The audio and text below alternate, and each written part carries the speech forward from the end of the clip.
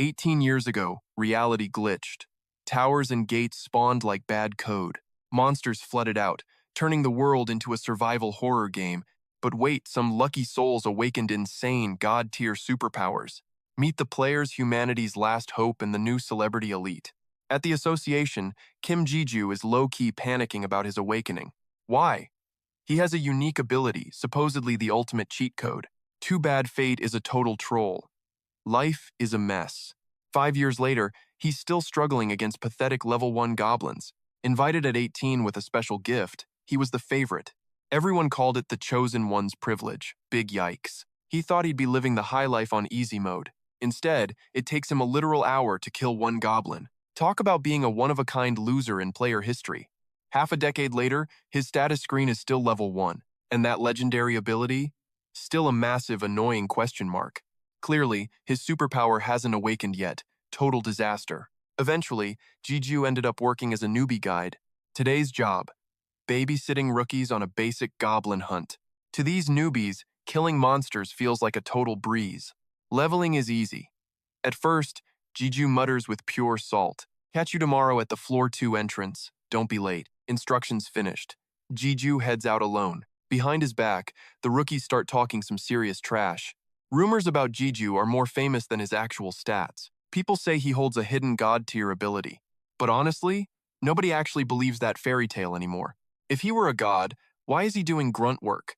Other rumors claim he's the weakest player in history. Eventually, he earned a nickname that every player knows: the player who can't level up. Brutal. After his shift, Gigyu sneaks off to his secret spot, a dumpster-tier corner of floor, one that everyone ignores. He found it by rotting in the basement for years. This dump has become his personal training dungeon. Just one goblin spawns here every 24 hours, and every single day, Gigyu tries to kill it faster. Tonight, the goblin is distracted with its back wide open. Easy money, he thinks. This hunt will be smooth. One clean strike to the vitals, and it is game over. He creeps up from behind, silent as a ghost. But then snap. The monster senses him and turns around. The creature snaps back and attacks him immediately. Once again, it is a messy, desperate struggle for survival. Just another day in his personal, never-ending nightmare. After a grueling hour, the beast finally drops dead. Back at the Hunters Association, he hawks that goblin crystal for a pathetic $20. He crunches the numbers after paying for basic potions. His profit is literally zero. Total waste. Gigyu just lets out a heavy, soul-crushing sigh of pure defeat. Just as he's heading out, he bumps into a flashy blonde guy.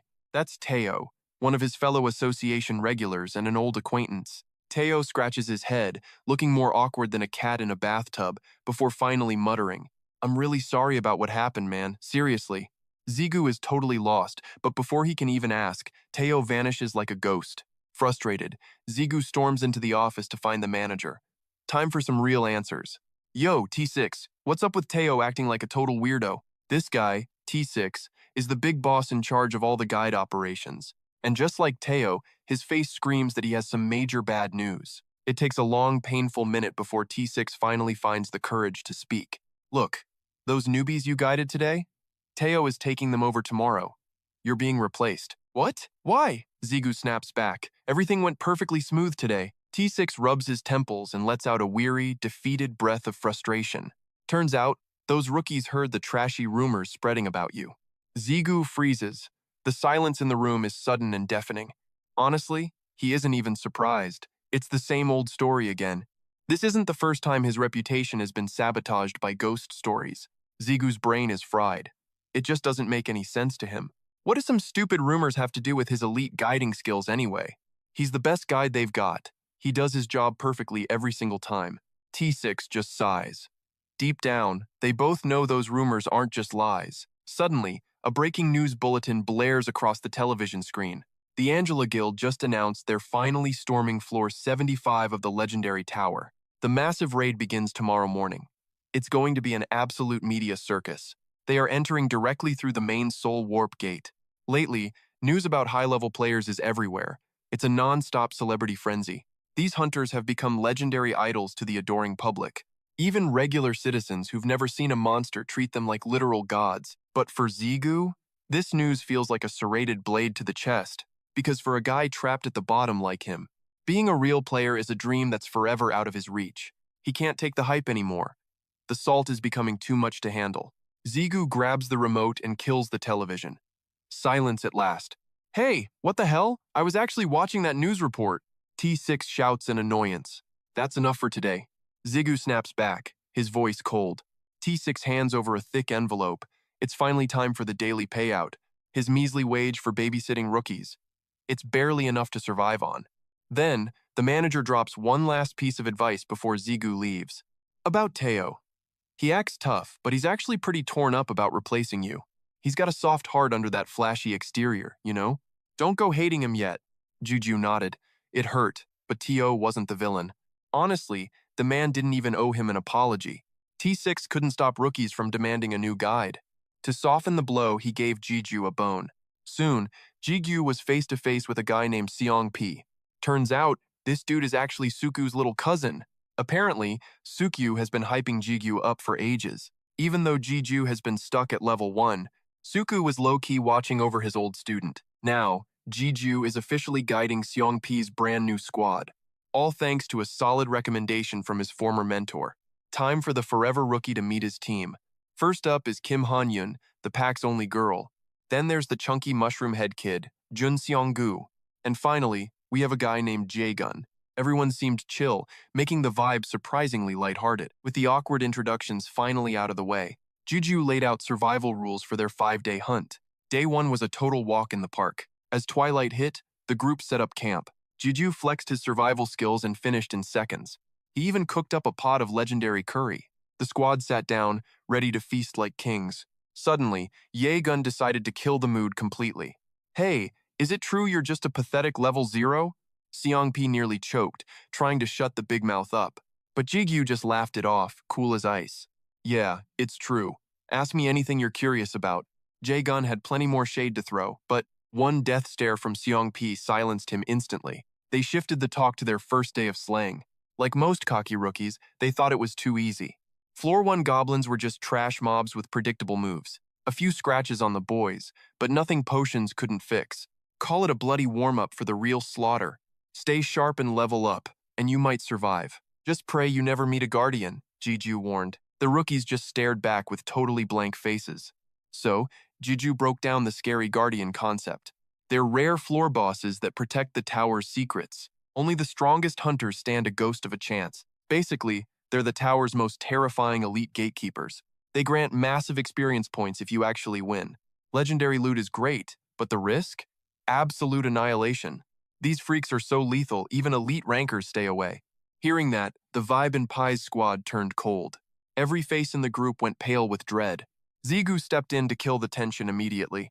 Look, don't sweat it. It's not that bad. Their respawn timers are already mapped out by pros. Plus, top-tier guilds hunt them down for sport anyway. Low-floor guardians usually get wrecked before you see them. Honestly, finding one is rarer than a lucky drop. After the pep talk, they finally shut up. Everyone hit the tents to recharge their batteries. They had to gear up for tomorrow's bloody hunt. Meanwhile, over on the 4th floor of the tower, where the forest meets the wasteland's edge, a goblin is sprinting like its soul's on fire. It's fleeing from something that's pure nightmare fuel. Day 2 of the grind finally kicked off. The squad pushed forward to the tower's 2nd floor. Now, they're facing goblins and giant, slime-dripping snails. The newbies were shaking at these tanky, oversized monsters. Luckily, these shellheads move slower than a Monday morning. By day 3, they climbed up another level. Here, the snails and goblins started jumping them in mobs.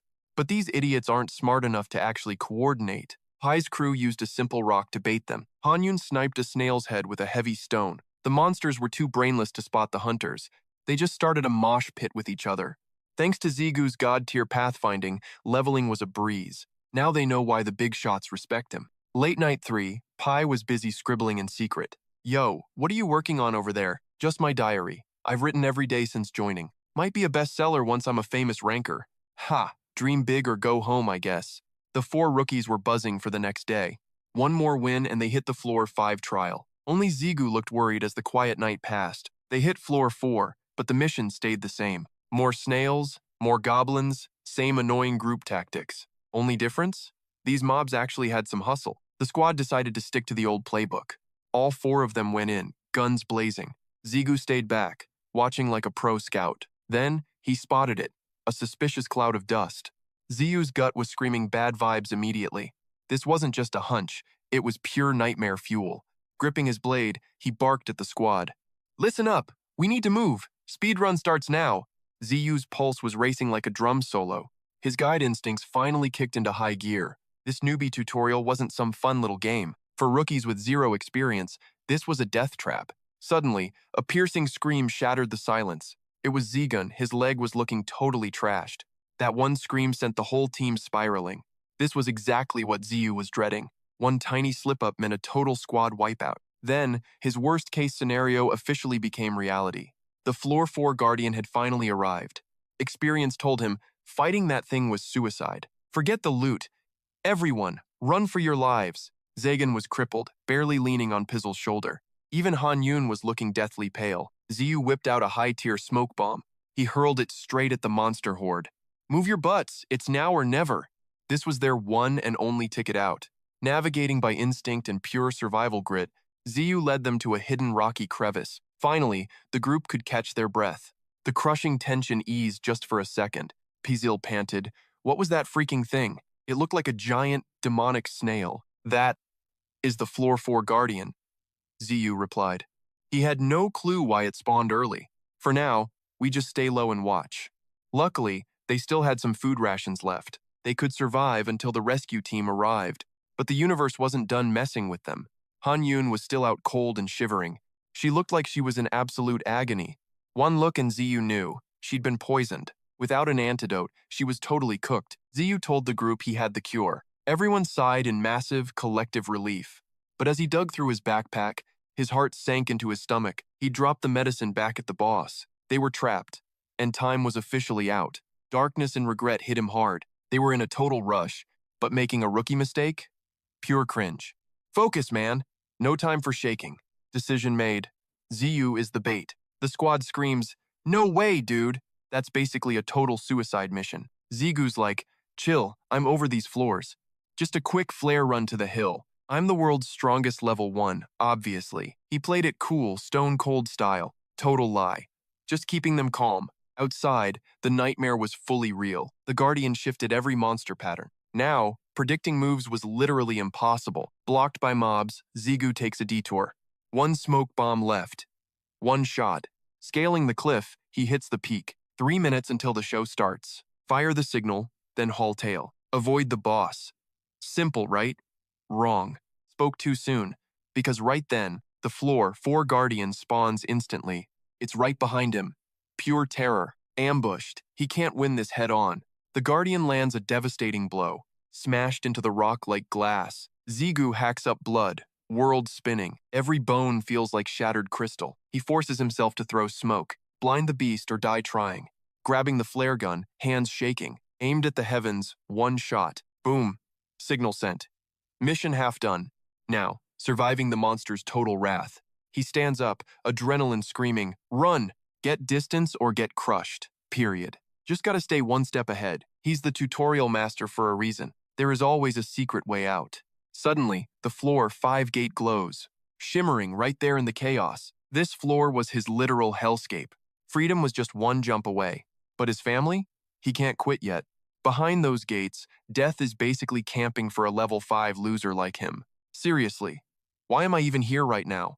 Zigu drags himself to the gate, face planting against it in pure despair. He's honestly 1 second away from a total mental breakdown. If he can't handle Floor 4, Floor 5 is just a suicide mission. But that psycho guardian is screaming right on his tail. Stay here and die, or enter Floor 5 and maybe survive? Zigu grits his teeth. Staying is certain death. Moving forward is a gamble. Choice 2 it is. At least he can go down swinging. And just like that, Zigu's chaotic first trial officially begins. He stumbles into Floor 5, but as the tower scans his stats, system error, power unconfirmed, the trial difficulty is crashing through the floor. His epic legendary test, literally just go hunt a single goat. Zigu just stands there, staring at the status screen like an idiot. He can't believe the tower is actually trolling him like this. One tap. That's all it took to delete that poor goat. Ping! Trial passed! Congratulations, you're not a total failure. Job class confirmed. But wait, what is this unidentified power glitch? A perfect clear. Zigu snags his first reward without breaking a sweat. He grips the new sword, his hands shaking like crazy. It's not fear, though it's how is this real levels of pure shock. He literally expected to be a goner the second he walked in. But instead of a boss, he just fought Sunday dinner. While he's busy staring at his goat trophy, a creepy-ass vibe starts crawling up his spine from behind. He spins around and sees a wall of thick, oily black smoke. The darkness lunges, swallowing him whole before he can even scream. Zigu has zero clue what's happening right now. In a heartbeat, he's devoured by the void and passes out cold. Seriously, what even are you supposed to be? A weird, sassy voice jolts Zigu back to reality. He looks around, totally lost in some mysterious dimension. Then that annoying voice speaks up again, sounding totally bored. Wait, are you really my master? For real? It sounds like a little kid's voice, and it's getting clearer now. Zigu just stammers out something totally lame and confused. Master? Who? Me? Are you talking to me? Damn it, my master is a total klutz who can't even speak properly? The voice gets high and bratty, and Zigu's pride is officially hurt. Whatever, I've been waiting forever, so I guess you'll have to do. Now hurry up and give me a cool name already. Zigu still has no idea what this invisible brat actually is. It wants to link souls? Fine, let's just get this over with. The connection flashes by like a weird, high-speed hallucination. Next thing he knows, Zigu wakes up staring at a hospital ceiling. Waking up to his sister's "you almost died" face was a total mood killer. 2 weeks. That's how long he was out after collapsing at the floor 5 gates. T6 filled him in on the drama while he was dreaming. The guild players caught the signal flare, cornering that floor 4 guardian right at the gate, but the slippery bastard actually got away. Missing the kill sucked, but honestly, whatever. Seeing the squad safe was the real win for Gigyu. Besides one dude on crutches, they were all Gucci. Gigyu spent the next few days stuck in a hospital bed. Mom called, sounding like she was about to cry. She felt like a burden, watching him risk his life for cash. Gigyu did his thing and played the perfect son role. I'm out soon, Ma. Stop stressing and get some rest. Insurance covered everything, so don't even worry about the bill. He told Yujung to stay home and look after Mom instead. He finally hung up, but the weight didn't lift. A massive sigh escaped him the moment the line went dead. Floor 5 was cleared, but reality was still hitting hard. He was still freaking level 1. But wait, something massive had definitely changed. He woke up with a mysterious new ring on his finger. Back to the grind as soon as he got discharged. Newbie hunters saw him and immediately started trash talking. They couldn't keep their mouths shut if they tried. Yo, is that actually the guy? The legendary guide who's literally stuck at level 1? This time, someone actually jumped in to correct them. Not defending him, exactly just dropping some fresh facts.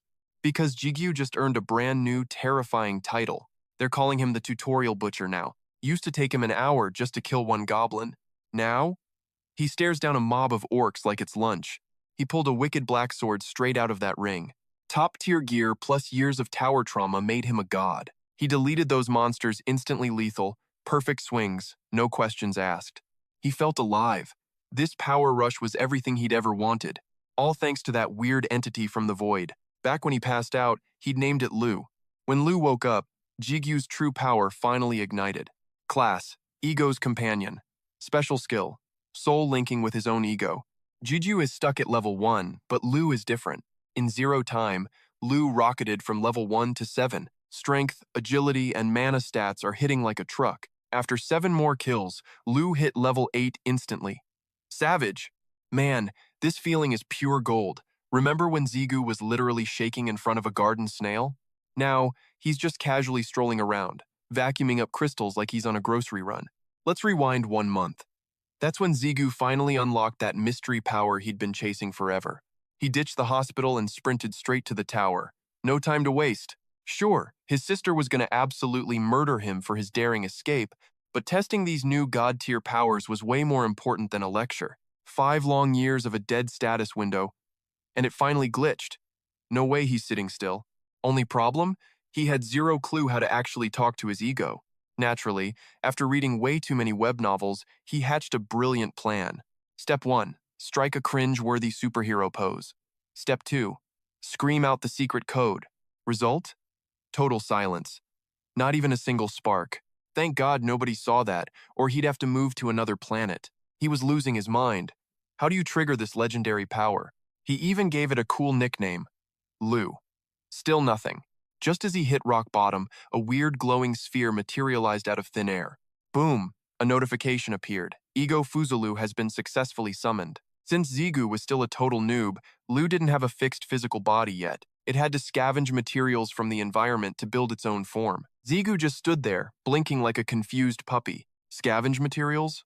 What kind of sketchy setup was this? The universe didn't keep him waiting for an answer. Suddenly, that sphere turned into a high-powered vacuum, sucking in everything. Debris, dirt, and even Zigu's hard-earned gear were getting dragged in. Zigu gripped his equipment for dear life. Even the trashiest gear costs 5,001. That's precious lunch money, man. But the suction force was absolutely insane. He could only watch in horror as his loot got devoured by the orb. Then, it went for his clothes. Every single stitch. It even targeted his lucky boxers. This was a fight for survival. Zigu had to hold the line. He clutched his waistband like his dignity depended on it. Unless he wanted to walk home wearing banana leaves, he couldn't let go. Finally, the vortex settled. The sphere stopped its hungry rampage. It began to pulse and vibrate with raw, chaotic energy. A blinding light exploded from the center, lighting up the whole room. Zigu shielded his eyes as the transformation reached its peak. When the spots finally cleared from his vision, something was floating right in front of his face. It was a wicked black blade with a hilt that featured a blood-red eye staring back at him. Creepy, but cool. After a quick get-to-know-you session, he realized this was Lu. At first, he didn't buy it. A talking sword? Really? But then, it opened its mouth. That arrogant, trash-talking attitude. It was identical to the voice he heard right before blacking out on the 5th floor. Yep, this nightmare-inducing blade was definitely the real deal. Zigu shoved the blade forward, demanding real answers. His head was spinning because, honestly, he had no clue what an ego actually was. So, is an ego just like a soul? Hardly. Even I don't fully get it. And hey, quit touching my body already. You perverted freak, Lu shrieked out loud, as Zigu kept fondling the blade's surface. Zigu endured the insults, knowing this breakthrough ability was his ultimate trump card for the future. Hey Lu, can you move on your own? Not yet, but I definitely will later. Can you dump me for a better master? That is your call. An ego cannot betray. Okay, if you move, can you attack me? Technically, yeah, I could slice you up, but if you die, I vanish too. So, suicide isn't exactly on my schedule. Hearing this, Zigu's lips curled into a smirk. Finally, he dropped the ultimate trick question. He asked if Lu could feel physical pain, even though he was currently a cold blade. Lu's answer was a proud, "Of course." Being a great ego meant having intense emotions. Every human sensation could be mirrored onto the blade. That was it.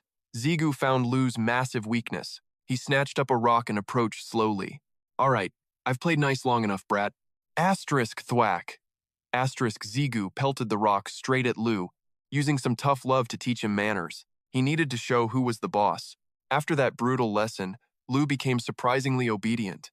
Over the next few days, they raided together, soaking in monster blood and gaining massive experience. The blade's stats were skyrocketing every hour. Zigu was stoked with his newfound power, especially since the sword finally knew its place. With bags full of loot, they headed home. Lu started whining about wanting a real challenge. Zigu decided to skip the tower for a gate, but T-Sick warned him to stay far away. Deadly gate anomalies were killing elites in America. These new rifts were completely unpredictable and chaotic. A rank F gate could hide a rank C boss, a crisis unseen for 23 years. Yet for a month, they just keep appearing. Zigu flinches, feeling a sudden prick of guilt, since finding Lu exactly 1 month ago today. But right after that, Zigu shrugs it off as a total coincidence. Seeing the kid's awkward silence, T6 pushes his advice even harder now. Look, I'm not saying quit hunting forever. I just want your hide in one piece, especially since the world's gone totally chaotic. I get the hype. You finally awakened, and can use those cool supernatural powers.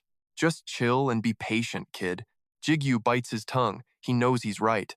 They part ways as Gigyu leaves the HQ.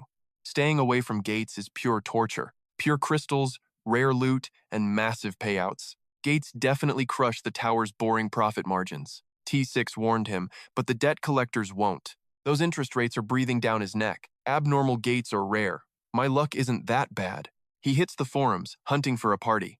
He picks a job and calls the recruiter. Outside, the city is buzzing with frantic energy. Song-Soo stands, offering a firm, professional handshake. Name's Ha Song-Soo. Good to meet you. I'm the raid leader for this operation. Kim Gigyu. I'm the guy who called you. He squinted. First time in a gate, right? Gigyu nods while awkwardly taking his seat. Song-soo's expression turns dead serious now. Don't worry, I know the raid strategies inside out. He slams a contract down on the table. Here's the deal. Sign the contract. Payouts and penalties are all standard legal stuff. Read carefully. We reward based on top performance. While Zigu scans the fine print, Song-soo adds, Guri Station, 2 p.m. sharp, 2 days away. And don't you dare show up late. The portal swirls like a deep, cosmic abyss. Gates basically fall into two distinct categories. Single-use portals vanish once you clear them. Fixed portals stay open for endless grinding sessions. A crowd gathers, itching to enter the void. Fixed gates are safe, but one-timers hold the jackpot. Forget the danger, public strategy guides turn these gates into easy loot farms. Flickering torches line the walls, casting long, dancing shadows. A cold, mechanical voice boomed the arrival announcement. All right, gear check's done. Let's move out, squad. Rapid footsteps drummed a frantic beat against the floor. No hesitation, everyone surged forward into the dark abyss. The group moved as one, draped in heavy armor. We trudged through the gloom, following the dim light. Ziyu's eyes darted around with sharp teenage curiosity. A skeptical thought suddenly flashed through his mind. Is it me? Or is this crew totally bizarre? Are they all job referral rookies like I am? Ziyu glanced back at the couple trailing him. His brain started piecing their story together silently. Those two definitely have some history between them. Song-soo's head snapped up, sensing a hidden threat. He raised a hand, signaling an immediate halt. Freeze! Stay exactly where you are right now. Eerie whispers hissed from the depths of the void. Song-soo notched an arrow. Heads up! Company's arriving! Crazed zombies erupted from the darkness, screaming bloody murder. Song-soo barked a command. Tanker, get to the front! Woong-hun charged ahead, wearing a wild, eager grin. His massive shield slammed into a rotting monster's face. Ziyu lunged forward. Melee team, let's wreck these freaks. Song-soo locked his aim, eyes cold as ice. An arrow whistled through air, piercing a zombie's skull. Another blade sang, carving deep through decayed flesh. Dio swung his steel, smirking like a total pro. There's way too many of these ugly bastards, especially since they smell like literal hot garbage. Suddenly, a dark blur streaked right past Dio's face. That shadow belonged to none other than Ziyu. With lightning speed, he shredded 10 monsters at once. The undead horde crumbled into piles of gray rot. Dio and Woong-hun watched, their jaws hitting the floor. Even Song-soo froze, eyes wide in absolute disbelief. Woong-hun slumped over, laughing in pure stunned awe. Guess we're finishing early thanks to our carry. Ziyu, the guy, was an absolute monster himself. Dio flashed a warm smile, finally showing respect. Rank 7? My foot! You're a total beast. I'm getting tired just watching you work, man. Ziyu just chuckled, playing it cool as usual. I just got lucky this time, I guess. Byung-hun instantly brushed the praise aside. Nah, man, you're just being too modest. The guy just kept on rambling. You basically soloed that mini-boss earlier, bro. Then, Byung-hun dropped a sudden pitch. Let me join your squad after this raid. Zigu forced a fake smile, staying silent. He glanced up, feeling a wave of relief. Luckily, the guy didn't seem to care. But then things got a little weird. Zigu felt a sudden twist in his gut. Disrespecting the leader like this was totally uncool. Byung-hun claimed they scored big thanks to him. Deo chimed in. Exactly what I was thinking. Zigu stayed humble, though they weren't lying. Sang-soo stepped up. All right, squad, let's roll. Zigu stood up. Rue, you ready for action? Rue scoffed. This zombie blood is total trash. Master, the boss room is next. Just wait. Byung-hun and Deo began whispering like creeps. Suddenly, they both flashed a shady, crooked smirk. The group of 5 reached the massive gate. So, this is the boss's lair. Zigu wondered if the bars kept it inside. Sang-soo stepped forward to take the lead. Here's the plan to crush gatekeeper Talon. Right as he started the briefing, first, Talon is one massive, freakish vampire. Another voice rudely cut him right off. Oh, seriously? Give me a break. Byung-hun looked beyond annoyed and totally impatient. You think we didn't prep for this gate? Move it! We're wasting precious time here. Sang-soo's face darkened as he growled back. Listen, I don't care what you know. One mistake, and this whole squad dies. He clicked his tongue, calling them too slow. Ga-zan's expression twisted into pure fury. She flinched when Sang-soo glanced her way. Ga-zan just glared up, remaining dead silent. Sang-soo continued his plan like nothing happened. Zigu noticed their shady signals. Something was wrong. Once we melt the bars and enter, Talon's back will be turned. Damn, he's huge. Sang-soo aimed. I'll start with an explosive arrow. Boom! A massive blast erupts, shaking the entire world. Talon howls in fury, unleashing wild, chaotic swings. Old Man Hun screams, every wrinkle strained with effort. Talon's fists fly. Hun, you must hold the line. Grit teeth, shield up. He braces against the nightmare. He pulls back now. Deo and Ziyu strike together. Watch for it. He's crouching to shift his form. A perfect pincer. They swarm him from both sides. Crimson eyes flare as he glares at his prey. His defense is tripling. Get ready for the wall. He's negating everything. Our attacks aren't even scratching him. Talon drops his guard. A voice cuts through the air. Zigu, go. This is your only opening. 3 times the defense? Watch this, you monster. Old Man Hun bellows the final command. Zigu, end this miserable beast right now. He blurs forward like a storm-born gale. But Zigu's strike, it's on a whole other level. Just a scratch? No, he's aiming for blood. From the heavens, he dives for the kill. Ding!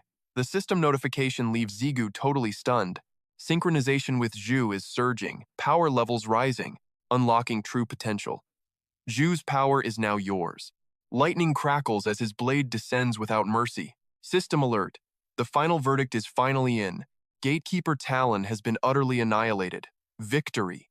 Deo and Hun stand frozen. Zigu's strength is insane. Gazon and Songsu can't believe their eyes. Experience points are pouring in. Level up time. One-shot kill.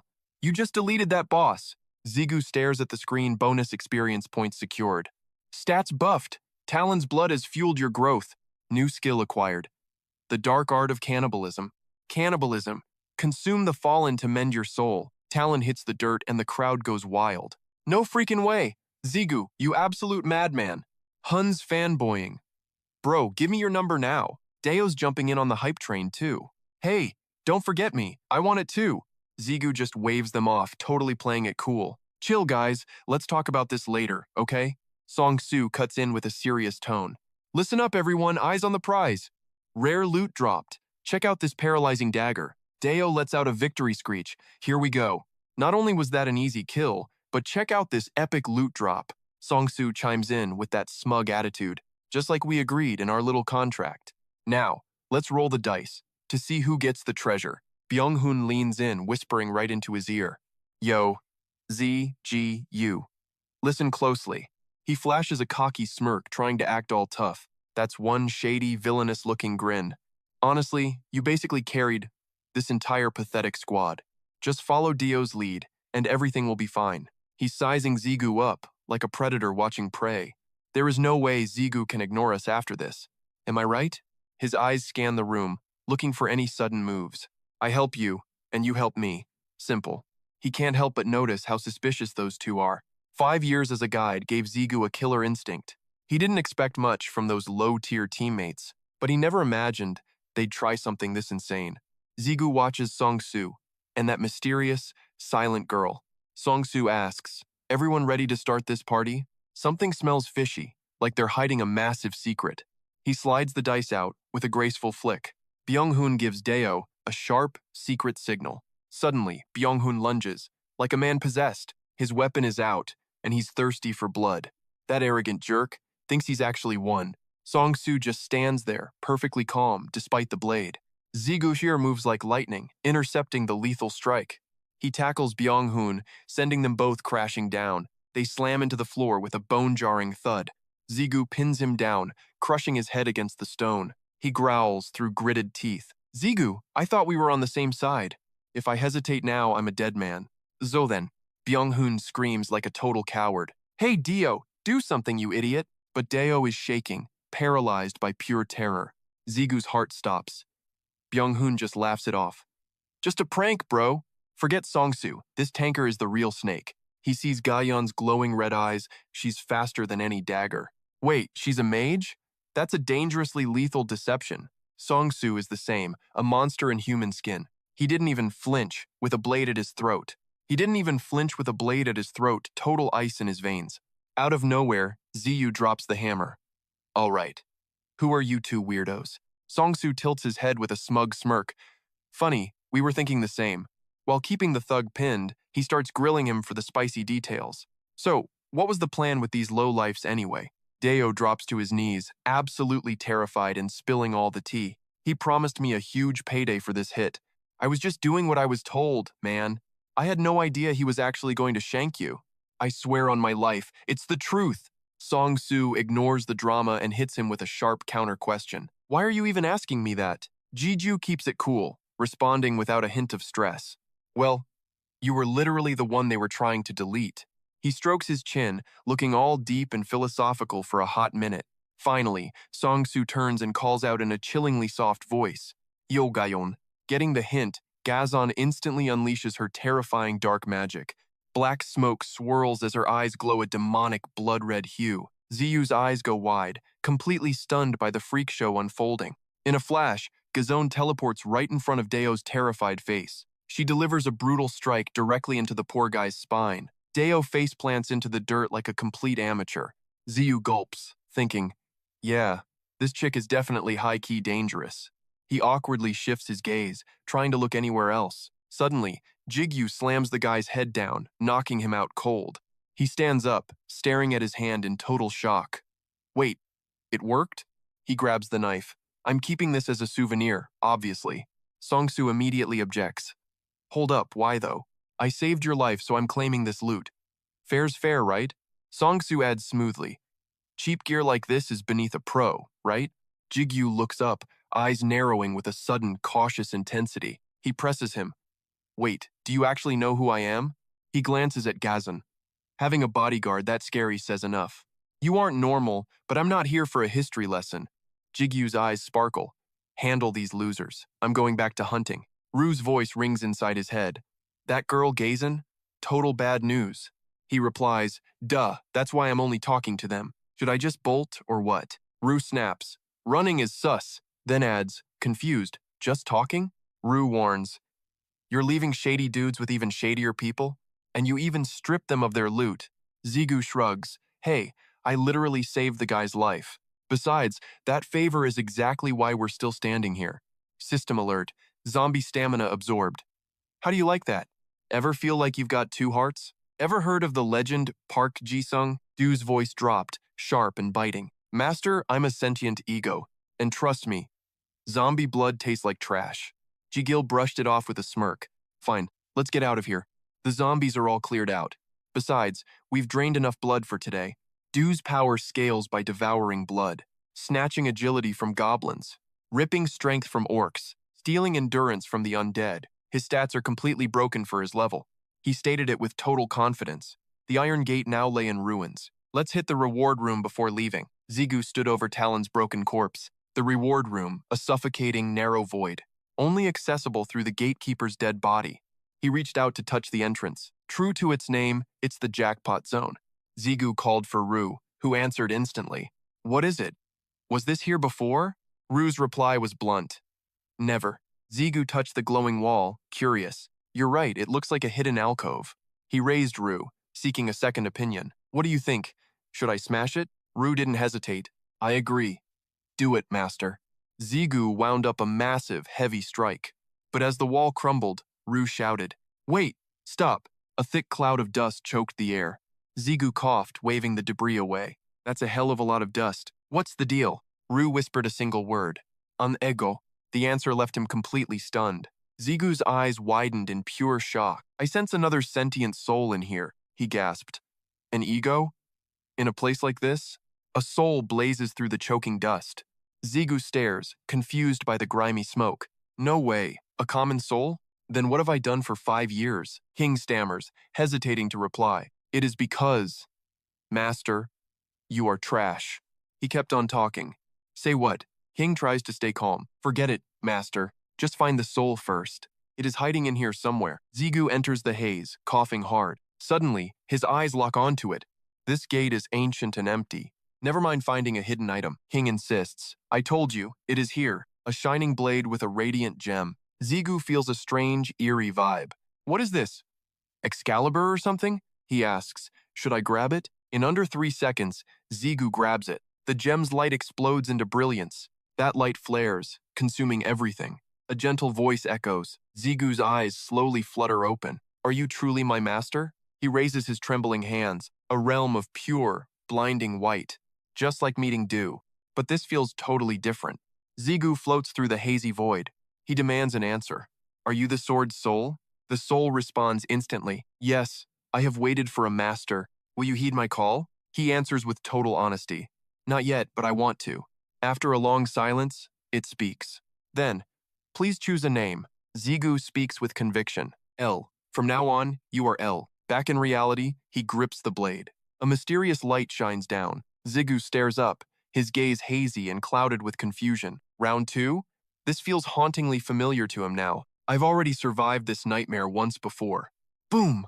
A massive explosion suddenly snaps him awake, pupils blown wide. The ceiling begins splintering apart above him. Shards of stone rain down like a deadly storm. 3 seconds, that is all the time he has left. Rue screams out, "Move it, boss!" L's voice is pure panic. "Master, you have to run!" Zigu bellows out over the crumbling, chaotic debris. "I already know." Rue immediately starts a petty and annoying fight. "Who are you?" L is totally lost. "Who's talking just now?" Rue flexes his massive ego. "I'm the ultimate, glorious masterpiece of a soul." Zigu flees the ruins, snapping at them in pure rage. "Both of you, quiet!" He skids, calculating every single move in his head. "To the reward room, I need that sweet loot." A massive boulder falls, nearly crushing the life out of him. His eyes dart around in a state of total desperation. The floor. Zigu balances on a razor's edge as the ground starts to vanish. Determination flares in his intense, burning gaze. He reaches out, clawing for survival. "Please, just let me make it this one time."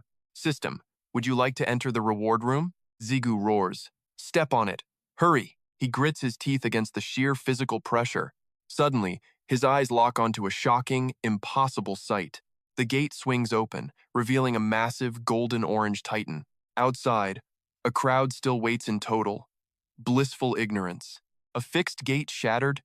That's completely and totally unheard of. The cause? Unknown.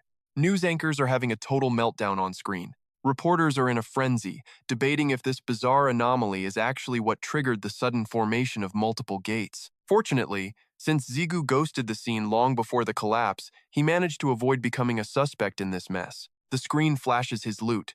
30 amethysts and a rare bonus reward, an amulet that wards off common diseases. This mystical item extends your lifespan, and the best part is that even a completely normal person can use it.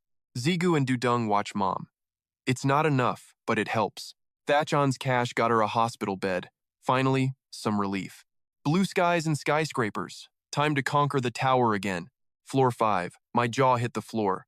This place is huge! No monsters, just a city. It feels way too normal here. Zigu blends into the massive, bustling city crowd. This is it. Floor 5. Where they found me half dead. Just me, my blade, and a pack of hungry wolves. Floor 6. More monsters, more bodies, all down. Floor 7. Squatting up and crushing every floor in our path. Floor 8. These mountains are absolutely massive. He grips his sword. Steel is ready for blood. Floor 9. 2 jewels sitting on the scales of fate. My blade's glowing. I never dreamed I'd get this far. Suku's voice echoes. Rank isn't everything in this game. Don't you dare quit. Keep pushing until the end. That special power will awaken soon. Just wait for it. Zigu smirks.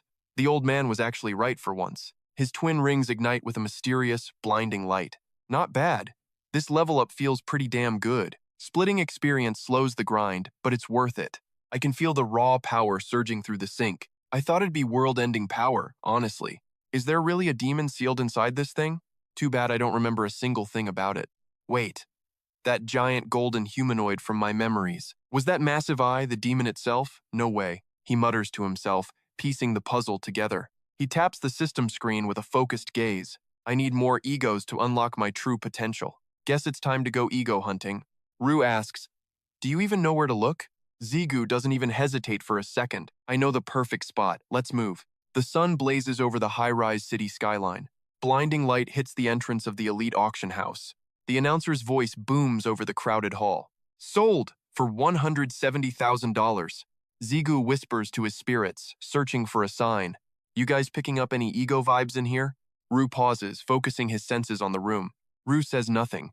L says, "Total radio silence here. Damn, is this just another dead end? I was dreaming if I thought egos were common. And now." The final, most mysterious item of the night. Behold. The shimmering masterpiece of the auction finally appears.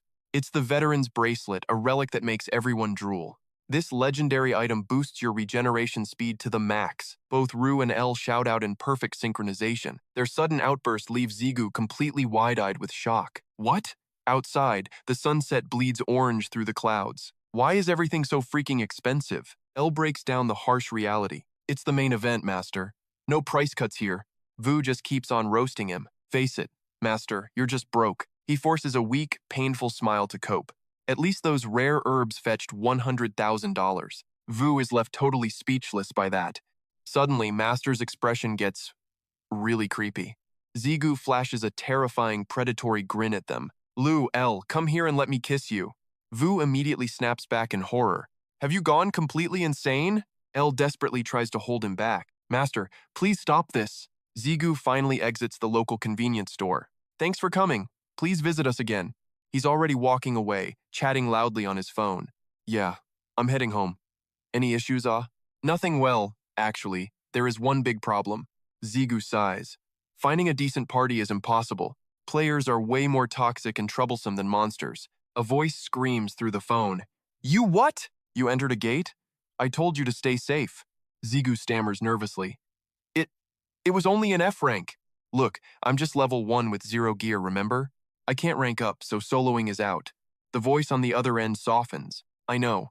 I really have no other choice. He adds quickly. Catch you later, man. The night sky now completely swallows the city.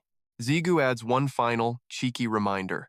Don't forget that promotion dinner you promised to buy me. It's not that I hate climbing the tower, but this blood-sucking grind is just painfully slow. His tired footsteps echo heavily up the stairs. At least the loot from the last gate was decent. He lets out a long, weary sigh. One way or another, I'll make it happen. Emergencies? Handled like a pro. Zigu flashed a grin, hoisting the bag. Scored some premium beef, too. EO wouldn't stop the hype. Boss, you're way too modest. Ju just cashed in big. But honestly, total cheapskate fits him better. He growled a low warning. Yo, Ru, how's life lately? Since I last fixed your attitude? Ru trembled, stuttering in fear. My bad. So sorry. Zigu's mind was spinning fast. Make bank and move as soon as possible. Keep Yujung safe out there. Suddenly, something caught his eye. A pillar of light ignited. The glow exploded before him. A gate? Right in town? System. New gate formation protocol. Stay calm. It's totally safe. Call the association. Unknown rank. Unauthorized entry? 5 years jail. Secure evidence before others arrive.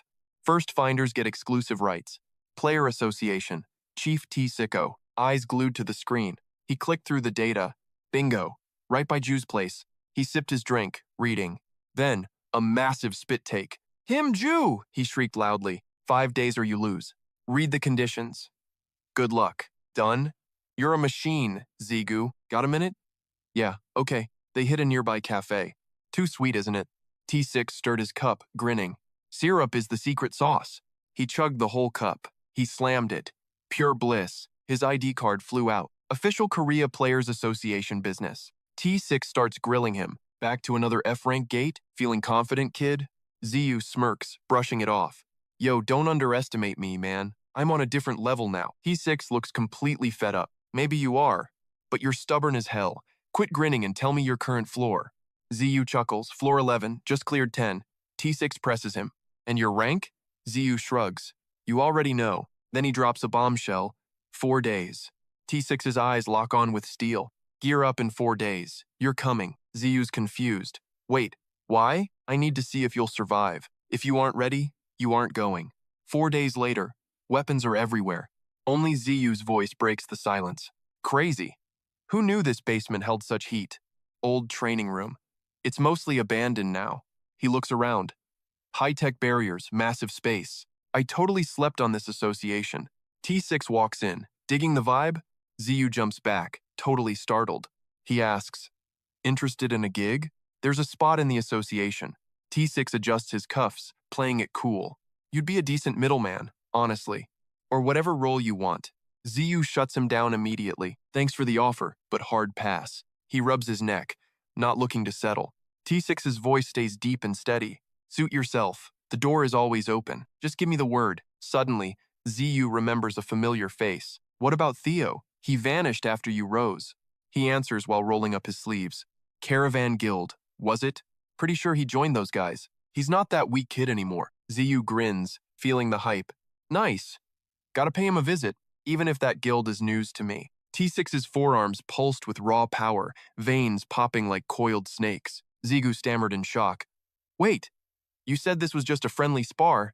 No weapon? He flinched, his heart nearly stopping. Are you serious? T6's brows furrowed, his eyes dripping with pure, unadulterated disdain. Jeez. You think a little desk work made me soft, kid?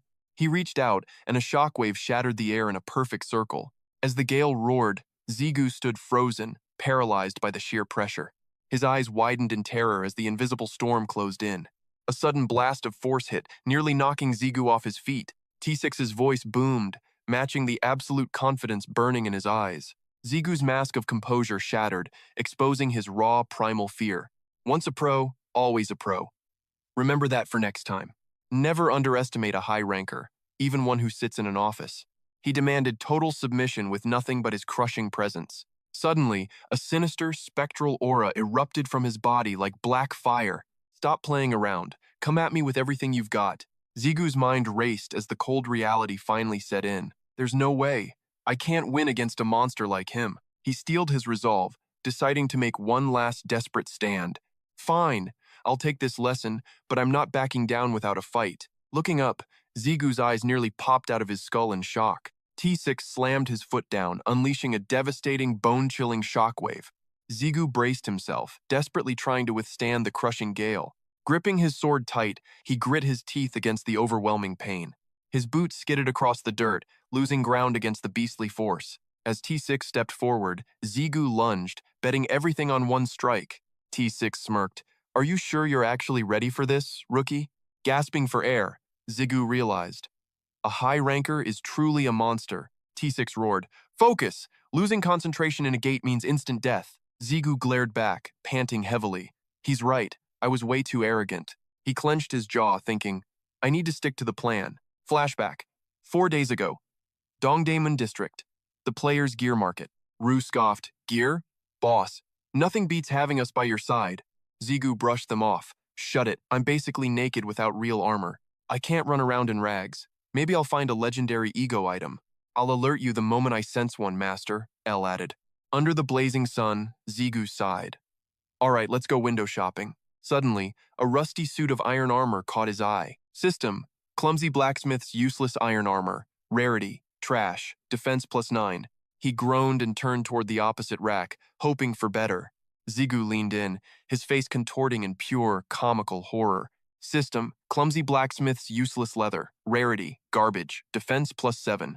He slumped onto the curb, defeated. Even L couldn't cheer him up. The cheap gear is total trash, and the good stuff is overpriced. Rue and L chimed in together. Hey boss, look over there. Outside a rundown shop, a heated street brawl of words is popping off. Minsu screams at the top of his lungs. Liar, my grandpa is a legendary master. The adult snorts in derision. Master? That gear has 0 stats. It's literal trash. The kid stands his ground. You're dead wrong. My grandpa is the GOAT. The man sneers back. Stop hyping a failed shop. It's pathetic and a total waste. Hey kid. Jigu interjects with a cool smirk. How about a little tour? Jigu leans in with a mysterious vibe. Take me to your grandpa's place. Minsu's eyes light up like twin stars. Heck yeah, follow me. The two of them vanish into the shadows of a deep, silent basement. Jigu whispers to his internal spirits. Rue, L, you guys seeing this? L and Rue chime in instantly. Bet on it, boss. It's the real deal. Rue points out. Look at the kids' clothes. They're all sentient egos. L explains. Handmade by a human, yet they pulse with raw, divine power. Told you so! Rue snaps back with an impatient, fiery attitude. Quit stealing my lines before I say them. Minsu kicks the door open with a triumphant grin. Grandpa, I'm home! Look, I actually brought a real customer for once. The old man sighs heavily, not even looking up from his work. Minsu, how many times must I say it? No strangers in the workshop. The boy pouts defiantly, but the world needs to see your genius, Grandpa. The old man grumbles, shaking his head at the boy's stubbornness. You've got a closet full of expensive designer clothes upstairs. Why do you keep wearing this old junk I threw together? Your father is going to blow a fuse if he catches you. Jigu peers into the dim room, his gaze sharpening like a blade. Suddenly, his vision flares as he senses an overwhelming hidden power. The aroma in here. It's absolutely intoxicating, Gigyu mutters. L's voice drops to a serious, heavy tone. Look at everything. Gigyu freezes at the threshold of a cluttered, dark storage unit. Every single scrap of metal in here is a living ego. L stares at the hoard of treasures, completely losing his mind. Impossible. How could a mere human create all of this? Ru follows up, his voice trembling with sheer disbelief. Each piece is a one-of-a-kind masterpiece. Ru confirms the terrifying reality of the situation. These aren't just items. They are literal fragments of souls. Jigu's mind races as he tries to process the insanity. So we're talking about high-tier ego gear? Are you for real? He stands frozen, jaw hitting the floor, staring at the legendary haul. The old man rests his chin on his hand. Not selling. Get out. I don't waste my art on posers who don't understand true value. Ji Chun-ho, the blacksmith, flips a page with a cold, weary gaze. I'm tired of dealing with idiots who look down on my life's work. Suddenly, Jigu's voice cuts the tension like a guillotine. I'll buy everything. Ji-chun shuts his eyes and scoffs. Not for sale, kid. Now beat it. Talk about zero respect. He laughs in Ziyu's face and points to the exit. But Ziyu doesn't flinch. Level 79 Nameless Blade. Hidden potential. Unheard of. Ji-chun bolts upright, screaming, No way! Can you actually see its true soul? Ziyu stays stone cold. Of course. You can too, right? The old man gasps in pure shock. Ji-chun's scowl turns into a smirk. Show me then. A smith's only dream is finding a worthy master. Gigyu remains silent, fingers tracing the razor-sharp glowing edge. He raises the blade high. From this moment, your name is Sotnitz. Ji-chun's jaw literally hits the floor in pure disbelief. Even Minsu is standing there with his eyes popping out of his head, but the glow never comes. Just awkward silence. Major cringe vibes. Fast forward to the main event, Ziyu versus T6. Final showdown time. Ziyu's eyes ignite with a murderous crimson glare. In a literal heartbeat, Ziyu explodes forward like a rocket. He's a hurricane of lightning and fire, charging straight for the kill. The blade closes in, but T6 doesn't even flinch.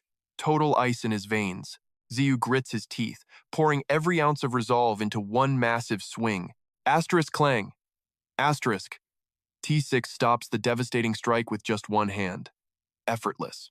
T6's brow furrows as he lets out a thunderous, terrifying roar.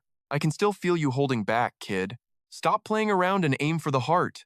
You think this pathetic tickle is enough to stop me? Zigu's jaw locks tight, his spirit blazing like a wild inferno. This isn't just a spar, he's facing a high-rank monster. He mumbles to himself, Focus. Come on, focus. Another swing, but T6 ghosts him like it's absolutely nothing. The blade keeps dancing, desperate to connect with the target. Front/miss. T6 is already behind him like a shadow. He pivots, strikes again, but gets shut down instantly. It's like throwing toothpicks at a brick wall. Zero damage. T6 throws a heavy hook, but Zigu ducks just in time.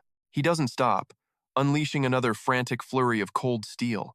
As his dual blades descend, T6 effortlessly glides backward. No matter the effort, the power gap is just massive. Suddenly, Zigu's eyes widen. Something feels totally wrong. T6's gaze turns deadly serious as he prepares a soul-crushing punch. Instinct takes over. Zigu raises his blade just as the fist arrives. He looks down, frustrated. Why won't they sink? Is it because they're egos? Lu scoffs. They're just mid-tier trash. Real egos have high standards. I'm an easygoing blade, but don't expect them to be like me. Io chimes in sweetly. Don't listen to him, I love you, master. Zigu steals his nerves. Fine. One. Last. Shot. Lu just chuckles. Give it a rest already, kid.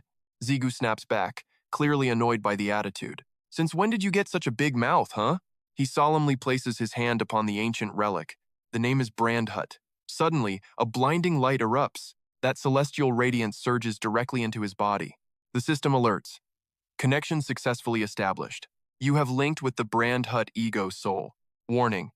Required mastery skills are currently missing. Access to your full potential is temporarily restricted. Brandhut has lost nearly all of its legendary power. Back to reality. T6's heavy fist triggers Grandhurst level 7, strength 15, defense 40, cumulative damage absorption. Activated. Confusion masks his face as a massive power surge explodes. Zigyu is sent flying, crashing violently into the stone wall. His eyes roll back in agony, coughing out a pained groan. Zigyu collapses, his face slamming hard into the dirt. He struggles to stand while coughing blood. T6 tosses a potion. Drink up. It heals internal wounds. He smirks. Honestly, my hands are shaking too much to open the cap. T6 scoffs. You passed. Gigyu looks up stunned. What? T6 grins confidently. I said you passed. I thought you wouldn't even touch a hair on my head, but you did it. Ziyu wonders, was that just a fluke? Or was I holding back too much? Suddenly, T6 demands an answer. What was that power back there? Ziyu just smiles. It is my secret weapon. He continues, if you fail within a week, headquarters will send agents. For now, good luck surviving the trial. T6 turns back with a stern warning. I will give you 5 days. If you cannot clear it, I am coming in to drag you out. Ziyu tries to protest, but T6 cuts him off. Rescuing you myself is cheaper than paying agent fees. T6 checks in. Got enough food and medicine? Ziyu nods. Smoke bombs? Ziyu confirms they are ready. T6 gives one last reminder. Even if it is F rank, do not get cocky. Zigyu obeys immediately. Ru grumbles, this is just a zombie tier gate. Why all the drama? It does not look dangerous. Ziyu smiles. He is like an overprotective father. Worrying is just what he does. Zigyu waves back, I will definitely return. T6 just gives a thumbs up. He turns away and steps boldly into the glowing portal. The system chimes. You have entered the gate. Zigyu prays to himself. Please let this be an easy one. Ru asks curiously, so what is the big reward? He replies calmly, we are going to make a fortune. Ru wonders, how do you even know if this is easy or hard? Zigyu scans the horizon while answering his companion. It does not matter. I have to clear it regardless. His face darkens as he mutters under his breath. Because this is F rank, hidden towers or trap gates could appear. As long as it is not a maze, I can handle anything. Ziyu grips his sword tight. Not bad at all. He slams his palm into the wolf right next to him. Lightning mana surges through the wolf's jaw, paralyzing it instantly. Ziyu stomps the ground, looking back with a deadly, serious gaze. Enough small talk. From the shadows, a hungry pack of wolves emerges to hunt him. He wears a rebellious smirk. Time to level up. The white wolf was sliced clean in half, its body split wide open. Talk about a payoff, L. Successfully leveled up from that kill. Zigyu gripped his spear and charged back into the den. Time to finish the pack. System alerts flooded the screen. Amidst this life-or-death struggle, Grand Hurt was stacking up, massive damage incoming. He was surrounded by a sea of hungry, snarling fangs. One sneaky beast lunged straight for Zigu's blind spot, but the kid didn't even flinch. Instead, he flashed a wicked and rebellious smirk. A defiant roar echoed through the pitch-black cavern. Ru's power flared as a white wolf snapped its jaws shut. But just as the teeth were about to sink in, a blinding pillar of light pierced the cave, obscuring everything. With the pack wiped out, Zigyu plopped down and sighed. Finally, some peace. Take a breather, Ru chimed in, sounding way too smug. Don't get cocky with me, Zigyu muttered, totally ignoring the chatter. He checked his watch 5 hours already. Time flies when you're slaying. Huddled in the cave, he started overthinking his life choices. Unbeknownst to him, glowing purple stones began to flicker nearby. Being F rank sucked, but these guys were as easy as orcs. Zigyu gnawed on some leathery rations, grumbling under his breath. Getting here at this level was a gamble. Luck was on his side. I really thought I needed an A rank for this, but this ranking system is totally whack. No gear can measure true potential. If I lose my edge, I'm stuck with level 1 trash. Talk about unpredictable. Then, T6's stoic face flashed in his mind. If even big shot T6 couldn't handle this, then this power is insane. Meal done, he capped his water, while that annoying voice kept buzzing. Level up your skills, master, and our link will stay strong forever. Zigyu took a swig. Sure, but who knows what I'll turn into next? Ru started preaching again, so Zigyu just flicked the little loudmouth away. Shut it, or I'll swat you for real. Hey, you already did. Back against the cold stone, Zigyu sighed. I still don't get this. Ru, level 17, strength 46, speed 54, special skill. Cannibalism? Cannibalism? Zigyu choked. Wait, you actually eat your own kind? Are you insane? Ru shrieked back in total indignation. Zigyu just laughed it off and stood up. Relax, I'm just messing. He swung his pack over his shoulder, brakes over time to move. Ugh, this bag is stuffed to the brim. I seriously need an upgrade. Suddenly, a light bulb went off. His eyes went wide with a crazy idea. He stared at the 3 colorful potions sitting in his bag. If I chug these now, I'll have way more room. Genius logic. No time for second guessing. Bottoms up. Let's do this. Suddenly, Rue let out a piercing scream of warning. A massive wave of energy was surging from behind the door. The big bad is definitely lurking inside. Zigu casually chugs a buff potion like soda. He snaps back. I know, that's why I'm juicing. He cautiously creeps through the pitch-black cave. Seeing nobody, he impatiently asks Du for info. Are we there yet, or what? Zigu is starting to get seriously twitchy. At this rate, all those buffs will expire. Du just repeats his annoying little warnings. I'm sensing an insane amount of power here. This time, he really emphasizes the danger. I think we're almost at the finish line. They push forward just a bit further. Suddenly, a faint light flickers ahead of Zigu. There is light up there. Maybe L is hiding in that spot too. Du starts rushing him with total urgency. Then let us get moving already, okay? He puts a finger to his lips, whispering. Quiet down, Rue grumbles. Nobody is listening anyway. Zigu just shrugs it off. Fine, whatever. He telepathically warns Rue to respect his master. Rue snaps back. Then handle it yourself, Mr. Arrogant. Zigu reaches the exit and spots the boss resting on the grass. This beast's energy is way beyond Talon's level. It is a true predator. Suddenly, its blood-red eyes lock right onto him. The white wolf trots forward with pure arrogance. This dungeon's core guardian has a badass name. Gatekeeper, the ultimate warden of the abyss. Rue cheers excitedly. Whoa, now that is impressive. Grand Herd panics. Stay sharp, master. Be careful. Zigu grits his teeth and draws his weapons. The pressure is insane. This is a real boss. Before he can blink, the boss vanishes. The ground trembles where it just stood. The red-eyed gatekeeper charges Zigu like a missile. He crosses his swords into a defensive X-block. He locks his eyes on the beast, focused. Gatekeeper's massive jaws snap, nearly crushing Zigu's guard. He stumbles back but miraculously holds his ground. He plants 1 foot back to regain balance. Zigu refuses to take his eyes off it. His grip on his swords tightens with fury. He swings a lightning-fast strike at those fangs. But his blade cannot even scratch the skin. Forget the mouth, he cannot even pierce it. Zigu scowls, feeling the heat. Too shallow. The boss starts glowing like a neon nightmare, eyes burning with pure, unadulterated salt. He's bearing those nasty fangs, face scrunching up like a total sour lemon. The big guy slams his weight down, desperate to shake off Zigu's steel. Zigu's brain just did a hard reset. He wasn't expecting this level of counterplay. Then, the beast snatches his bag and yeets itself across the field. Boom! Instant smokescreen. Dirt and leaves are flying everywhere like a trash tornado. The earth throws a tantrum, forcing Zigu to take a knee and pray for his eyes. Defense stats? Totally broken. Only option left? Grind that health bar down, hit by hit. But then, Zigu's lips curl up. Fear? Nah. This is getting fun. He eyes the gatekeeper. Tough opponent? Sure. But that's just how he likes them.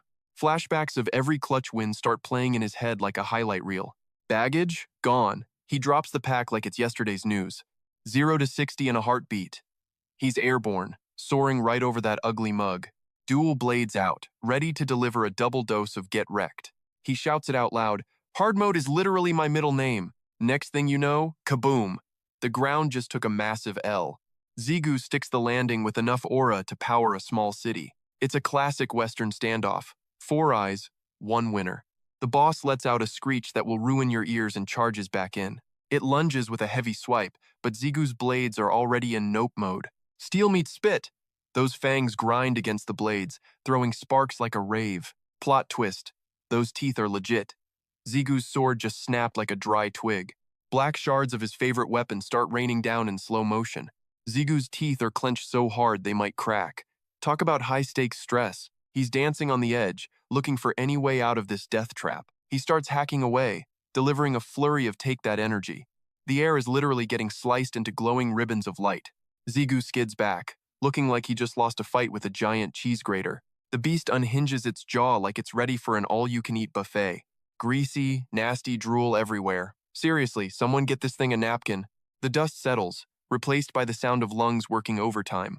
Zigu collapses next to the body, thanking his lucky stars he's still breathing. Potions gone, no backup. Honestly, that was way too close for comfort. 1 more second and he would be a permanent part of the scenery. Even with the win, he knows he was punching way above his weight class. He raises his broken blade for a final salute. Thanks for the loot, ugly. One final thrust into the thick hide, and black ichor starts geysering out. System notifications are blowing up. Boss Chang Kyun? Officially deleted. XP is raining down, and he just unlocked the Chang Kyun lifesteal buff. Speed stats? Up. New Bloodborne skills acquired. He's leveling up like a god. Plus a new passive that fixes his gear while he takes a beating. Then the Predator skill kicks in. Suddenly, things feel a little creepy. The pristine green field is now decorated with some very edgy black splatters. He dumps the boss's remains into a makeshift grave. He keeps driving the blade in, letting the dark essence spray one last time. Zigu stood frozen, eyes wide with shock. The air suddenly turned deathly cold. Thick mana currents surged through the void. Then, the system alert started screaming. Ru has successfully devoured Changkyun. Target Changkyun has been converted into an ego. The boss's essence crystallized into sapphire. Ziyu blinked. Wait, what just happened? Even Ru was completely clueless. Monsters becoming egos? That's totally unheard of. Ziyu was exhausted. Whatever. Worry later.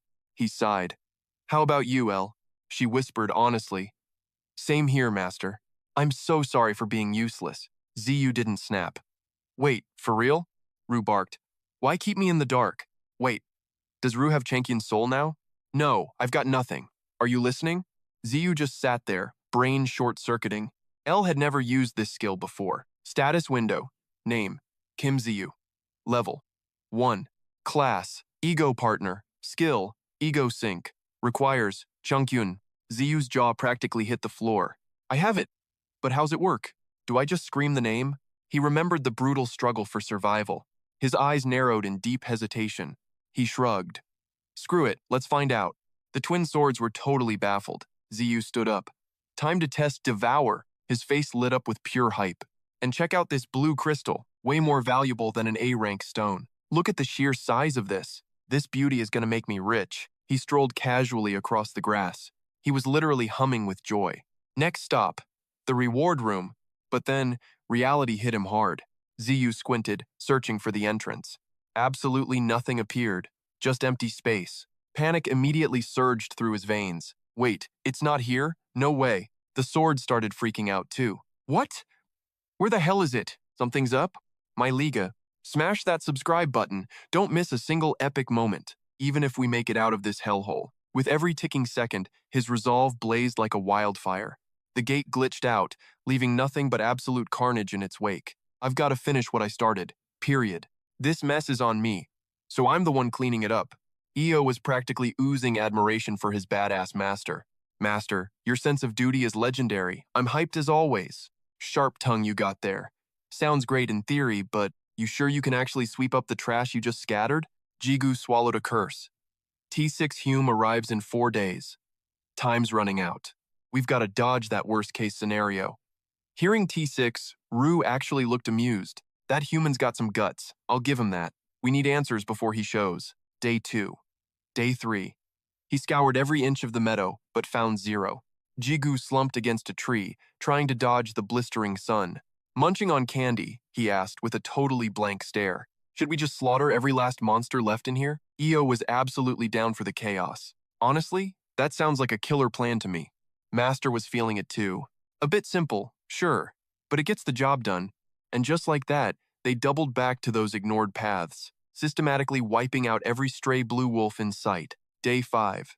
Back to the same old grind.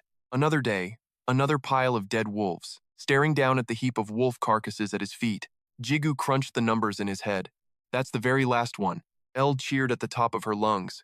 Clean sweep, nice. But right then, Zigu felt a massive wave of confusion. Okay, now what? Stretching his stiff limbs, a wild thought crossed his mind. Wait, shouldn't T6 be here by now? That's when Zigu started cooking up one of his signature reckless ideas. Should I just blow up the entire cave or something? Suddenly, Elle and Ru screamed in perfect unison. Master, look, over there. They both pointed frantically toward a blinding, surging light. Pure energy was converging into a single, terrifying point. He stood there, completely stunned. What the? Then he snapped out of it. Where? Point me to it. The twin blades pointed straight to the meadow, the gatekeeper's domain. The jungle vanished, replaced by the cold steel heart of a modern city. A voice boomed through the room like thunder. One more hour and I'd have ditched you. Outside, high-tech barriers hummed against the silent hallway. Just a nervous laugh back, man. That was close. Steam rose as a voice pierced through the shower. Seriously, what took you so long? With your stats, 2 days should have been plenty. Just two bros chilling and trading war stories. Look, I'll be totally real with you. I crushed that boss on day one. But then things got super weird. T6 scrubbed away while listening intently. He shot a skeptical look at his buddy. Weird? The boss is dead. What's the problem exactly? Zigu kept yapping while scrubbing his hair hard. Corpse vanished, so the reward room didn't open. T6 nearly dropped his soap in shock. Say what? He leaned in, now totally hooked. So, how did you even fix it? Zigu just shrugged it off like nothing. I slaughtered every single monster left in there. The light bulb finally clicked for T6. That explains those mountains of crystals you've got. You're hoarding them like they're pure gold, dude. Anyway, once the last mob finally dropped, gate energy surged right where the boss died. Inside that dark, damp cave, Vu kept screaming, Master, move it!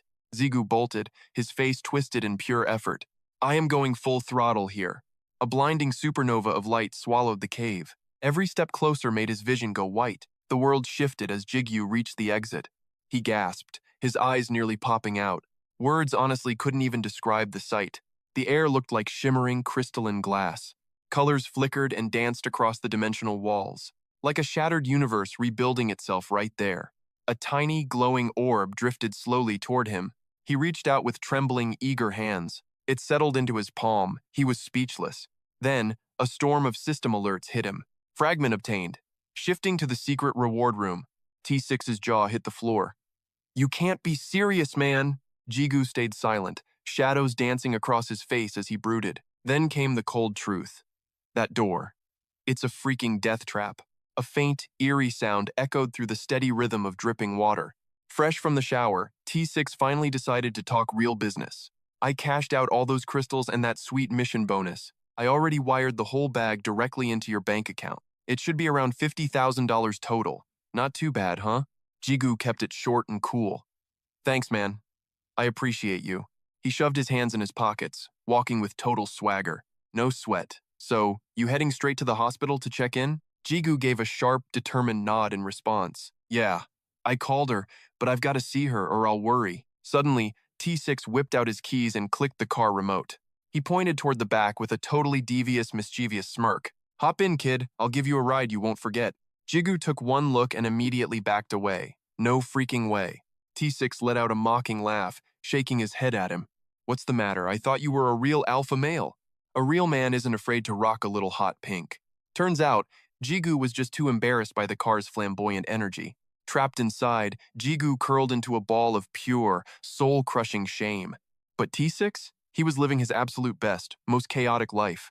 He gripped the wheel and let out a wild, rebellious scream. Now this is what I call a legendary, manly ride. Yes, the pink beast roared forward, fueled by T6's insane adrenaline rush. Meanwhile, Jigu was just in the passenger seat screaming for mercy. Wake up, Dudung! Get up so we can hit the bar! Outside, Ziyu and Dudung turned to leave. Later, we're heading out. In the hospital room, Sujin smiled softly. Thanks for protecting Ziyu. He rubbed his neck sheepishly. Actually, he's the one always saving me. Out in the hallway, the two siblings walked side by side. She yawned until she cried. Tired? Have you even eaten anything yet? Jigu smirked, teasing her. Hey, those exams are coming up fast, slacker. Dudung rolled her eyes and stretched. I was just resting. My study game is still on point. Don't you worry about me. He softened his voice. Don't overdo it. Take care of yourself, okay? She could hear the genuine brotherly love hidden in his voice. She smiled back playfully. Then make sure you keep protecting me, bro. Suddenly, a sharp voice cut through the air. Hey, watch out! A stranger clutching an intravenous pole approached. You're Dudung's brother, right? The young man just stood there, looking mysterious in the dim light. Both of them froze, staring at the old woman in total shock. Grandma! The girl rushed over, trying to keep her cool. It's late. Why on earth are you still awake right now? She flashes a knowing smile while breaking things down for Zigu. I'm just out here stretching these old, dusty bones a bit. Heard some chatter nearby and figured I'd join the party. Her eyes sharpened suddenly, like she's reading his hidden secrets. Without warning, she closes the gap with surprising, fluid grace. Beaming, She reaches out and grabs Zigu's hand like family. It's all thanks to you that Dudung finally shaped up. Zigu blushes, acting all humble. Aw shucks, it was nothing really. Her face is pure kindness, yet her grip on him tightens. Kid, you're practically vibrating with an insane amount of life force. He just goes with the flow. I appreciate the compliment, ma'am. With a final nod, the mysterious granny starts to shuffle off. Sorry for crashing your little private moment, you two. They both give her a respectful bow. Stay classy, kids. No worries at all.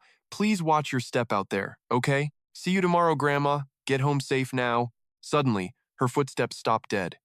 Cue the heavy, ominous silence. She looks back at Zigu, her entire vibe shifting to serious. Zigu just stands there, totally lost. Did I say something wrong? Listen close, the old woman says, dropping a heavy warning. There are powerful, clashing energies swirling deep inside of you. Zigu's brain is buffering. What kind of lore bomb is this? Whatever happens, don't let the darkness swallow your true self. She vanishes into the shadows, leaving him with chilling future omens. They stand frozen in the hall. Zigu wonders, what's her deal? He glances at his ring. Did she sense the power within? Next day, big city hospital. Zigu stretches like a total boss. Real beds beat damp dungeons any day. This is 5-star luxury. Footsteps approach from behind, making Zigu's danger radar ping instantly. A doctor and nurse appear, clutching a very official-looking clipboard. You're the one here for the patient Lee Soo-jin, right? Zigu, or rather, GQ, keeps his cool, total poker face. That's me. Is there a problem with the results, doc? The doctor clears his throat, looking way too serious for comfort. Do you have a moment? We need to talk. Privately. Meanwhile, in another part of the concrete jungle, the massive dungeon gate finally screeches open.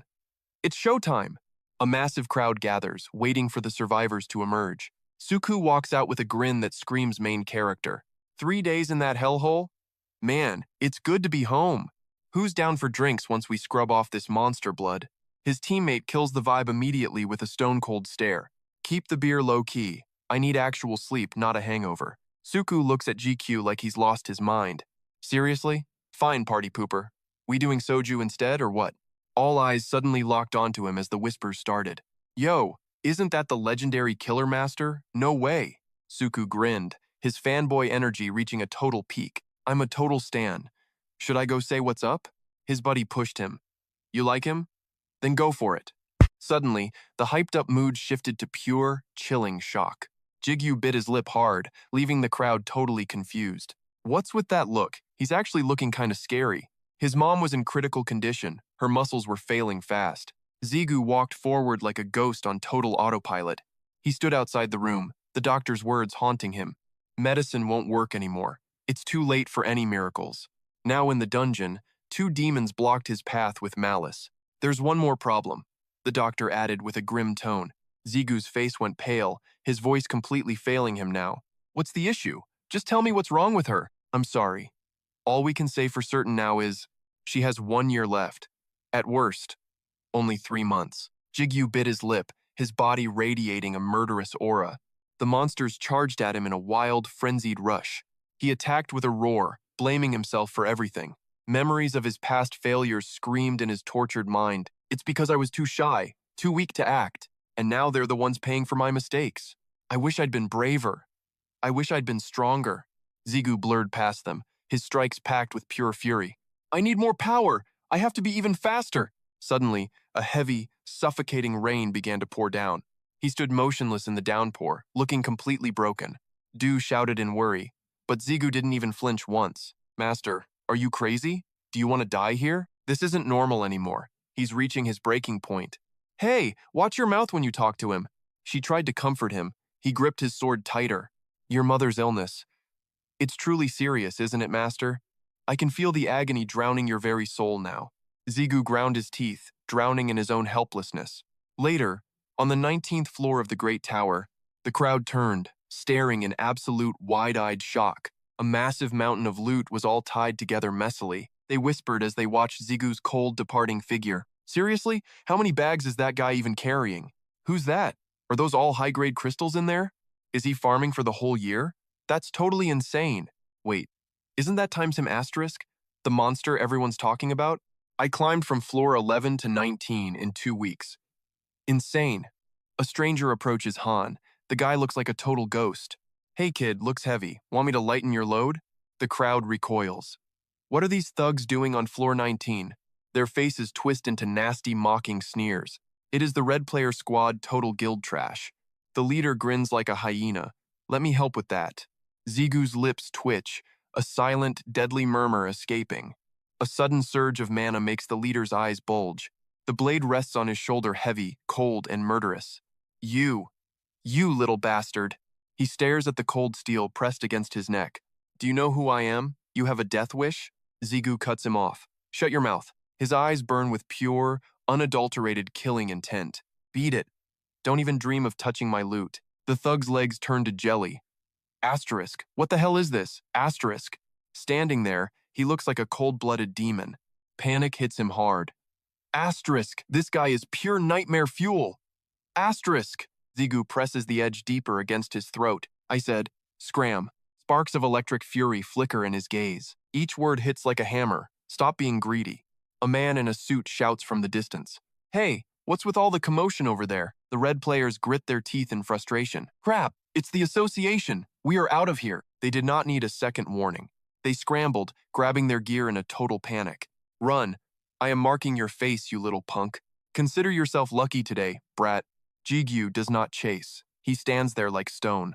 The association official arrives, breathing hard. What happened here? Give me a report. Gigyu turns, his instincts still on high alert. He scowls, his sharp eyes judging the newcomer. The man flashes a shiny identification card. Seong-hun, Floor 19 Security. Korea Players Association. I am going to need you to cooperate with us. Gigyu gestures toward the fleeing thugs. Those red players were definitely trying to rob me. The officer pauses, looking closer. Wait, are you? Are you the player Kim Gigyu? Soon, he is moved to a warm, clean office. But Jigyu's expression remains sharp and annoyed. Why the hell is there a bounty on my head, man? By the way, the guy who dragged me here is named Heo Seong-hun. He left a few messages, telling the chief to check in. He's expecting a fat bonus. The man facing Gigyu right now is T6. He just chuckles. Seong-hun, huh? I guess I'll have to pay. That guy double this month. Gigyu snaps impatiently. Cut the crap. What do you want? T6 stops playing around and gets dead serious. What do you think? You really think I hunted you down? Just because you went MIA for 2 weeks in the tower? Gigyu shrugs like it's nothing. So what? T6 leans in. Obviously, that's not it. Finally, he hits Gigyu where it hurts. With just a single sentence. I found a way to save your mother. T6 looks completely confident now. The only way to cure that mysterious illness. Surely you've heard of it by now? Gigyu gasps. The elixir. He tenses up, remembering the legendary panacea that heals anything, but it's incredibly rare and expensive. Knowing Gigyu is worried about the cost, T6 nods. Exactly. He holds up 3 fingers to illustrate. Only 3 have ever been found. One was a starter reward for Marco Alonso, the first guy to clear floor 50. Gigyu finishes the thought, and the other 2 were gate rewards. Seeing him so well informed, T6 leans forward. You know more than I thought. Gigyu just says he's done his homework. T6 watches him closely. Then I don't need to explain the connection between the gates, right? The Mekong Gate? The Mekong Gate, notorious for its insane difficulty and swarms of high-level monsters. It's packed with powerful gatekeepers and lethal traps. But since it's an unranked hybrid gate, anyone can challenge it if they verify their identity. T6 pauses, staring at a notification. 2 days ago, the 3rd Mekong Gate appeared in America. Noticing Gigyu's ragged appearance, he scoffs. Go take a shower first. Sujin will faint if she sees you like this. Gigyu starts stripping off his gear while T6 continues. I'll liquidate your loot and wire the cash to your account, fee-free. So just leave your bag here. Gigyu mumbles a quick response. Thank you. As the shower starts humming in the background, T6 leans back in his chair and lets out a long, exhausted sigh. The dying sun bled through the window. Taeshik felt that familiar itch again. Man, I really need a smoke. He glared at the endless sky outside. Kim Haewon, I've officially tried every damn thing. Deep into the night, some nerds were still grinding inside. Jigyu stood tall, questioning his escort. This is Seong-hun's ride, right? The guy nodded faster than light. Poor Seong-hun was sweating bullets here. Chief promised a bonus for this, so I'm your official tour guide today. He made sure to emphasize one thing. The boss handled all the paperwork. Gear and snacks are all packed too. Seong-hun started power walking ahead fast. We're We're clearing out of here now. Peace out and see ya, never. Follow my lead. Then he suddenly froze like a statue at a voice. Hold up. Back at the tower. On the 20th floor, the system. Pinged. Test cleared. You're a beast. Sync skill just evolved to level 1. Sync level E. Kim Gigyu rank 1. Class. Ego partner. Special link active. You can now link with your soul. Level E grants 35% power. Using the ego's raw, hidden strength, he stroked his chin, thinking hard. This rank isn't exactly common, huh? Even at 35%, I feel way more jacked than before testing. Seong-hun crept closer, looking totally lost. Player Kim Gigyu? Sir? He just gave a cool. Yeah? Usually, floor 20 takes a full day. Gigyu closed the annoying system windows. Okay, and? What's the big deal? The guy's face went completely pale. Dude, you were in there 20 minutes. He cleared his throat and smirked. When's our flight? Hope I wasn't slow, Seong-hun. Ditch the flight. We're going rogue today. Destination. Floor 5, the secret labyrinth tower. It's a sovereign zone, hidden from the masses, a mystical bridge connecting every corner of Earth. Korean Hunter Association. Floor 5 headquarters. They stepped out, facing a massive, shimmering void. Gigyu was stunned, unable to look away. An elevator inside a building this high-tech? Is electricity even possible in this place? How does this thing even function? His mentor smirked with pure elite pride. It's a high-tier artifact powered by pure quartz. Then, he dropped an even bigger bombshell. Kid, this entire building is a massive artifact. That's how vital this operation really is. Gigyu looked up, mind blown and totally skeptical. Just how much tax money went into this? Asterisk ding, asterisk, we're here. Keep your eyes peeled. The doors opened, revealing a high-tech miracle. Rows of futuristic warp gates hummed with power. The International Spatial Management Center, the world's heart. They hurried inside, Gigyu still in disbelief. I never dreamed I'd use a warp gate. Aren't these classified top secret by the association? Not everyone gets a VIP pass. Seong-hun laughed. Boss T. Sicko has more pull than you imagine. He stopped dead before the gate to America. Seong-hun grinned. Ready to see the world? Let's take the fastest ride on the planet. Gigyu swallowed hard and stepped into the light. Asterisk, is this even a vehicle? Asterisk, he wondered nervously. Asterisk. Flash. Asterisk. Destination reached. Los Angeles, United States. That night, Gigyu scrolled through the elite roster. Names of legends appeared, true monsters of war. Iron Shield, Athena, and Korea's own Demon King. Asterisk. Can I really stand alongside these titans? Asterisk. The car lurched to a halt. We're here. Ahead sat a fortress of tanks and steel. Modern hell had finally clawed its way out. Gate 3. The terrifying maze of Hezon. Hey, Ban. You know who that kid is? Soldiers whispered, eyeing the new Korean arrival. Ban adjusted his glasses, scanning Zigyu's power level. His gaze pierced through like a tactical laser. What is it? His partner asked, sensing tension. Level 1, 0 stats. Absolutely 0 special abilities. Talk about a total loser, right? Across the room, he's awkwardly chatting with the manager. My voice shakes in pure disbelief. Wait, even with your high-rank skills, you can't see anything on him? He nods first time for everything. She adjusts her glasses, trying to keep her cool. Suddenly, she smirks, unleashing a wave of pure allure. He is totally my type. How interesting. Fast forward to the dungeon maze, where things are getting seriously messy. Heavy boots scramble across the jagged ground as the tension explodes. He's gritting his teeth, swinging his blade just to stay in the game. Above them, a massive spider is raining down webs like a sticky death trap. Gigyu pulls a pro-gamer move and dodges the attack just in time. He bellows out, Seong-hun, take the shot, now! Right on cue, Seong-hun charges from the shadows with lethal intent. Got it covered! He heaves his spear, muscles bulging with explosive, raw power as he aims. The steel drives home, burying itself deep into the spider's hideous skull. Dark ichor starts oozing from its cluster of disgusting, twitching eyes. The monster's massive frame is completely impaled, 1 down, 0 to go. They finally stop, catching their breath as the adrenaline begins to fade. Gigyu sheathes his blade, giving his partner some much-deserved props. Solid work out there, man. But his expression shifts. He's clearly not ready for the party to end. Wait, you're seriously heading out already? The spearman grins, packing up his gear with a casual shrug. Yeah, 15 hours have flown by. Time flies when you are killing stuff. Considering how long the trek back to the surface takes, I'd better bounce now while I still have the energy. With a nod, Seong-hun walks over and reaches out a hand. Ziyu grips it firmly. Thanks for everything. You really saved my skin. If it wasn't for you, I would still be a clueless rookie in here. Your growth is insane, he laughs. Just buy me dinner next time we meet. They shake on it. Bet. Stay safe. See you back in Korea, brother. Standing amidst the wreckage, the kid just nods. All right, let's do this. Juju goes solo, spray painting a mark on the wall. Time to keep moving. Dead spiders litter the floor. It has been a week since his partner left. Now? He is soloing 3 giant spiders like it is just a morning jog. He turns to leave. Getting comfortable means getting stagnant. No time for that. His eyes burn with hunger. Bring on the boss. I need a real challenge.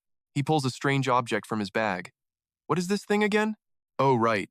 Seong-hoon called this the yarn of a rash. It is a one-time escape scroll to get back to the entrance instantly. A parting gift from the big boss, director Taesik himself, delivered with a simple warning.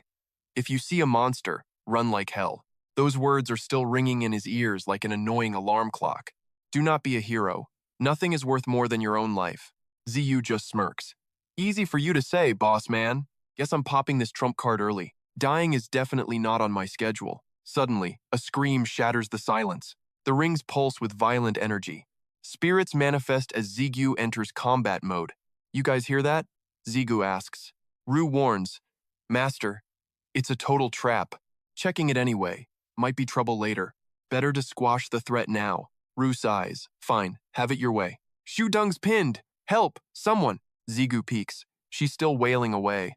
This feels way too sus. Zigyu mumbles. Those vines are literally choking her out. Zigu's brain is doing overtime. A solo kid in a gate? Suspicious. A Korean kid? Even more suspicious. Is this some shapeshifter illusion bait? He starts imagining a horror movie plot. Reminds me of those fake-ass stonefish. Finally, he decides to step out. Maybe I'll just act invisible today. Vu smirks. Told you it was fake. Am I right? Or am I right? Zigyu turns to walk away. Then, a tiny sob hits his ears. Mom! Zigyu freezes mid-step. Her voice is trembling and weak. Sorry. Couldn't pay the bills, Mom. Zigyu grits his teeth. Damn it, kid. Vu panics. Wait, Master, don't. Don't tell me you're actually falling for this. That dialogue is so mid and cliché. Su-rung's crying her heart out. Mom. Vu rolls his eyes. Nobody's falling for that old trick. Zigu's hand twitches. He's stuck. He clears his throat. So annoying. Boom! He rockets toward the tree. Steel flashes. The vines are shredded. They hit the dirt. Safe. For now. Separated from your group? Seriously, kid? Su-rung sniffs. I just blinked once. She's a mess, clutching her bottle. Su-rung, the natural-born buff talent. Talent makes anyone a player, even at 10. But dragging kids into dungeons? Huge vibe killer. Still, those rare innate buffs are literal gold. They're forced into parties, like it or not. That's how this kid ended up here. The reality of it left him speechless. Jigu handed her a small brown device. His eyes turned sharp as he spoke. This is a temporary safe zone kit. It's cheap, so it only lasts 1 day. Pray someone rescues you before time's up. But the girl suddenly leapt to her feet. Wait, mister. He jumped back in shock. Can I please go with you? She begged. Jigu's refusal was cold and instant. No. Listen, kid, you should know the rules. As a player, your life is your responsibility. Take the kit. Also, I'm not that old. But she wouldn't let go of his sleeve. Please, I'm a great support. I'll be useful. She trembled, playing the cute kid card. I'm low level, but I have innate talent. Jigu looked down, his resolve finally wavering. Her voice shook with desperate, raw fear. They promised me money if I followed them. He looked away, steeling his heart again. My goal is clearing the gate, no turning. Then, his voice softened with a hint of doubt. It's lethal. We share loot, but that's it. Don't expect any free potions if things crash. Wait, so you're really taking me? She let go, as Jigu quickly clarified. I'm just delivering you. I'm no bodyguard. She cheered loudly, while he sighed, defeated. Fine. A supporter makes hunting much faster, not because of her sick mother, definitely, or because she reminds me of my past. His rings glowed. Same old story, huh? Suddenly, a monster lunged from the shadows. Buff me, he yelled, and she responded. Explosive power surged through his leg muscles. Jigu launched himself forward like a bullet. The beast was shredded into bloody ribbons. His gaze remained cold, sharp, and determined. Adrenaline surges as he charges forward. Another predator stares him down coldly. One lazy slash, and it's toast. The giant falls, shaking the earth. System alert, leveling like a boss. Poison resistance boosted, King's blood absorbed. 2 weeks later, chilling by rocks. 2 weeks since meeting Shudong. Slaying monsters is almost too easy. Shudong grabs for some snacks. Hey, I hit another level. Nice job. Keep it up. She beams while munching her lunch. I'll catch up to you soon. He looks away, feeling totally guilty. Yeah, good luck with that. Suddenly, Zigu's eyes widen in shock. He turns, signaling a warning. Shh. Someone's creeping around here. The girl is still totally clueless. He ducks, peeking behind the wall. Behind him, she tilts her head. Gigyu flinches, spotting the elite squad. Look, a fully geared out leader. A massive army is backing him. It's that legendary American guild, led by the elite Iron Shield. Gigyu hides, praying to stay invisible. High rankers have terrifyingly sharp senses. He definitely knows I'm here. He steals his resolve, peeking out. Time to bolt or get busted. If they see me, I'm toast. Run. Boom. The wall explodes near him. Smoke clears as Zigu looks up. He glares at the flying weapon. He sits frozen as steel strikes. Iron Shield stands tall and heroic. A guildmate looks on, confused. Boss, why'd you toss your sword? The leader stares at his blade. Never mind, just a false alarm. Deep in the canyon, they're panting. Seriously, why are we even running? Trust me, we can't be seen. Stalking is strictly banned. It's basically a VIP pass to a sneak attack. Who'd be crazy enough to jump us, though? He asks, passing the water. Here, drink up. Thanks, man. Well, giant guilds do tend to collect enemies like trading cards. Belo's jaw is literally hanging open in pure shock. Dudung hunches down, whispering with a tense, shaky voice. So, what's the move? Should we take the long way around? Zigu's face turns deadly serious. No, we're shadowing them. He tilts his head, smirking. Think bigger. This is an opportunity. If we're on the same trail as the pro elites, then we're definitely heading the right way. Shu Dung's eyes widen as the realization hits home. I get it. Cut to a crumbling ancient fortress wall. A crude red circle is painted across the stones. Ziyu whips his head back, checking their blind spot. See? Another mark. They've been here too. The Iron Guild already cleared every monster in sight. No more fighting. No more wasted energy. Even the traps have been triggered and disarmed. It's basically a free ride for us. He scans the area with intense, sharp focus. We just need to beat them to the boss room, Shudung. He looks around, confused. Wait, where did she go? He stands frozen, staring intensely into the shadows. Hand on his hilt, something dangerous is closing in. A voice screams, Dodge, you idiot, move, master! Iron Shield looms behind him. Found you, you little rat. Zigu's eyes shift back, but the trap is already sprung. Bam! A massive hand crushes Zigu's face into the wall. His skull slams hard against the jagged stone. I can't move. Consciousness begins to slip through his fingers. Total blackout. Good. Scene shift. A brutal slap stings his cheek. Wake up, brat! Zigu's face is a mess of raw, bloody scratches. He glares through the pain at his captor. Finally, Sleeping Beauty decides to join us. He stays silent, jaw locked in defiance. And then, a fist grabs his hair, yanking his head back. Iron Shield leans in, his breath smelling of malice. Who's your boss, kid? You miserable little spy. Hearing those harsh words, anger flashed across Zigu's face like a lightning strike. But here is the real kicker. I don't speak English. Spy? He actually knew I was following them? Iron Shield kept barking. Who are you? How'd you mask your presence? Speak up or die. Zigu panicked, screaming, Kill? No way. I'm just a hunter. I'm just here to hunt. The enemy realized something. He doesn't speak English? Maybe he's just acting, boss. He clicked his tongue with a smirk. We'll see about that. Then, he called out, Rogers. A man stepped forward, bowing low with pure respect. Yes, guild leader. Reporting for duty. This was the star player who joined the legendary Iron Guild. The famous Korean-American, Rogers Han. Wait, does he already know I'm Korean? Rogers squatted in front of Zigu, eyes gleaming dangerously. Hey there. You recognize this face, don't you? I'm kind of a big deal in the motherland. Do you know about the Bang Club too? Whatever, let's just skip the boring formal intro. He held up a small bag of glass vials. Then he dropped the truth bomb. I know you're Korean because I found this in your luggage. Man, these potions are crazy expensive, aren't they? Roger spoke softly. Sorry for the intense welcoming committee. Our guild leader is just having a really bad day. Zigu was floored. Whoa, he's actually nice? He brought a translator. That means they actually want to talk, right? Then the questions hit. So, why were you stalking us? Who's your group? How did you trick the boss's senses? Zigu immediately put on his best clueless face.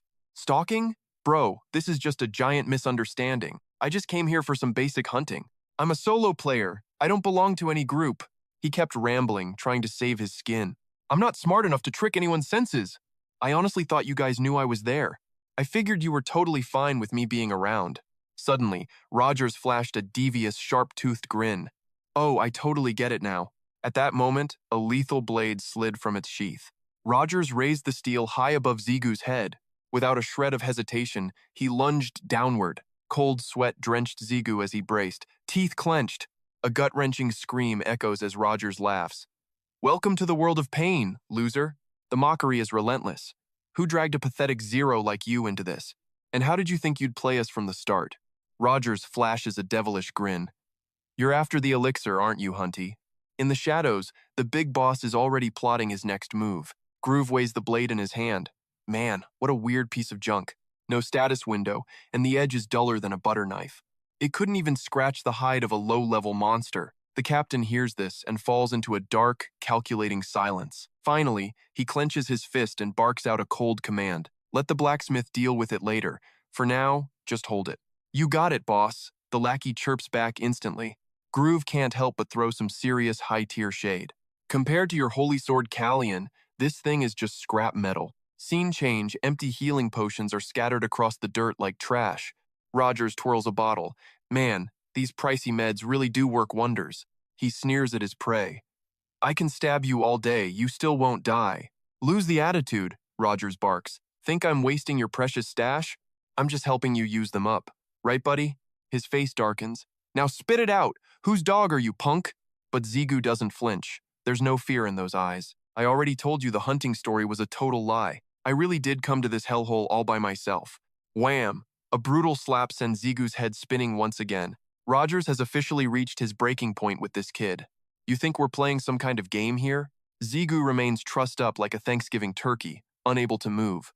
He forced himself to listen through the ringing in his ears. We checked your stats while you were out cold, you weakling. Even this rope isn't some high-tier magical item. It's just a regular, cheap-ass cord from the market. Rogers roars, his patience completely evaporated.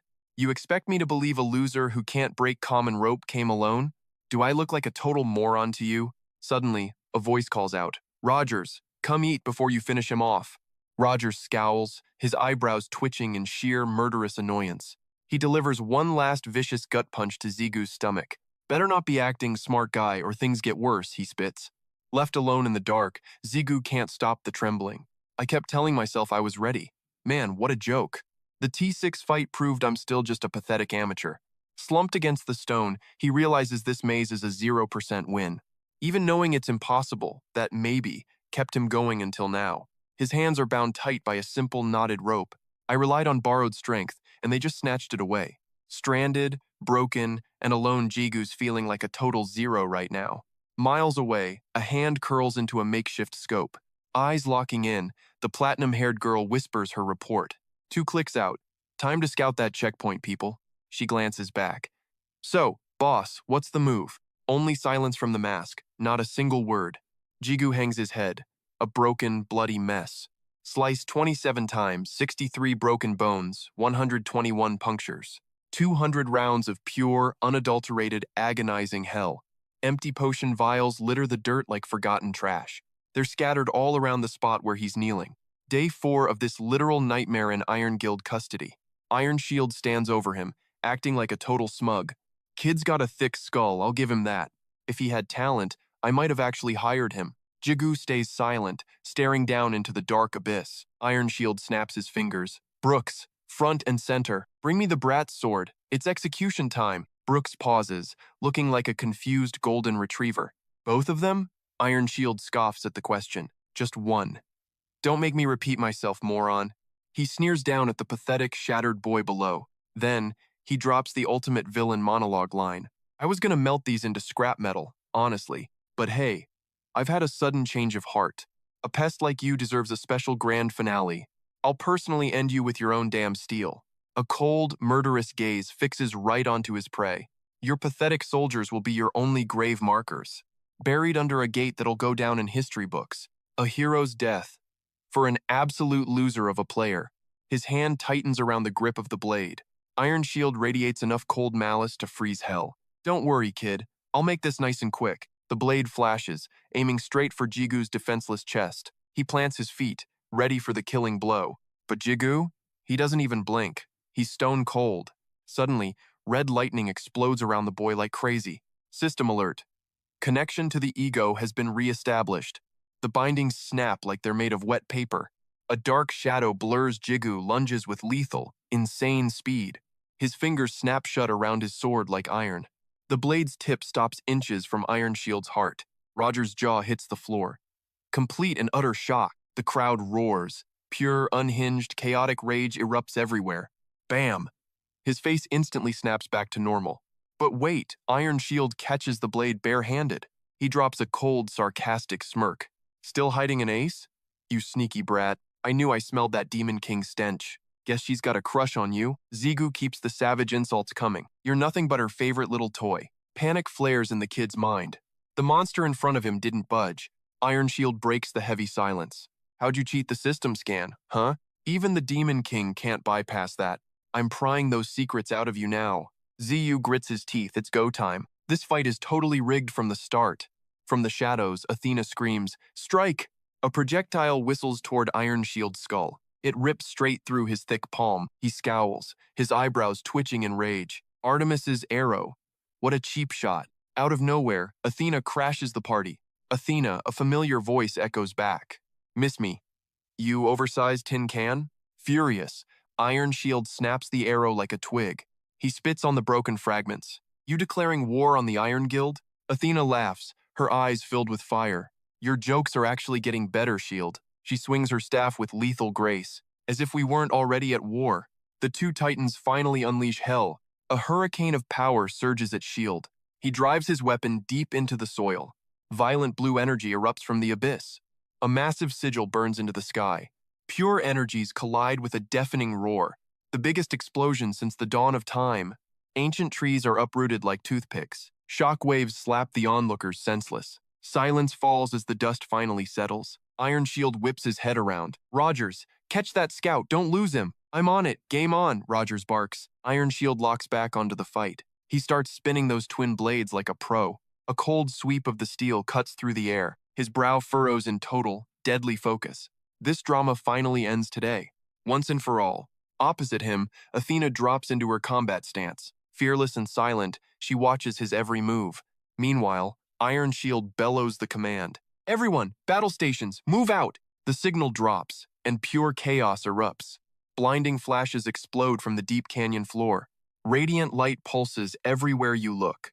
Elsewhere, Rogers tilts his head with a smirk. Just hearing that gives me the absolute creeps. They are total monsters, aren't they?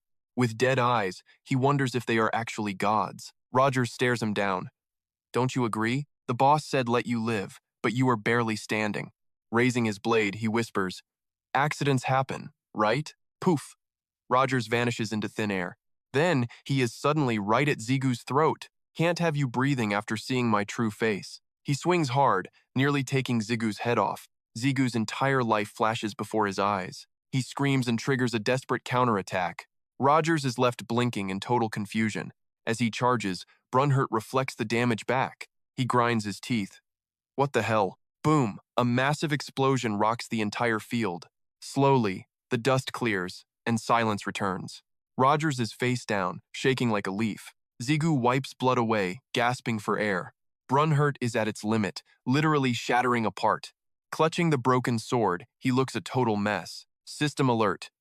Brunhart has reached its breaking point. Dark blood soaks his shirt as the sword crumbles. Ziggu limps toward the man on the ground. He slowly raises his blade for the finish. Rogers looks up, absolutely terrified and pale. Wait, stop, please, have mercy on me. But Zigu's eyes have gone stone cold. He plunges the steel down without a second thought. Rogers chokes, eyes rolling back as blood sprays. His final pathetic groans fade into the wind. And finally, Zigu's strength completely gives out. He collapsed onto the grass, fading fast. Luckily, my Ru kept the damage from being fatal. So close to the iron shield, yet so far. Reflex's power is honestly on another level. I can't even stop the bleeding anymore. Ziyu's expression twisted in a pained grimace. This is it. I've reached my absolute limit. Suddenly, a frantic voice cut through the air. Oppa, are you okay? Hang in there. A dark silhouette hovered over him, calling his name. Hearing Oppa, he managed a weak, shaky stutter. Zuzong? Confused by his mumbling, Zuzong tried to understand. What are you even talking about right now? Across from him, she flashed a wicked smirk. Crouching low, Dudong finally spoke her mind. Hey, if I save you and heal you? She touched her cheek. What do I get back? Her voice echoed through the deep, silent valley. For me? Or live as me slave? She looked thrilled. Which one can you handle? Ziyu just stared back, refusing to say a word. Slowly, his trembling hand reached toward the sky. Wait, he gasped. One more thing. He looked at her. I'll crush Iron Shield. Fisting his hand, he vowed to destroy them all. Dudong blinked. Wait, isn't that two things? You said one. Whatever, let's make a deal. The sword. That bearded old man has it. His hand lost all strength, hitting the dirt. She frowned. Why are you still making demands? Behind her, Ban appeared, looking quite impressed. Dudong stood up slowly. He's interesting, right? Just make sure you keep a close eye. She glanced back. Yeah, he's definitely strong. But that demonic power inside is terrifying. Someone will eventually force his true nature out. She stared at the sword stuck in the ground. Dudong continued on. Did you see him kill that idiot earlier? That wasn't just some blind, angry rage. Her eyes narrowed as she analyzed the kill. He aimed perfectly for every single vital spot. First time, yet he's already this cold-blooded. Ban just adjusted his glasses and listened intently. No time to waste. Then, he starts questioning everything. What do we do with him? Those injuries look pretty damn fatal. Still, he is a high-level big shot. As he speaks, Yudong snaps back. Just leave him. He will heal alone. She speaks with total, icy indifference. Ignore him. If he survives, he is useful. Then, Yudong slowly shuts her eyes. Keeping him alive costs us nothing anyway. Her tone sounds completely satisfied. Troublemakers are more fun over time. Her gaze is sharp enough to kill. The Demon King is almost here. This news leaves the group stunned. Really? Yudong gives a sharp warning. Silence. Only ignorant fools speak that name. Her long hair dances in the air. Yudong transforms, her voice shifting. I am the Demon King's slayer. Within the void, a stray thought echoes. This is. Zigu moves closer to that object. Oh, I remember it now. He inspects it from every angle. My dream, the nightmare haunting 5 years. Zigu sees iron bars before his eyes. He reaches out to touch it. After meeting you, it just vanished. Zigu's face suddenly turns grim and dark. He grips the rough rope tightly. This thing, this bucket. Zigu narrows his eyes, thinking deeply. A blurry vision flickers through his mind. I see it. Even after escaping, I am still trapped right here.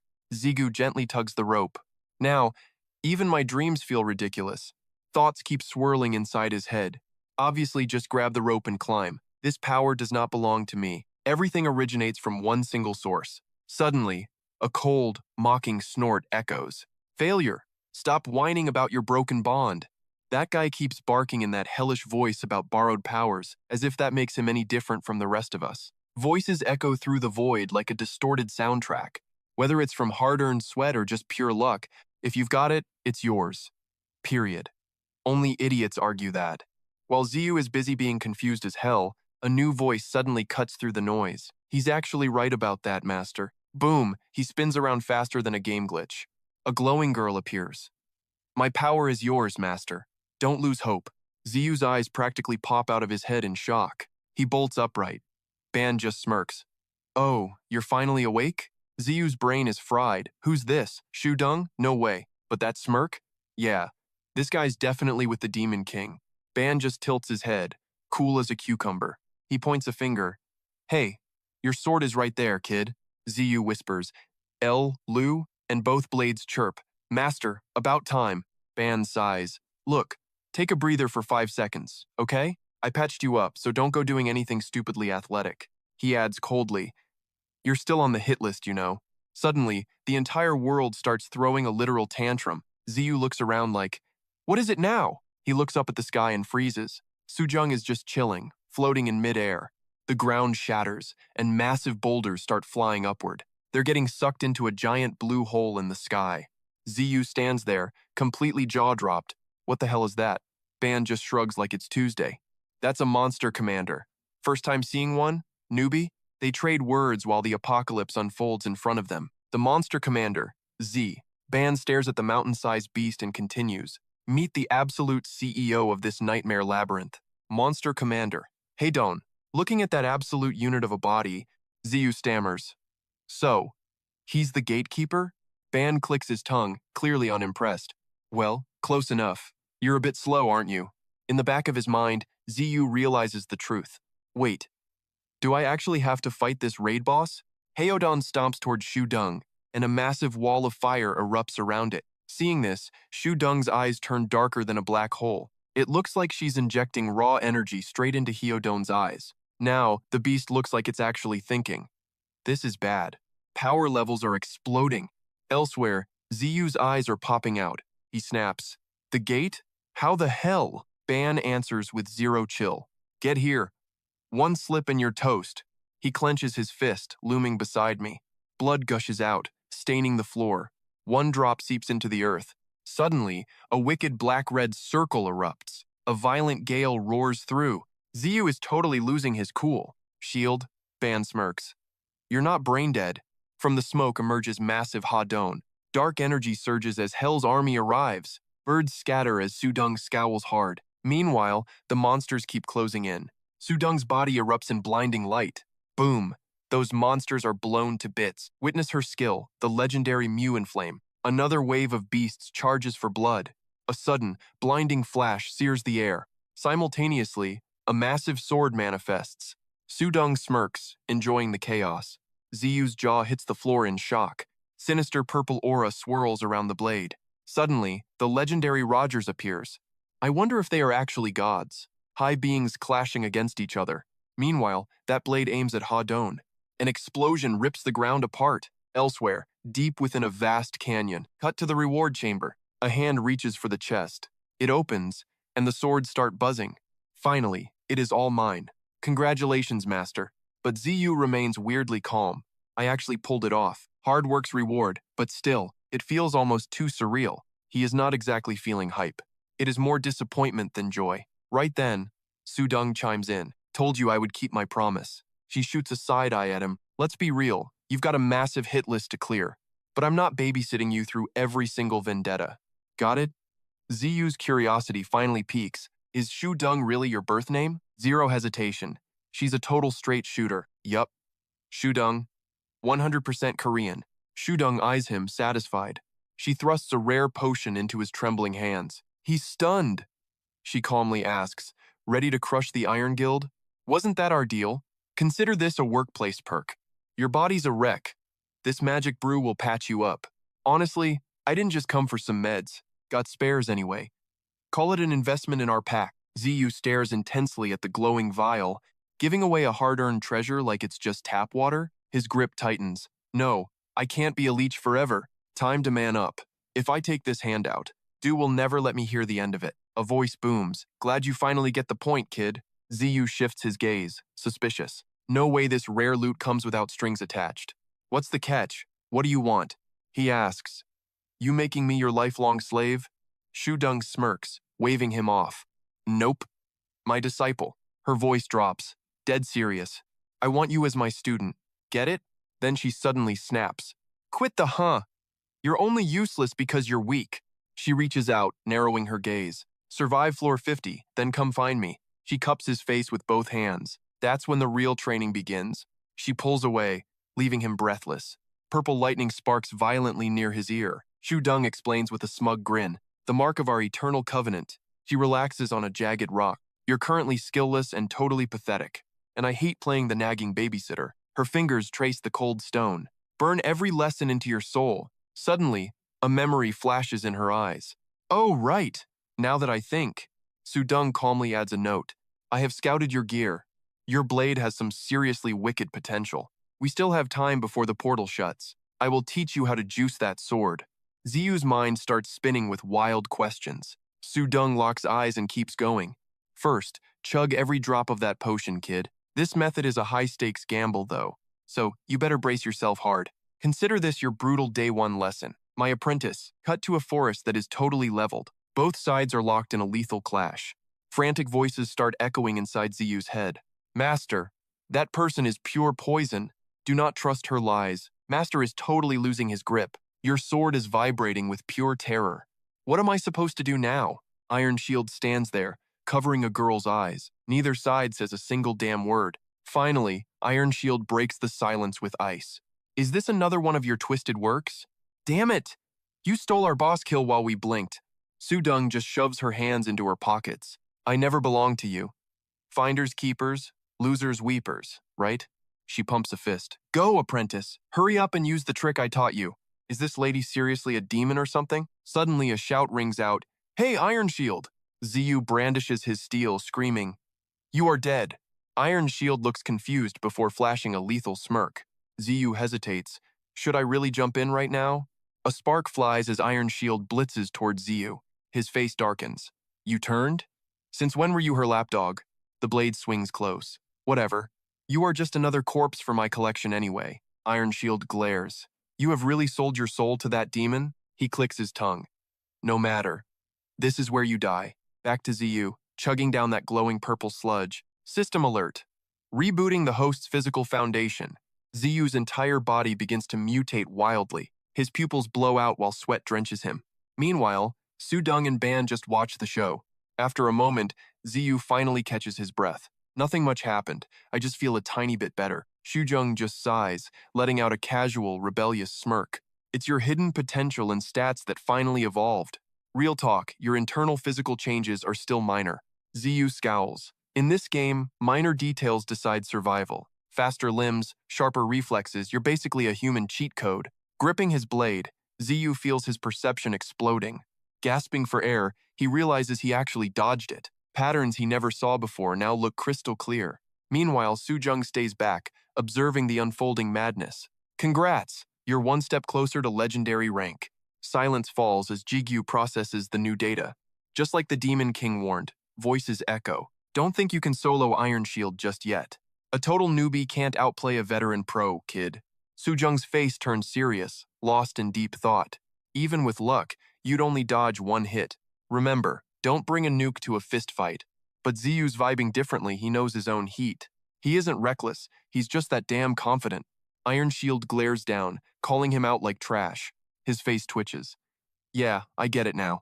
Within one single move, the monster understood everything. The growth, the elixirs, he didn't miss a single thing.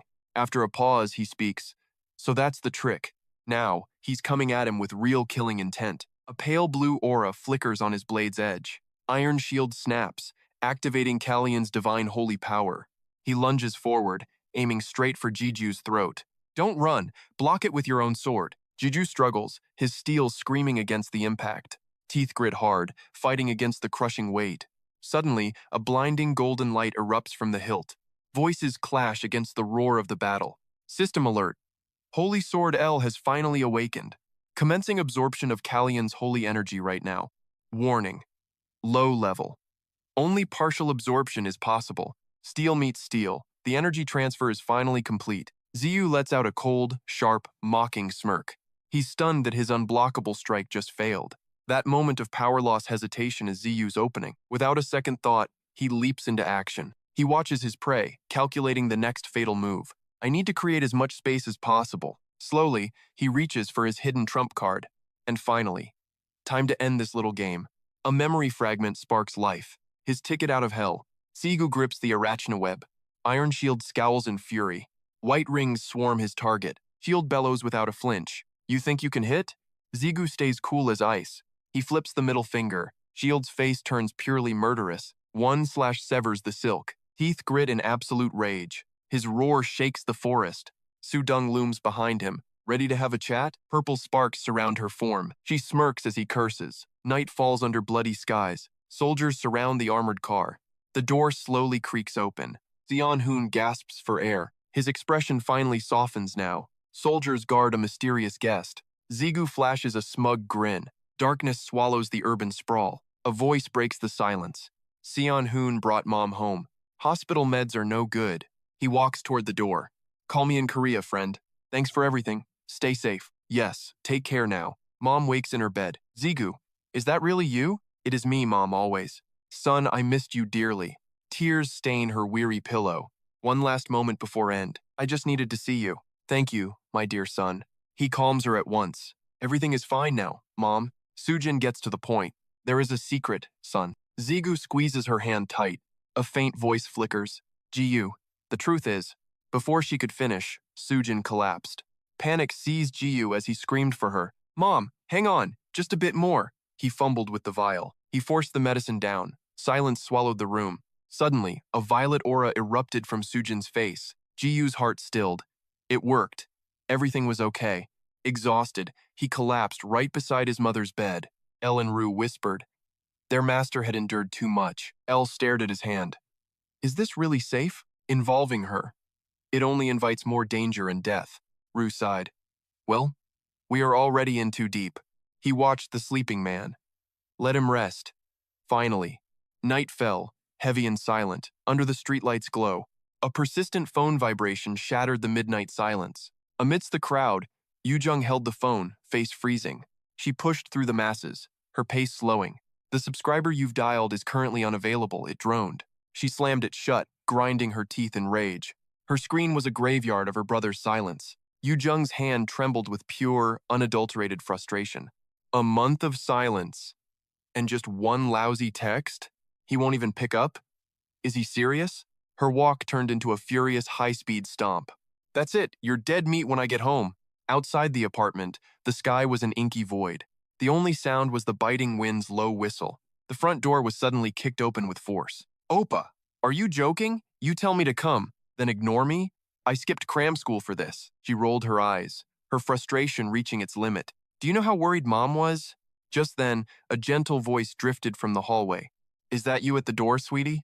Yujung? Stunned, Yujung ignored the question and bolted inside. A woman stood there, smiling with eyes full of love. Shh, your brother is finally sleeping in his room. You must be famished, right? I'm cooking. Your brother. He's resting. He's had a long day. How was school? Yujung's eyes instantly filled with tears. Mom. Then her face flushed. Wait, who are you? The soup bubbled over, filling the air with spice. That spicy scent filled the room, gently waking Gigyu. Finally awake. So, what happened next? I sat up, blinking as sunlight flooded the room. The vibe was super cozy, but someone was still yapping outside. No way. Seriously? I muttered, still half dead from sleep. Then it hit me. That's the smell of Mom's signature soybean soup. That nostalgic scent made my lips twitch. It was pure instinct. Suddenly, my whole body started shaking. I bit my lip hard to stop the tears. Only one thought filled my head. Behind that door lay the exact scene I had been dreaming of for a lifetime. A sight I was willing to trade my very life to see. I gripped my messy hair and looked down, whispering to myself, I can't let Mom see me looking like a total emotional wreck. I have to put on a big smile and greet her. I stood up with a burst of energy and grabbed the door handle. I charged out like a hero and shouted at the top of my lungs. Mom, did you have a good night's sleep?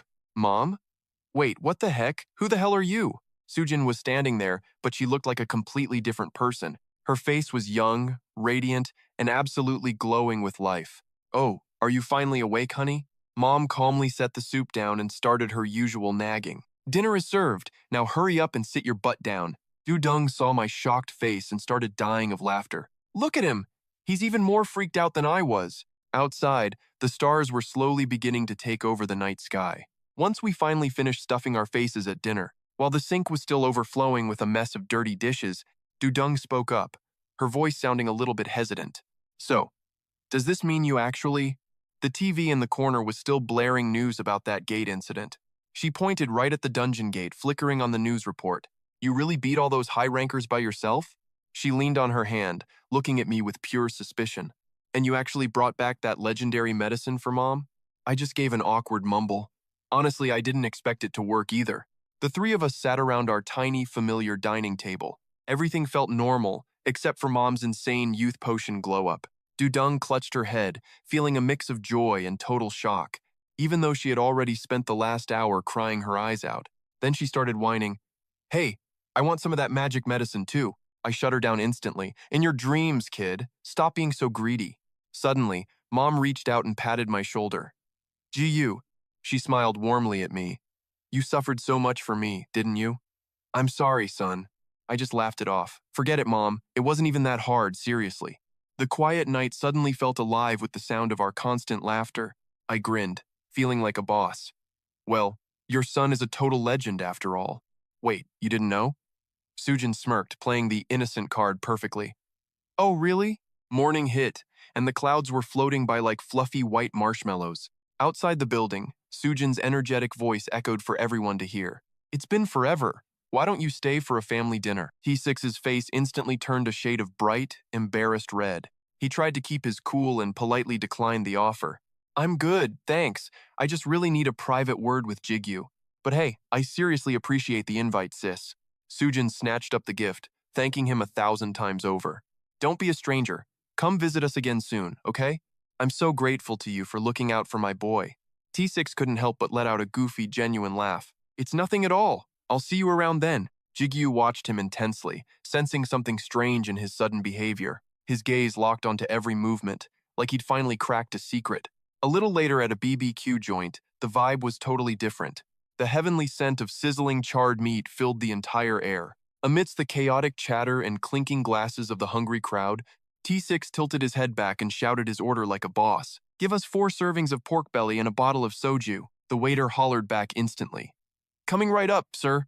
Now, while they waited for their massive feast to arrive, he calmly poured some cold water into his cup, acting casual. Gigyu raised an eyebrow, feeling a bit suspicious of the mood. It's broad daylight, man. You're already starting on the booze? T6 just shrugged him off with a nonchalant look. Why the heck not? Who says we can't drink now? We have a legendary reason to celebrate this win, don't we? His eyes sparked with excitement as he quickly changed the subject. Spill it. How on earth did you score that divine elixir? He took a quick sip, trying to hide his mounting curiosity. It took every ounce of self-control not to ask over the phone. However, facing that barrage of questions, Gigyu remained completely unfazed. He leaned in and began to speak with chilling calmness. Before we get into that, let's talk about something else. His next words were so shocking, T6 literally did a spit take. Are you actually crushing on my mom or what? The entire restaurant went dead silent as everyone turned to eavesdrop. T6 started shaking like a leaf, completely lost for words. What? Gigyu smirked. Dude, your face is turning beet red right now. He grabbed some napkins, adding, I've had my suspicions for a while. Gigyu slowly wiped the water off his own face, totally relaxed. I know you've been caring for her whenever I'm not around, and I know it's not just because she's looking younger lately. You're being way too obvious today, but hey, you have my blessing. Speak your mind. If Mom hooks up with a legend like you, Dad's ghost would totally approve. Just then, the food arrives. T6 lets out a loud, awkward cough to clear the air. Steam rises from the grill as he pivots fast. Anyway, back to that legendary elixir we mentioned. Ziyu flips the sizzling meat. Speaking of secrets, did you bring the soundproofing barrier device? T6 blinks, totally confused. It is in the car, but why the secret agent vibes, kid? Ziyu lets out a heavy sigh. Honestly, the whole situation is just long and messy. Fat drips onto the glowing coals, hissing like a snake as the dark truth finally unfolds. T6 slams the table, eyes blazing with fury. Those low-life scumbags actually dared to do that? He jumps up, ready for war. Give me their address. I will serve them a total beatdown. Ziyu quickly waves his hands to stop the chaos. Chill out, man. And why are you weaponizing that soju bottle anyway? The young hero leans back, letting out a long and weary breath. I really appreciate you having my back like this, but there is no need to blow a fuse over those losers. This is a debt I will settle with my own 2 hands. Ziyu's fist trembles, teeth gnashing as he curses those villains under his breath. Those Iron Ziyu bastards are going to pay for everything. T6 suddenly gets all serious, trying to drop some wisdom on his disciple. Listen, kid, real revenge, it has to come straight from the soul. He snatches a piece of meat from the grill and stands back up abruptly. Speaking of souls, a man cannot fight on an empty stomach. Priorities, just eat. Ziyu stares, totally lost. What are you even talking about right now? Suddenly, Ziyu remembers. Speaking of payback, I still have one more massive debt to collect. He looks up, voice turning sharp. What is the status on the Floor 4 Guardian? T6 shrugs casually. A C-rank tamer squad was already deployed yesterday morning. Tipsy from the soju, his face turns a bright, drunken shade of red. 37 pros, mostly C-ranks. That is overkill. They will report a success any second now. Ziyu sighs, disappointed. Damn. I was hoping to use that boss for some stress relief. Cut to a pitch-black forest where desperate gasps fill the freezing, silent air. A man staggers through the brush. I have to. Warn the association, right now. He clutches his mangled, half-severed arm. The entire C-rank tamer squad. They are all. A massive shadow looms over him, eyes glowing with a terrifying, predatory hunger. The man chokes out his final, desperate words. Everyone has been completely wiped out. A blood-curdling scream rips through the woods, shattering the silence as the forest trembles. Back in civilization, low voices mumble inside a sleek black car outside Ziyu's house. Our top priority is monitoring you and your mother's reaction after taking the elixir. This is not the kind of thing a normal hospital can handle, unfortunately. Seong-hun taps his tablet and offers a smirk. But do not sweat the small stuff. T-Sicko is going to pull some strings and handle all the logistics for us. He clears his throat, ready to deliver one final important update. Then there is the matter of the mana stones and the elixir reward money. I sent half the profit to manager O, just like you requested earlier. Seong-hun tilts his head, a playful and knowing smile dancing on his lips. The poor guy nearly fainted when he saw the massive bank transfer. But I told him it was your wish. Now, your slate is finally clean. He accepted the deal with a hesitant sigh. Secretary Hun smoothed out the report with professional poise. Let's see what we are working with here. After taxes and all those annoying fees, we still have $20 million left. Then, he brought up a whole new level. Since you're moving, I've scouted some North Han River spots. I've narrowed the list, pick one. Any questions, boss? Zigu stared at the map, completely lost for words. Why are you even picking out our new house? Hun looked shocked. Is that really all you've got? He tapped his phone, dropping a total bombshell. Per Chief Sicko's orders, things are changing. Starting today, I'm officially your personal assistant. Hun flashed his contact info like a pro. His voice was smooth, way too cooperative. Looking forward to our legendary partnership, sir. Gigyu waved him off, feeling totally weirded out. He couldn't help but wonder about this guy. Is this dude always this extra, or what? Cut to the shadows of Dongdaemun Alley. The sky bled into a deep, moody purple. The two of them hauled heavy suitcases outside. Hun hesitated, looking at the massive luggage. I followed orders, but what's the plan here? He glanced at the bags, 8 million in cold cash. My gear got trashed. Time to pay my debts. Hun gasped. Exactly how much do they cost? 3.5 million. Hun's jaw hit the floor. Zigu winced. That old man is absolutely insane, and I'm even crazier for saying yes. Ji-chun dryly confirmed the debt was huge. Honestly, I do not know what I was thinking.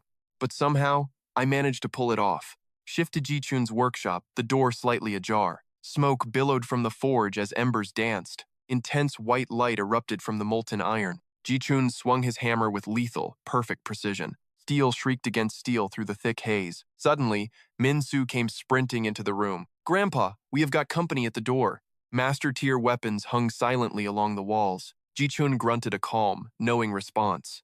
A guest? Hun headed toward the stairs. I will wait for you guys on the top floor. Gigyu offers a sharp nod. Much appreciated, sir. Suddenly, a grizzled voice booms from the shadows. So, it really is you, kid. The old man closes the distance with heavy, deliberate steps. Few months and I barely recognize you. Gigyu smirks. Good to see you, Pops.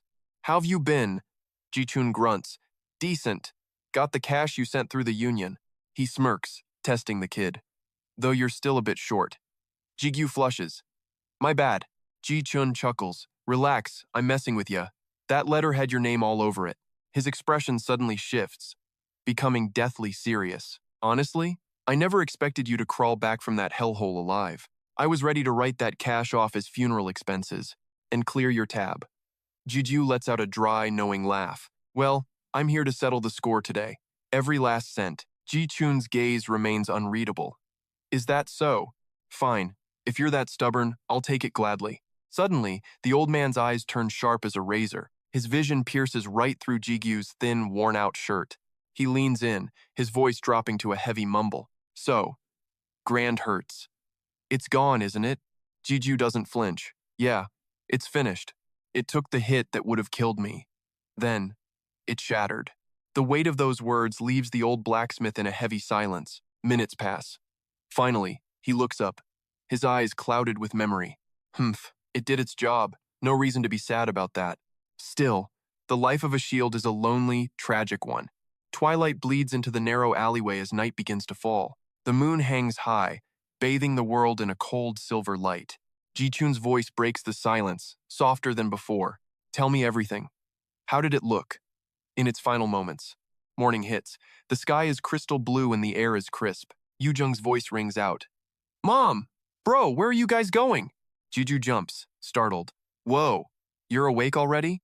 Told you yesterday, remember? Taking Mom for her hospital checkup. She rubs her eyes, still stuck in dreamland. Did you? But as her vision clears, her eyes go wide with total shock. Wait, bro. Did you hit a massive growth spurt or what? The sun rises higher, casting a golden glow over the city streets. Cut to the company locker room. Tension, high, vibes, iconic. Seong-hoon's jaw is practically hitting the floor. Damn, Jiju. You look like a freaking runway model now. Why are you even here? Go join an idol group, man. Jiju just shrugs, casually peeling off his work shirt. Boom, broad shoulders and ripped muscles, pure alpha energy.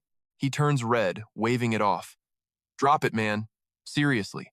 But Seong-hoon isn't backing down. The interrogation continues. Wait, you grew 3 centimeters overnight? And check out those insane muscle gains. That elixir is definitely the real deal. He whispered, Bro, hook me up with one? Gigyu flashed back to Zuzung's words. He just laughed it off. You too? My sister said the exact same thing. Suddenly, Giju's gaze turned sharp and intense. He thought to himself in the silence, it might look like a small upgrade, but it's massive. I'd hit a wall, my body had reached its absolute limit. Then, the system notification pinged loudly.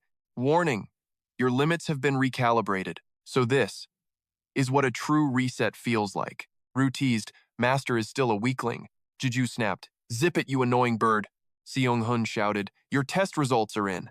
Looking at your stamina. 25 years ago, he smirked back with a playful wink. You'd have crushed every Olympic world record. Jiju blinked. Why 25 years ago? He dressed slowly. What about current standards? Seong-hoon grinned. Rank 10. Jiju glared. Suddenly, Seong-hoon's eyes flared with excitement. Brace yourself, your mana control is. He shouted it out with pure hype. Double S rank, you're high ranker material. But at this world-shaking news, Jiju didn't even flinch. Total silence. Seong-hoon gasped. Wait, are you serious?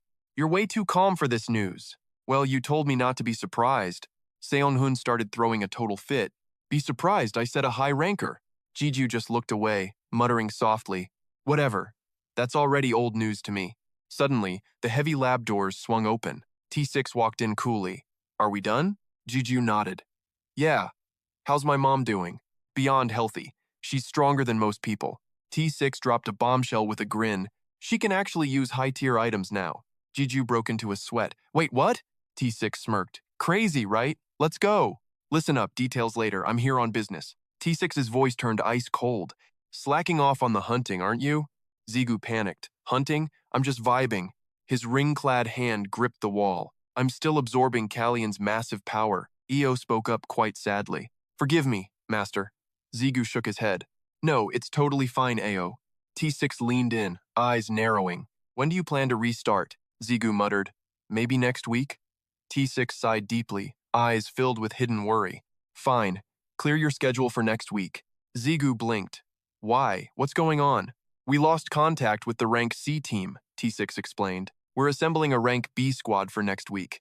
Zigu hesitated. You mean? T6 cut him off. Exactly. The floor 4 guardian lives. The news left Zigu's jaw on the floor. Suddenly, T6 stopped and frowned. But that's not the real problem. His expression grew dark and ominous. That bastard grows stronger by hunting players. Zigu froze, cold sweat drenching his back. Meanwhile, the mood shifted completely. Old man Hun sat back, thinking, man, I want in on this talk. A rank B subjugation squad. These teams usually have 30 elite members. At least 60% are rank B. Thoughts raced through Zigu's frantic mind. But me, Kim Gigyu? After the elixir, my rank is... Suddenly, the epic hype just deflated. Obviously, he is still rankless. Later, inside the general manager's office, T6 gave a stern reminder. Go take the official rank evaluation. You don't need to worry about gear restrictions now. He offered some gentle encouragement. Your physical stats might be rank D, but with your potential, you'll hit rank B easily. Zigu collapsed onto the desk, exhausted. but rank B means level 100 plus. That's straight from the high school textbooks. I'm still low level. Is this ranking system even legit? Measuring potential seems way too sketchy. Levels are trash. T6 calls it raw potential. Mana control is what defines a true warrior. Just look at the mutants for proof. Level is just a number to them, right? He continues. Levels are basically a facade. The real juice is in the stat boosts. Everyone's level is top secret for security nowadays. So, an appraisal means I'll stand out? A low-rank guide hitting B rank, you'd be legendary. I told you, drop that cringy nickname. He sighs. Drama is coming for you regardless. The media will crown you the next star. What? Is the spotlight too bright for you? It's not about the fame, Zigu retorts. But Iron Ziu is watching. I need silence. T6 groans. You're being way too paranoid. Fine, I'll respect your wish for stealth. Still, I can't just hand out ranks. Zigu stares. I thought you had a plan. I didn't think you'd actually say no. In this world, high rank is everything. Zigu groans, rubbing his aching temples. Wait. There is another path, T6 smirks. What's this paper? Zigu asks, totally confused. The roster for the upcoming Grand Raid. Join a guild, and you're in the game. I can pull some strings for you. Who'd recruit a complete nobody like me? Leaving mid-raid would trash their reputation. I don't want to be their burden. Suddenly, Zigu's eyes nearly pop out in shock. Line 5, Morningstar Guild. Led by Seong Pai. Deep in the mountains, a leader emerges. I'm Kim, lead tamer for this raid. We move out once everyone is here. Let's crush this. The team roars back. Shadows fall as Morningstar enters the zone. Thanks for the slot. Seong Pai beams, he adds shyly, looking at the floor. I wish we could do more, brother. We're just a humble C-rank squad, just here to provide some backup. Zigu smirks, feeling quite satisfied. You've already done more than enough. Just glad I'm not hauling luggage. Give me one opening, and I'm diving in. Old Man P just chuckled, feeling totally awkward. Not like it'll ever be my turn anyway. Look around. This place is crawling with heavy hitters. He blinked. Heavy hitters? You mean these guys? Everyone's eyes locked onto the elite Chai Ryu squad. Like Captain Rong Hee Kim word is, he's hitting rank A soon. They're grinding non-stop. Rank A is basically legendary status. Even sniffing that level of power is insane. GQ's brain shorted. Is that really such a big deal? I mean, compared to the Demon King or Iron Siu, EO cut in, hey, that lady is a total freak. Why are your standards so ridiculously high, anyway? Suddenly, Han Ayun leaned in way too close. But hey, Mr. Guide, you've had a total glow-up, haven't you? Zigu nearly jumped out of his skin. Say what? Z-Gun jumped right on the bandwagon. Straight facts. Did you get a secret facelift or something? Gu panicked and tried to shut them up. That's beyond rude, you guys. Zigu stood there, lost in thought. Did I really transform that much? Du tried to explain the situation. Your whole vibe is on a different level now. You've finally got that main character energy going. He waved his hands in a frantic panic. Floor 5 side effects. I just got taller.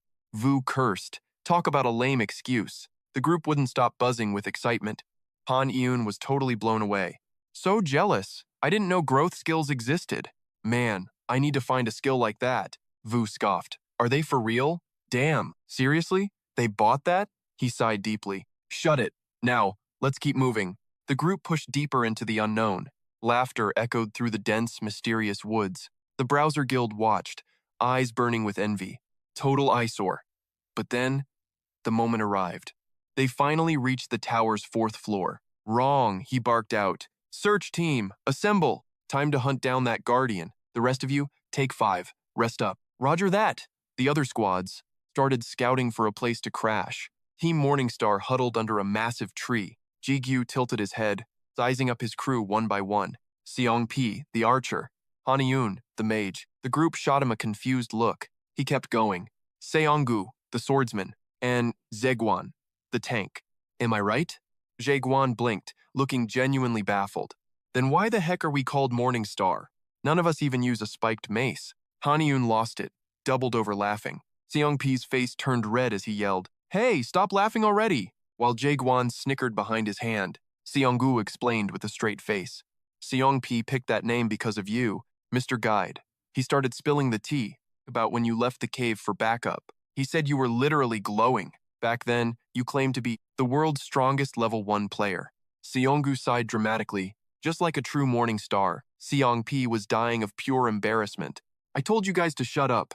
The vibe got awkward real fast, so Gigyu stepped in to chill them out. He laughed. Anyway, just talk to me normally. I'm not your babysitter anymore. They all blinked. Oh, right. Seong-P looked up with a grin. You're the same age as Seong-Gu, right? Can I call you Hyung? Gigyu nodded. Sure thing. But in that split second, a dark silhouette flickered in the distance. Oblivious, the group kept joking around. Hyung started relaxing with the squad. Andy gave a sharp nod. All right then. Suddenly, a figure approached with a mocking sneer. The world's really gone to trash, hasn't it?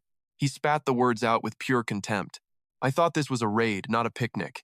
3 massive hulking men loomed over them, a complete contrast to Jigyu's ragtag crew. Gigyu tilted his head.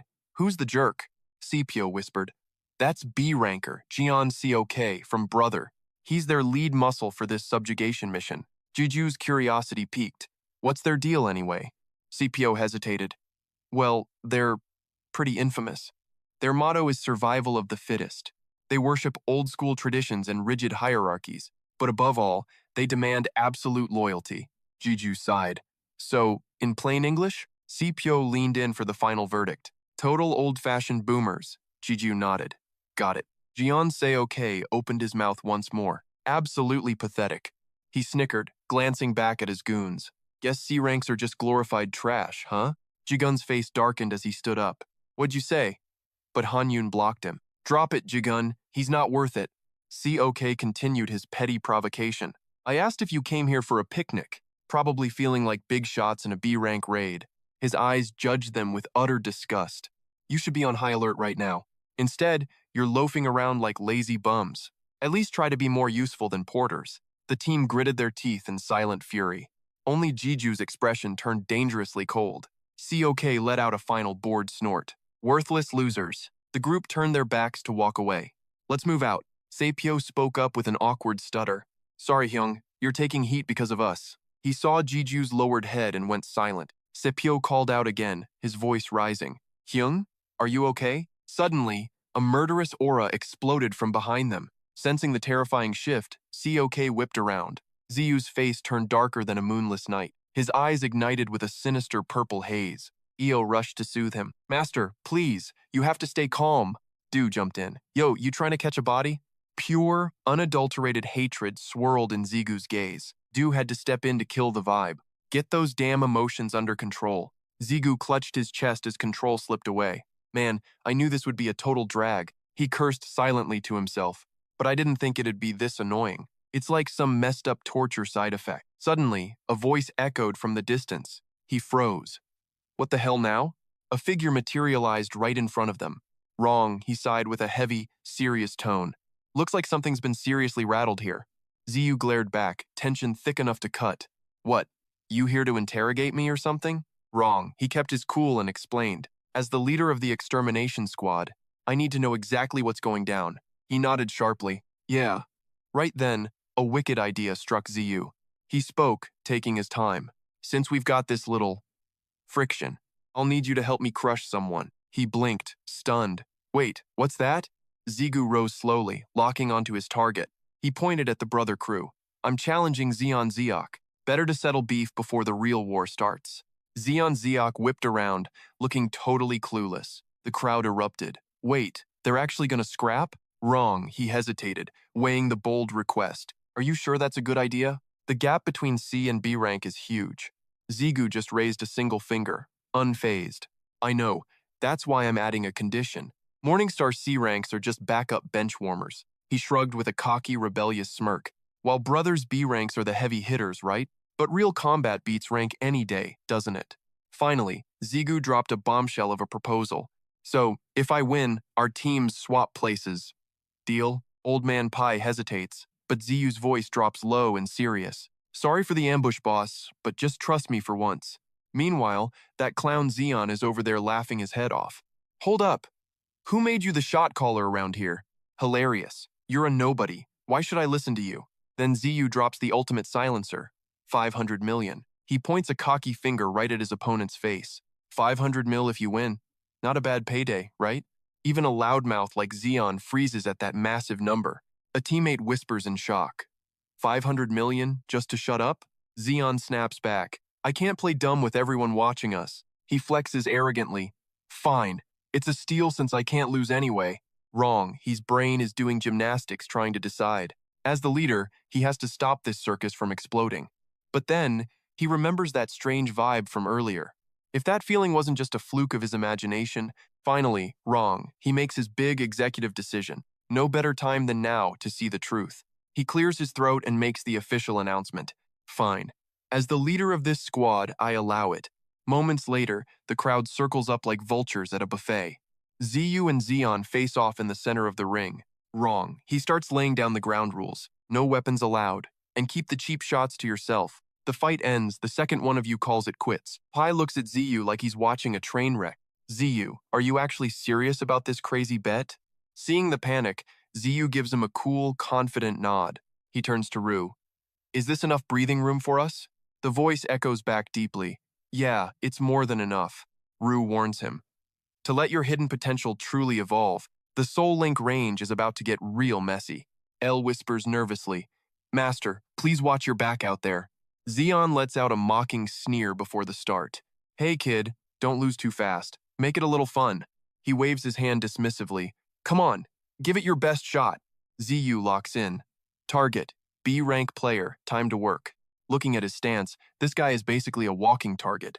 A typical brawler, all muscle, zero brains, probably a tanker type. Ziyu digs his heel in. B-rank or not, he's hiding something. Then, like a coiled spring, he explodes forward. Dirt and gravel fly as he tears across the ground.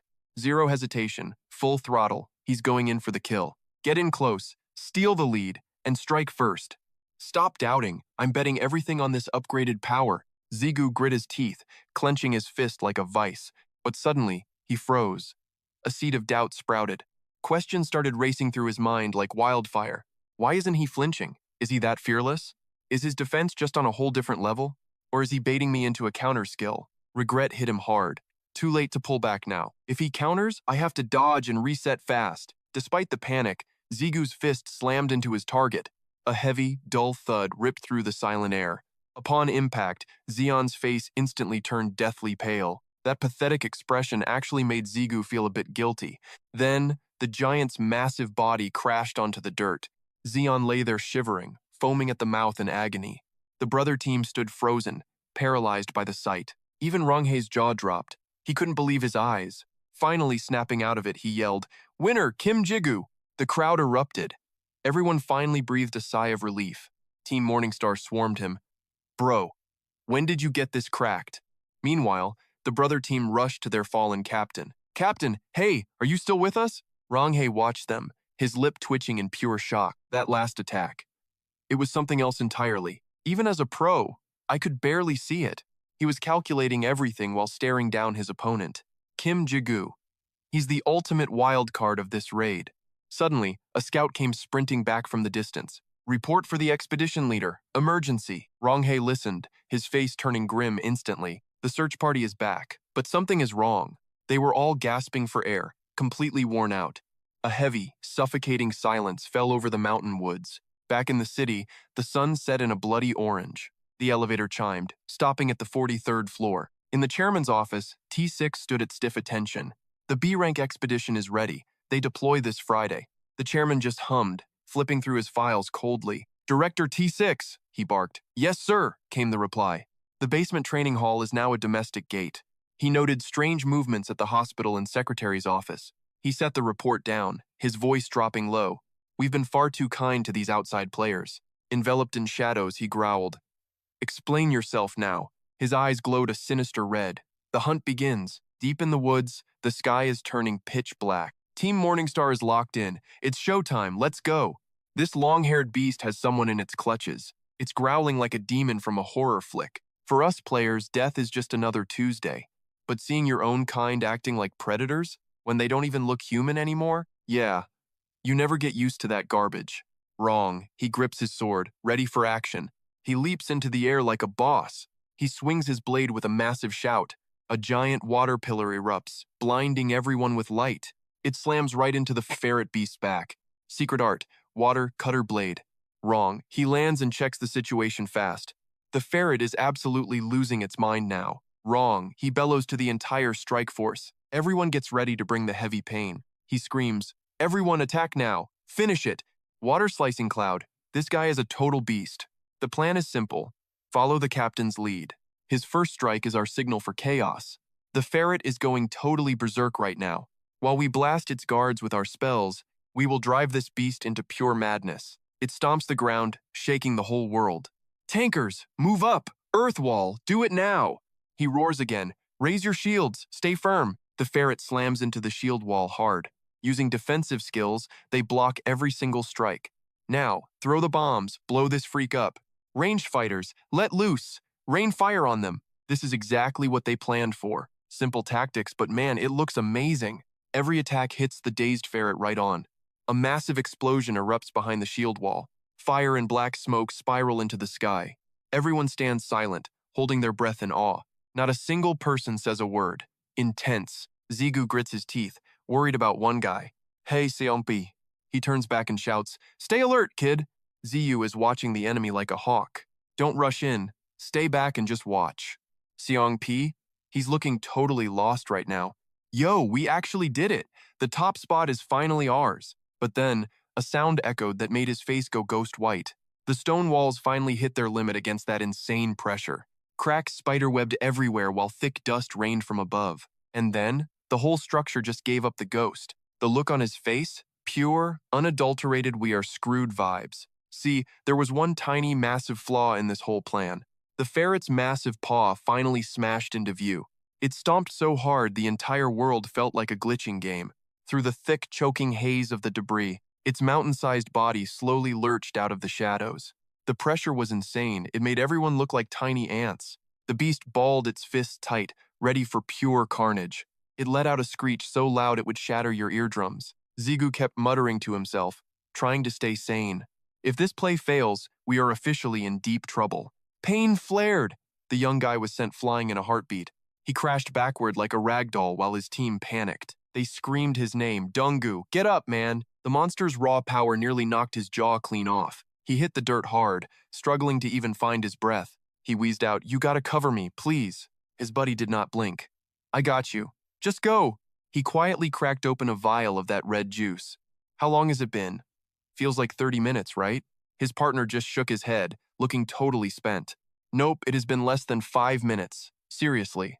Dungu could not help but let out a frustrated, "Damn it." He chugged it down and wiped his mouth, looking sharp.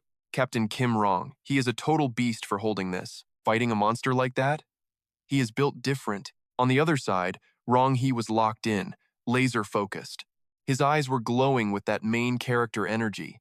He was determined to end this nightmare right now. The ferret went berserk, swinging its claws like a maniac. It was barely dodging those lethal water guillotine strikes. Wrong, he kept his eyes peeled, checking the beast's condition. But when he saw the ferret looking totally fine, he could not help but hiss in pure annoyance. Its healing factor was honestly just cheating at this point. Thick white steam began to blanket the entire forest floor. The whole mountain looked like a scene from a horror flick. Wrong, he barked out orders. Its regen is insane. It is matching the recovery speed of a high-tier guardian.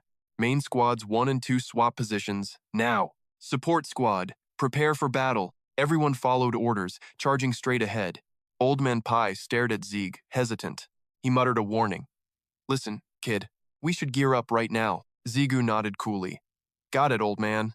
That calm vibe totally rattled Old Man Pai. See, Zigu was just a tiny speck. Next to Ferret's massive, mountain-sized body, Old Man Gu screamed for him to stop. "Hey, it's way too dangerous." Suddenly, a strange aura radiated from Zigu. His face darkened amidst a mysterious glow, coldly focused. Then, that lethal light was about to shred his shoulder apart, but Zigu ghosted it like a pro. Dirt exploded everywhere from the impact. Total carnage. Zigu smirked. He was definitely cooking now, just like I thought. I was right. He glanced back at the other players. The tutorial-skipping noobs had zero clue. Every time Ferret launched a massive strike, Zigu dodged it on pure instinct. He moved like a shadow through flames, mapping out the beast's attack patterns. Ferret's eyes blazed like red-hot lasers, seeking to delete everything in sight. Only his regen matters, Zigu noted. He remembered a previous question. Old Man Hun had asked him once, "What's the plan for 8 million bucks?" Zigu chuckled. Well, let's see. Pay debts, then buy legendary gear. Back to reality. Zigu ducked low, weaving through Ferret's violent, wild strikes, his sharp eyes locked on high. This is the perfect chance, he thought. Zigu pushed off with explosive force. He lunged forward to test his limits. Time to unlock this new Ego Link's power. In that instant, Zigu became lightning, zipping around the beast like a blur. Ferret's head spun, unable to track him. He swung his blade with lethal grace, carving the air with blinding streaks of light. Brilliant sparks sliced through the darkness like jagged blades of fire. Underneath Zigu's feet, his legendary boots pulse with a rhythmic glow. The gear's power flows through him, making every movement feel weightless. A system notification pings. Skill, Garnish, and Haste are now active. Speed is ramping up for 5 minutes, hitting max velocity in 3. Ferret is absolutely losing it, his face twisting into a hideous mask of rage. Deep gashes tear across his hide, oozing a foul, pitch-black liquid. The two guys watching from the sidelines are completely shook by the carnage. Wrong, his jaw hits the floor. What the hell is this guy? Suddenly, his eyes widen as he spots something terrifyingly wrong.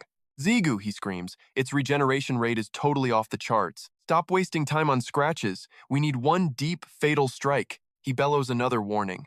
Save your mana. This is gonna be a grind. But then, wrong, he freezes. Wait, did its healing factor just die? The mysterious necklace around Zigu's neck begins to glow with divine light. System alert. Mana regen up. Target's healing factor is successfully suppressed. Ferret collapses, hunched over and wheezing like his lungs are filled with lead. Suddenly, the beast snaps. He swings a massive, desperate fist, creating a whirlwind. The guys exchange confused looks. Is it evolving or just losing it? Zigu watches coldly, his mind racing through every possible combat scenario. This isn't some fancy attack evolution, Zigu mutters under his breath. It's just a low-level trash mob cornered and waiting to die. A cocky, rebellious smirk plays on his lips. I've already won. He launches forward like a rocket, his blade locked onto the kill zone. Zigu's eyes burn with iron will. I predicted every single move, you freak. In a blur of steel, Zigu unleashes a devastating flurry of lightning-fast slashes. The beast is shredded instantly, and Zigu backflips away with flawless grace. The Brothers Guild members stand there like statues, completely stunned. Zigu slams his heels into the dirt, breaking with a shower of sparks. His sword erupts in a blinding, golden aura of pure destruction. While the beast reels in agony, Zigu leaps, aiming a brutal uppercut slash. Lightning and fire explode from his blade, hungry to incinerate everything. For one heartbeat, the entire battlefield falls into a chilling, eerie silence.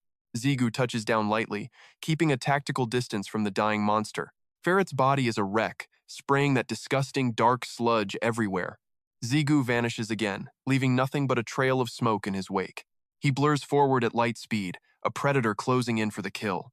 His gaze is icy and calculating, mapping out the final strike.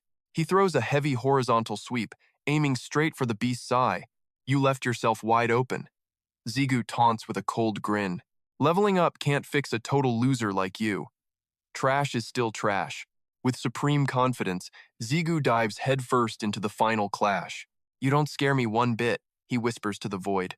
Now eye to eye with the hulking ferret, Zigu doesn't even blink.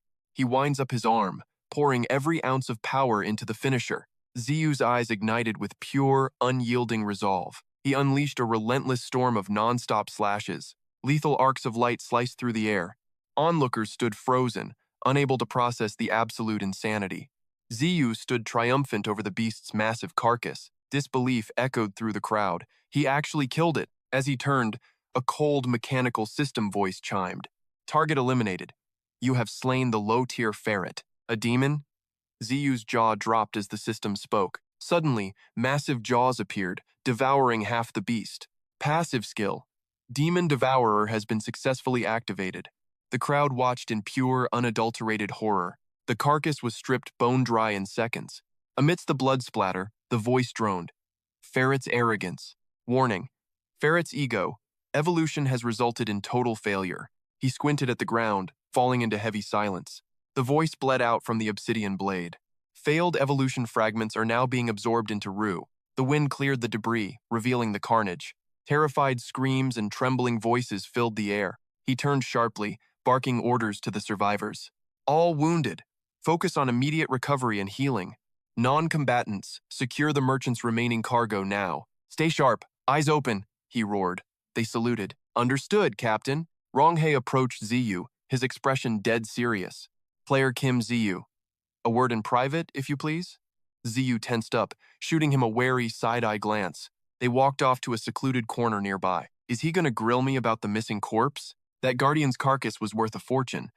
But he frowned, anxiety gnawing at his gut. Now that every spirit, stone, and loot drop just vanished, he is totally gonna pin this on me. Ziyu narrowed his eyes, panicking inside. Stay cool, he thought. He has got zero proof. This whole mess is too weird to blame me. He cannot just jump to conclusions, right? They stood alone, isolated from the group. Every eye in the camp was burning holes in them. All right, let us see where this goes. Zhonghae reached out, his expression stone cold. I will be blunt. How about joining our guild? Ziyu kept a poker face, but his heart was celebrating. A scout knew he could not resist my talent.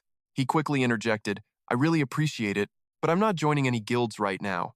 Even my current squad is just temporary, a simple means to finish this raid. Zhonghae smirked with regret. Understood, such a waste. He reached into his pocket, searching for something. Regardless, I'd like to stay on your side, Ziyu. Handing over a card, he said, call if you reconsider. Vice President Kim at your service. Sorry, it's wrinkled. Sunset bathed the tower. Great work, everyone. We're done. Ziyu glanced sideways with a smirk. Hey, can I ask? Seongyu looked up, visibly surprised. Yeah? What is it? Ziyu's gaze turned inquisitive and sharp. I didn't ask before to avoid awkward vibes, but why aren't you in Seokgu's elite guild? While the two shared a heavy, quiet moment, Seonggu and Han Yoon were debating their dinner. Dinner? What's the play? Soup sounds fire, Ziyu continued, his voice full of genuine respect. You've got the skills to make it big. Your potential is honestly through the roof. You definitely have the right connections too. You'd be a legendary superstar if you joined. He just laughed, brushing the praise off easily. Well, it's honestly not that deep, man. Seongyu grinned, radiating a cool, rebellious confidence. I just hate being called a nepotism baby. I'd rather earn my own stripes, you know? He tilted his head, flipping the script back. What about you? Why are you solo? Ziyu blinked, momentarily caught off guard. Wait, you're asking me? Seongyu chuckled at his teammate's reaction. As a guide or player, it's the same. A powerhouse like you should be scouted instantly. Ziyu went quiet, staring at the distant horizon. He watched the crimson sky and finally smirked. Heh. Like you said, nothing special. Han Yun narrowed her eyes at them suspiciously. Why are you two being so dramatic? Seonggu interrupted them with a playful grin. How about some grub? I know a legendary spot. Jiju declined with a smirk. Sorry, guys. Maybe next time. I've got urgent business. He waved as they walked away. Gotta head home and pack. Later, Seonggu. Seonggu muttered. Catch you later then. Jiju promised to call everyone soon. He whispered about his secret tasks. A message from T6 appeared. Call me after the raid, kid. City lights pierced the silent night. A voice cut through the dark. Sorry for the late night summons. Gigyu? Taeshik let out a huff. His voice wavered slightly. That was a fake alias. Wait, what do you mean? He dropped a total bombshell. The chairman wants dinner with you. Jiju rubbed his neck, stunned. The association chairman? Seriously? Talk about a massive curveball. I should have gotten a haircut. Or dressed up a bit. I look like a total mess. He laughed at the boy's panic. Relax. Nobody cares about your hair. The chairman, a self-made industry titan. A mystery at the food chain's top. Why meet me at your place? Level 10. He's cooking for you. He cooks? In your house? They punched in the door code. We're home, you old man. Finally back, are we, Taeshik? Quit quoting that prehistoric movie already. It is ancient. Shut up. Perfect timing. What is for dinner? I doubt we have any food. I bought groceries. Set the table.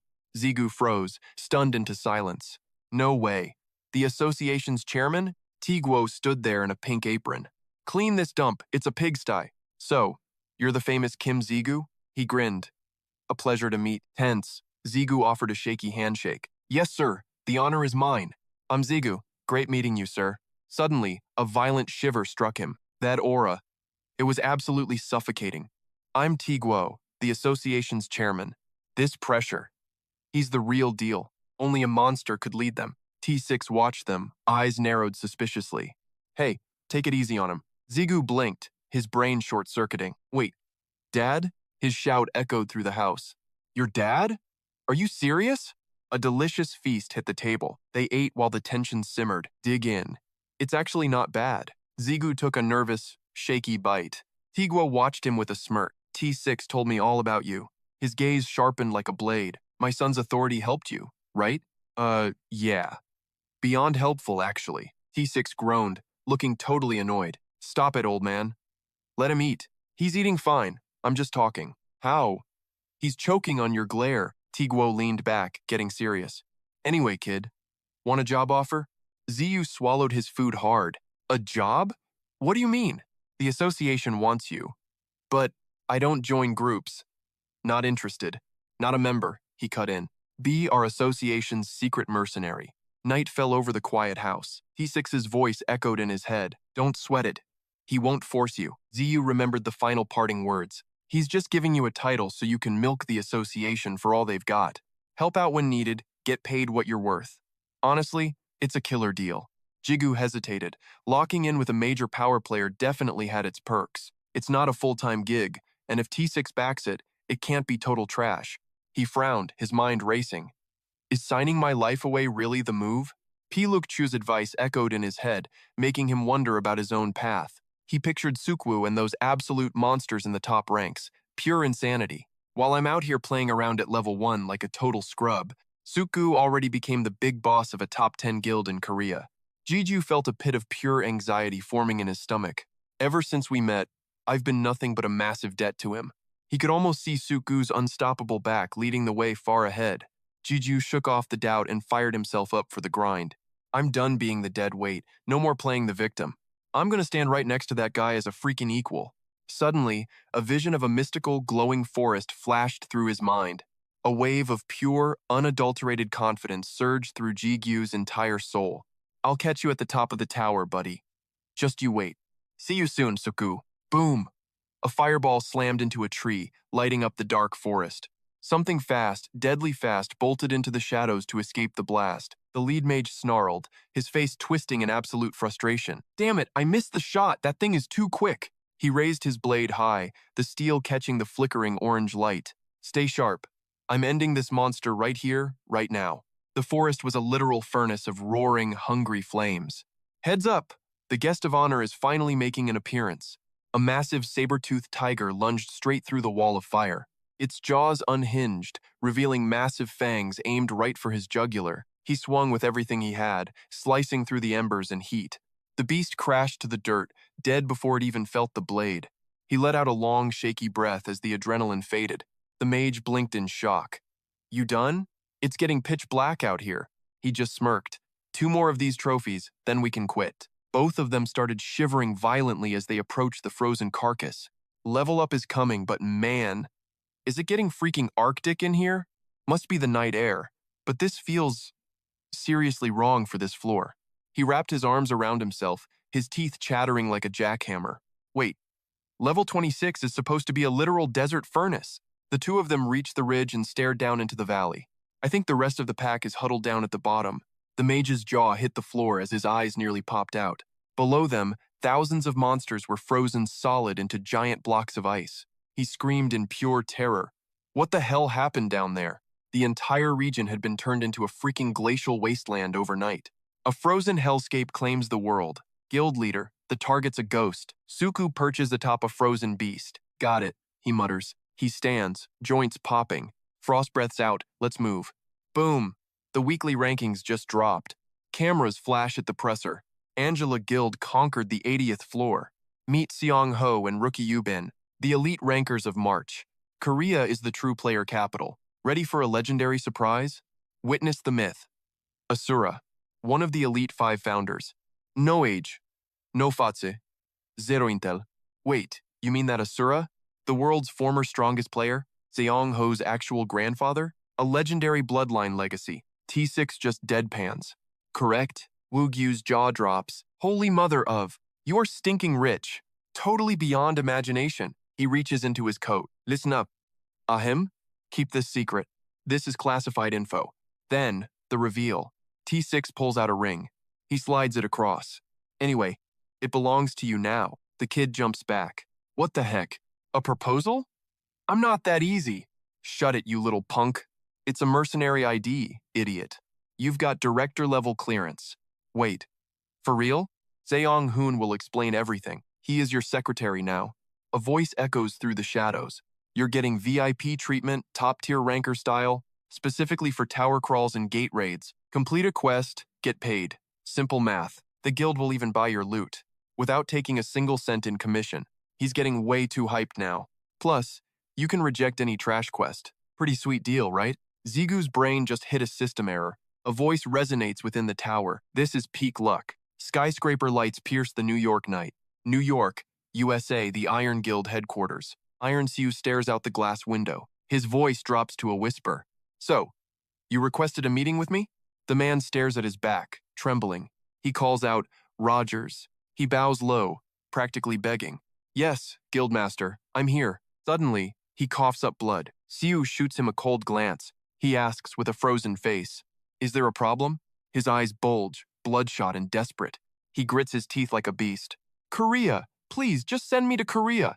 I'll give you everything, my very soul. Siu cuts him off without a word. Fine. Rogers freezes in total disbelief. His voice is chillingly calm. I'm opening a branch there. You're director. Go wild. Get your bloody revenge. Iron Siu isn't finished yet, and I'm granting you blade number 9. Rogers stands there, completely paralyzed. He screams out in pure ecstasy. Number 9? The legendary 9th blade? He bows frantically, words tripping out. Thank you, master. 1,000 thanks. His voice drips with pathetic joy. Siu's eyes flash with murderous intent. Yes, Rogers Han. Be my stepping stone.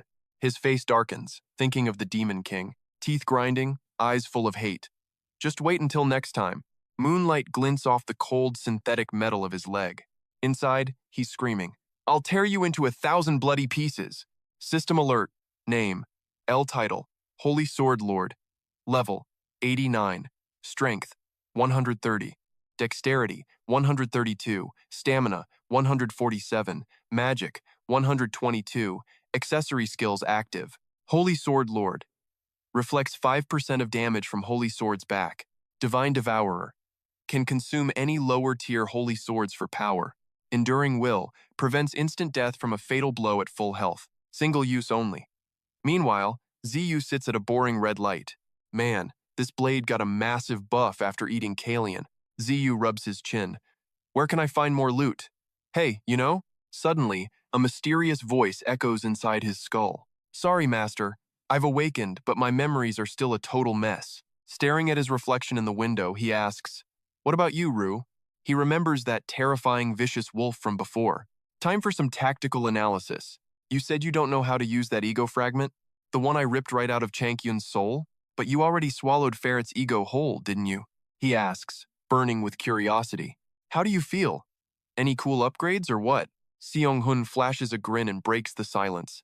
Hey, did you get a fresh haircut or something? Ziyu fumbles his words, feeling totally awkward. Yeah. It was looking a bit trashy earlier, so I gave it a little trim, you know? Rue's voice trembles with pure anxiety. It's like this guy can actually hear us talking. Ziyu tries to play it cool and calm him down.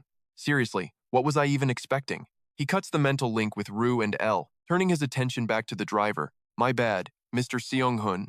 So, where exactly are we heading anyway? The man explains the situation with a calm vibe. We're hitting a unique gate located over in Yosu. The scanners are glitching between rank F and rank C. Your job is simple, just go in and clear it. Ziyu rubs his chin, feeling the sudden pressure. My first official gig as a mercenary. Not gonna lie, I'm getting some major butterflies here. The car roars down the highway like a beast. Don't sweat it. Today is just about gathering some intel. A billboard flashes by, catching his eye. A rest stop? Seong-hoon nods. Yeah, I'm pulling over for a bit. Jigu's brain short-circuited. Holy crap! My precious plans, when the hell did we hit the highway? Seong-hoon kept talking, totally oblivious. Oh, by the way, did you hear the news?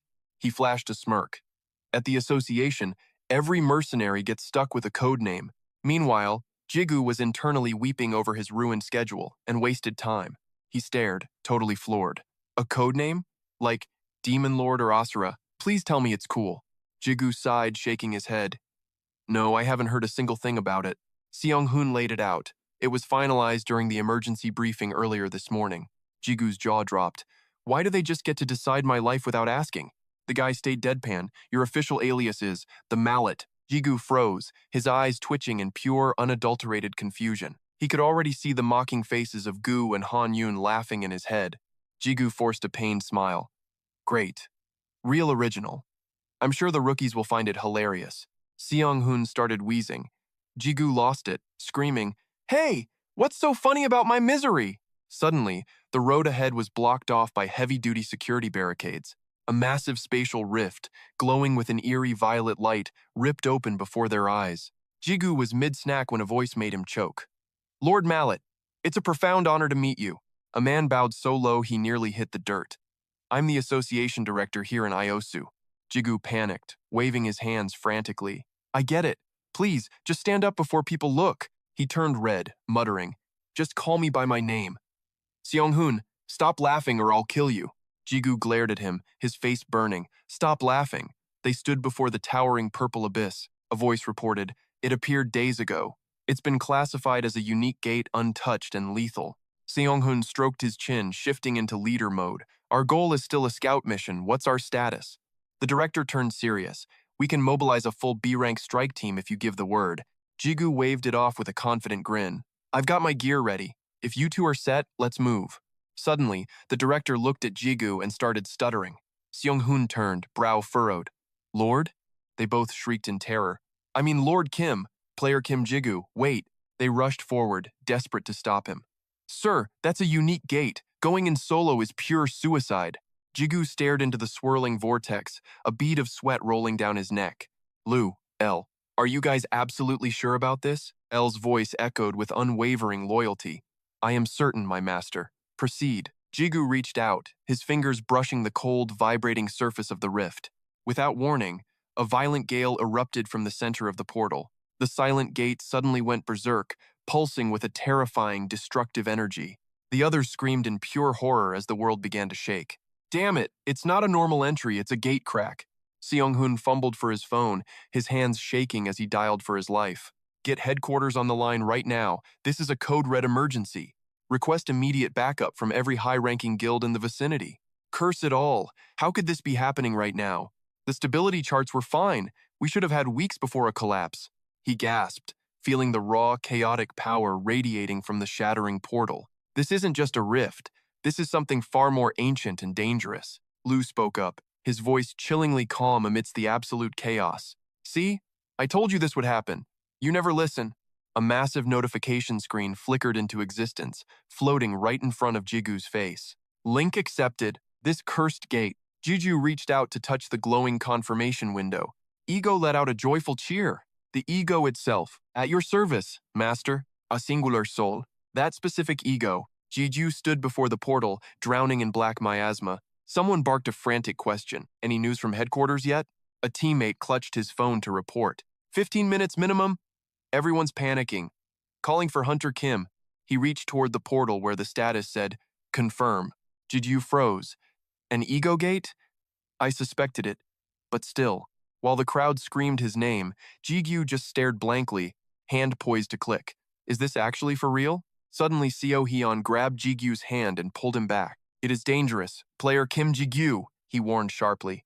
The mood turned intense as he whispered Hyun's name. The others watched, stunned by the sudden dramatic tension. God, what is happening right now? Soon, the gate area was sealed and heavily guarded. Scene change. A dusty shipping container became their temporary headquarters. Seo Hyun's obnoxious, cheerful voice broke the silence. "You are really something, Kim Gigyu." Gigyu stayed quiet, looking completely stressed out. Hyun leaned in, firing off a million questions. "Now you are creating gates? Seriously, dude? What is next? Training monsters like pets? You are insane!" Gigyu looked away, avoiding the intense gaze. He awkwardly scratched his head. "I honestly did not know it would go like this." Seo Hyun slumped back with a heavy sigh. He asked suspiciously, "So, what really happened in there?" Gigyu went stiff and stayed silent. Hyun remembered everyone's confused stares outside. "It is back to normal now, I guess. It is new to me, too. Likely just my unique skill's weirdness." Hyun frowned. "A unique skill? Fine, I will not be rude." He tossed something over. "Here, take this with you." "A traditional mask? I hand-painted those red lips myself." Hyun thought of the massive crowd of players waiting outside. Gate swarming with emergency players. Total chaos zone. He eyes the gate, then whips out his phone. Reporters are coming. He groans, sounding totally stressed. So Eun-hun frowns, showing Zigu the portal storm photos. Serious talk mask up or enjoy being viral bait. Gyu sighs. Thanks, but your taste is questionable. Hey, that lipstick look was hard to find, okay? Ugly? Gyu asks, already planning at the gate. After an hour of drama, I'm going solo. The other players glare, but they finally shut up. The association clearly handled the haters for me. Inside, Zigu's practically doing a victory dance. Mercenaries rule. The association is the literal GOAT. So Eun-hun looks worried, double-checking the solo mission. You sure you're fine going in there alone? Zigu keeps it cool, totally unfazed by it. Yeah. My unique skill works best in private. Just stay on standby outside for backup, okay? Notification. System link accepted. Ready to dive? Zigu reaches out, tapping the digital prompt. Link start. Let's see what's inside. Brilliant light erupts, swallowing his body whole. Poof! Zigu vanishes right before their eyes. Pale moonlight bleeds through skeletal dead branches. A wary crow watches the shadows move cautiously. A man rushes down the desolate, dark road. A cold voice echoes. Awaiting your trial, mortal. Prove your worth or face your end. He grabs his head. Worthiness, give me a break. Zigu rips off the mask, finally breathing again. Usually, I just name Do and L easily. Maybe these gates play by totally different rules. Do snaps, don't make us sound so budget. He stuffs the mask away, already looking bored. I have no clue what's happening here yet. Whatever. Let's just trash this entire dungeon. Don't ask me, he shrugs, feeling totally lost. Just murder everything. That usually solves things, right? Zigu crosses his arms, shaking like a leaf. Actually, this place is beyond creepy, you guys. Let's finish this fast and get out now. Rue and Elle grin, actually loving the vibe. Smells like damp, gloomy magic. My favorite kind. I kind of like the depressing atmosphere here. He scans the area, walking straight into danger. Step 1. Track down the absolute sickest mana surge in this joint. Rue's casual voice makes Zigu jump out of his skin. Master, I seriously don't think that's necessary right now. He stops dead as the ground begins to scream and shake. Dust clouds explode on the horizon. A massive army is coming. Armored skeletons are swarming in. There are way too many of them. Zigu locks in. Skeleton soldiers? Things just got real interesting. Wait. Zigu narrows his eyes. He spots something even worse. A headless freak on horseback charges. It's a legendary Dullahan. Whoa, my first time seeing a real one in the bone. But come on, a mini-boss already? Talk about a difficulty spike. Zigu drops his gear and gears up. LR, let's go. They shout back. Gold and red mana explode from Zigu's body. He rockets forward. Speed boost. Time to wreck some bones. Skeletons drop like flies wherever Ziyu carves his path. Purple gems rain down everywhere. Pure profit. Something feels weird here. In these games, there's a standard rule. Ziyu lunges upward. He raises his blade. Step 1. Take off the leader's head. Rue pipes up suddenly, but master, he doesn't have one. An ancient axe carves a deadly arc through the dirt. The skeleton blocks his strike with a heavy iron axe. The scene shifts to a graveyard reeking of pure death. Ziyu stands at the tomb's entrance. Rue sounds suspicious. This is sketchy. Rue says the knight was just easy bait. They're too weak compared to the massive mana this gate emits. Zigu gets twitchy. They're pushovers, but why? Suddenly, he senses something. He stares at the massive tomb sitting in the center, right behind the headstone. A creepy old coffin. All right. Boss room found. Place your bets on what's inside. The lid flies open. Noxious green smoke starts pouring out. Rue warns him, "Eyes up, master. This isn't a drill." The lid crashes down. The green mist explodes outward. Rue realizes the truth. The knight was weak for a reason. Rue's blade blazes with a fierce crimson light. Ziyu charges. The smoke clears to reveal a withered skull. A lich emerges, oozing green death. Rue trembles, realizing every drop of mana from this gate is concentrated into this one monster. The beast lets out a raspy, bone-chilling hiss. Ziyu's brain is short-circuiting. This makes no sense. This freak belongs in high-rank gates or floor 60+. He steps forward, blade ready. One opening is all he needs. His heart races. It's the king of the dead. The lich, he sneered, voice heavy. So, you're the punk who wants to own me? Ziyu's jaw dropped in total shock. Wait, what? He stammered. The beast hissed. I'll ask again. He raised his Hand, voice low. Are you him? He pointed. The one seeking to be my master? Ziyu froze. How's a mob got a system voice? He pointed again. Final warning. Are you the one? His eyes glowed crimson. The one craving to lead me? Ziyu's brain glitched. This system voice was insane. He barked back, looking, totally rebellious. Yeah, I'm here to boss this gate, Ziyu shouted. Then answer me this. Are you the gate? He whispered. The gate? He paused, clicking his tongue. Fine, I'll talk. The gate. I'm the lord of these dead ruins. Ziyu gasped. That voice. He raised his palm. Blue mana started swirling like crazy. Ziyu flinched, locking his eyes on it. Check this, master. A staff materialized. In his hand, he roared. Show me you're worthy of being my master. Dark energy blasted from the staff. A black vortex erupted everywhere, while a crimson beam shot from the tip. Ziyu watched that red light.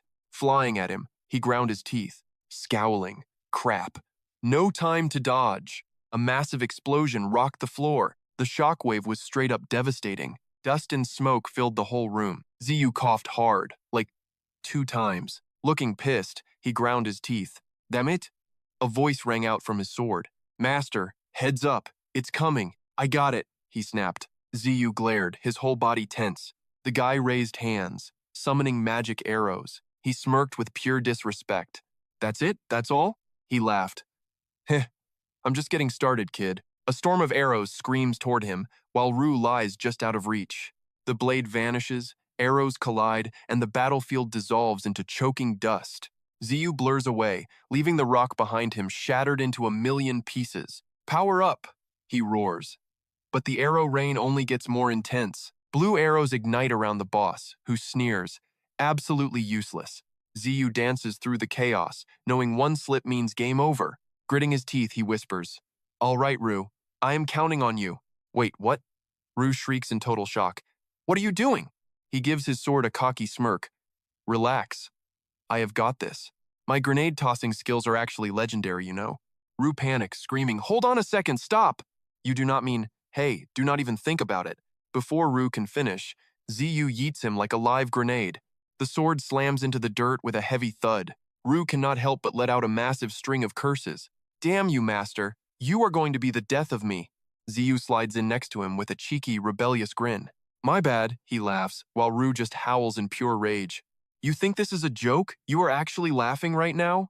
Red and blue auras explode as Ziyu launches himself toward the sky. With twin weapons flashing, he charges the monster with everything he has. Eat this, he yells, bringing the blade down in a massive arc. King Andes stays cool, blocking the strike with a flick of his staff. So this is the brat who wants my throne? Utterly pathetic. Save the speech. Ziyu spins into a lethal cyclone of pure speed. Boom! A devastating strike carves a glowing gash across the king's chest. Andes bellows in agony as the wound erupts with blinding light. Dark purple energy begins to rot his body from the inside out. Landing perfectly, Ziyu leaps back to put some distance between them. The king glares through the smoke, a guttural growl vibrating in his throat. Andes touches the smoking wound, his face twisting in realization. He locks onto the silver sword and the blue crystal in Ziyu's hand. That weapon is going to be a real pain in the neck. I suppose I will just have to rip it out of your hands. Blue sparks ignite within Ziyu's eyes as he centers his focus. He frowns as the sky darkens with yet another wave of arrows. But this time, the attack covers every single inch of the arena. You have got to be kidding me, he mutters, clearly annoyed. Damn it, there is literally nowhere left for us to hide. Rue cuts through his panic with the voice of a true warrior. Forget running, master. We cannot dodge this storm. The sword's voice rings out, filled with newfound steel-like resolve. Master, swing me. Give it every single thing you have got. I will lock this whole thing down right now. The sky turns black as the final lethal volley begins its descent. Strap in. A lethal arrow rain targets his position. Ziyu screams with pure defiance. Time to move. Roger, the king asks with total doubt. Hey, what about my part? Your speed is maxed out carrying everyone. Ziyu strikes back, parrying every single arrow. He calls out to Rue. Your attribute is a bad match here. The king is not having it. What is that supposed to mean? Those dark blades are nothing to me. He deflects arrows while explaining the situation. Sorry, we do not have time for uncertainties. Ziyu frowns as he realizes the truth. Those arrows are gaining insane speed now. He starts losing faith for a second. It is accelerating. Can I even resist? He grits his teeth with fierce determination. Ziyu double-checks with some nerves. Ru, are you for real right now? Ru gives a dead serious confirmation. He glares at Ru. I am trusting you. He swings Ru to shatter a projectile. The blue arrow vanishes into Ru instantly. Ru is literally devouring that dark energy. Ru claims the Dark Blade Lord awakens. Ziyu blinks. Lord of what now? Ru demands a sacrifice to fully wake. Red light bleeds from the blade eye. That eye shines with a blinding glare. A massive surge of crimson energy explodes. He watches the scene in pure shock. How can a commoner do this? You can walk the walk, but I refuse. Blue smoke rises as the ground cracks open. He sneers, let the final test begin. Inside the graveyard, the corpses start crawling. The undead swarm as they slowly stand. He looks down from a corpse mountain. Ziyu smirks. I have got questions for you, but we are definitely out of time. Blood-red eyes snap open. The corpse mountain transforms into a massive titan. Ziyu freezes in terror, gasping. A freaking living golem. It raises its boulder-sized fist, ready to crush everything. The fist strikes down with insane, lightning-fast speed. It hits with absolutely devastating, soul-crushing power. Boom! A massive crater explodes as dust chokes the air. The monster pauses, searching, while Ziyu calmly analyzes the situation. If raw stats fail, I'll just dominate with this terrifying weight instead. A flash pierces the smoke as Zigu yells, Reinforce! The monster flinches, its eyes darting up. Zigu blurs, shredding the Titan's hand and carving up its arm. With the arm shattered, he leaps skyward, taunting with total swagger. How's that? Hey, Gate. Zigu smirks with legendary confidence. Am I worthy yet? The entity let out a startled, pained cry. 1/ later, the Gate responds, I accept you, my true master. A voice echoes. Link established. Now, give this Gate a name. Right in the graveyard's heart, smoke swirls violently. The necromancer's aura flares as the voice repeats. Link accepted.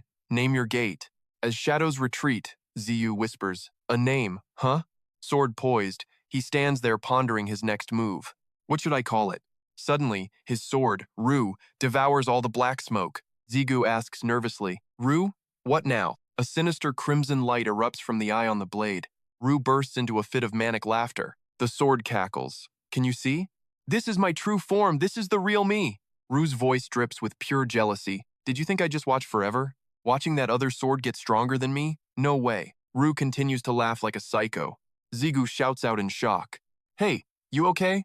The red light becomes a blinding, hellish glare. Ru's demonic laughter gets even more terrifying. Gigyu screams. His face is a mask of pure shock. He looks at Ru worriedly. Don't you think you've gone a bit too far? What happened? Ru asks, sounding confused. What did I do? Io dropped the truth with zero chill. The guy looked totally lost.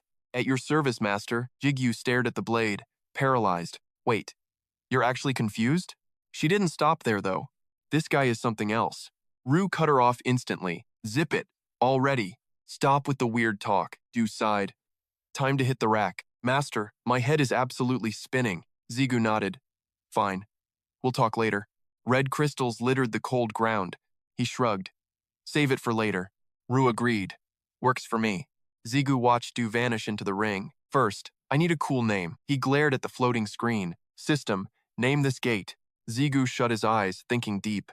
Visions of a shattered body flashed. Brandhut is fading into nothingness. He smirked. Bingo, found it. Your name shall be Brandhut. Night fell as panic hit the streets. This is real. The Gate's overflowing. Follow the association agents now. Move to the shelters immediately. Players stood guard at the rift. Not a drill. The Gate's broken. Players whispered. It's actually happening. Rank F to C? That's massive. A high roller stepped from his ride. A unique gate? Give me a break. T6 glanced over. Backup status? Guilds are coming. They're nearly here. Is everyone out of the area? It's going smooth. No hitches yet. 30 minutes until we're clear. Make it 10. I'll notify them. T6 scanned the crowd, irritated. But there's one huge headache. Reporters were screaming, cameras flashing. The press never knows when to quit. Sure, free speech is a thing, but these washed-up players are seriously annoying. He scowled with total indifference. Let them die if they're that stupid. A cold voice echoed. Understood. T6 analyzed the situation. This dungeon break is nothing. Our current power is overkill. He stared at the rift, anxiety gnawing at his gut, but his face darkened. If it overflows, Zigu is definitely a dead man. Outside, the other players stood frozen, their faces twisted in pure terror. Violent red sparks erupted from the portal as cracks spiderwebbed across its surface. "Dungeon break!" everyone screamed. "Ready your weapons! To arms!" T6 roared in frustration. "Damn it, it's actually happening." A spear materialized. "Forgive me, Zigu. I was too weak to save you." His eyes turned predatory as he gripped the shaft with white knuckles. Determination blazed in his soul. "I'm sorry, Zigu. Boss." And then, things took a turn for the worse. T6 charged forward like a rocket, kicking up a massive dust cloud. "I'll avenge your death," he bellowed at the top of his lungs. He blurred past the crowd, diving headfirst toward the unstable gate. "With my own hands!" he cried, leaving the spectators gasping in shock. "Wait." T6 let out a primal scream. "Kim Gigyu!" Suddenly, Zigu casually walked out, looking completely and utterly confused. Zigu blinked innocently. Were you calling me or something?" He stood there in silence, having zero clue what the drama was about. T6, still mid-charge, let out a pathetic yelp. "You!" He tried to pivot mid-air, looking like a flailing bird. "You jerk!" Then he face-planted into the dirt like a total loser. Zigu scratched his ear, looking genuinely baffled by the scene. He turned around and jumped back in surprise. "What is this?" A blinding spotlight hit him, forcing him to shield his eyes instantly. Fanatic cheers and praises erupted from every corner of the street. "Take pictures. Let us see the face of the hero." This was insane. He cleared an overflowing gate all by himself. The crowd went wild. "Interview. Give us an exclusive interview, please," Zigu stammered, backing away. "Wait. Hold on. Excuse me." They crowded him. "Is that ring a legendary tier item?" The scene shifts to the quiet luxury of T6's apartment. Tigu sat at the dinner table, looking dead serious and deep in thought. He leaned in, skeptical. "Is that really the truth? Is that how you managed to level up so incredibly fast?" Sung-hoon shifted in his seat, looking incredibly awkward and shy. "Wait, am I even allowed to hear this top-secret stuff? A unique attribute isn't just some random skill you find on the street." T6 quickly spoke up to calm his nerves. "I brought you along because I trust you. Otherwise, you wouldn't be my secretary in the first place." He squinted at Jigu, his eyes full of doubt. "So, you've actually got a link to the gate? Spill it. What exactly happened to it?" Jigu broke a sweat, his voice shaking slightly. "Honestly, it's my first time, so I'm totally winging it. The system says it's balancing and won't respond. I think something broke when that gate snapped shut." He kept eating. "And what about that ego, do? You said it hit its limit and went silent?" Jigu shrugged. "It's gone dark for now, but my powers still work fine, so it's probably cool." He nodded. "Well, that's actually some good news." Tigu sighed. "God, a player who actually owns a gate. If this leaks, the entire world is going to flip." "Relax," he reassured. "The press won't find out." The association gagged the media. "We're totally in the clear," Jigu breathed out. "Got it, thanks a ton, sir." Suddenly, Jigu's phone started vibrating like crazy. Excuse me, I really have to take this." "Go ahead," he said calmly. "Don't mind me, kid." Jigu slipped away.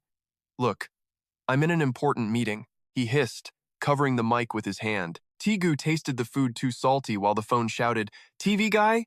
The voice barked again. "That's you on the news, right?" The caller laughed. "That ring and necklace. Totally you, Masky." Hun's phone buzzed too. "Association business?" T6 asked. "The mystery hero who stopped the gate breach. Looking sharp." T6 and Tigu checked the headlines. The caller joked, "Can I brag to my friends? No? Well, people are going to recognize you regardless." Jigu's eyes darted nervously back toward the table. The voice faded as 3 pairs of eyes locked onto him. "Buddy, you there?"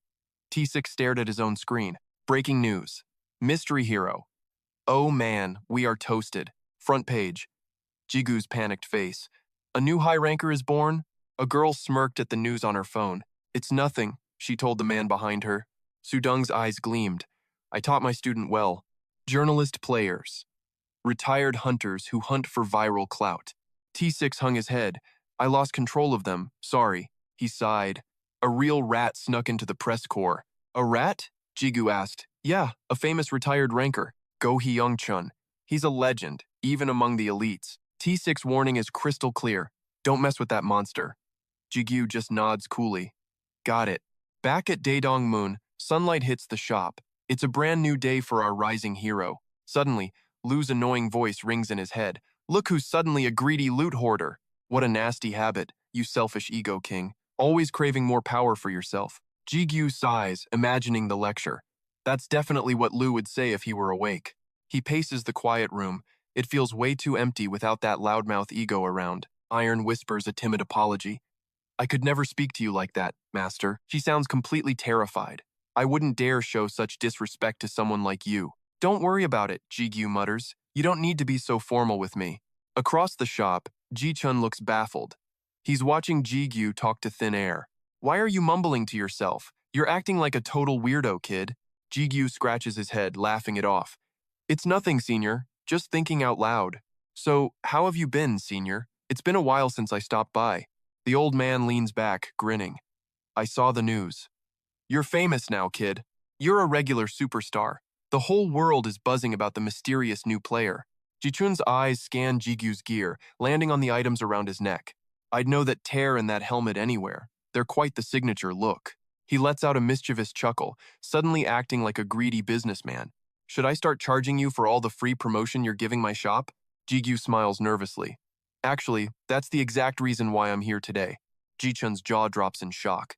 Wait, are you actually trying to demand money from me? Gigyu breaks into a cold sweat.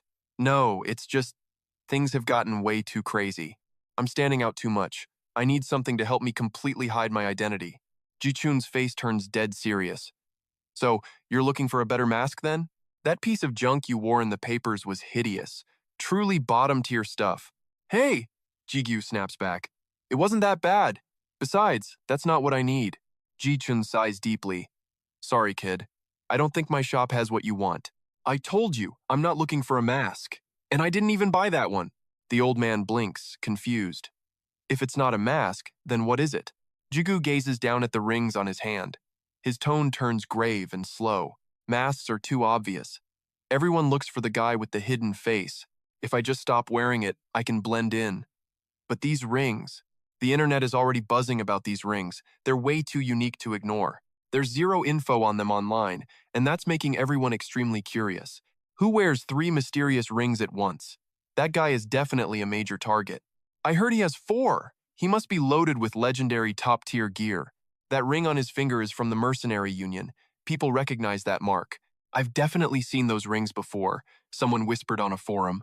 Pretty sure I spotted a guy with those exact rings in Seoul not long ago. Luckily, the media hasn't focused on the tear yet. That's a small relief. But the rings are a dead giveaway. They'll lead everyone straight to me. The problem is, I can't take them off. I need them to survive. I'm looking for a way to conceal them while they're still on my fingers. Ji-chun lets out a long whistle of realization. Oh, I see the problem. Well, that's a tricky request. Not very fun for a blacksmith like me. The old man points to the dusty shelves behind him. Yo, check out those gloves and steel gauntlets. Over there, kid. Go see for yourself. He starts bragging about his secret stash. I've forged a few of these bad boys, but they're rare, so don't get greedy. GQ spins around, eyes scanning the legendary gear. Man, linking with Brandhut was a total nightmare. Took way too many tries to get it right. But the tear and helmet? Total piece of cake. He starts overthinking like a typical main character. Wait, if I'm not totally tripping right now, did my ego stats just hit a massive buff? Elle chimes in, killing the silence instantly. You hit the nail on the head, master. She drops some cold, hard facts on him. Before, you could barely handle me and Rue. But now, you're on a whole different level. Not saying you were a loser then, but maybe the other egos just hated your trashy names. GQ cuts her off, feeling totally roasted.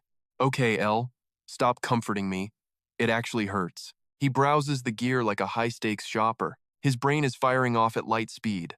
Everything here looks pretty legit, honestly. But I should probably skip the flashy stuff. Suddenly, something catches his eye in the shadows. He reaches deep into the shelf, whispering low. All right, you're the one. Let's go. The old man watches his every move closely. He smirks, thinking, the kid's actually got taste. GQ calls out, ready to ignite the link. Initiate link. Your name is now. As he slips it on, pure light explodes. The system starts screaming in his ear. New ego alert. Oberon linked successfully. Accessing all of Oberon's top secret data files now. GQ flexes his fingers, feeling the rush. Holy! This power feels freaking incredible. The old man asks, "So, how's the fit?" "A bit weird, but I'll vibe with it." The glowing blue stat window pops up. Level 27, strength 40. This thing's a beast. Disguise and force skills? Now we're talking. Perfect for a gauntlet. Pure, instant destruction. A sudden wave of doubt hits him. Can I summon the twins while wearing this? Normal gear always explodes, so standard gloves are trash. Gigyu finally takes the plunge. Ru, L, come forth! The rings flare with blinding light instantly. Violent lightning arcs scream through the room. Twin blades manifest from the static. Red gold energy pulses like a living heart. Jichun watches, absolutely floored by the sight. Now that is some high-tier loot. Gigyu smirks, feeling the familiar weight. Summoning is a go, no issues here. But can I keep the rings hidden? These iron gauntlets are basically just fancy jewelry. He commands decisively. Disguise mode, activate. The Oberon glove stretches, swallowing the rings whole. Jiju's grin says it all. Pure perfection. These are definitely becoming my new daily drivers. He beams with excitement. These things are insane! All right, boss. What's the damage? Ji-chun just waves him off. Keep your money, kid. It's on me. His tone turns dead serious now. Instead, you'll owe me a big favor. He strokes his chin, eyes narrowing. He's looking for a total commitment. One favor. Whenever I need it. Deal? Sunrise. The massive Alliance Tower looms ahead. Jiju hits the first floor lobby. A wild mob of reporters suddenly appears. It's a total madhouse in here. Where's the secret agent? Zigu's like, what's this riot? Seo-hun sighs. Reporters. They're like vultures lately. Since the leak, they're hunting for the masked ghost. Zigu's eyes bug out. The guy who went berserk? Maybe I'll just skip the tower and hit gates. Seo-hun laughs. Nah, don't worry about it. They think Kim Gigyu is some top-tier elite. He cracks up. But we're totally safe. Reporters only hunt for masks on the low floors. Zigu's lip starts to twitch. Wait. Are you roasting my rank right now? Who? Me? Never. Not a chance. Morning breaks. Tower floor 1. The sun blazed down like a cosmic spotlight on a bad day. Zigu's gloved hands were drenched in some seriously nasty black sludge. Behind him, a goblin's corpse lay cooling in the dirt. Zigu trudged onward, Zikun's words echoing in his rebellious head. If I ever need a favor from you, would you be willing to step up just once? Zigu bit his lip. Master Hoang never undersold his own legendary creations. He moved slowly, bracing for whatever insane request was coming next. Suddenly, a low voice hissed from behind. Are you there, Master? Heart racing, he whipped around to scan the empty clearing. Nothing was there. Jigu called out, voice laced with suspicion. L sounded confused. What are you talking about, Master? He muttered. I swear I just heard someone talking about masters. The eerie voice echoed again. Call my name. You who claim us. Zigu froze. Hear that? L heard nothing. Maybe an awakening? He shook his head. No, this voice is different. It's demanding something. Then, a realization hit him like a freight train. Could it be? Grand hurt.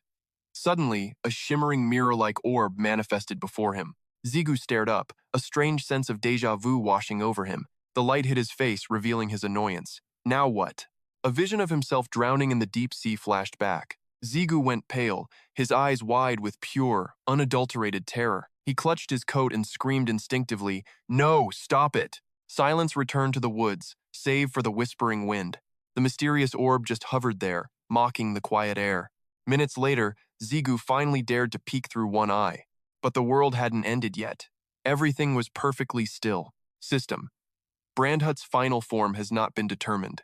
Please designate a physical form for Brandhut. L asked worriedly. Master? Zigu just grunted. I'm fine. System alert. Brandhut's form is undefined. Choose a form now. Zigu hesitated, realizing this was way different from Duni's time. L, do you have any idea how to handle this? Touch the orb, she guided. Visualize the form you truly desire. He stepped forward, heart pounding. Will this actually work? Zigu reached out and gently touched the floating sphere. He bit his lip, focusing every ounce of his imagination. Slowly, he let his eyes drift shut. Within his soul, a silent prayer began to take shape. Brandhut. We haven't been together long, but memories of their shared battles flashed through his mind. You saved my life over and over until you broke. I just want you to keep protecting me, just like before. He remembered Brandhut shattering to shield him from a fatal blow. Zigu whispered his secret wish to the void. I want you. Stay by my side and protect me. The moment the words left his lips, that floating orb went absolutely ballistic. Blinding blue lightning erupted from the core, crackling with raw, chaotic energy.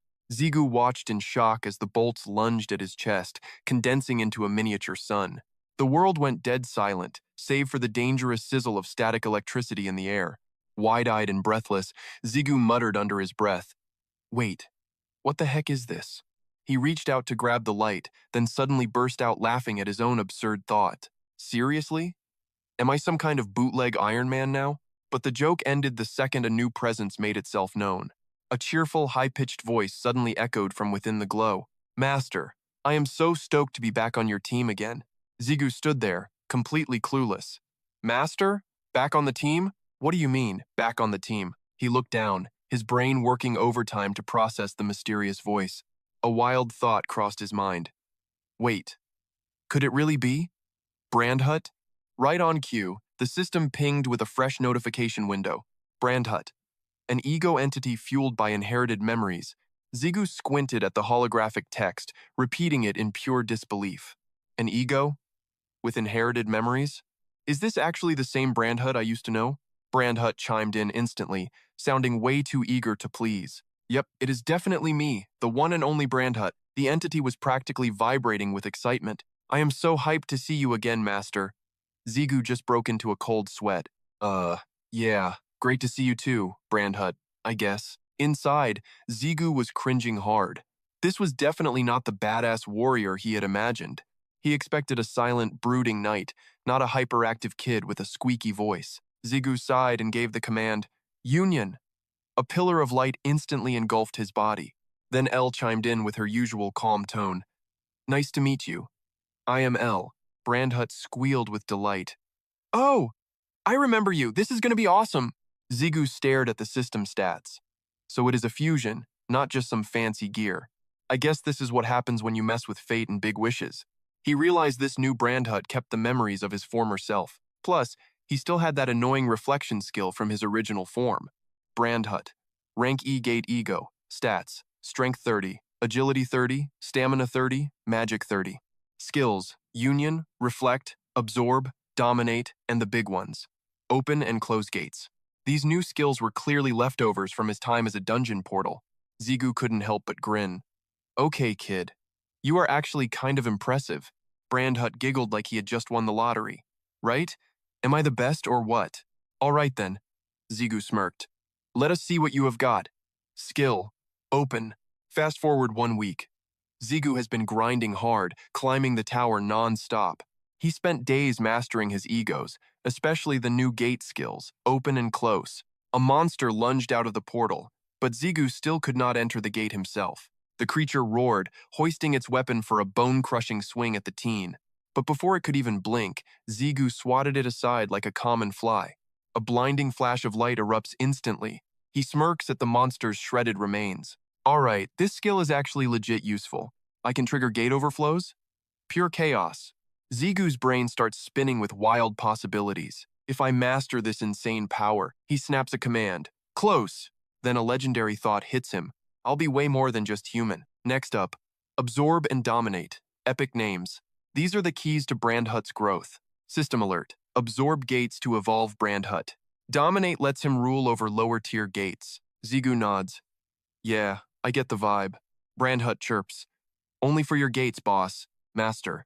"Fine, so there is a catch." Suddenly, a dark shadow falls over him. "Let's test this later," Zigu says calmly. First, he's got a thundering tiger to kill. Glowing eyes, freezing air, pure predator energy. He mumbles, "Gotta take out the trash first." Meet the floor 28 Guardian, Mirror Tiger. It's a literal mountain versus one teen. Finally. Weak mobs are so boring. The tiger swings a massive, heavy paw. Zigu just grins, hyping himself up. A little challenge never hurt anyone, right? Razor-sharp claws inches from his face. Zigu roars. Stamina boost? Activate. Boom! The whole dungeon floor shudders. Dust clouds explode from the destructive impact. Zigu digs his heels into the earth. Debris and sand whip through the air. He blocks that mountain-sized paw with ease. He smirks. Nice warm-up. My turn. He spins, delivering a savage, brutal slash. His blade cuts through air and fur. The beast's arm begins to shake violently. Vile black liquid spills from the wound. Now the tiger has officially lost it. It lets out a sky-shattering, thunderous roar. Zigu just finds the whole thing hilarious. The tiger slams its fist down fast. The earth shatters under its pure rage. But Zigu's already gone. Smooth move, kid. Zigu blurs into motion, slashing wildly at the titan's massive body. Crimson lightning coils around the great bear, binding it in crackling energy. Below them, a chaotic cloud of debris veils the entire battlefield. Enraged, the beast lashes out, trying to crush Zigu with its claws. Zigu reacts instantly, triggering the hidden power within his brandhut. Blue light pierces his chest as he roars. Reflect. Suddenly, the ocean's surface shatters in a violent, massive explosion. Powerful whirlpools churn the water into a storm of white foam. The great bear collapses, steam rising from its broken, defeated form. Zigu strolls over, smirking. Talk about oversized, these guards are huge. Though, size is nothing once you master their clunky rhythm. He hoists the blade high, his grip tightening with confidence. This upgraded reflection skill is a total game changer for me. Brunhart asks smugly, So, did I do a good job? Zigu smirks with pride. Of course. You'll get your feast soon enough, Brunhart. He strikes the fallen beast, carving deep into its hide. The system window appears. Absorption complete. Zuru drinks deep of the great bear's blood. Zigu inspects a single emerald gem, looking quite underwhelmed. Seriously? All that work for just one measly green crystal? Talk about a stingy drop rate. What a waste. Still, he mumbles, weighing the value of the loot. I could fetch a decent price for this later. I wonder if the association can handle this mess properly. Shaking it off, Zigu turns and summons a shimmering gate. But a promise is a promise. No backing out. Open. He tosses the rare crystal into the swirling abyss. He'd spent the week decoding Brandhut's true hidden potential. The system chimes. The gate consumes the skill, buffing all monsters. Brandhut grows through crystals. Zigu commands the portal to close. He'd finally perfected his combo of pure strength and blinding speed. He shifts focus to his swords, calculating his next move. Zuru hasn't awakened yet its dormant power hums with an undeniable intensity. Meanwhile, L continues to level up at a steady pace. Zigu hesitates, feeling the weight of the choice ahead. Should he skip the grind and head for floor 30? No. I'll decide after reaching floor 29 first. Floor 29 appears. A group of massive warriors stands there, looking incredibly annoyed. You pathetic low-rankers, do you even know who we are? The red players smirk, showing no hint of fear. So what, we're pretty famous and feeling bold today. Hearing this, the leader's fuse instantly blew. He roared, Show these punks what we're made of! Everyone, annihilate them! Back to Zigu, who's totally clueless. Fighting? Is it player versus player time already? L's like, Go check it out, boss. But Zigu's not biting. Why bother with random drama? Suddenly, the red player leader carves a bloody path through his rival's arm. The guy collapses, clutching his wound while screaming in pure agony. Fresh blood starts soaking through his torn sleeve. He trembles with pure, unadulterated rage. You bastards! How dare you touch the Tree Guild? Tree Guild? The red player punk just scoffs with a smirk. Tree Guild this, that, shut up, you're annoying. I don't give a damn about small fry like you. Bring your leader here. You losers are just hostages now.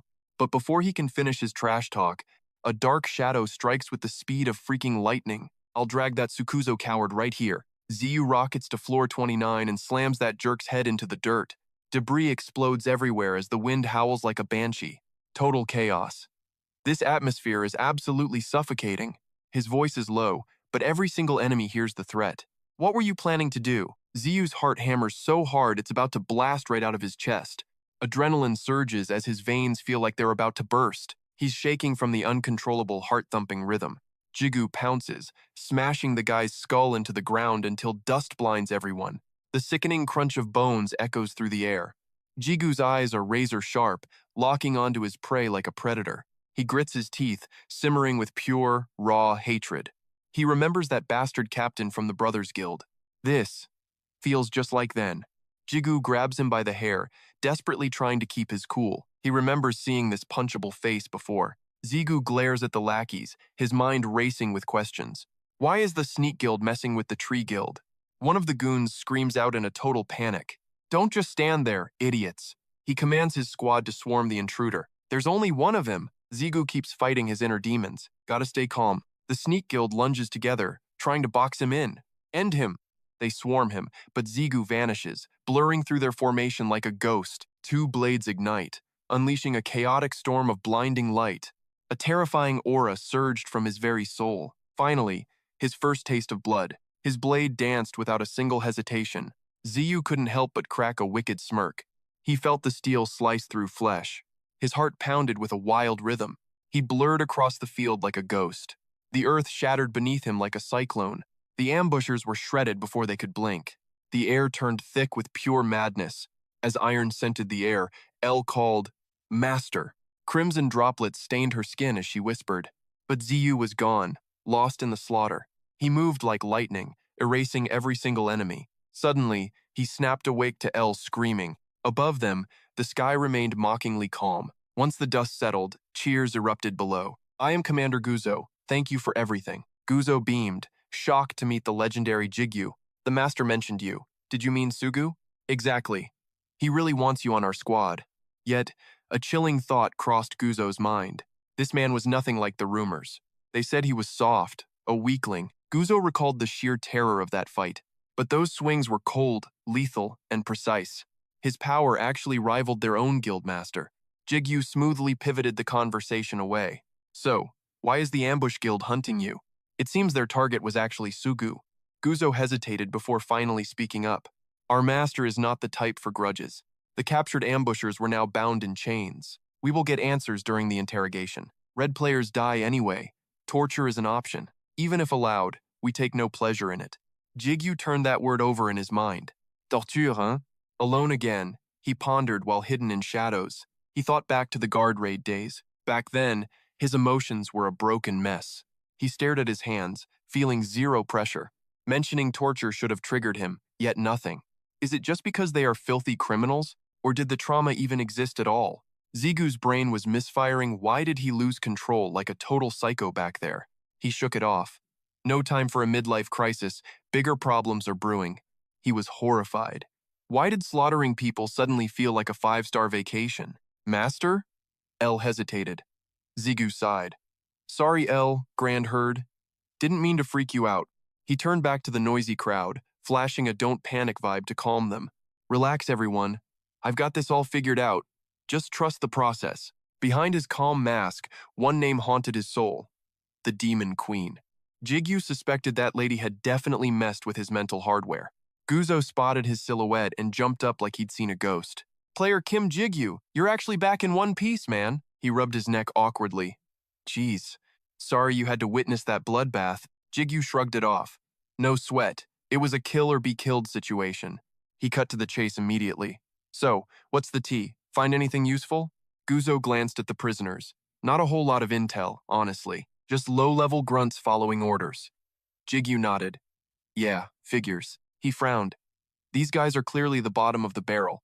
Their intel is zero, and their combat skills are even worse than average." Guzzo started sweating buckets, feeling the crushing weight of the atmosphere. "I guess," he thought. "Or maybe you're just terrifyingly overpowered, dude." Guzzo continued the debrief. "We're heading down now. We need to move. I'd love to introduce you to the guildmaster, but we're slammed. Way too much cleanup to do before we can play socialites." Suddenly, Gigyu froze mid-step. "Hold up. Wait a damn minute." He scanned the perimeter, senses screaming. "I feel something nasty approaching." From the shadows, the heavy rhythmic thud of countless boots echoed nearby. A sea of players marched forward, eyes locked onto their position. Their chests bore the infamous, familiar mark, the Assassin's Guild. Guzzo's face went paper pale as he recognized that lethal logo. "Oh no," he whispered. "It's the entire Assassin's Guild out for blood." They fanned out instantly, trapping Zigu's team in a deadly human circle. "Seriously? This many of them?" Zigu's eyebrows shot up in disbelief. There had to be well over 100 players standing there. Did the whole guild show up? Talk about being overprotective of trash teammates. He shot a sideways glance at Guzzo, looking less than thrilled. "Guzzo," Zigu thought, "this is suicide. So why am I?" Smiling, he demanded answers. "Did you call for backup behind my back, man?" Guzzo shook his head. "I sent a report, but I didn't ask for this." Zigu felt a strange buzz in his veins. Why was his heart racing? He turned his back. "I'll carve an exit. Get a messenger and a torch." His eyes flared like dying stars. Skill activation, physical reinforcement. He realized the dark truth. He was getting a total rush from this. His expression darkened, making the assassins hesitate in pure, unadulterated confusion. Before they could even swing a blade, Zigu simply vanished into thin air. Only jagged streaks of static lightning remained in his violent wake. Zigu reappeared atop a tree, leaving the assassins screaming in absolute panic. What the hell is going on? While they're still reeling in shock, he dives headfirst into the fray. Damn it! Where did he disappear to? Blinding rays erupt from Ziyu's body like spears of light, tearing the air apart with sheer power. He unleashes a dual-blade whirlwind, turning the battlefield into absolute chaos. Kill him! They scream. He's just one guy. Gu's jaw drops. He can't believe what he's seeing. Snap out of it, he orders his team to charge and strike. Let's move. We've got a backup player, Ziyu. Every strike leaves the air thick with the metallic stench of fresh blood. Ziyu thinks to himself, killing people? It's no different from hunting monsters. Guilt? Pressure? I don't feel a single thing. A dark, chilling smirk creeps across his face. No, actually, before he can finish, an inferno explodes, swallowing the entire forest in flames. Everyone freezes as suffocating black smoke chokes the sky above the burning woods. No one dares to blink. The destruction is paralyzing. A hellish firestorm roars through the trees, devouring everything in its path. The heat is so intense even Ziyu has to retreat a few steps. Then, from the heart of the embers, a twisted laugh echoes. A man emerges, staring Ziyu down. You dodged? That item was pricey. Stole it, though. Goju pales, trembling. It's him. The leader of the sneak attack guild. The fallen star turned serial killer. Choi Minsei okay. He grins like a maniac. You smell just like us. His eyes are hollow, flickering like ghosts amidst the rising smoke and ash. Minsok leans in, his voice slithering through the air like a snake. Want a spot? How about joining my guild of killers? Meet the Red Names, the tower's most notorious daily criminals. Inside this tower, the law is a joke. It's a total wasteland. The association can only watch the gates and pray. They're desperately trying to stop the spread of monsters like him. The infamous Choi Minsei okay. Once a hero, now a walking nightmare. Gigyu realizes the truth. This guy threw away fame, wealth, and honor. He willingly traded it all just to become a bloodthirsty predator. He's a total psycho.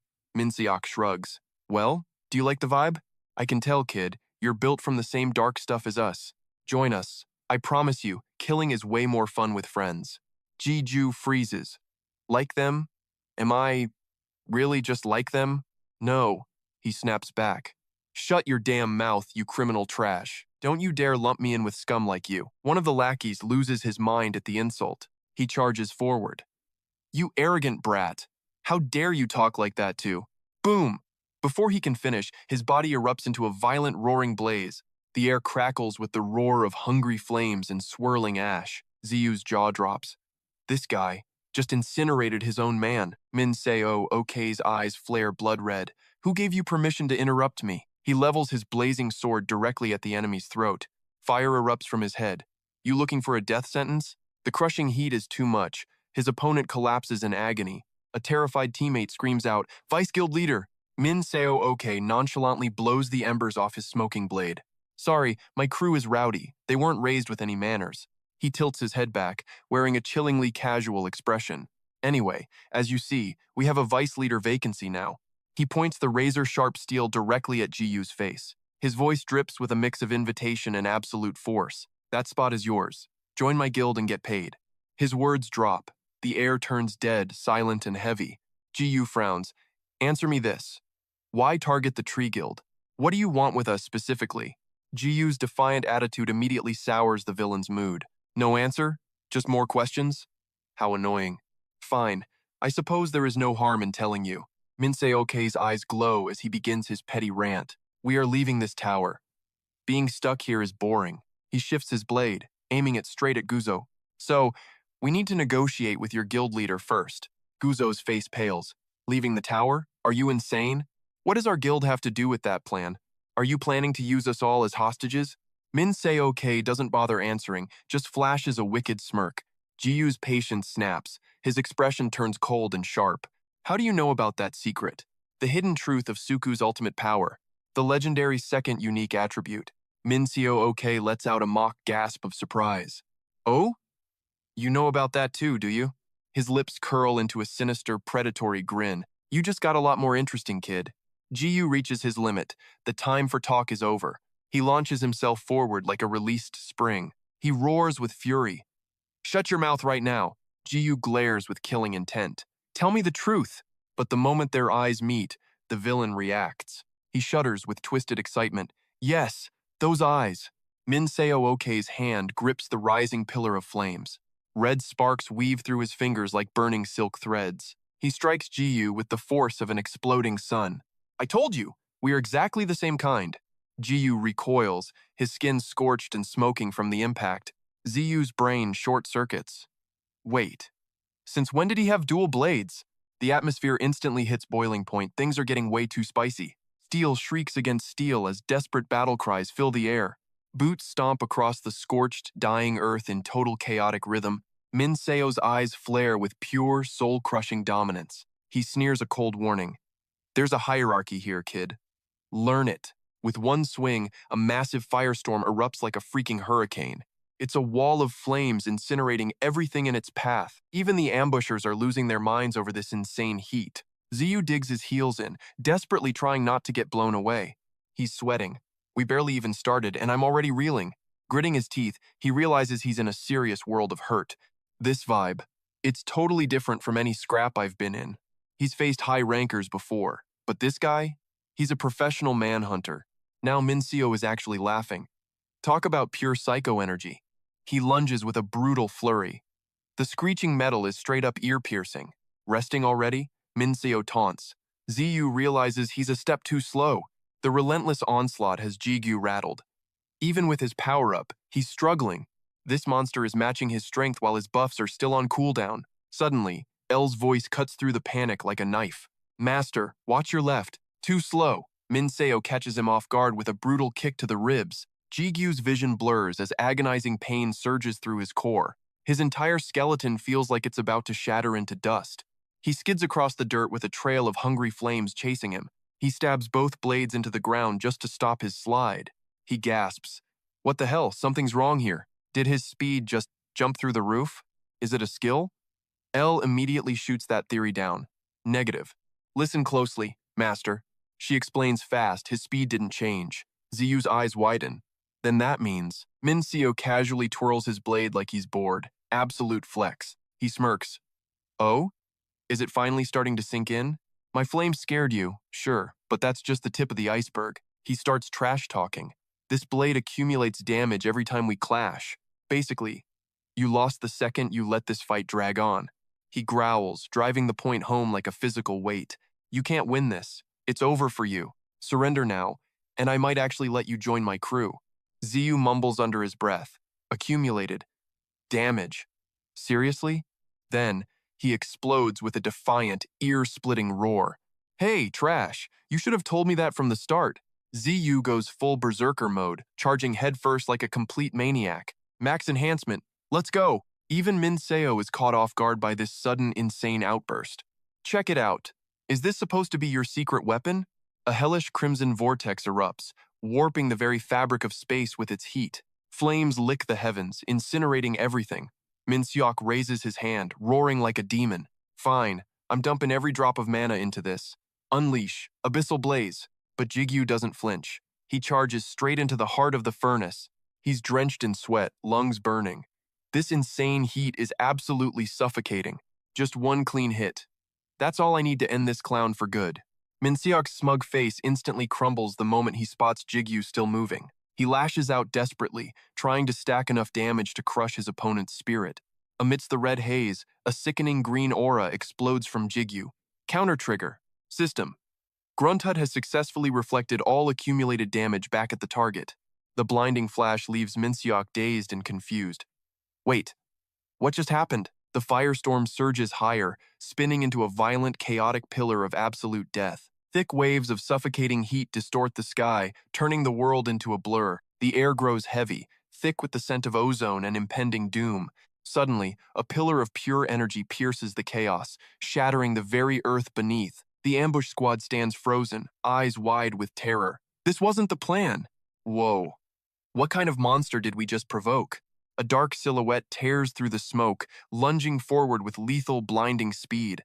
The ground literally disintegrates under the sheer force of his explosive, violent footsteps. Debris flies everywhere as the terrain is shredded by his uncontrollable, raw power. Seconds later, Minseok is face down in the dirt, completely out of commission. His eyes are rolled back, white and lifeless. So much for his grand authority. Gigyu grips his weapon tight, staring down at the pathetic heap before him. A cold smirk plays on his lips. You really exposed your own weakness, pal. What's the matter? You acting like some low-level noob now? The silent air is broken by a mechanical voice. System, activating devour. A pale pink glow envelops Minseok. Absorption process, complete. Gigyu stares at his sparking hands. Wait, humans too? What are the requirements? His legs turn to jelly. Damn. A high ranker is no joke. That almost went south. Gotta stay cool. The SMAP goons are still watching. Their leader's gone, maybe they'll bolt. But just as he tries to breathe, the ground behind him trembles violently again. Gigyu narrows his eyes. The remaining thugs are whispering, faces twisted with fear. The Guildmaster. He actually killed the Guildmaster. Panic and rage ripple through the crowd. The vice leader is gone too? Gigyu slowly turns his head as the remaining cowards plot their next move. If we take him out now... Wait.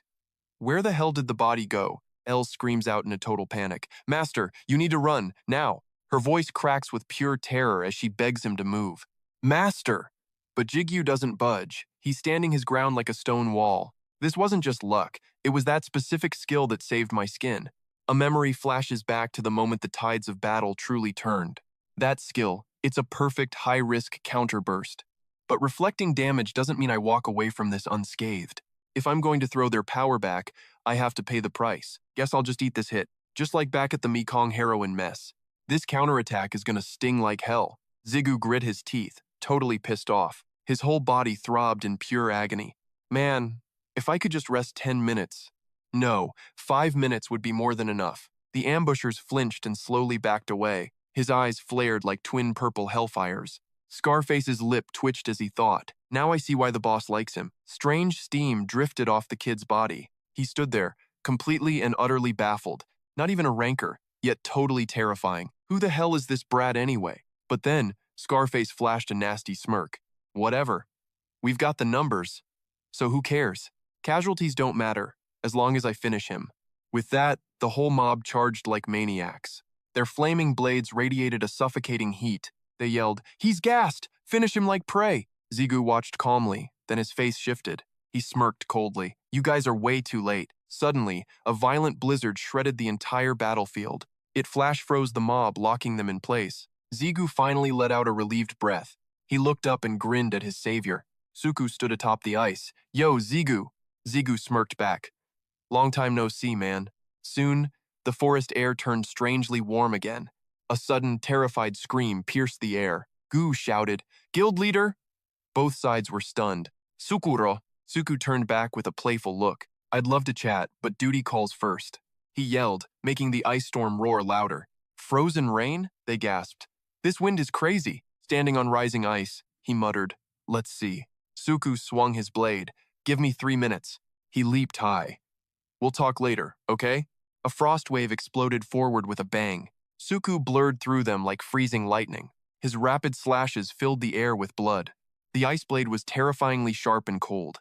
The world around them turned a blinding red. Ziggu watched those moves and thought, classic Sukuma, always showing off. He grabbed a drink, realizing that monster actually got even stronger. Zigu's gaze sharpened with sudden confidence. The gap? It's closing fast. Wiping his mouth, he smirked. Man, these overpriced meds really work. Crack! A frost beam slammed down, the freezing impact echoing loudly. The ambush squad didn't stand a ghost of a chance against that. While they were screaming, Suku pulled a pro move and vanished. What in the world just happened? A smug little grin played on Suku's lips. Then, the two of them moved in perfect, deadly sync. Suku shouted, Hey, I'm taking my words back. 1 minute is more than enough time. Minutes later, the entire ambush squad was tied up like roasts. Suku slowly strolled over to Ziyu, checking him out. He couldn't help but let out a low whistle. You've changed so much, man. I almost didn't recognize you. Suddenly, Suku's curiosity got the better of him. Wait, what the heck happened to your eye? Gigyu blinked in total shock. Wait, what's wrong with my eye? Suku deadpanned.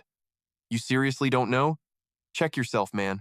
Your left eye is literally glowing bright purple right now. Suddenly, a wave of doubt hit him like a truck. It felt a bit warm, but changing colors is just wild. Then, Sujung's weird behavior earlier finally started to make sense. Could it really be? He stammered out a messy, confused explanation. Well, must be a skill. Suku just sat down and shrugged it off. Figures, he replied, keeping the conversation flowing. You didn't just change looks, your power is absolutely off the charts. Even after Pai's story, I didn't believe the masked hero was you. Ziyu tilted his head. Pai said that? How'd he spot me? Right, totally forgot that little snitch is your cousin, isn't he? Suku laughed. Hey, I'm the one who introduced you to. He knew instantly. Honestly, dealing with that kid is just exhausting. Zigu let out a sigh. At least the mask keeps things chill. I honestly admire how you handle being a superstar, man. Suku cracked up. I guess we're just built different, you know? Watching Guzo get healed, Zigu asked. Are reporters still everywhere? Shouldn't the hype have died down by now? Suku shook his head. Nah, they found a much juicier story. Ziyu's purple eye flickered. A different topic? Like what? Seriously? Stop living under a rock and check the news. The association president just dropped a bombshell and revealed his identity. Ziyu whispered under his breath. The president? A realization hit him. Did that old man do this for me? Gigyu finally gave in. Fine. Maybe I shouldn't treat this like some charity case. Suku broke the silence. Great seeing you again, man. I'd offer a drink, but Suku stood up, dusting off his gear. Things are looking a bit complicated. Gigyu nodded calmly. This mess is huge. You're gonna be swamped. Suku sighed in agreement. True, but a coffee break works. I hate crappy goodbyes. Suddenly, he flashed a glowing ring with a smirk. We've got some serious ground to cover. Jigyu's curiosity spiked instantly. Wait, Suku. Are you a mercenary too? The explanation came slow and steady. There are more of us. I'm betting everyone clocked you because of that ring. Then, Suku's tone turned cold. Watch your back. Being mercenaries doesn't make us allies. The warning was dead serious. Whether it's raw skill or high-tier items, everyone has their own way of hiding their rank. Gigyu glanced at his gloves. Yeah, I'm already one step ahead. Then a thought hit him. Hey Suku, one more thing. Gigyu locked eyes with him. What's your code name? Suku's mouth hung open, words failing him. He looked away, blushing. Aruk. Gigyu shrugged. Still better than mine. He hesitated before whispering, Mine is the sledgehammer. Awkward silence filled the room until Gigyu cleared his throat. So, about that ambush. How did your guild's secret leak out? It was a face-off, specifically. Suku's second unique ability. Gigyu stared him down. Suku didn't flinch, meeting his gaze head-on. Suddenly, reality cracked. Gate creation. The rumors were true. A portal master inside the tower? That's world-shaking power. Gigyu felt the tension, so he was hiding this legendary ace the whole time. He took a shot. How did the ambushers know? Even your guild seemed clueless. Suku checked his watch. Long story. Looks like they're done. Let's talk downstairs. Gigyu raised an eyebrow. You're the leader. Don't you have guild business to handle? Suku just grinned. VIPs always get priority, right? Besides, this is technically part of the job. The rest of the crew has things under control. Gigyu turned to lead the way. Fine by me. I'm picking the spot, though. I know a great little coffee shop. Suku nodded without a second thought. Lead the way, man. The scene cuts to the director's office. T6 stared at them, completely baffled. Wait. Since when does this place look like a cafe? Gigyu didn't even blink. Just go with it. Only place for free secrets. Suku grins like rebels. Yo, Six nods back. Long time, T6 barks. Free? Want a bill, kid? Look, what's with those eyes? Just a skill, Zigu lies. Inside, he's panicking so hard. T6 isn't buying that lie. Whatever. He flips the topic. You guys wrecked that guild? T6's voice turns pure ice. Here for answers, aren't you? Zigu blinks. Say what now? Nope. T6 looks totally shocked. Just here to dodge drama? Laughter erupts. T6 feels helpless. Is this a joke? Later, things get dead serious. Did they see your portals? Suku finally spills the truth. The main character warped publicly. Sadly, one witness was snatched. Suku speaks with heavy regret. They're starving for outside info. They'll torture them for secrets. T6 sighs. What a headache. Are the members still alive? Shadows mask Suku's pained face. He looks down, sounding hollow. Nobody knows. Survival seems low. T6 sips coffee in silence. Suku asks about a squad. T6 says we strike soon. Suku's guild joins the hunt. I need truth, no leaks. Sunset bleeds across the sky. I'm out. T6 says luck. He's totally faking being okay. Zigu agrees. He's dying inside. Suku sees them as family. He turns back to ask, "You okay, kid?" Zigu shrugs it off. "Potions worked. I'm good now." "Yeah, I'm fine." T6 quickly corrected him. "No, I mean mentally. That was your first body, right?" He just grunted. "Well, about that." Zigu looked aside, justifying. "A first is complicated. I'd sworn to end Sanma." He stared at his palms. "My enemies deserve death. I don't feel guilty. Honestly, I'm doing great." Zigu's knuckles turned white. His voice went cold. "Fact is, I liked it." T6 went dead silent. He bit his lip. His eyes looked haunted. T6 ruffled his hair. The kid was clueless. He gave a smirk. "It doesn't really matter. More or less, anyway. This gig is pure darkness. Only your control matters." Ziyu wondered if he could. Wind hissed through leaves. Level 29 was frozen. "Frost?" He snapped it. "Classic Suku. What level?" Jigu glanced back, thinking, he'd slaughtered everyone here. Still can't believe it. A massive crater remained. "I'm not shocked anymore. My lack of reaction." Blows. Jigu touched his eye. It's still stained red. "Am I a monster? Or always this way?" T6's words echoed back. "Only your control matters." A massive gate loomed. Time to crush 30. Zigu couldn't help but reminisce. 3 trials already conquered. Trial 1. Goat hunted. Cleared floors 5 to 20. Trial 2. Orc slain. Trial 3. Minotaur crushed. Just simple, boring quests. Difficulty? Basically 0. Now? His hands trembled. This was totally new. Fingers twitching uncontrollably. Strength was draining away. Zigu gasped. Head low. "I'm actually shaking." Doubt clouded his mind. Is my body warning me? A thought suddenly hit. "Trust a player's instinct," Zigu muttered, confused. Du stayed annoyingly silent. "Talk to me, damn it." Elixir-sharpened senses felt heavy. He remembered that silhouette. Exhale. Stress gone. Ready. Eyes sharp. No stalling. "Let's go," El cheered. "Wherever you go, Master." Grandheart pulsed excitedly. "Master, you're the best." He entered, nerves high. New rewards, new nightmare. System. Special trial. Begin. Dust swirled over sand. He squinted through haze. Special equals deadly. Aiming for that castle. El tried to speak. Zigu cut her off. "I know. Shut up." Suddenly, the earth quaked. A scorpion tail whipped. Massive pincers clicked nearby. Surrounded. Scorpions everywhere. Weapons crackled with lightning. "Enhance!" he roared, shattering. His face twisted in pure shock as he witnessed the impossible. Zigu stumbled forward, blaming the stupid sand for his loss of balance. Suddenly, a blinding flash of light erupted out of nowhere. It tore through space with a roar from an invisible massive shockwave. Ziyu's sharp blade slammed into the claw, spiderwebbing it with deep cracks. He pinned the beast down, making those pincers shake like crazy. Right after that brutal strike, the giant scorpion finally collapsed. Its massive weight sent a heavy tremor pulsing through the ground. Ziyu gritted his teeth, raising his arm for the final lethal blow. Beams from Ru and El crossed, creating a blindingly bright X shape. They crushed the monster down, shaking the heavens with a huge explosion. The air was instantly choked by a thick cloud of dust.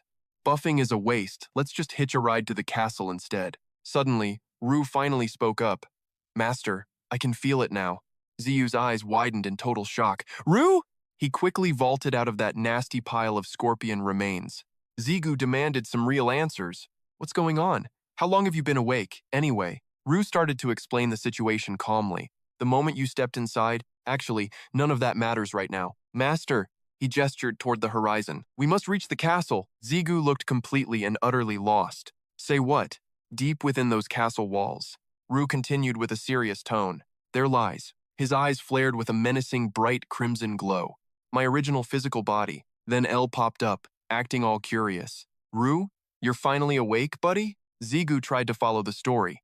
"You're saying your real self is trapped in that castle? What kind of crazy talk is?" Suddenly, Ru went totally silent, leaving him hanging. Sensing something was wrong, Zigu glanced down just in time. A scorpion tail was whipping up like a deadly jagged spear. He simply nodded. "Fine, I get it. Just explain the details later." Zigu launched himself into the air, dodging the kill zone. "Talk to me later." Zigu crouched on Ru. leaving the poor guy totally baffled. Master? What are you doing? That wicked smirk said he wanted trouble. Surprised? You're officially my new personal footstool. You're back? Then stop slacking and get moving. He squinted, staring into the dusty, distant horizon. Those persistent scorpions kept crawling but remained outclassed. Just look at those pathetic little bugs. Squashing them is just a total waste of mana. Who knows how many more are inside that castle? Kind of a waste, honestly.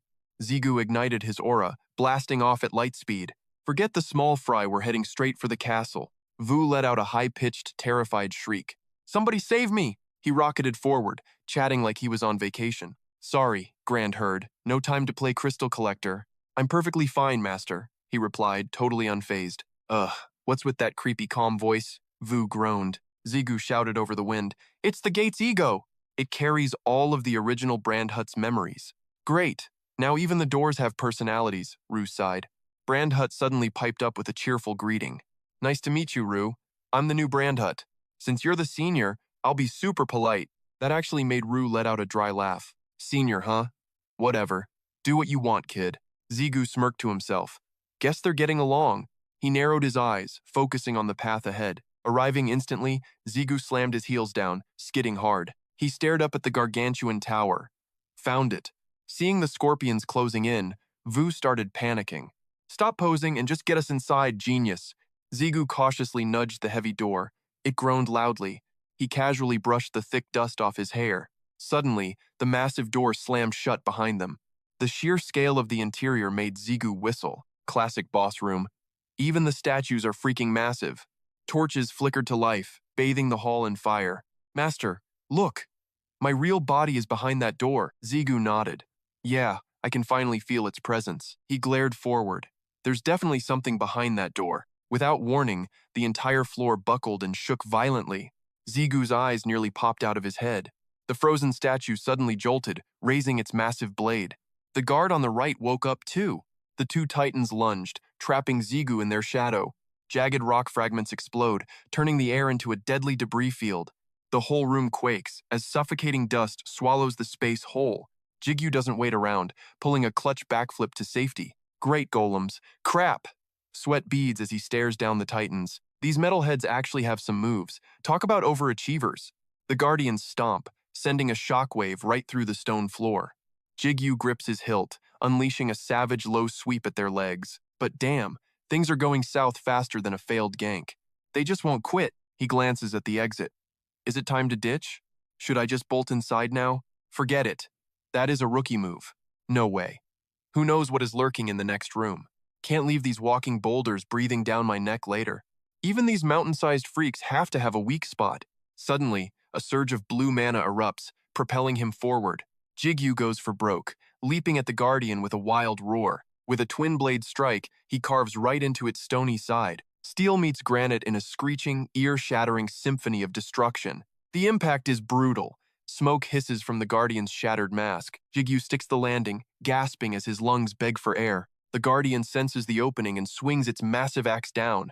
The blade tears the air apart, slamming down with world-ending force and dust. The shockwave sends Gigyu flying like a literal ragdoll. He struggles up. Man, that sting. Even with my damage mitigation, that hurt.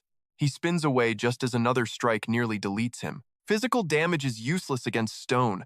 I need a new strategy, pronto. Right then, L's voice screams inside his head. Master, incoming, watch out. Gigyu locks in, his eyes burning through the shadows at his foes. L keeps shouting, Master, please. Rua's voice cuts through. Do it, now, Master. Use their own power against them. He grits his teeth and roars. System! Overdrive! A blinding pillar of energy erupts toward the ceiling. Even the mindless guardians flinch at the power. Gigyu dances through the chaos, parrying every blow like a pro. He plants his feet, shattering the floor while deflecting their heavy attacks. Explosions rip through the air as he relentlessly hammers their defenses. Time for the finale. He leaps for the kill shot. Boom! Both guardians shatter into a million jagged pieces of gravel. Debris rains down as dust coats the room. Gigyu collapses, rolling hard. He hits the deck, gasping as his sword slips from his fingers. The first guardian's head is gone, just total rubble now. The other is finished too. Two mountain-sized threats, officially turned into paperweights. Gigyu stood up, coughing up pure grit. smirking despite the bloody dirt-caked mess. Bruh, why is today such a brutal grind? He snatched his twin blades, eyes locking forward. Rue, spill it. What's this true body nonsense? Rue didn't blink. That's my original living form. Your living form? Rue nodded. Exactly. Rue started flexing. I was god tier back then. You couldn't beat me in your wildest dreams. Zigu twitched, ignoring that massive ego for now. So, you're saying you're a weakling now? Rue snapped. I told you, that's my body. Zigu ignored him and approached the massive gate. My soul is right here with you, kid. Inside is just an empty, hollow shell. A glitchy relic running on pure muscle memory. Without a word, Zigu pushed the doors open. He scanned the room. Healed? Check. Buffs? Check. Everything's maxed out. Let's do this. But his heart stopped the moment he looked. Wait. Even with all this preparation, a massive shadow loomed, voice deep as thunder. Was it you who dared to wake me? His face was half buried in the freezing dark. One piercing red eye glared through his soul. Zigu gritted his teeth. This pressure was insane. His mind raced with a million questions. How can an empty shell feel this terrifying? Was this really just a glitchy version? Zigu stared, his grip tightening on his steel. Who the hell was Rue in the past? Are you the real Rue? Zigu finally asked. The figure's lips moved. Rue? That name. He stepped down, voice dripping with cold irony. That's not me, he hissed, shattering the silence. He raised a skeletal hand. I'm the Martial King. The other hand was flesh. The Demon Blade Master. Zigu's face went pale. This was a nightmare. The monster spread his arms, claiming the void. I am the king of all calamity beasts. His red eye flared with a deadly light. Half bone and half human flesh. A god of destruction. A terrifying fusion of man and monster. As for my name, call me. Zigu froze. The dark legend was standing there. The devil. My first nightmare encounter with El. A beast awakens, shattering El's ancient seal. He's the master of that massive eye. Then, the wait a minute doubt hits. Is Du actually the freaking Demon King? That stuttering Demon King starts yapping, but his name gets swallowed by silence.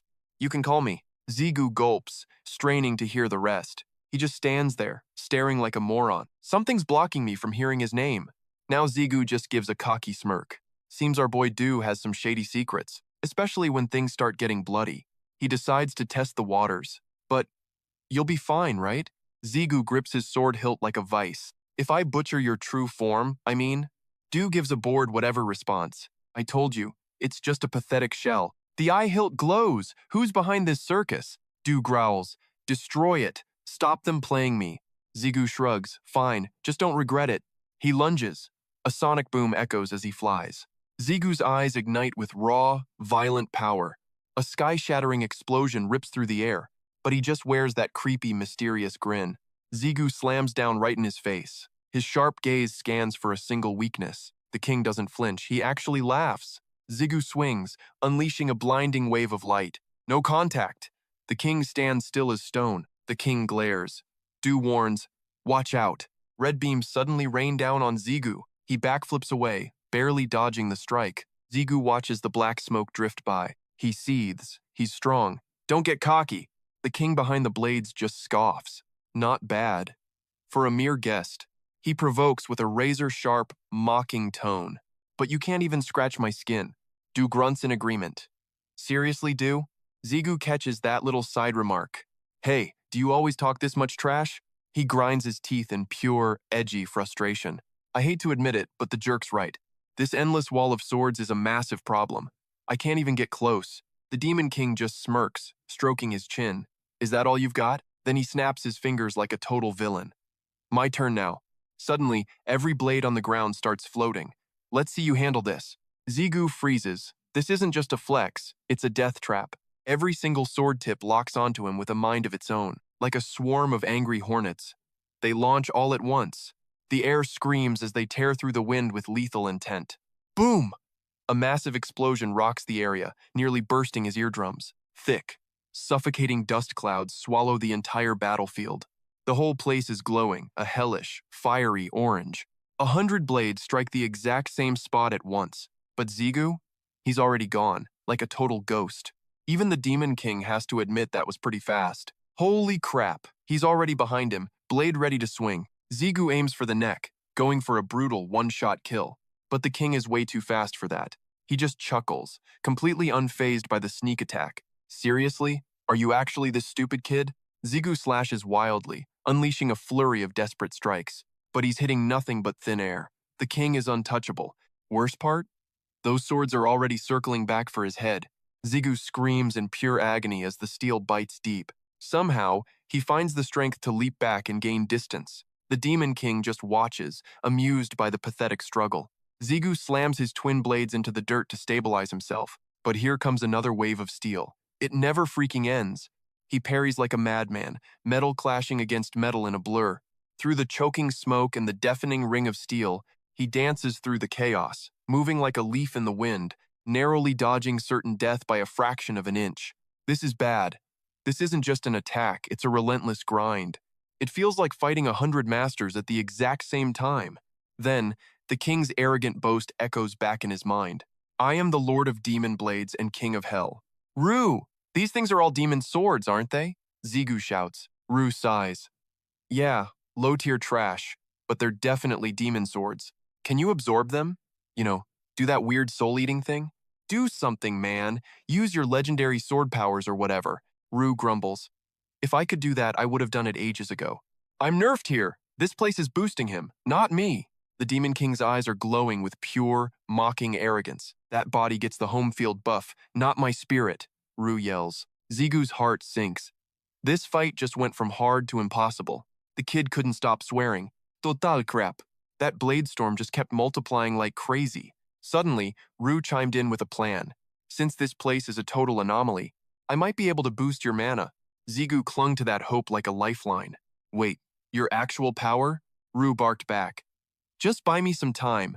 Zigu mumbled through his gritted teeth. Time, he roared as the ground vanished under him. Zigu readied his blade behind his back. He swung with everything he had to block them. Is it that easy? Zigu's gaze turned sharp as a razor. He scanned the chaos, trying to survive. Finally, Zigu sprinted in circles to bait them. Heh, how amusing. Zigu's face was now screaming pure stress. Those blades lunged at him like hungry beasts. He dashed through the inferno, desperate for seconds. He barked out frantically. How much longer, man? The king actually hesitated. Just one more second. Terror finally struck Zigu's heart. He pushed himself to the limit. Foster, damn it. The Demon King watched like it was theater. The massive blade rain dwarfed Tiny, alone Zigu. He's mid-fall and there is no stopping. Zigu screamed as Brandhut flared with blinding light. Boom! The blast sent steel flying everywhere. The Demon King let out a shocked gasp. Blades crashed down in a deafening metallic screech. Zigu clung desperately to the wall's edge. He panted. Did that actually work? The swords regained power, surging forward again. Zigu saw them coming and cursed aloud. Rue, I'm out of time. You done yet? Rue's voice rang out. Nice job, kid. System alert. Magic synchronization reaching rank C. Zigu grinned wildly. About time, I'm dying here. The Demon King stood there completely baffled. He stared at the power overhead in shock. System alert. Ego abilities are now officially cracked. The Demon King recoils, eyes popping in shock. How's a mere human rocking that god-tier power? A dark, menacing silhouette emerges from the smoke. Rue's death magic has been fully mastered. His eyes glow with a cold, lethal light. Death magic proficiency is now online. Get ready. A system voice echoes through the vast void. Rue's teachings unlocked. You now control death itself. Ghostly blades materialize within the thick mist. The king panics. Humans shouldn't have this cheat code. Ziyu dives in. The king stares, completely shook. Ziyu grits his teeth, pure rage boiling over. The king trembles. No way. Not that power. He screams like a lunatic. That's freaking mine. The blades swarm in a savage, swirling vortex. They shred everything in their path to ribbons. Steel carves through flesh. Blood paints the air. Trapped in the storm, he bellows for blood. The rain of swords comes crashing down hard. Ziyu stays cool, channeling everything into one strike. A massive sword tornado charges him like a freight train. Crimson energy turns the whole sky blood red. Red smoke leaks from the dimensional rift. The haze finally starts to thin out. Brunhut asks if the big bad is done. Did you finally kill that bastard yet? The sudden question catches Ziyu off guard. Wait, Brunhut? The Demon King's shadow looms behind them. Ziyu stands confused as the smoke clears. Why are you saying it like that? Behind him, the king summons his final weapon. Skeletal hands, dripping blood, grasp the hilt. The Demon King raises his blade for judgment. Pure, dark energy explodes into the surroundings. You think you're special? He glares with eyes full of murder. A roar of insane fury rips the air. A trash human like you dares challenge me? The massive energy surge collapses downward. The ground shatters as the strike hits home. Ziyu leaps high, barely dodging the certain death. A stone wall is sliced like warm butter. Ziyu grits his teeth. This just got real. Narrowing his eyes, he wondered, you took that death blow head on. That strike was packed with insane magic. How does he still have power left? Rue's voice hissed a sharp warning. Even if it's just my shell, its true form is still freaking lethal. Ziyu bolted up, glaring at the Demon King. Cut the bragging, I don't care. Rue, pull that same trick again. One more time, Rue grumbled, clearly annoyed by this. Meanwhile, the Demon King raised his blade. Think it's easy? Even here, doing this again will push you past your limit. Your body won't survive another round. Grit your teeth, he locked his eyes forward. Once is enough. Let's end this. Ziyu leaped, slashing air as the king watched. The king gripped his hilt, whispering coldly. His blade grew massive. Haven't you learned? He timed it perfectly, swinging for the skull. The impact made the entire earth shudder. Ziyu's feet sank as dust filled the air. He struggled to block, teeth grinding hard. The king smiled, pressing his blade down. A bug is just a bug, regardless. What's your next move, little pest? He grinned savagely, staring into Ziyu's eyes. Testing your limits against a god? Suddenly, the king froze in pure shock. He stared at the sword blocking his strike. That mere human. Only then did he notice the glowing gauntlet. Where did his right sword go? Suddenly, a blade lunged from the shadows. He spun around, eyes wide with terror. Rue stared back with a monstrous eye. Gotcha. Ziyu smirked at the king's fatal distraction. Ziyu parried, knocking the massive blade aside. Power erupted from the rear. The king looked back in total panic. Rue's dark vines coiled around him. He dropped his sword, screaming in agony. The great sword dissolved into nothing. Meanwhile, Zigu watched the monster thrashing in pathetic, hopeless desperation. This is impossible, no way. Oh, really? Face twisting in rage, he shrieked, I am the king of monsters. Finally, his body crumbled into ash, leaving only Zigu standing in the ruins. A heavy silence fell, leaving only the shadow of the boy's back. Suddenly, Zigu's body wavered as Grunhut cried out, Master! Zigu collapsed hard and she panicked, screaming, Master! No! You can't die yet! Slumped on the ground, he smirked while checking his pockets. Relax. I'm just totally spent. Even the king realized that abusing such raw power would come at a cost. The backlash was going to be brutal. Zigu quickly downed another vial of blood. Suddenly, the system interface flickered to life. Alert. Special trial successfully cleared. Generating rewards for your legendary achievement. Seeing the prompt, he sat up with a long, weary sigh. The system chimed again. Performance grade. Perfect execution. Bonus rewards are being distributed. Zigu closed his eyes, then snapped them open. Two mysterious chests sat before him in a pitch-black void. Where am I? The reward room. Jackpot. The mechanical voice of the system echoed through the dark. New skills have been acquired. Skill unlocked. Soul fusion. Skill unlocked. Ego manifestation. Zigu looked at the screen, totally confused. Wait, what? New skills? The system ignored him and continued. Your skill synchronization level has increased. He did not waste a second. Open it. Status window. A holographic panel shimmered into existence. Name. Kim Gigyu. Level. 1. Class. Companion of the Ego. Ability. Link inheritance. Synchro skill. Rank B. Attribute. Reaper of Death. Fusion and manifestation unlocked. Current egos. Changkyun, Choi Minseo. Total shards. 4. Rank B synchro allows 60% power control. Death control? Fusion? Man, these skills are cracked. Can I really merge my egos together? He rubbed his chin, looking dead serious while hiding his excitement. So, if I fuse Rue and L, do I get some ultimate hybrid? How would that work? Rue snapped. Are you stupid? Did that fight scramble your tiny brain? L chimed in. Master, I hate to say it, but I am with Rue. You are being an idiot. Zigu sauntered over, waving like a total boss. Just kidding. But I'll need that skill to test its true power. Grinning widely, he pointed at the treasure chests. Can't test it right now, though. Loot first. Opening the reward boxes now. A gold and a diamond chest? Jackpot? Rui looked puzzled. Are you really that happy? Zigu tapped the gold chest, smirking. Duh. What a silly question. The gold chest is already great, but diamond is god tier, like that divine elixir. He snatched it up, heart racing. He popped the lid wide open. He grinned with massive anticipation. Gotta save the best for last. 3 glowing golden gems appeared inside. Whoa, I've definitely seen these before. System, you've acquired 3 ego fragments. A surge of energy erupted, shocking him. Golden light descended. Is it an ego? Zigu thought of his previous fragment. Is this from the Blue Wolf Gate? Zigu stared, feeling totally suspicious. Why are these even in the tower? He sighed and set it aside. Whatever, I'll learn to use them soon. Zigu turned to the next box. Now, for the diamond chest. Grand Hurt spoke up excitedly. I'm totally hyped, Master. He yanked it open, full of energy. What is it, another elixir? His gaze suddenly froze. Inside were a few mysterious bone shards. What? Bones? Are you serious?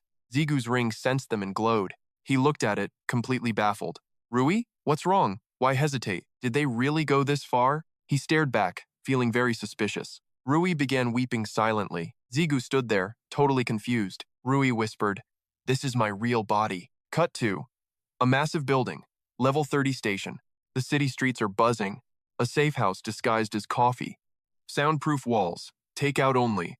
Discount lattes and mint choco. A room cut from reality. Zigu stares down Rue hard. A sharp, elegant grin flashes. Start talking. Every single detail. Rue sits there, dead silent. The tension is freaking unreal. Wait, who do you think? Ziyu's eyes narrow with suspicion. Who the hell are you? Fine. No more hiding secrets. I am the Demon Lord. Demon Lord? You're kidding, right? Memories hit like a truck. That guardian was just fodder. Calculating that level of power is basically a death sentence. Zigu scoffs, arms crossed tight.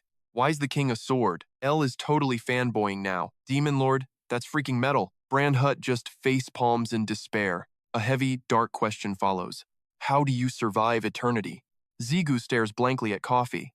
Ooh, TikTok and a smartphone? Rue cuts him off instantly. You have to forget everything. Zigu repeats it, totally stunned. You just forget it all? Visions of a shattered past. To endure, you must erase. I deleted my own memories. Otherwise, my soul would fade. Time, he reaches for ghosts. A crown heavy with blood. I ruled over every demon. Then came betrayal and cages. My body was stripped away. I had to protect existence. Ziyu stands there, frozen cold, listening to the impossible truth, trashing my feelings and goals, my name, and even my own tragic backstory, my only survival hack. Then, the power awakened. Reborn as the demon sovereign, locked memories came screaming back. Zigu listened to the venting. Even fragments caused total chaos, shattering my reality completely. Glaring at his blade's reflection, I chose to forget again. The sun bled out. Rue was a dead end. Ziyu exited the gate. The gossip mill churned. He was miles away.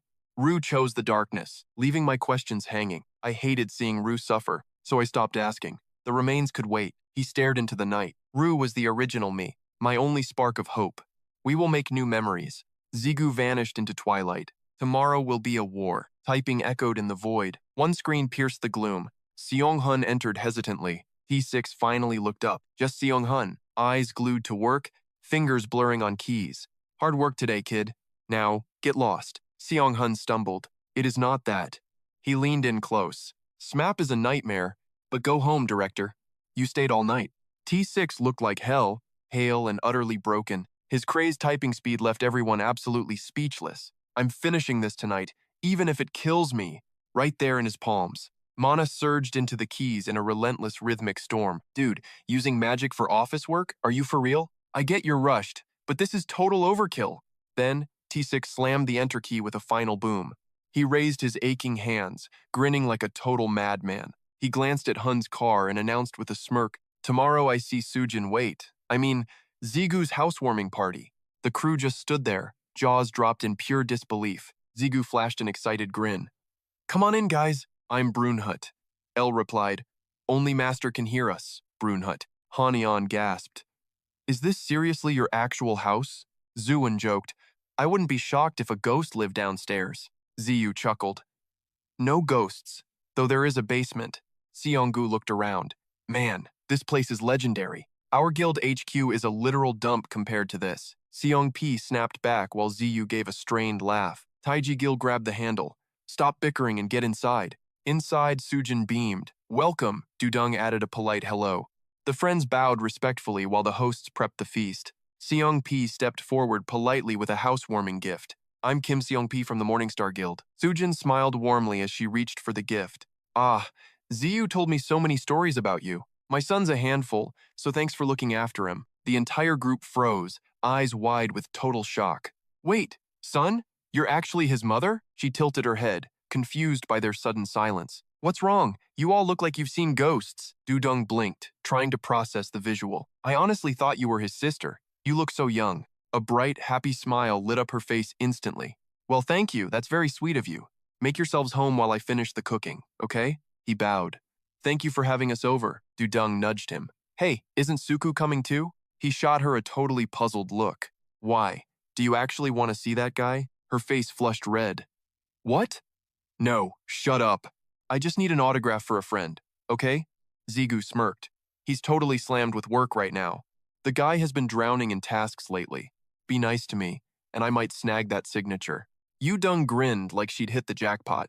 Ditch the mask, bro. Go viral already. I can sell your autograph to the whole class. Zigu's blood pressure spiked instantly. Listen, brat, this secret stays locked down. Zigu turned away, completely done with her. Stop dreaming and go help mom. He headed out, leaving her totally baffled. Wait, where are you going? To meet a very important guest. Outside, Chairman Hun's car rolled in smoothly. Good evening, gold player Zigu. Beside him, T6 gave a casual wave. You didn't have to roll out the carpet. Zigu stepped forward to welcome them. You're early? He asked, surprised. Wrapped up sooner than expected. Just arrived. T6 scratched his head, looking awkward. My bad, gold player Zigu. We were too busy to grab a gift. Zigu flashed a warm, friendly smile. Don't sweat it. I owe you guys anyway. For finding us this legendary new home. T6 pivoted fast. No gift needed, right? True, you already bought all our furniture. Chairman Hun raised an eyebrow. So generous. Heading upstairs, Zigu sighed. Really, T6. Our old stuff was perfectly fine. New house, new vibes, it's essential. Zigu rolled his eyes. Total waste of cash. Suddenly, he stopped dead in his tracks. Wait, did you buy this to move in? T6 broke into a sweat, looking away. What? I have no idea what you mean. They entered, Zigu still suspicious. Wait, really? The director dodged. Don't worry about it. T6's sugary attitude was purely shameless. Wait, the furniture was the gift? Sneaky guy. Sunset faded as the feast finally ended. The crew jumped to help. Sit, you're guests. So, you're Zigu's assistant? They asked. Yeah, though I'm mostly just luggage. Suddenly, T6's voice turned serious. Zigu, phone in hand, he signaled. Outside, now. Zigu hesitated. Now, let me clean up first. T6 shoves his phone away, urgency in his eyes. Hurry up, 5 minutes tops. Finally, he turns back to give his mom the heads up. Mom, I'm stepping out. I'll finish the chores when I'm back. Go ahead, she says as the sky fades to a deep black. Outside, Zigu is confused. What's so secret we had to leave the house? T6 sighs, leaning in. The association is making it official soon, but listen. Then the bombshell drops. The Iron Guild just opened a South Korean branch. Zigu freezes. T6 explains the association failed to stop it because Angela intervened. They definitely made a deal. And after that war, well, you know the deal. The association can't just ignore the massive influence of the Angela Guild. The reputation of the nation's top guild isn't something you play with. But trust me, we're still trying to handle the fallout. T6 rubs his neck, looking completely stressed out by the situation. Anyway, the president is already out there facing the media wolves. He shifts his gaze, carefully watching for Zigu's inevitable reaction. Without another word, T6 turns around to make his exit. I'll take care of the cleanup. Just stay focused. And seriously, cool your head before you step back inside. Zigu's murderous aura was practically vibrating off his skin like fire. T6 throws one last warning over his shoulder. Don't let your family see you looking like a cold-blooded killer. Zigu's fist clenches so hard his own blood starts to drip. His sword whispers, Master, even kings feel helpless against some tides. That night, inside a massive, high-tech skyscraper in the city. 3 months into his recovery, Rogers Han is still fuming. A newspaper clipping is pinned to the wall like a target. A sudden rage-filled scream echoes through the sterile facility. Staring back from the page is Zigu's determined face. 3 more months. Then I'm returning to South Korea for blood. The headline of the paper screams about a new legend. The one-hit hero, the man who stopped the gate break. A new high ranker is born, and the world is going crazy. Suddenly, Rogers hurls a dagger straight at the paper's face. He looks around like a total psycho, eyes wide and twitching. I don't care how strong he's become. I'll end him. A twisted, manic grin spreads across his face as he laughs. He looks at the blade resting inside its ornate, dark scabbard. The steel glints with a cold, murderous promise of absolute death. Because I finally have the divine sword granted to me. His gaze is pure madness, focused on a single target. Just you wait, Kim Gigyu. Your time is running out. Back at dinner, the group finally starts saying their goodbyes. Thanks for the amazing meal. We're heading out now. Take care. Get home safe, everyone. See you soon. And just like that, the scene shifts back to Zigu's home. Dishes done. Finally, some peace in this house. Down to the basement. The Iron Guild is coming. Total silence. Only Zigu's footsteps and his racing thoughts. 3 months. Then Roger-san brings the Iron Guild. He gripped the door. Revenge is coming very soon. He stepped into the void. Pitch black. No light. Just one lonely chair sitting right in the center. Zigu hit the lights. The room turned brilliant white. Grandhurst smirked. This place feels just right, kid. The perfect training ground, Zigu explained. Private and sturdy. Rue grumbled. Isn't having the entrance outside a pain? Zigu paused, then gave a sharp, not a chance. He stretched his arms. I am monitoring every gate opening. No monsters are escaping to the surface on my watch. Old Man Hun really found me the perfect home. But my next target is a whole Iron Guild branch. He sat down, thinking. A branch is still elite. Their power is equal to the top-tier Ken Guild. 3 months to get stronger. I need more power. Time to test these mysterious new level 20 skills. Synchronization and containment. How do I even use these? Zigu took the plunge. System, activate synchronization right now. Mechanical voice. Identify and select your primary ego source. Primary ego? The main engine for the fusion, huh? He grinned and made his final, boldest decision yet. Rue, you are the one. The system roared to life, processing the command immediately, synchronizing primary ego Rue with the secondary ego, Chang Qi. The air turned heavy the moment the process began. Crimson lightning surged from the ring on Zigu's finger. Wait, Rue. They fused together, swirling into a massive, flaming red wolf. Sparks exploded everywhere like a cage of red electricity. The system chimed. Synchronization has been successfully completed. Success. The fusion is stable and the power is real. Ego Rue has now evolved into the Fenrir form. Rue screamed in panic. What the heck just happened? Zigu lost it. He started laughing his head off. Relax, man. I was just pulling your leg there. Rue barked back. Why am I always your guinea pig? Zigu went quiet, his eyes filled with deep thought. This power, I still don't fully understand its limits. Rue kept nagging. Hey, don't use this power carelessly. Hello? Are you even listening to a word I say? Having a conscious ego like Rue sure is noisy. Gambing L or Brandhut is pure suicide. Rhine and Hymeth? Way too vital. My whole kit relies on them. Can't risk them. His eyes darken. It's messy. I need ego fodder. Emensek, Chenkyun, or raw fragments. Then, Brandhut breaks the silence. Master, let me be the one. Zigu freezes. Are you insane?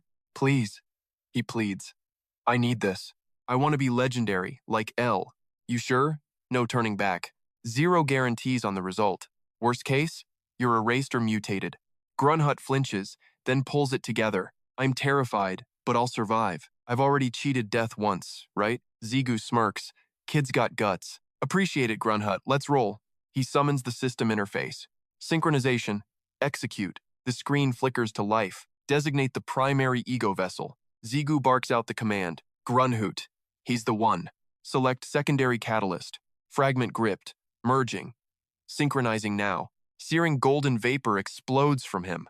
He stares at his glowing chest. The fragment. Was it always here? The brilliance turns the world white. The light dies. Brandhut rasps out. Master. Zigu winces. Grunhut? Master. He sounds like a ghost. Panic spikes. Stop the process now. Abort. Cancel the damn sync. The system overrides. Initiating transport. Gate coordinates locked. Moving now. Space warps. Zigu vanishes instantly. Scene shift. Midnight. Dead silence. Heavy clouds choke out the moon. Crows wail. A feast of omens. Grave markers everywhere. A dead zone. Wait. L. Is this that place? Vu growls. Are we inside him? Asterisk ping. Asterisk. That annoying mechanical chime rings out again. Synchronization successful. Brandhut and the ego fragment are officially one. Brace yourself, the ego fragment is about to overhaul the gate. Ziyu's brain stalls. Overhaul the gate? But how? Vu points ahead. Looks like the answer is right there. Suddenly, a blinding golden flash hits Ziyu in the eyes. A mysterious glowing coffin sits dead center in the hallway path. Ziyu creeps forward. Is this that same creepy corpse coffin? Fu lets out a soft grunt. Ziyu reaches out, then nervously chickens out for a second. Finally, he gets brave and touches the coffin directly. System alert, this gate is currently missing a guardian boss. Use the synced fragment to craft a new gate protector. Please initialize a new gatekeeper now. Ziyu just stands there, totally buffering like an old PC. He shuts his eyes, mental gears grinding fast. Monsters flash through his mind like a rapid slideshow. Do I really have to pick one of these? He scrolls through his available monster roster. Goblins, skeleton knights, or maybe a vampire. They are all basically just high-tier undead. It perfectly fits the vibe of this spooky gate. Suddenly, Ziyu remembers a much better option. Higher rank monsters are. The lid pops. Yup, it's a corpse, just as expected. The body floats out, dripping in celestial golden light. System. You've selected a corpse as your new guardian. Synchronization complete. The ego fragment has been consumed. It's official. This corpse now manages the entire gate. The body steps out and drops to one knee. He bows low. Greetings, my great and powerful master. This total 180 leaves. Ziyu shook and terrified. He's being polite? I literally just killed the guy. So, you're the official gate boss now, right? The undead king nods. I rule this gate now. Can you control all the other monsters in here? He shuts it down. Actually, no, I cannot. Now Ziyu is feeling totally and completely lost. Why not? Aren't you the boss here? The undead king twitches a bony finger. Wait a moment. He summons a system screen right in front of Ziyu. Now the real technical explanation begins. Low sync levels mean zero control over local monsters. The screen flickers. Gate synchronization at 1%. King Andes continues his reign. From now, if we crush these gate monsters, our dominance level will skyrocket. Then, I'll summon and command them all. Realization finally hits Jigyu's thick skull. So, what you're saying is, suddenly, he snaps his head toward the side. A monstrous horde is charging straight forward. Gigyu asks with a curious smirk. They'll obey once I beat them senseless, right? He can't help but act cool. Just like do now. Ru snaps back in annoyance. Gigyu grips his glowing blades with pure confidence. Whatever, I've conquered this gate once before. Round 2 is basically a cakewalk. Ru offers a stern warning. Don't get cocky just yet. It absorbed a crystal, it's way deadlier now. He curls his lip, muttering quietly. Stronger? Good. Gigyu blurs forward, leaving a sonic trail behind. Suonwi. He dives headfirst into the chaotic slaughter ahead. Scene shift. A bright morning with a chilling breeze. T6 stands downstairs, looking pretty worried. No word from Gigyu for 4 days? Sujin nods, her voice trembling slightly. Yeah.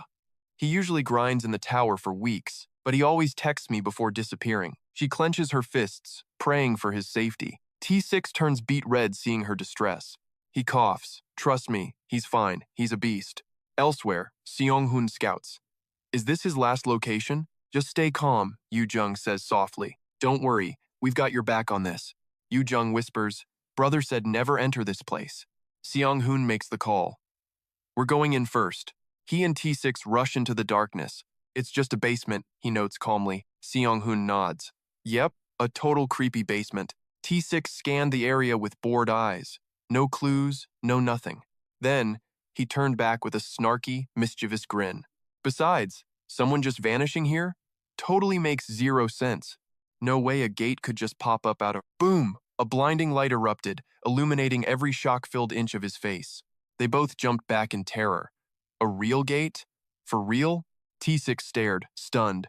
What kind of insane mana is this? Then, a pair of familiar legs stepped out from the void. Danger! What kind of monster is hiding inside that thing? Zigu stumbled out, head spinning. He groaned. Man, I'm starving. Battered and bruised, Zigu finally looked up and blinked in surprise. Wait, why are you guys here? This feels like work again. Shaking off the shock, Ziyu immediately started the interrogation. What are you doing here? And why is Scary Car Guy here? Both of them started shouting at once. Zero chill involved. That power. And that gate. What the hell was that? Hold up. Were you seriously inside that gate for 4 days? Is that gate you're doing? Did you actually conquer it alone? Losing his cool, T6 lunged forward and grabbed his collar. Shut your mouth, you little punk. Ziyu tried to play peacemaker. One at a time. Great timing. I was just about to call you for a favor. T6 fumed, shaking him by the shoulders while cursing loudly. Favor my foot! Zigu winced and screamed in pain. That hurts. Now start talking, kid. Explain everything. Zigu quickly started rambling at a mile a minute. That gate. Remember? I linked up with it last time. I just stepped inside that very gate, you know? And guess what? Now, the whole gate belongs to me. T6's brain totally short-circuited. His face went blank. Wait, you can actually control the entire gate? Silence fell as both of them tried to process this. T6's mind began to race with dark possibilities. Does this mean he can command monsters at will? Can he blow up gates too? Ziyu winced. Why is this so painful? Is this the sheer, overwhelming power of a high-tier ranker? It felt terrifying, like someone holding the reins of a natural disaster. T6 whispered urgently. Besides us, who else knows about this? Zigu shook his head. Nobody. This was my very first trial. I wanted to keep it secret until I mastered it. T6 exhaled a massive sigh. Fine, keep it hidden for now. So, what favor did you need? Zigu's eyes lit up. Oh, right. He took a breath and finally came clean. I just really need a good sparring session. T6's jaw hit the floor. A duel? You're kidding, right? Ziyu dropped the ultimatum. Gotta test this new power, but I've got 0 partners. T6 snapped back, totally offended. What am I, chopped liver? Just some training dummy? Ziyu begged with puppy eyes. Come on, please. Mom's dinner is the prize. T6 cleared his throat loudly. Well, if you insist, kid, I guess I'm in. He laughed, playing it cool. Later, go see your family. They've worried for 4 days. Ziyu mumbled. Dummy, she scolded. 4 days to hit 100% control. Buffed monsters made it hard. Still, I crushed them solo. He remembered that ancient corpse, named him Hurt after Brand Hurt. Almost called him Brune, though. Everyone immediately shot that down. Hard pass. That's just tragic. Total veto. He sighed inside. Yeah, 0 support there. Next morning, clouds filled sky, drifting softly on the wind. Ziyu whispered, Thanks, big guy. Taesik nodded. Yeah, whatever. Don't bail on our deal. He slowly shrugged off his coat. Enough talk. Unleash that magic. Boom. Blue energy surged out. Full power. 0 restraints. Carnage. Levels aren't everything in battle. Mastery is hiding your aura. When high rankers finally go all out, mana mist drowned the room. A tidal wave of energy. Eyes glowed with terrifying power. T6 smirked. Knew it. No backing down for me. T6 reaches back, summoning a legendary blade from thin air. Its lethal edge exhales a mystical, swirling mist. He grins like a maniac. Time to stop playing, kid. Downstairs, someone's latte starts catching some serious earthquake vibes. He stares at the ripples, totally clueless about the chaos above. A coworker asks, Yo, seen Dung? The guy just blinks. Dung who? He looks up suspiciously. Director's at the gym. Maybe he's the earthquake? Back upstairs, T6 is locked into pure beast mode. Ziyu isn't backing down either, face set in stone. Steel screams against steel as they collide in a blur. Suddenly, T6's blade erupts into a volcanic firestorm of light. Smoke chokes the room. No way, a girl gasps in shock. Do you know how many barriers are guarding that room? It's vibration-proof and mana-sealed. Nothing should leak out. Her colleague nods. True. Unless the director is going berserk. But he's chill, he'd never actually wreck the joint, right? Besides, who could even push him to fight for real? Little do they know, 2 monsters are currently erasing the scenery. Ziyu hammers his twin blades against the director's massive edge. His eyes are blazing with pure, high-stakes adrenaline. The screech of grinding metal makes the very air lethal. T6 hammers an elbow down, sending his opponent eating dirt. Ziyu slams into the floor with a bone-shattering thud. The reinforced concrete shatters into 1,000 jagged pieces. But Ziyu's eyes snap open. He's still in the game. T6's face shadows over, looking straight up demonic and menacing. Counterattack incoming. A blue explosion turns the room into a blinding supernova. Cold light rips through the smoke, incinerating the shadows. Cut to the streets, where a girl suddenly freezes mid-step. Zubin's jaw drops as she feels the atmospheric shift. Grandma, do you feel that? What is happening? Hisa cuts her off, sensing the heavy mana pressure. You feel that raw, monstrous power too, don't you? She scans the skyline, her eyes narrowing with concern. This isn't just some random tremor we're feeling, Zubin. This vibration is way deeper than a simple earthquake. It's two massive mana signatures clashing with intent to kill. Someone in the crowd panics. Is it a dungeon break? Did a gate just explode somewhere in the city? Hee-suk shakes her head slowly, her expression turning grim. No, the source is close, but it's being suppressed, locked away in a room that can't hold it. High-tier players are absolutely going all out in there right now. T6 drives his blade forward, putting his entire soul into it. A blinding streak of light blitzed Ziyu before he could even blink. The floor erupted, sending jagged shards of concrete screaming into the air. The entire room was a total wreck, buried under a thick shroud of choking dust. Miraculously, Ziyu was unscratched, panting like a dog against a crumbling wall. Elle piped up, "Boss, I think you're pushing your luck a bit too hard." Runhurt gasped at that power, but Julian snapped. "Stop being a wimp. This is how you get buff." Ziyu brushed it off. "I'm fine. Just didn't expect the power gap to be this insane." He stared at his bleeding palm. Man, his strength actually ripped through my legendary gloves? Ziyu's head was spinning. My wound booster hit him, yet he's moving like nothing happened. T6 strolled over. "Whoops, did I go too far? You done?" You smirked. "Usually that kills people." Ziyu lunged back in. "Since he's a monster who won't die, I can finally go all out." A violent crimson glow surged through his arm like liquid fire. Ziyu threw himself to the side, gritting his teeth and muttering, "He's probably reading my moves with that god-tier speed of his." Rue went cold. "Master, your movements are actually pretty basic." Ziyu was literally sweating buckets now. Talk about insane pressure. T6 isn't just some guy, he's a top-tier high ranker. Behemoth. There's a terrifying reason they call him that. Suddenly, T6 charged forward, his blade cutting through the atmosphere. The legendary weapon, the Thorn of Behemoth. The gem on Rue began to pulse with an ominous light. He whispered, "Rue, we're going in. Cover me." Rue grinned wickedly. "Wait, are you actually trying to kill him? I might not be at my floor 30 peak yet, but don't call me weak, Master. Watch this." In a heartbeat, a tide of crimson liquid flooded the entire room. A deafening blast tore through the air, sounding like 1,000 blades colliding. A roar of blood-red fire exploded, swallowing everything in its path. The entire skyscraper groaned and shook under the sheer impact. Minutes later, the outer door creaked open, revealing the aftermath. Si Young-hoon stood there, completely stunned by the chaos inside. The walls were carved with deep gashes from a truly brutal showdown. T6 was sprawled out on the floor, looking absolutely spent. He wheezed, "Oh, hey, hun. Took you long enough." Ziyu was right there with him, flat on his face on the tiles. Hun stared at the giant, gaping hole in the middle of the wreck. He blinked twice, his voice trembling in disbelief. "Seriously, what the hell happened in here?" Even the door frame was warped and shriveled from the heat. T6 groaned. "No clue. Just pass me the healing potions, man." Ziyu chimed in weakly. "Me too, hun. Help a brother out." Once the potions arrived, T6 didn't waste time, drenching his wounds. He frowned at Ziyu. "Kid, do you have some kind of curse skill?" Ziyu sighed. "Yeah, the medicine isn't doing much, is it? It's a little something I call wound amplification. Pretty nasty, right?" Rue gasped. "Even at low power, that force was legendary. Unbelievable. He survived.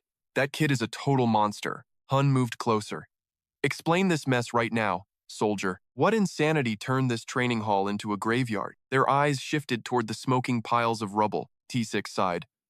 "Man, I don't even know where to start. From here, it looks like someone tried to delete reality. The repair crew is going to have a literal stroke." Zigu grabbed his water and chugged like a beast. He groaned in agony while trying to move his limbs. "So, how was I? Pretty strong for a rookie, right?" T6 crushed the bottle and let out a heavy sigh. "Kid, you're sloppy. Your body can't handle that speed yet. You might stomp weaklings, but you're still a total amateur. A real elite warrior would end you in 1 second." Zigu went quiet, letting the harsh truth sink in deep. Lesson 1. Memorize your enemy's every single heartbeat. Lesson 2. Never let them see your next move coming. He leaned in with a sharp, piercing gaze. "You need actual technique if you want to survive, kid. Understand?" Zigu nodded slowly. "Understood." Vu watched them and added his 2 cents. "Master, your dual wielding is honestly kind of a hot mess." Zigu bit his lip, whispering to himself in the dark. "Technique, huh? So the only way to learn is through blood and fire?" T6 watched him, his mind racing with hidden thoughts. Nobody can use half their power without the right flow.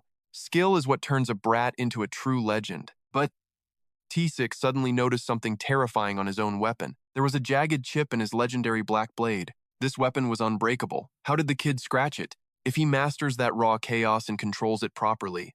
He shook off the shock and spoke up loudly. Enough talk. Let's go get you officially registered, kid. Zigu stared back with a completely blank expression. Go climbing? That stupid face made T6's blood pressure skyrocket. Register. You idiot. Not climbing. Pay attention to me. It's time you earned a title that scares the world. The cleanup crew finally rolls in to check the damage. Zigu asks, totally curious about this whole ranker thing. Wait, won't this blow my cover to the whole world? Hey, I thought we agreed to keep my identity secret. T6 nods, totally feeling his vibe. True, but your secret is safe for now, kid. Manager Hun is glued to his phone, making moves. Right, just make sure everything is handled perfectly, okay? Then he drops a serious reminder. Listen, you're a mercenary first and a ranker second. Keeping a mercenary's face hidden is priority number 1. The association won't talk, but Zigu still grumbles softly. But before he can finish, he gets cut off. Kid, you have no idea what a masked ranker faces. But after today's epic show, you'll be just fine. Manager Hun smirks. Send the repair bill to the boss. Wait, T6? Zigu asks, completely caught off guard. Even if the Iron Guild starts sniffing around you, it looks like you can handle yourself now, rookie. That hit deep, making Zigu freeze in his tracks. Zigu turns beet red and coughs. Yeah, I get it. Manager Hun thinks, aw, look who's getting shy. T6 grins. What's there to be shy about?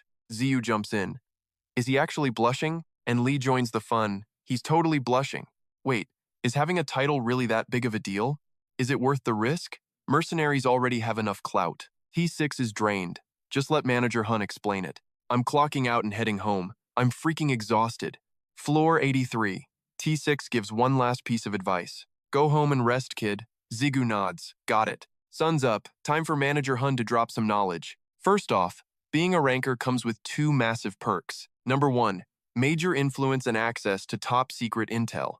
You'll have the power to act without needing my permission. Zigu tilts his head. So, what's the difference?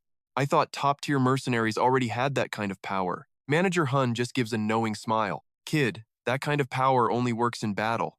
Navigating the boardroom is a whole different ballgame. Basically, the politics are a total mess. The big shots have their own twisted logic. Their car roars as they pick up speed. Manager Hun keeps talking, but listen close, because the second perk is legendary. And listen, those perks I mentioned? Just the cherry on top? Seong-hun leaned in, doubling down on his pitch. You already know the deal, right? The title of high ranker and its prestigious classes. They weren't just dreamed up by some local Korean office. That's the official gold standard from the International Players Association. While basic mercenaries are stuck playing small time in Korea, high rankers hold the keys to the entire world. Seong-hun smirked, scanning him. From street brawler to global legend sounds sick, right? Gigyu tilted his head, totally lost. Global? Like, worldwide? He stammered, suddenly nervous. This scale is getting way too insane for me. Seong-hun burst out laughing. Trust me, you'll be on that world stage soon. I'd bet my life on it. Gigyu just stood there, flustered. Hey, compliments won't get you any special treatment from me. Suddenly, Io chimed in. I also think Master is destined for legendary things. Vu poked at his leg, teasing him. Hey, Master, your ears are turning bright red. Gigyu opened his mouth, hesitating for a second. But, well, if you're really that confident in me, he clenched his fist, fire blazing in his eyes.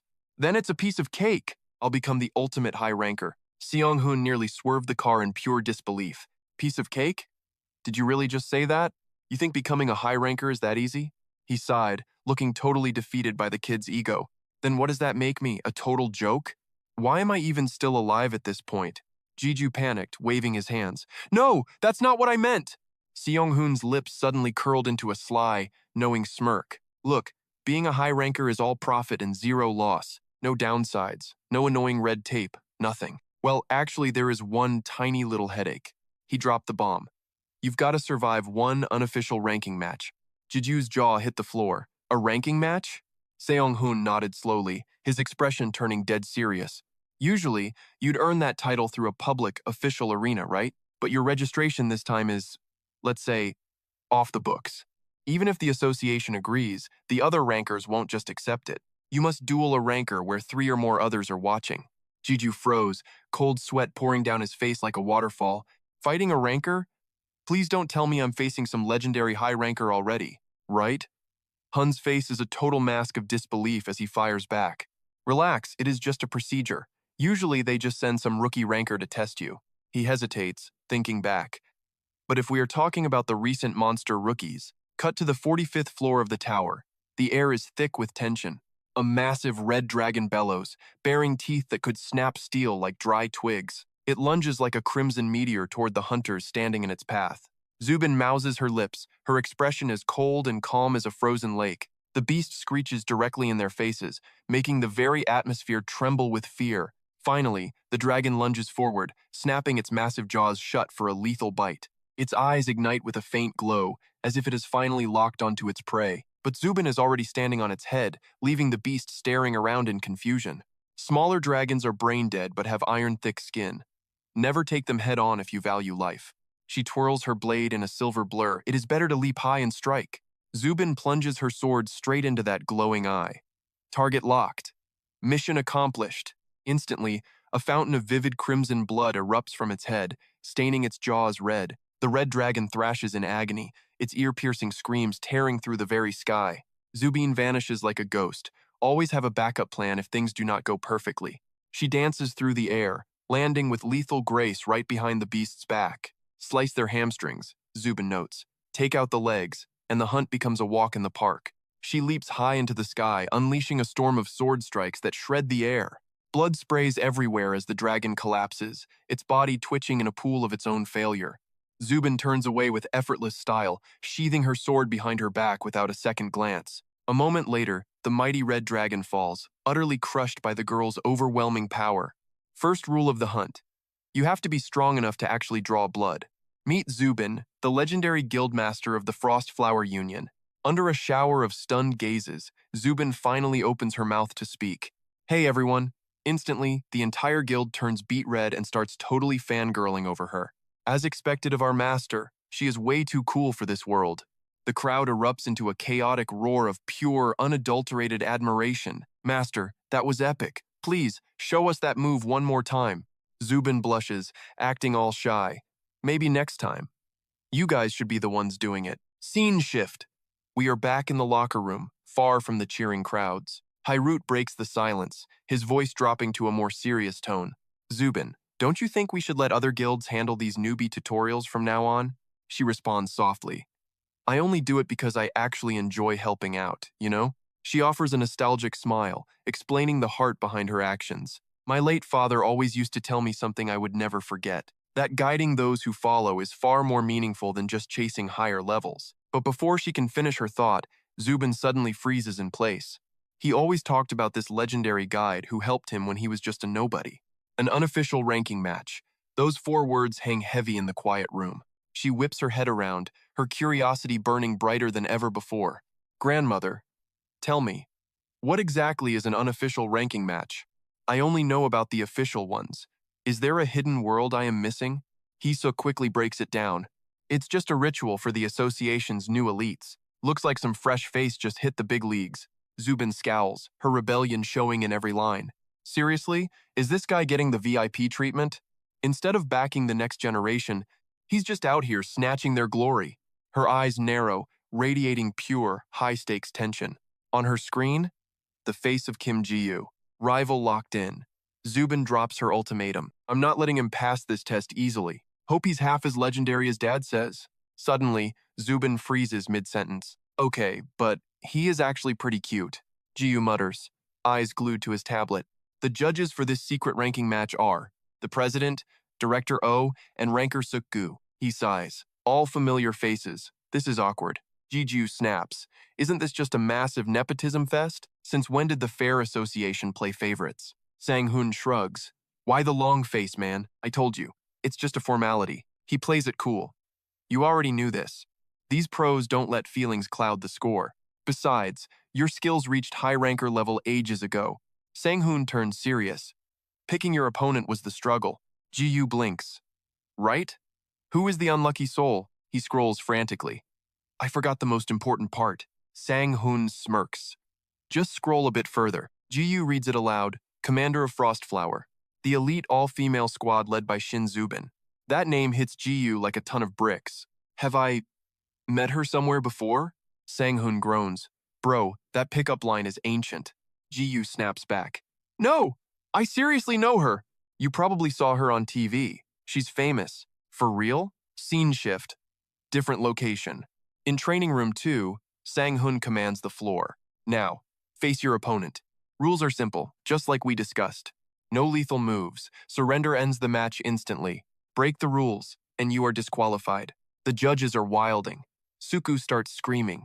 Gigyu, focus. Just fight like you always do. Now, let's see what you're really made of. Zigu eyes her coldly, thinking, this is a major match, kid. Could you at least try taking this seriously?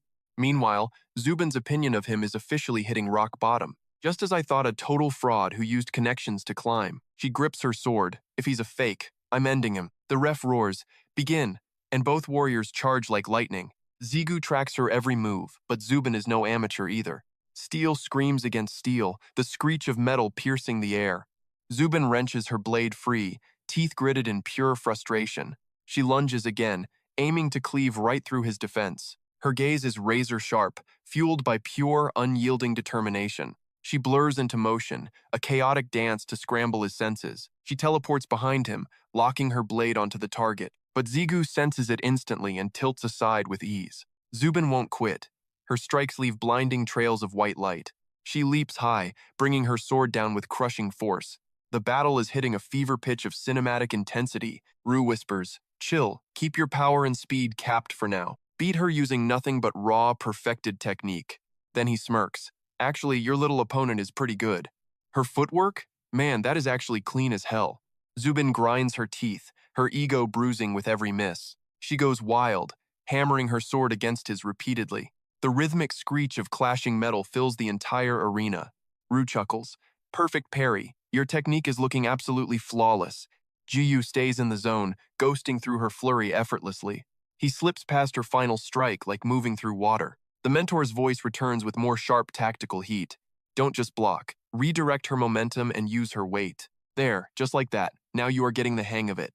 Up in the stands, the judges are looking majorly confused. One official leans forward, eyes wide in total disbelief. Is this a ranking match or is he literally coaching her? Even the spectators are starting to scratch their heads. Since when were these ranking matches this weirdly chill? But one thing is undeniable to everyone watching today. Both of these fighters are on a completely different level. Now, the fire in Zubin's eyes is turning to fear. He is a monster. This guy is way too strong. Her feet start betraying her, trembling as she retreats. I was wrong. He didn't cheat. He is a god. The pressure is suffocating, leaving her drenched in cold sweat.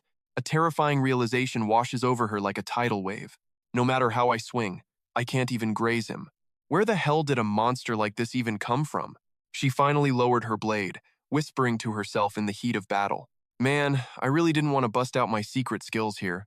But, without a second's hesitation, Zubin charged forward like a literal human hurricane. She unleashed a massive wind blast, sending Gigyu flying backward like a rag doll. Panic surged through him, her blade was moving like a flickering ghost. Io chimed in, stay sharp.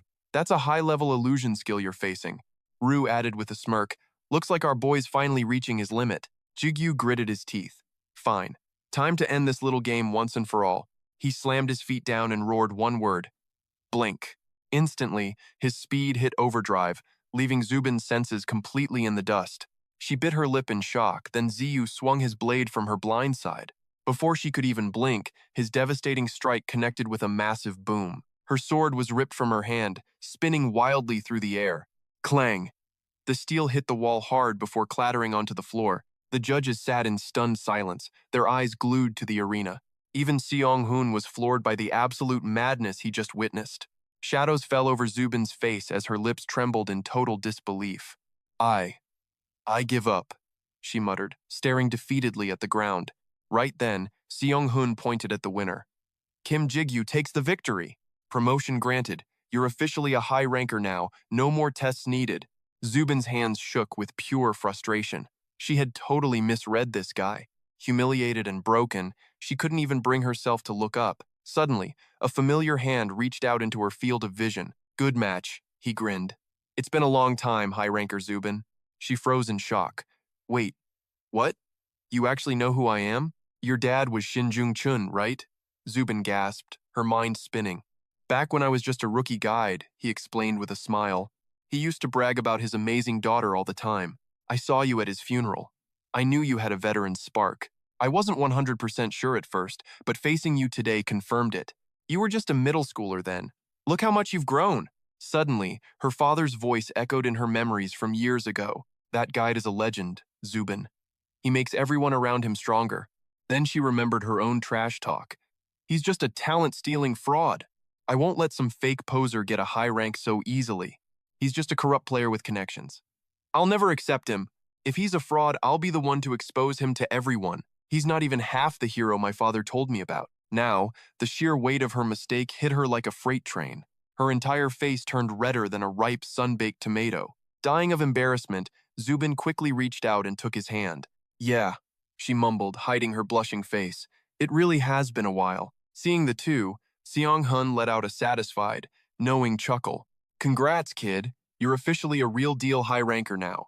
Even Gigyu turned back with a triumphant and incredibly proud smirk. Major props, kid. See you on the flip side. Even Suku couldn't escape this fate. All right, I'm dipping out first. Ditching guild duties this long? I'm toast. Finally, Seong-hun drops the reality check. Now, just drop your John Hancocks right here. He carefully walks Gigyu through the paperwork. Yep, full name there. Don't mess up. Suddenly, Jubin starts acting all shy and stuttery. She's blushing too hard to even look straight. Is it cool if I... She risks a glance, finally shooting her shot. Can I snag your digits real quick? Jiju's totally chill. Sure, why not? Yeah, obviously. No biggie. But Seong-hun is giving him the ultimate side-eye. What's that face for? Ooh, Master's blushing. 5th floor. This doesn't feel like a tower. Time for a heart-to-heart with Big Bro T6. Yo, T6, it's Gigyu, coming in. Wait, why is the door just hanging open? T6, you in here? Silence greets him. Then, Gigyu sees it and his jaw hits the floor. T6, what the hell happened to you? T6 is doubled over, coughing up straight blood. Gigyu lunges forward. Hang in there, man. You're bleeding everywhere. What went down? Gigyu turns pale, his mind racing in circles. This guy shrugged off my max power. Who could? Were you poisoned? Or jumped by some freak? Did an assassin slip into the association? Suddenly, T6 wheezes. The association president. Gigyu fumbles for his phone like a madman. The president? Got it, calling him now. T6 frantically waves him off. No, stop. Jigyu's entire body is vibrating with pure fear. T6 chokes out the words with agonizing effort. That crazy old geezer. He actually wrecked me. Silence falls. You could hear a pin drop. Gigyu blinks, stunned. Wait, come again? One potion chug later, T6 is back. He slams the bottle down in pure saltiness. Wiping his chin, he looks totally ticked off. How dare that old man play for keeps? One day, I'm suing that geezer's pants off. Can a mere mortal survive a one-sided beatdown from death? Grant's fuming too. He's fine. But man, I'm pissed. Zigu leans in, curious. So, why'd he actually clock you? T6 is literally steaming, his temper hitting the red zone. The old man keeps nagging me about some arranged marriage. He explains, I told him I'm only marrying for love, and that's when he decided to start throwing hands. Zigu blinks. Ah, yeah, that'll do it. I get it. Then he tilts his head. Wait, an arranged marriage? I guess the ultra-rich really do live in another world. T6 shoots him a sharp, annoyed look. Hey, I told you to stop calling it that. He buries his face in his hands, sighing in defeat. It's not some grand drama. Nothing that fancy. He's just sick of his giant son being single. T6 grimaces, replaying his father's harsh, biting words. Who'd ever love a loser like you? He yelled. The more he talks, the more his soul withers. Seriously, who's actually gonna fall for a guy like me? Suddenly, Zigu's eyes go sharp. He's all business now. Hey, big guy, are you gonna be busy lately? T6 grumbles, totally drained of all his energy. I'm drowning in work. It's killing me, honestly. I'm already depressed. And you're here to troll me? While he's moping and fiddling with a bottle cap, Zigu drops the bait with a total straight face. Really? Wow, man. That's a huge bummer. Because you see, lately I've been thinking, With Iron Guild acting up, I'm worried for my family. That casual hint makes T6's eyes snap wide open. I need a pro to watch my mom while shopping. T6 slams the table, jumping up like a rocket. I'm free. Seriously, I've got nothing but time. He leans in close, practically shouting in Zigu's face. The association runs itself. I'm totally replaceable there. And if I run out of vacation days, I'll make more. I'll bend time if I have to. Who cares if the old man tries to kill me? Zigu waves his hands, trying to calm the beast. All right, it's settled. You're on the job. Seriously, chill out and take a seat, man. Now, Zigu gets down to the real nitty-gritty. But I didn't just come here for that. Let's talk about that Iron Guild situation again. Any news on them opening a branch in Korea? T6 slumped back, looking like he'd aged 10 years. Tonight, the official bomb finally drops on the public. They've finalized the paperwork and fortified the new headquarters. He hesitated, a sharp, rebellious edge in his voice. So there is zero chance of stopping this train wreck? What's the IPA's stance on this whole mess? T6 leaned in, ready to spill the bitter tea. Look, the IPA plays by a not my problem rule. If things get bloody, they just ghost everyone involved. They won't let the organization get dragged into local drama. He continued. But Zigu barked a name, the Incela Guild. T6 didn't argue. Suddenly they're simping for Iron Guild. Word on the street is once that branch opens, they'll just wash their hands and walk away. He stopped, his face darkening. The weirdest part?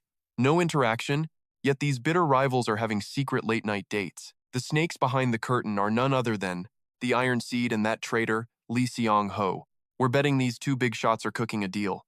Gigyu went quiet, his mind racing through the chaos. A backroom deal between two titan guilds, huh? T6 threw a testing, curious look his way. You going for it? Gigyu's eyes snapped up. What? He stared him down, cold and unwavering. Revenge. This is a once-in-a-lifetime shot, no doubt, but I honestly can't put my stamp on this. Obviously, because the risks are sky-high and deadly. Suddenly, Gigyu's voice sliced through the heavy tension. It's no coincidence they're setting up shop right now. He let the words hang in Korea, with Roger San managing. Zigu's eyes burned with lethal light. They're targeting me. Fine, I'll just have to take their heads first. Determination dripped from his words. 3 months until opening. I'll wipe every single thread off the map by then. Flash to the internet, the comment sections are pure fire. Headlines. Iron Guild officially invades the Korean market. Public is torn. Association stays quiet, and Roger returns. 8 hours ago. Iron Guild is peak. Finally, no riots. Nationality? Who cares? Thanks for protecting our streets, King. The Korean Association's greatest masterpiece is definitely Roger San. Glad the haters are happy seeing their homes destroyed. The keyboard warriors were fuming. Are you guys brain dead? You idiots! These guys are more dangerous than monsters. You're happy about foreign armies marching through our home? What is the association doing? They're just letting this happen? Time to bet everything on Roger Sarn's luck. Gigyu stared at the screen, his mind spinning. That guild looks peaceful, but it is a hidden army. Some hope they will stop the looming riots. Others hate having foreign troops on their soil. Sang-hoon leaned in. Yo, what are you watching? The ranker muttered, just news. Stop calling me that. He pocketed his phone. Is this really the place? They stood in a wasteland for their secret meeting. Rue scoffed at the choice. Real classy spot, huh? Whatever, came the sarcastic reply from the shadows. He scanned the debris with a cold gaze. A city torn apart by total chaos. The mountains of trash left Gigyu speechless. Why meet in this dump of all places? Hun insisted. This is definitely the spot. He is late, Gigyu sighed, checking the time. Can't help it. We are the ones who need him. Suddenly, he sensed a presence behind them. A sharp smirk crossed Jigyu's face. Looks like our guy finally showed up. A 3-month revenge starts now. Part 1. Hyungchun drifted in, head low, playing the part. Sorry I am late, he said with a fake bow. The photographer hunter here, representing legendary Go Hyungchun. Jiju recalled the warning. He is a snake. Do not trust him for a single second. After that masked incident, my gut hates him. But his information network is too valuable to ignore. He raised an eyebrow. Just an associate? I need to talk to the real Go Hyungchun. Sorry, he replied. The boss only talks through me. This is a massive job. Let me see him. Impossible. All requests must go through my hands. I am the one who makes the final call. He smiled thinly. So, tell me your request, Sang-hoon whispered. Careful. Do not let the plan slip. If this leaks, we are in deep trouble. Jiju gave a slow, determined nod. All right, let's play it your way. His eyes sharpened with a cold, lethal intensity. Here is my plan. Gigyu stepped forward to make his move. First, let's talk about the price tag. 5 billion for the deposit.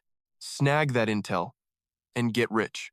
I'll drop 10 billion more, easy. That bombshell made Hyung gasp aloud. He stammered a shaky question. What exactly is the catch here? Gigyu dropped the heavy, cold facts. While Iron Guild expanded their branch, they were likely in bed with Angela. Hyung's face turned ghostly pale instantly. Compile every single scrap of data. He stumbled back, shaking with fear. Have you lost your mind? He bolted, refusing to look back.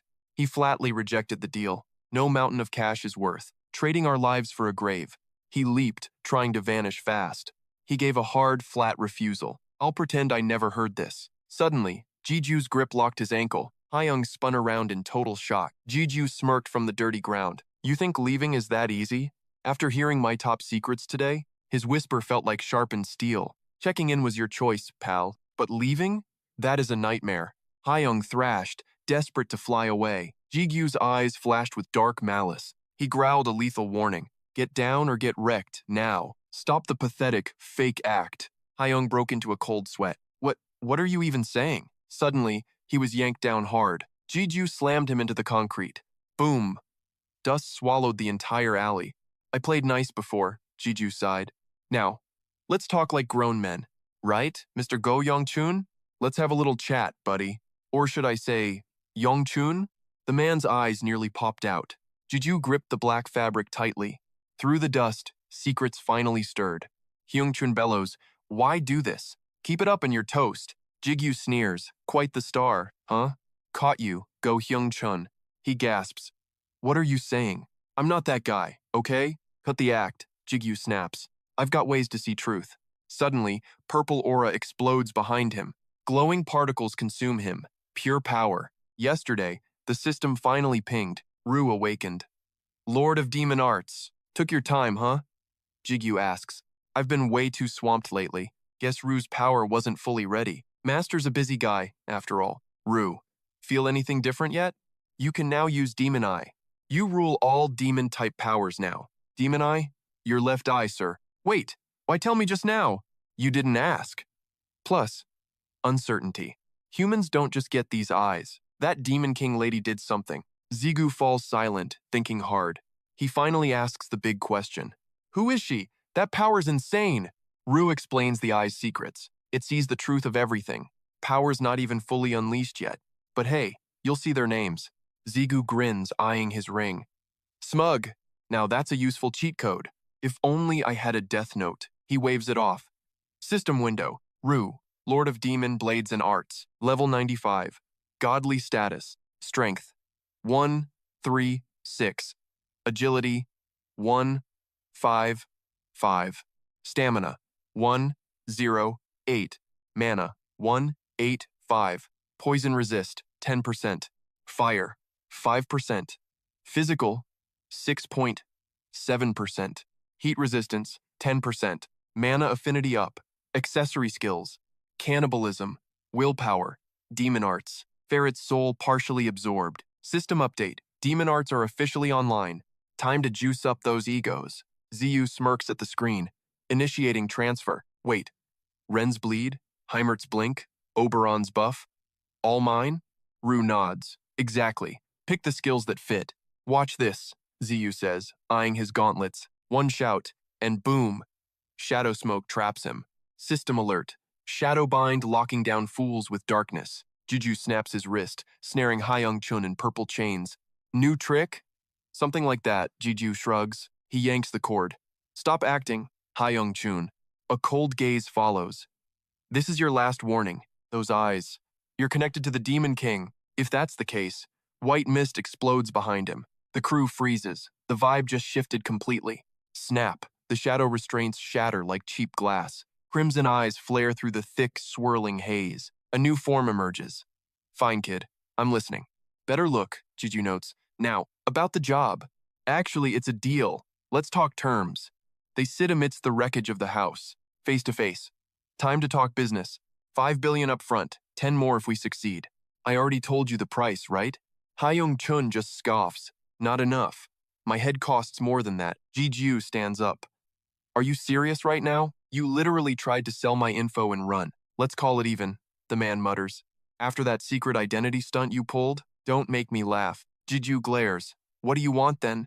Name it. What's your real price? Intel. You're linked to the Demon King. And the secret behind those demon eyes, Ziyu pauses. That's all you want? It's worth more than gold, trust me. You clearly don't know the value of secrets. Ziyu sighs. Fine, if that's what it takes. I'm the Demon King's sole disciple. These eyes, they strip away every lie. And I can see you're being for real. Hyung-chun stands. Consider the down payment received. I'll take the job. His eyes glow through the fading dark mist. I'll track you down the second I've scavenged the intel. Peace out. And just like that, Hyung-chun vanished into a cloud of smoke. Vu broke the silence, his voice laced with doubt. Is that guy really dumb enough to buy our master's story? Maybe he's got a special skill for sniffing out the truth. Sion-hu chimed in with a cool smirk. Talk about one hell of a chaotic meet and greet. But hey, things went even smoother than I expected. Ji-gil questioned their next move. No doubt about it. So, shall we head to the next target on the list? I'm clearing my entire damn checklist before the sun goes down. A glass monolith pierced the clouds, gleaming under the harsh golden sun. Inside the penthouse. Yeah, I heard your story from T-Sick already. Tigu scoffed. Revenge? Mercenary or not, I can't officially back that play. But I might just develop a sudden case of temporary blindness. Consider it a professional courtesy. That branch office is a massive headache anyway. Jigu smirked. Call it a preemptive strike. Those punks are coming for me regardless. I appreciate the blind eye, but I'm gonna push my luck for one more favor. The old man raised an eyebrow. You're asking for even more? A total media blackout and clearing every civilian out of Iron Guild's turf. Then put up a keep out sign for every other guild in town. He locked eyes with the chairman. Can you pull that off? Taegu didn't blink. He just fired back a heavy question. You're really gonna solo a top-tier guild branch in broad daylight? That place is packed with elite muscle from the world top 10. Taegu leaned back, arms crossed, weighing the insanity of the plan. The association isn't omnipotent. A total blackout like that is nearly impossible. Unless a gate breaks, Jigu interjected. So if a disaster strikes, we're good? The old man stared. You talk like you can just summon a gate break. Jigu grinned. Well, not a natural one anyway. Taegu let out a long, weary sigh. Figures. Plenty of labs tried to weaponize gate breaks in the past, and every single one of them ended in spectacular failure. That's not the kind of heat a single person should pack. He rubbed his neck, playing it off like a casual, dangerous thought. But me? I can whip up something just as deadly as the real thing. Taegu went silent, his mind racing through the terrifying possibilities. Honestly, a power like that. I'd almost rather steal it from you. Jigu blinked, taken aback. Wait, what are you saying? Golden rays bled through the steel giants as a voice cut the air. 3 months. That's my only window to flip this world upside down. I've already sent Hyung-chun to sniff out any hidden traps or variables. And the association? They're officially in my pocket now. Rue's like, yo boss, time to hunt that Death Note thingy? Shut it! Your memory is way too good, man. One more thing, Jiju muttered, eyes glowing. A gate alone won't crush their entire army. Brunhut whimpered, am I just useless baggage? Relax, you're my MVP, don't get all emo.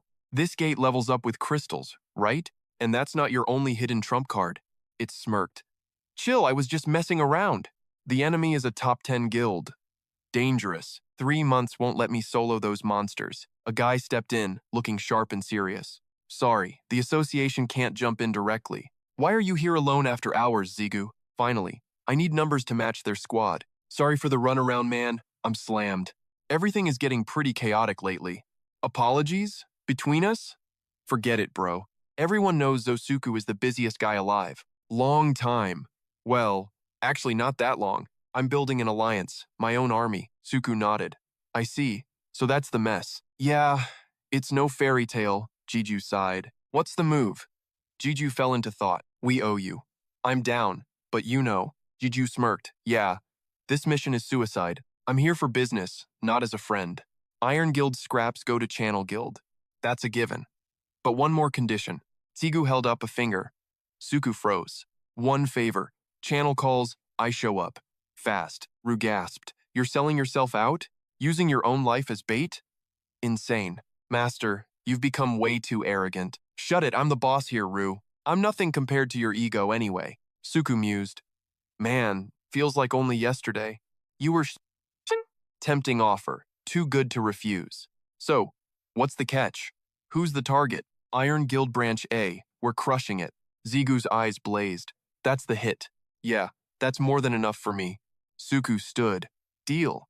But I can't decide. A war this big needs the big bosses. This evidence is more than enough to silence the board.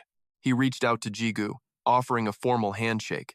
Suku finally broke the tense silence. We will take your proposal under serious consideration. Mr. Morningstar, Jigu interjected with a cool smirk. I will be eagerly awaiting your final decision. Enter a rock jaw set, gaze sharp, looking effortlessly lethal. His face was stoic, with a dangerous hint of a smile. Sharp features, cold eyes. Suddenly, the heavy gates groaned. A voice echoed. Stop embarrassing yourselves like this. Enough of this circus. It was finally D-Day. The grand opening of the Iron Guild's Suwon branch. Suwon City, Gyeonggi Province, the stage for chaos was set. Suddenly, in the stone courtyard, reality began to tear. A violet vortex surged open under suspicious eyes. Took his sweet time, someone muttered into a phone. The man frowned. Wait. Who is running late? Seong-hoon replied casually. It is Kim Gigyu, our dear morning star. He is taking a bit long today. He checked his watch, eyes widening in total disbelief. But he went in. What, less than an hour ago? He stared at the swirling energy, completely speechless. This is a B-rank gate! The other hunter gasped. Pure shock hit them. Meanwhile, Seong-hoon just watched. His lips curled, clearly plotting something big and devious. Ziyu emerged, leaving thick, bloody footprints in his wake, drenched in gore and looking utterly, gloriously exhausted. He kept walking as Egress praised. Masterful work, Lord. Grunhut cheered wildly. My glorious and terrifying master. Ugh, Baru. This monster blood is so damn sticky, Baru noted. Your combat prowess is finally becoming decent. You are actually starting to look like a warrior. The witness stared at Ziyu, his jaw hitting the floor. He really soloed that entire dungeon by himself? A full guild raid would have taken days to clear. Ziyu glanced over, tilted his head, and asked, Oh? Did you guys come all this way for me? Seong-hoon approached the blood-soaked hero with a grin. Hell of a job. You look like absolute trash. Hoarding all the mana crystals again, I assume? Ziyu just gave a tired, knowing nod of defiance. You bet. I need every single one of them. I am blowing my entire reward on more crystals, too. Grunhut's eyes gleamed with pure, unadulterated greed. Jackpot. It is finally time to feast, baby. Ziyu stretched his aching limbs and yawned loudly. All right, I'm done. So, where is the next gate to clear? His companion gave him a flat, weary look. There are no more. You cleared them all. Ziyu froze, turning around in total disbelief. Seong-hoon spoke up, his voice full of awe. You conquered every single gate the association assigned. There is not one difficult gate left in Korea. Ziyu blinked, stunned. Wait, you are for real? Good grief, Grand Herd whined. No more snack crystals? Finish your current snacks before asking for more. Ziyu shrugged. Guess I'll go home and shower? He hesitated, as if a thought suddenly struck him. Then after that, let's go grab some drinks. At the Han River, the sunset bled gold light. The crisp pop of a beer can echoed out. They toasted as Seong-hoon's expression turned serious. There are only 2 months left now. He turned to look Ziyu right in the eyes. What will you do with your remaining time? Ziyu took a long, cooling sip of beer. To be honest, I haven't decided yet. I won't go overseas just to find more crystals. Climbing the tower for loot isn't a bad idea. He raised his can toward the crimson horizon. I still haven't mastered this insane inner power. Ziyu chuckled as the cool breeze hit him. With so much to do, 2 months will fly. Seong-hoon nodded, his gaze full of absolute trust. True. I'm certain you will handle it perfectly. He continued speaking while munching on some food. Wait, didn't that mysterious guy want a meeting? Ziyu smiled, knowing exactly what was coming next. He'll probably pop up behind us while we talk. That's exactly how he introduced himself last time. Actually, every time we try to contact him, he pulls that same spooky stunt, 3 times now. He casually pointed his thumb over his shoulder. See? Just like that, right on time. Gray smoke began to swirl into a misty vortex. Hyo Young-chun emerged with eyes blazing like fire. He slowly walked toward the 2 relaxed hunters. Seong-hoon sighed, looking at the dramatic entrance. You saw through my high-level stealth again, huh? Man, you seriously blow my mind every single time. Ziyu tosses him a cold beer and smirks. The way you talk is always so freaking weird. Seong-hoon blinks, looking totally caught off guard. Since when did we get so buddy-buddy, huh? Ziyu shoots him a sharp, knowing look. Hey, you're the one who ditched formalities first. Thinking back, that still really bugs me. Besides, we're basically the same age, right? Seong-hoon cracks open another beer and sighs. Fine, whatever. That's not even the important part. He turns away, his voice dropping an octave. The point is, you actually managed to spot me. Even high rankers couldn't track my presence like that. Your mana sensitivity is honestly terrifyingly sharp. It is like you have some divine sixth sense. Jigyu's eyes widen. Really? Lu suddenly scoffs. That's all thanks to me, obviously. Yeah, you're the greatest. Happy now? Could you try being a bit more sincere? Jigyu pivots. So, did you find anything new? The last 3 leads were just useless scraps. Seong-hoon snaps back, looking visibly offended. Useless scraps? Are you freaking kidding me right now? I literally told you Iron Shield's leg was fake. Jigyu just shrugs, looking totally unimpressed. Okay, fine. I guess that was mildly helpful. He leans in. Look, we're investigating global powers. The world's top 2 guilds aren't neighborhood gangs. This isn't as easy as stealing candy from kids. Ziyu nods slowly. I get it. So, do you actually have anything solid for me? Seong-hoon sighs. Yeah, but honestly, he pauses, his expression turning deadly serious. I'm quitting this case for good after I tell you. Jigyu frowns. Is the intel really that dangerous? You have no idea. It's a total bombshell. First, those rumors about Lee Seong-ho spreading lately. Have you heard the whispers on the street? The one about him getting wrecked in the tower? Bingo. It's 100% true. He's shattered. Word is, his injuries are way beyond bad. That's why he's desperately hunting for an elixir.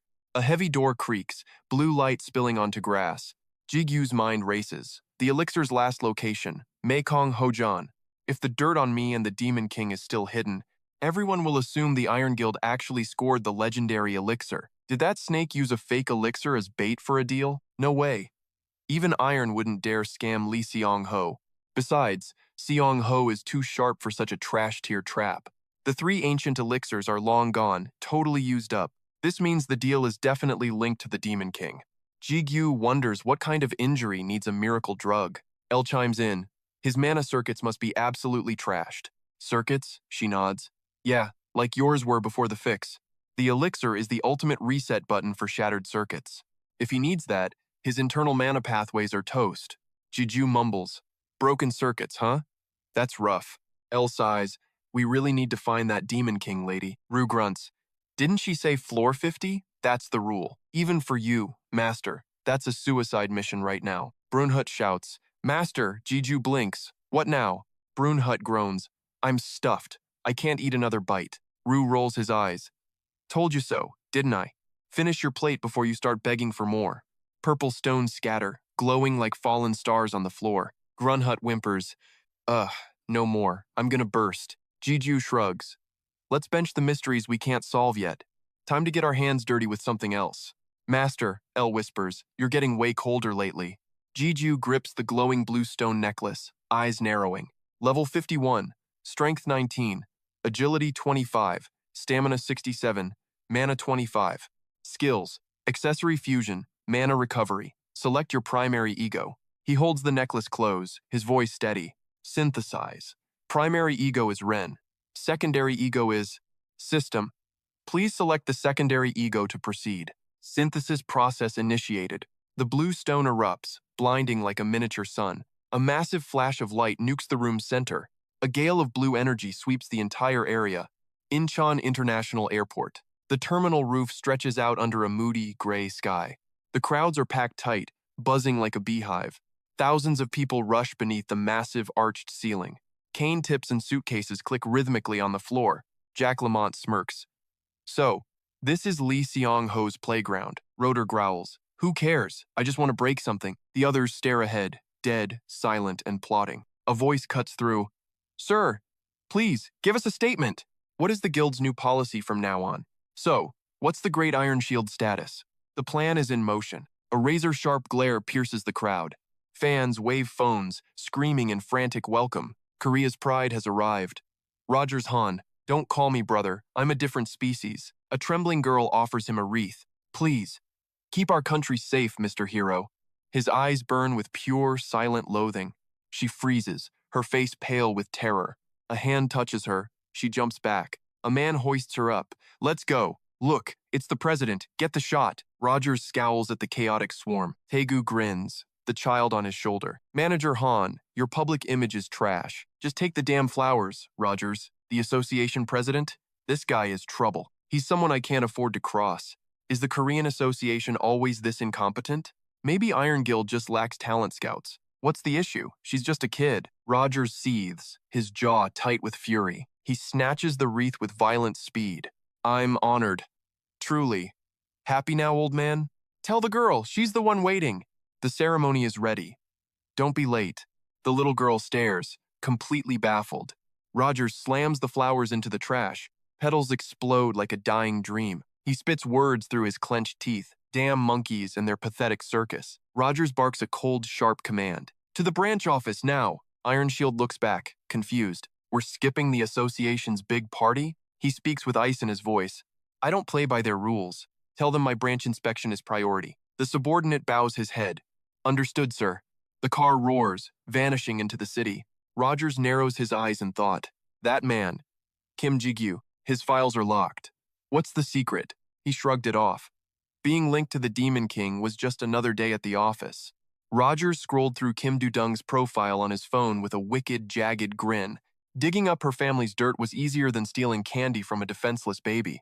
The blue screen glow turned Rogers' eyes into twin orbs of pure, calculating malice. He chuckled, imagining the look on her face when she stumbled upon their cold corpses. The car screeched to a halt by the high-rises. We're here, a gravelly voice barked. Rogers stepped out, his cocky expression melting into pure confusion at the sight ahead.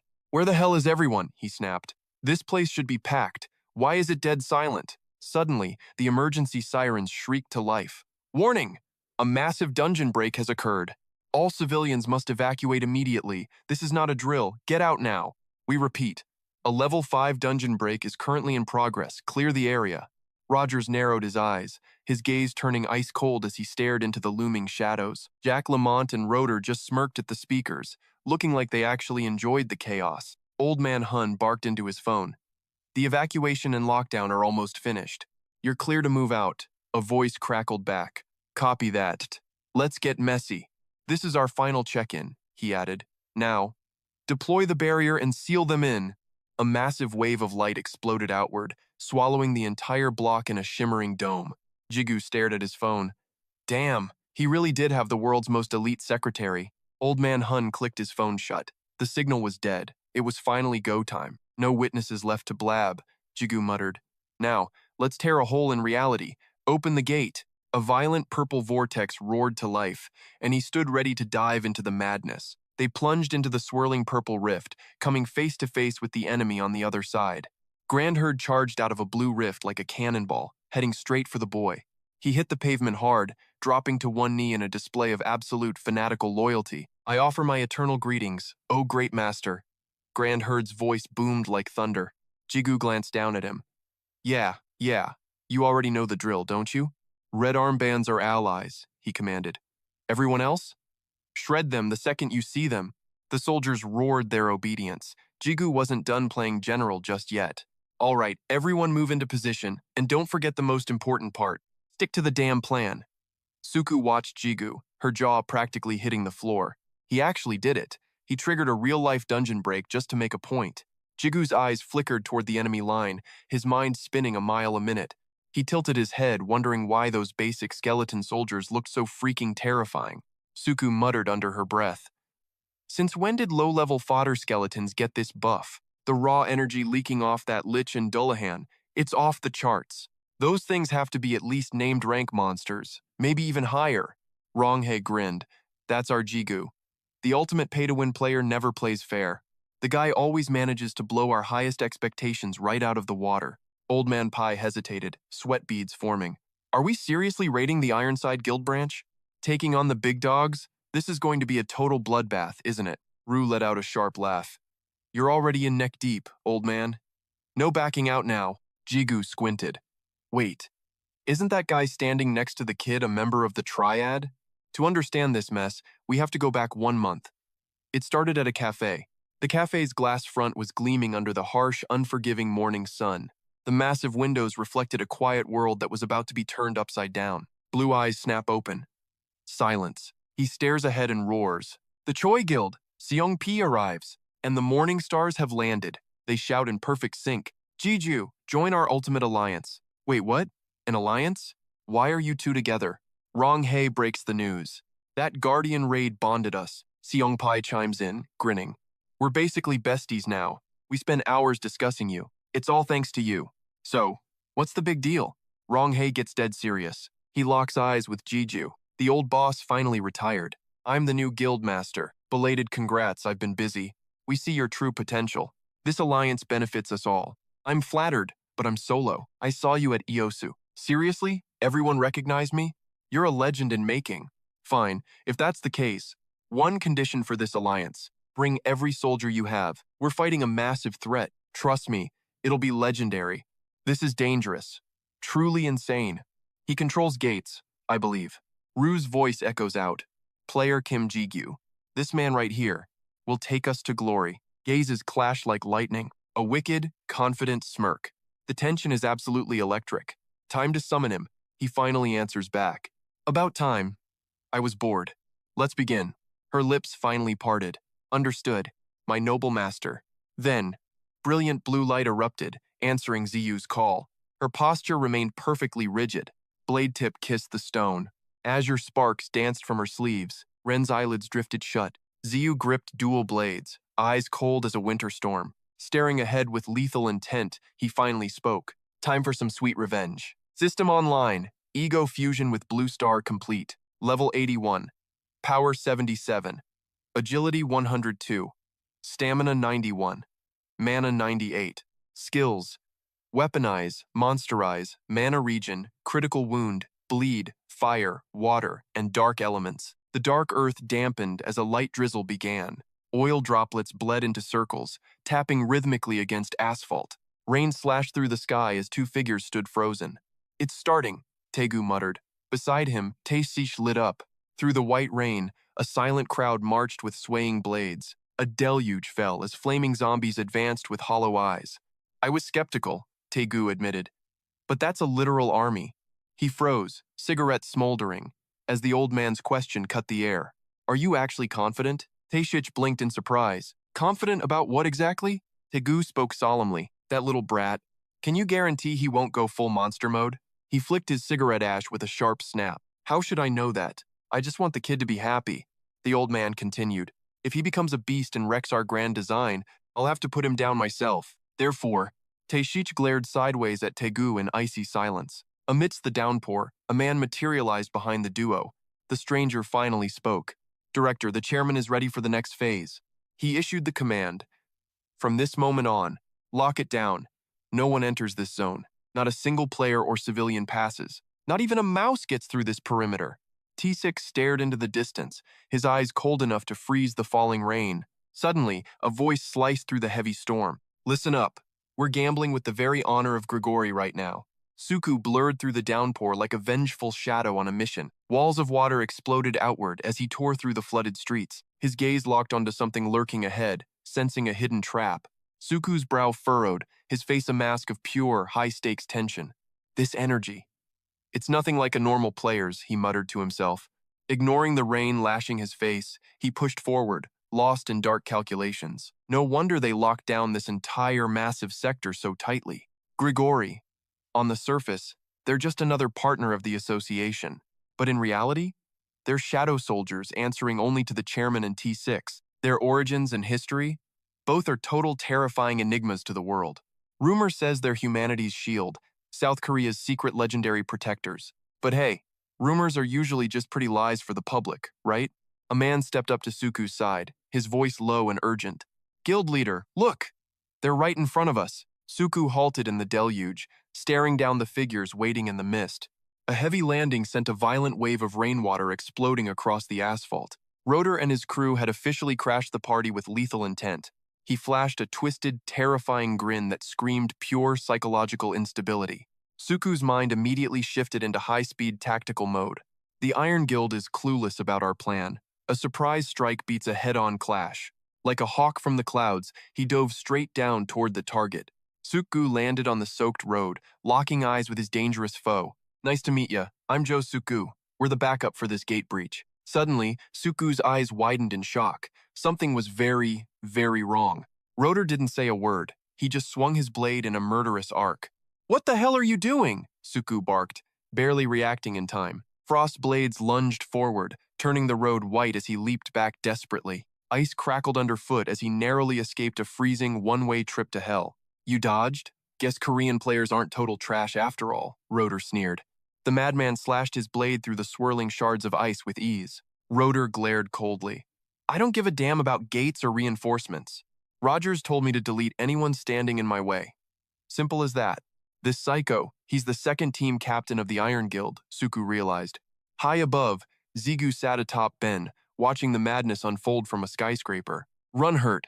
Look at me, master. I look totally badass after those crystals, right?" Zigu grinned. "Yeah, thanks, Run hurt." He looked out across the rain-slicked city. He let out a breath. "So, it's finally starting. For real this time." Zigu checked the file. "The Iron Guild's Korean branch. Let's see the lineup.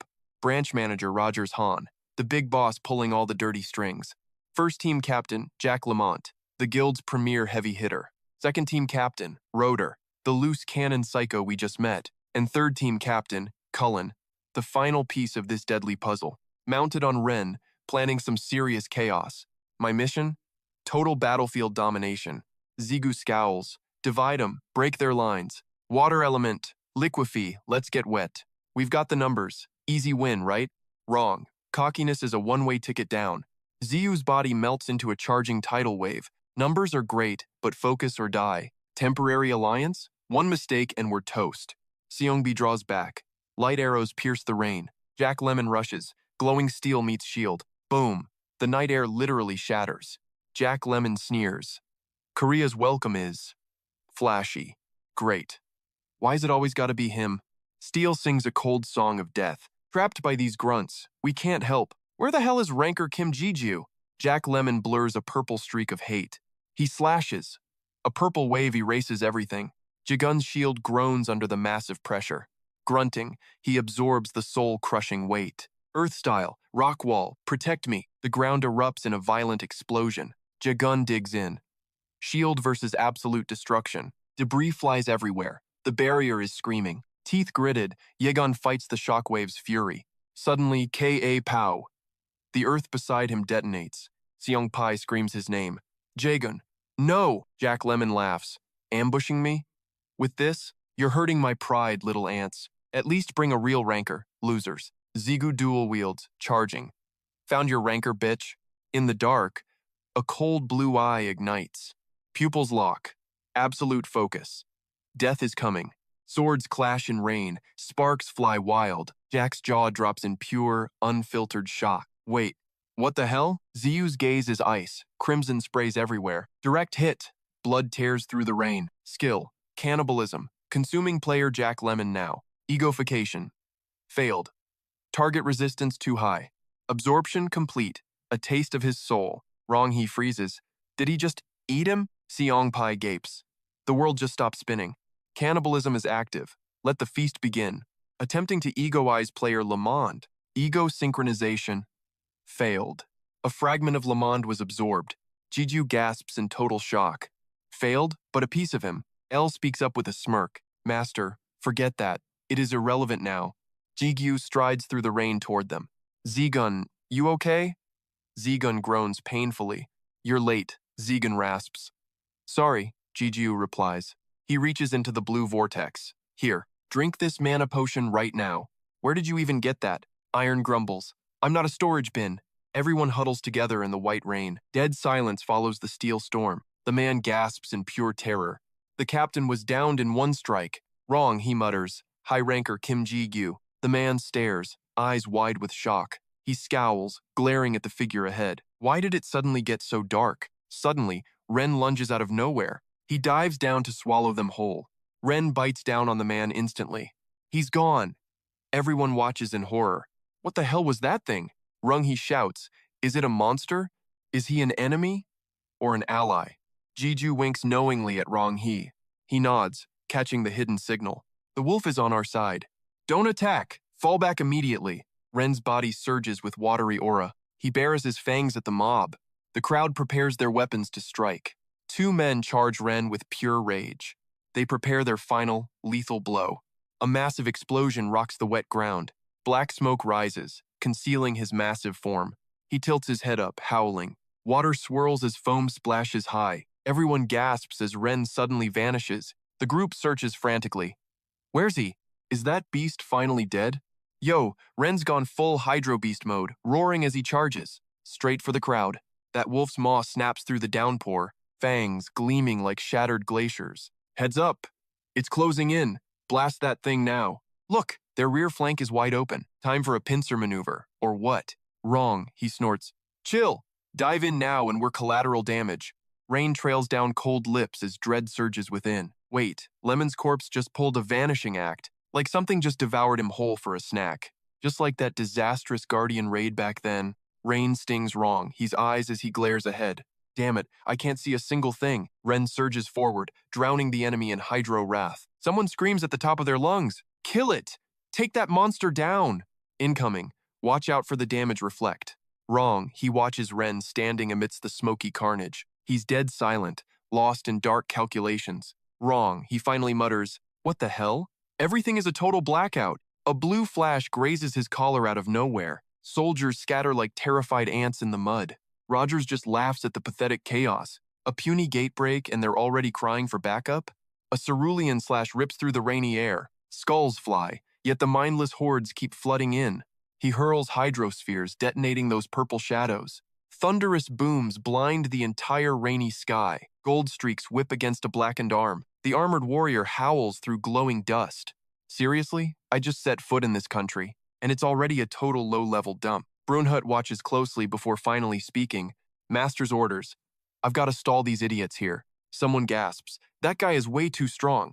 Plus, that weapon is our absolute worst nightmare. Rogers blurs through rain, his blade carving the wind. Cloak fluttering, he raises his staff. Midnight blue light bleeds. Suddenly, light snares Rogers. He just looks up, unfazed. Brunhut smirks, blue mist swirling around his fingers. One man, one blade. Rogers mows them all down. Sword-shouldered, rain slicking the steel. His gaze? Absolute zero. Rogers sneers, eyes narrowed. Give it up. It's futile. Rogers dodged the azure beam, his armor gleaming through the rain. Blue light washed over the skyline, rattling windows with pure power. Brunhut let out a pained groan as the energy slammed home. Idiot, Rogers barked. You totally underestimated what I'm capable of. She snapped her gaze toward Rogers, stunned by his sudden outburst. I've got this. Go regroup with the other squads now. That's unnecessary, she argued. Rogers cut her off. No way. Look at them. These things don't move like ordinary monsters. Rogers' brow twitched, his simmering fury finally boiling over. A voice whispered through the storm. I've got a bad feeling. Under the blinding rain, fallen warriors littered the soaked pavement. The group stood frozen, eyes locked on the chaotic horizon. That blue flash, Seepai muttered. Was that the Iron Star Guild? Top-tier guilds operate on a whole different level, Ronghai noted. Zigu remained silent, his mind racing through a million possibilities. Ru, could it be? Then she answered, You're right. Master, he called. I sense something truly disgusting over there. It's a holy sword, revealed. Zigu gasped. A holy sword? But I'm sensing another energy, something completely different. Grandhurt finally spoke up. Master, the skeleton army has been totally wiped out. Zigu shouted in pure shock. Say what? He stared ahead into the gloom and finally broke the silence. They're way faster than I expected. Zigu turned to his companion and gave the order. Ren, let's move. A single raindrop splashed against the ground. Ripples spread slowly across the cold, wet stone. Mounted on Ven's back, he looked back at the group. I'm heading out to back up the other squad. Heal up, regroup, and then meet at the rendezvous point. Zigu and Ren vanished like the wind, leaving everyone speechless. He blurred past skyscrapers, leaving trails of light in his wake. Rain tapped the glass, droplets sliding down like cold tears. How could the association do this? A man fumed, trembling.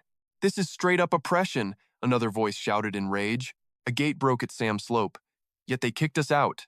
Even though that's OUR territory to manage, Hephaestus won't stay silent, declared guild leader Jiang Manchun. The association has never been this tyrannical before, Eon added. Something about this whole situation felt seriously messed up. Blue Dragon Guild leader, Cho Trang Eon. He stared into the distance, lost in deep, dark suspicion. Trang Eon eyed the empty chair. Sukgu's disappearance is sketchy. Kim Do-hyung, the figure guild's big boss, finally spoke. All right, we've all had our say. He sighed. Now, let's hear from the Alliance's top dog. Han's voice cut like ice. What's your take on this? Guildmaster Lee Si-young sat motionless, eyes cold as death. The sky exploded. Rain hammered the roofs like bullets. Storm winds whipped the water into chaotic, swirling ripples. Puddles spread like a virus across the dark courtyard. A blade slashed through that neon purple glow, absolute chaos. Zigu roared over the noise. Is Dullahan still standing? They're still in the thick of it. Grunt barked back. Must be those crystal buffs they're fighting like monsters. He gritted his teeth, eyes locked on the carnage ahead. Lucky break, but the monster army just split in two. Ziyu cursed even with crystal buffs. They can't carry this. K-Guild is tanking the second wave. I gotta move fast. If I don't end this in 2 hours, I'm toast. We're using a max-tier barrier to lock this prison down, but don't get comfortable, it won't hold for long. First problem? The insane price tag on this barrier. Plus, those other guild vultures will definitely interfere. 3 hours. That's the absolute limit of our clock. Understand? Wrap this up in 3 hours. No excuses. The kid just glared, his silence louder than any shout. Taegu stood his ground and finally spoke up. 1 hour? Tisik froze, looking at him like he's crazy. Come again? Did I hear that right? Taegu didn't even flinch, his face like stone. We're dropping the barrier in exactly 1 hour. Tisik completely lost his mind, screaming in rage. Say what? Are you serious right now? The old man just gave him a cold, disappointed side-eye. Fists clenched. T6's blood was at a boiling point. This wasn't the deal, Dad. You're changing the rules. Tegu's voice was heavy with grim finality. It's unavoidable. The situation has spiraled out of control. We have reached the absolute breaking point. What the hell are you even talking about, Dad? T6 demanded an answer, his voice trembling with fury. Even Angela is against this. This is insane. If you would just step in yourself and fight. Taegu cut him off with a chilling gaze. Lee Si-young is already on her way here personally. T6 just stood there, utterly defeated and helpless. Taegu snaps out a direct order. Get Grigori on the line, right now. Taexich remains silent, just staring him down with cold eyes. Taegu grits his teeth, his patience finally hitting 0. Enough talk. It is officially time to throw down. Boom! A massive explosion rocks the entire street. Shattered earth and debris fly through the air like shrapnel. Steel meets light, slicing a path through the heavy downpour. Clang! The strike is buried deep into a glowing blue shield. Sparks fly like breaking ice as a hand grips the blade. Blue electricity surges wildly along the length of the steel. The big guy let out a low roar and launched forward. A massive fist collides with the blade in a brutal sweep. That punch comes out of nowhere, faster than a bullet. The kid's eyes go wide as he barely dodges the impact. A watery blade arcs right behind his back, missing by inches. The blonde guy spins around, ready for the next round. 3 blades swing in unison, clearing out the entire enemy line. One man charges straight into the heart of the storm. He grips his sword tight, the steel shimmering like water. Hey, you still in one piece? He asks calmly. The other guy gasps in relief. Wait, Vice Guildmaster? Focus up. Things just got a whole lot uglier. One squad was bad enough, but their numbers are skyrocketing now. Great. Like we weren't struggling enough already, the other grumbles. But honestly, rain drenches his face as he bites back a curse. He glares into the distance, his eyes burning with intensity. The Guildmaster is the one really going through hell. Suku lunges through the storm, eyes sharp as deadly arrows. His blade carves a white arc through the purple-shrouded enemy.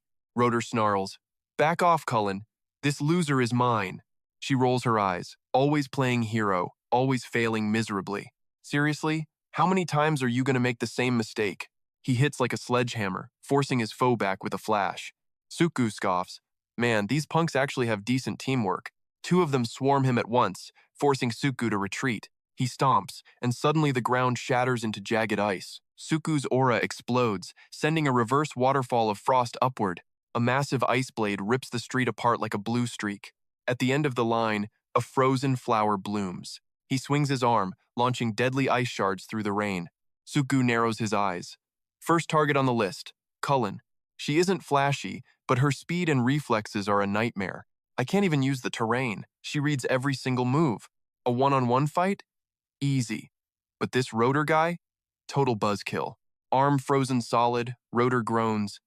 Ugh, caught again? This is so cringe. Cullen, help! He wails. She snaps. Stop being so reckless, idiot! Rain slams down, turning the entire world into watery chaos. Rotor stands paralyzed, his legs completely encased in solid ice. Cullen lunges forward, shattering the frozen prison in one go. A flash of steel sweeps through his ice-coated legs. The blade strikes and the ice shatters like cheap glass. A figure staggers through the storm, leaving a crimson trail. She strikes!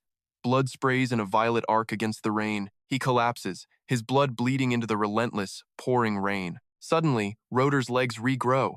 He blasts off through the spray. Don't sweat it. My unique skill. Regeneration makes your attacks trash.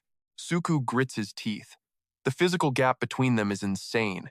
Damn it, I should have gone for the kill shot early. He is weaker than Cullen, but he is the perfect tank. He takes the hits so Cullen can unleash her true power.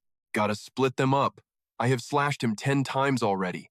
Thunder booms through the alleys, tearing the sky wide open. Cullen's eyes narrow, her icy gaze scanning for a new threat. Rotor, heads up, something is coming. Wait, what is it? Suku summons a massive ice spear, piercing through the gray downpour.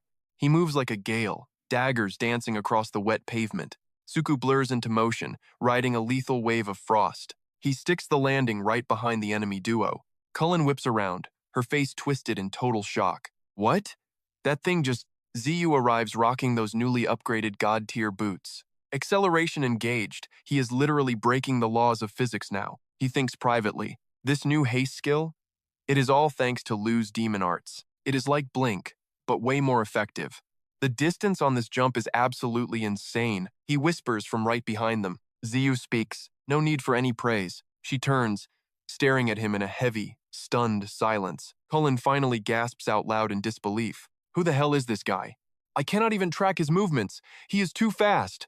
Another pro like this in Korea? No freaking way. Rotor lifts his arm, sensing something is horribly wrong. Terror strikes as deep gashes suddenly bloom across his body. What the hell? Rotor glares ahead, his eyes wide with pure, unfiltered shock. Fresh blood seeped from the slash on his face.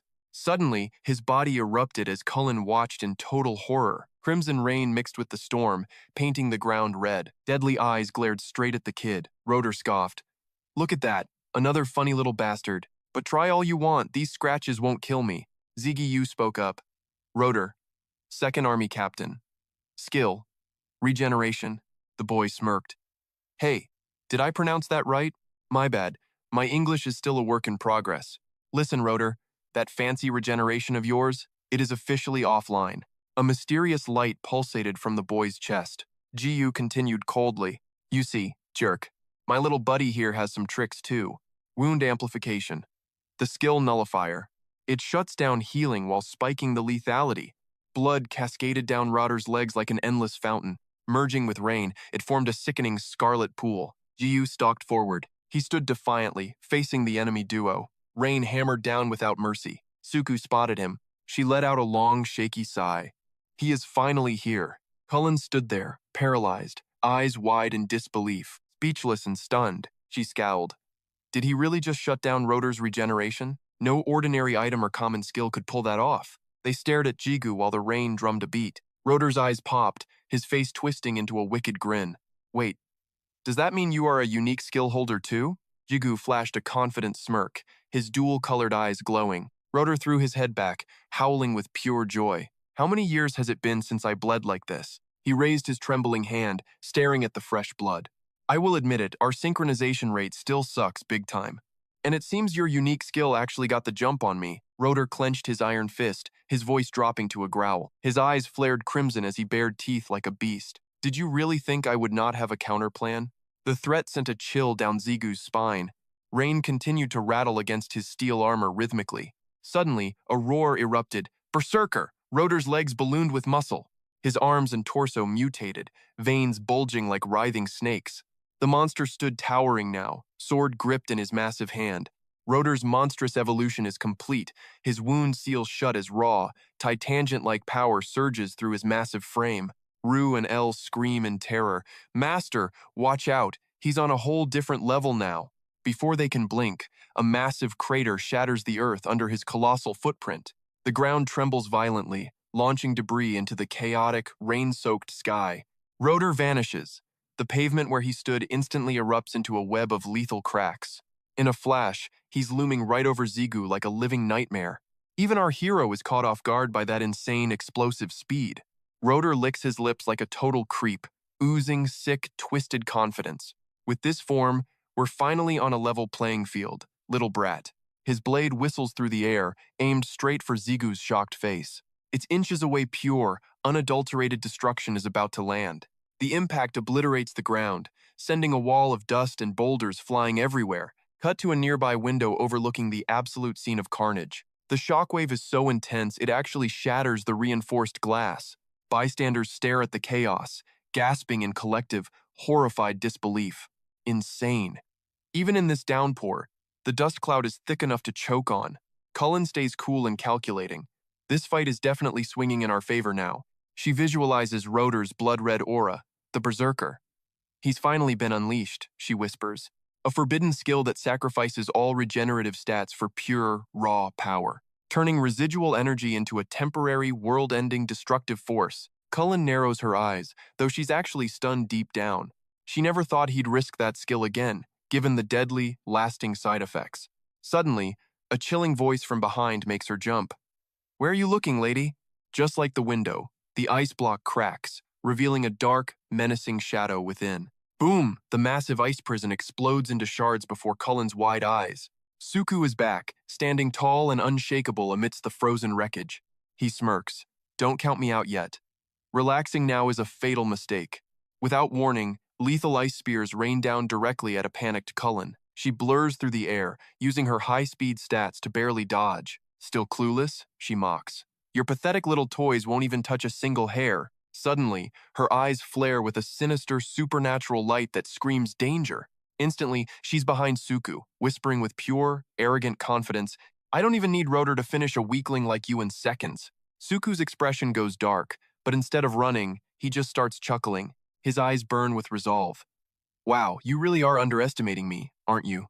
He triggers his unique ultimate skill, Absolute Zero. The rain freezes mid-air. The atmosphere thickens as a bone-chilling frost spreads. She looks down, her arrogance turning into pure, icy terror. "I was only holding back to save energy as a backup plan," Suku grins. "But since Zigu is finally here, I don't have to play nice anymore." Cullen leaps back from the frost. "Are you blind? Look at the reality. Your little friend is probably just a pile of crushed meat by now." With unwavering faith, Suku stares into the dust cloud. "I wouldn't be so sure."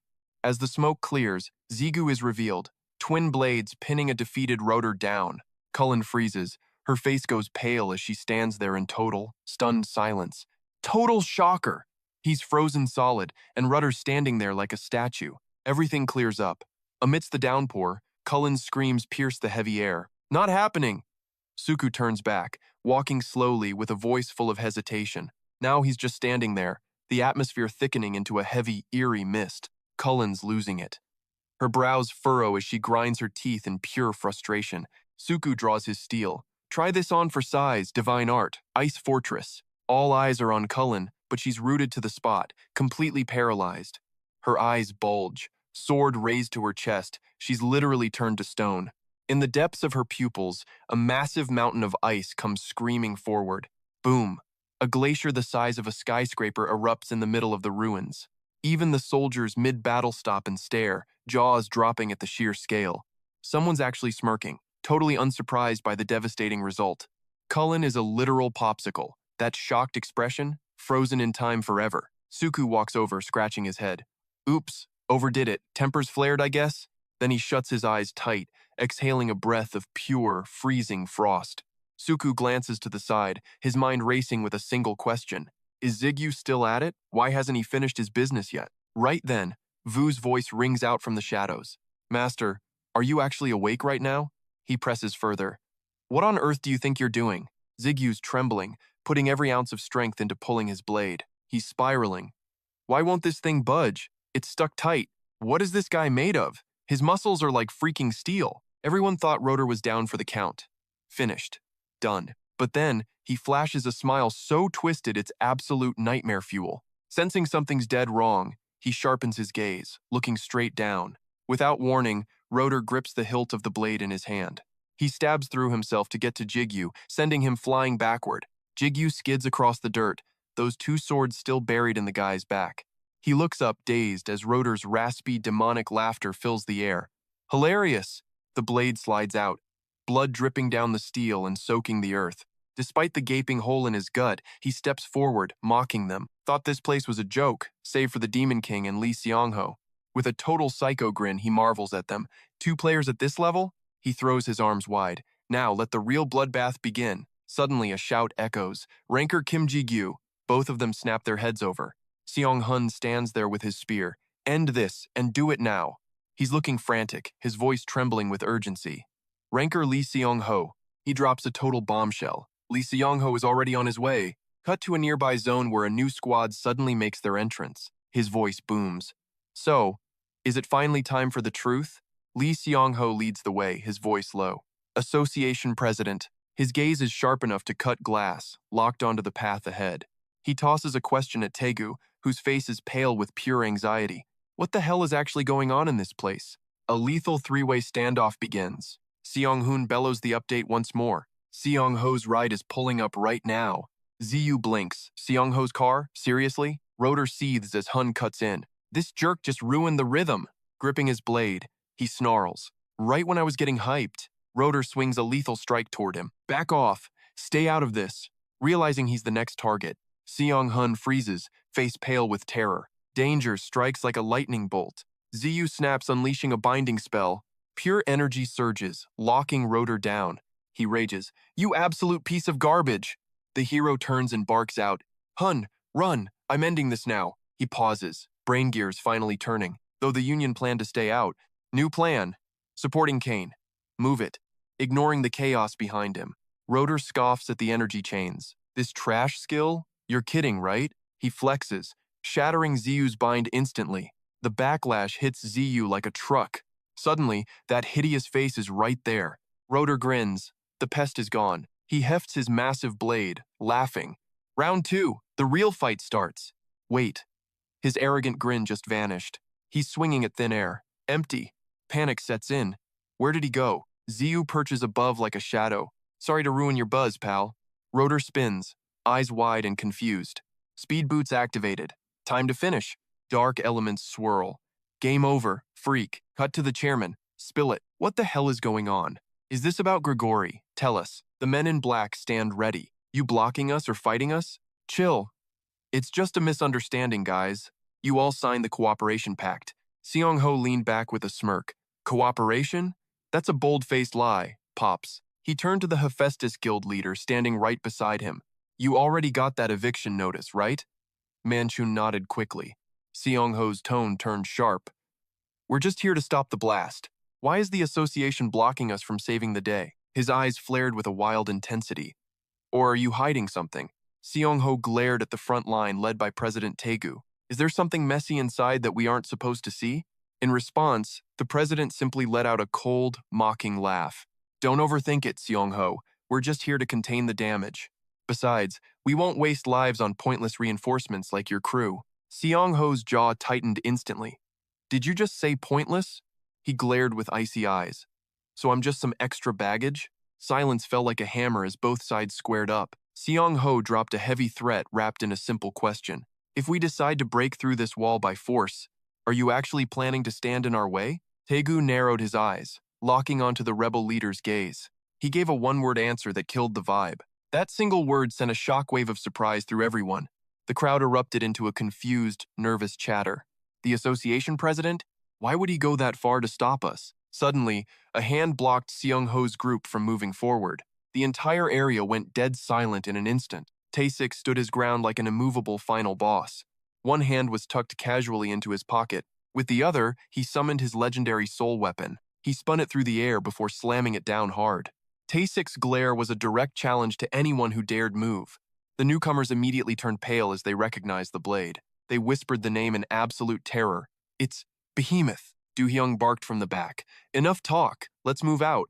Wait, hold your horses. Seong-ho interrupted with a new plan. He tapped his chest confidently. I'll go in alone. No backup. Suddenly, a telepathic voice reached Taegu. Relax, Lord Asura. Seong-ho covered his mouth, whispering through the mental link. Look, believe it or not, I'm actually on your side. Inside the zone, a system notification flashed in the dark. Dark element unlocked. Ability to turn the body into shadows. At that exact moment, Ziyu's physical form began to liquefy. He stood tall as a terrifying black miasma swirled around. Rotor watched the scene unfold with his jaw hitting the floor. He stared up, completely clueless to the nightmare he'd triggered. Ziyu launched his shadows, aiming for the kill. He roared, "You're bound!" Pitch black energy lunged straight at Rotor. He stood frozen, utterly paralyzed. Trapped. Rotor laughed like a cocky villain. Pathetic, you already know this junk won't work. But then, as he tried to break free, he realized he was totally stuck. Ziyu stood calm, his aura pulsing. Shadow elements aren't just for show anymore. Appearance changed, but its secret power? That second effect is the real killer. It's a massive demonic power buff. Rotor's body felt a terrifying pull. He was suddenly yanked into the air. He cursed, "Damn it, what's happening?" He's being dragged towards Ziyu. Ziyu gripped his twin blades tightly. Rotor let out a guttural scream. Steel pierced his skull, leaving him dead with eyes wide and mouth agape. Blood dripped, blending with the rhythmic rain. His sword clattered down as cannibalism triggered. Cloaked in darkness, Ziyu watched as the transformation finished successfully. Dark mists slowly retreated back into the orb. Rain fell relentlessly as Ziyu's silhouette emerged. Finally, everything went quiet. Ziyu collapsed, sighing, "Man, this power is a drain." "I tried going easy," Io chimed in. "You had no choice, boss." Rui scoffed.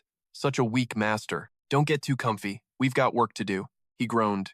Yeah, stop nagging me." Ziyu glanced down at the battlefield. His crew was staring back, stunned. Suku flashed a quick thumbs up. He figured they'd finally wrapped things up. Ziyu barked a final command. "Move out, let's go." The sapphire orb pulsed with light. Ren appeared, carrying Ziyu down the descent. Ziyu shouted to his side. Water surge. It blasted off with incredible blinding speed. Ren leaped nimbly across the rooftops, moving like a blur, leaving light trails. He replied, "They're still holding on." "Where are they?" Zigu demanded. Brunhut gestured ahead. "Just a bit further." Ren's foot splashed into a puddle. "We're here." Ren soared through the sky, overlooking the brutal clash below. Smirking coldly with lethal eyes, he whispered, "Long time, Rogers." Rogers snapped his head up, face twisted in pure shock. Rogers hissed with absolute venom, "Kim Gu." Noticing Zigu, Hurt swung his massive kite shield with fury. A blinding flash erupted, sweeping right through Rogers' Han. Rogers looked up, paralyzed as a shadow loomed over him. Hurt slammed his shield, erupting the earth and blasting Rogers back. Rogers gnashed his teeth. "Impossible! These mobs are holding me?" Retreating, Rogers gripped his holy sword with trembling hands. Usually, a whole village of these weaklings couldn't touch him. "You damn cockroaches!" Rogers roared, swinging his blade wildly. The holy sword blazed. "Don't you dare look down on me!" But while Rogers was losing his mind, Dunlahan stood perfectly calm, unfazed by the desperate attacks. With a soul-piercing screech, he swung his deadly scythe back. Boom! A massive explosion rocked the air, pushing Dunlahan back. Rogers narrowed his eyes. These aren't just brainless monsters.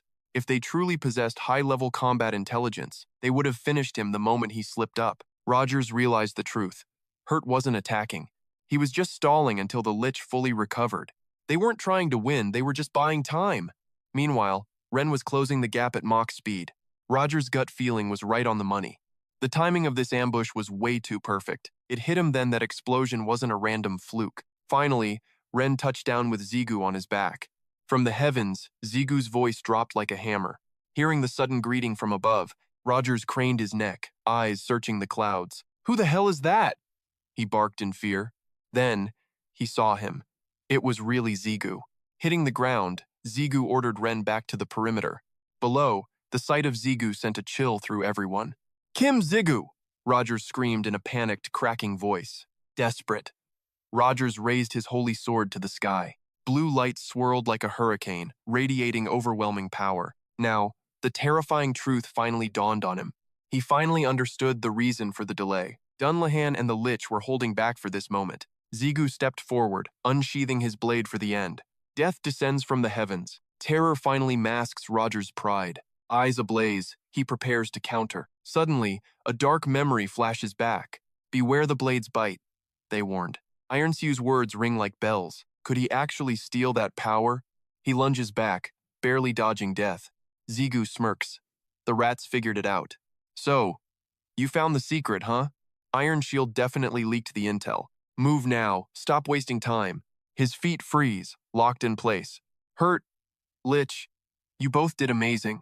Thanks for holding the line today. They bow low, radiating absolute loyalty. Duty done, they feel truly honored. A portal opens. Go get some rest. Without a word, they vanish home. The necklace glows, retracting its energy. Roger stands paralyzed, mind completely blown. What power? Was he the explosion? But curiosity is a luxury now. How did he level up so fast? Zigu shifts into a predatory stance. All right, playtime's over. Let's dance. Roger snarls, teeth grinding in fury. Thunder booms. The sky is screaming. Rain hammers down on the glass. The city streets drown in runoff. Suku and Zeonghun finally show. Suku exhales, watching the epic clash. I ran here for... nothing? Figures. Zeonghun just stares, totally lost. Zigu's basically a monster now. Wow, Zigu strikes fast. Rogers can't breathe. Fear finally breaks Rogers' cold mask. Zigu twirls the blade like candy. Shank. Rogers' thigh gets a hole. Aw, you're looking a bit delicate. Rogers freezes. That was his line. Wrap it up. Rue snaps. Bet. Zigu points the second blade forward. Rogers is dodging for his life. He's gritting teeth and cursing everything. Damn it, just moments ago you were nothing but a pathetic bug crawling in the dirt.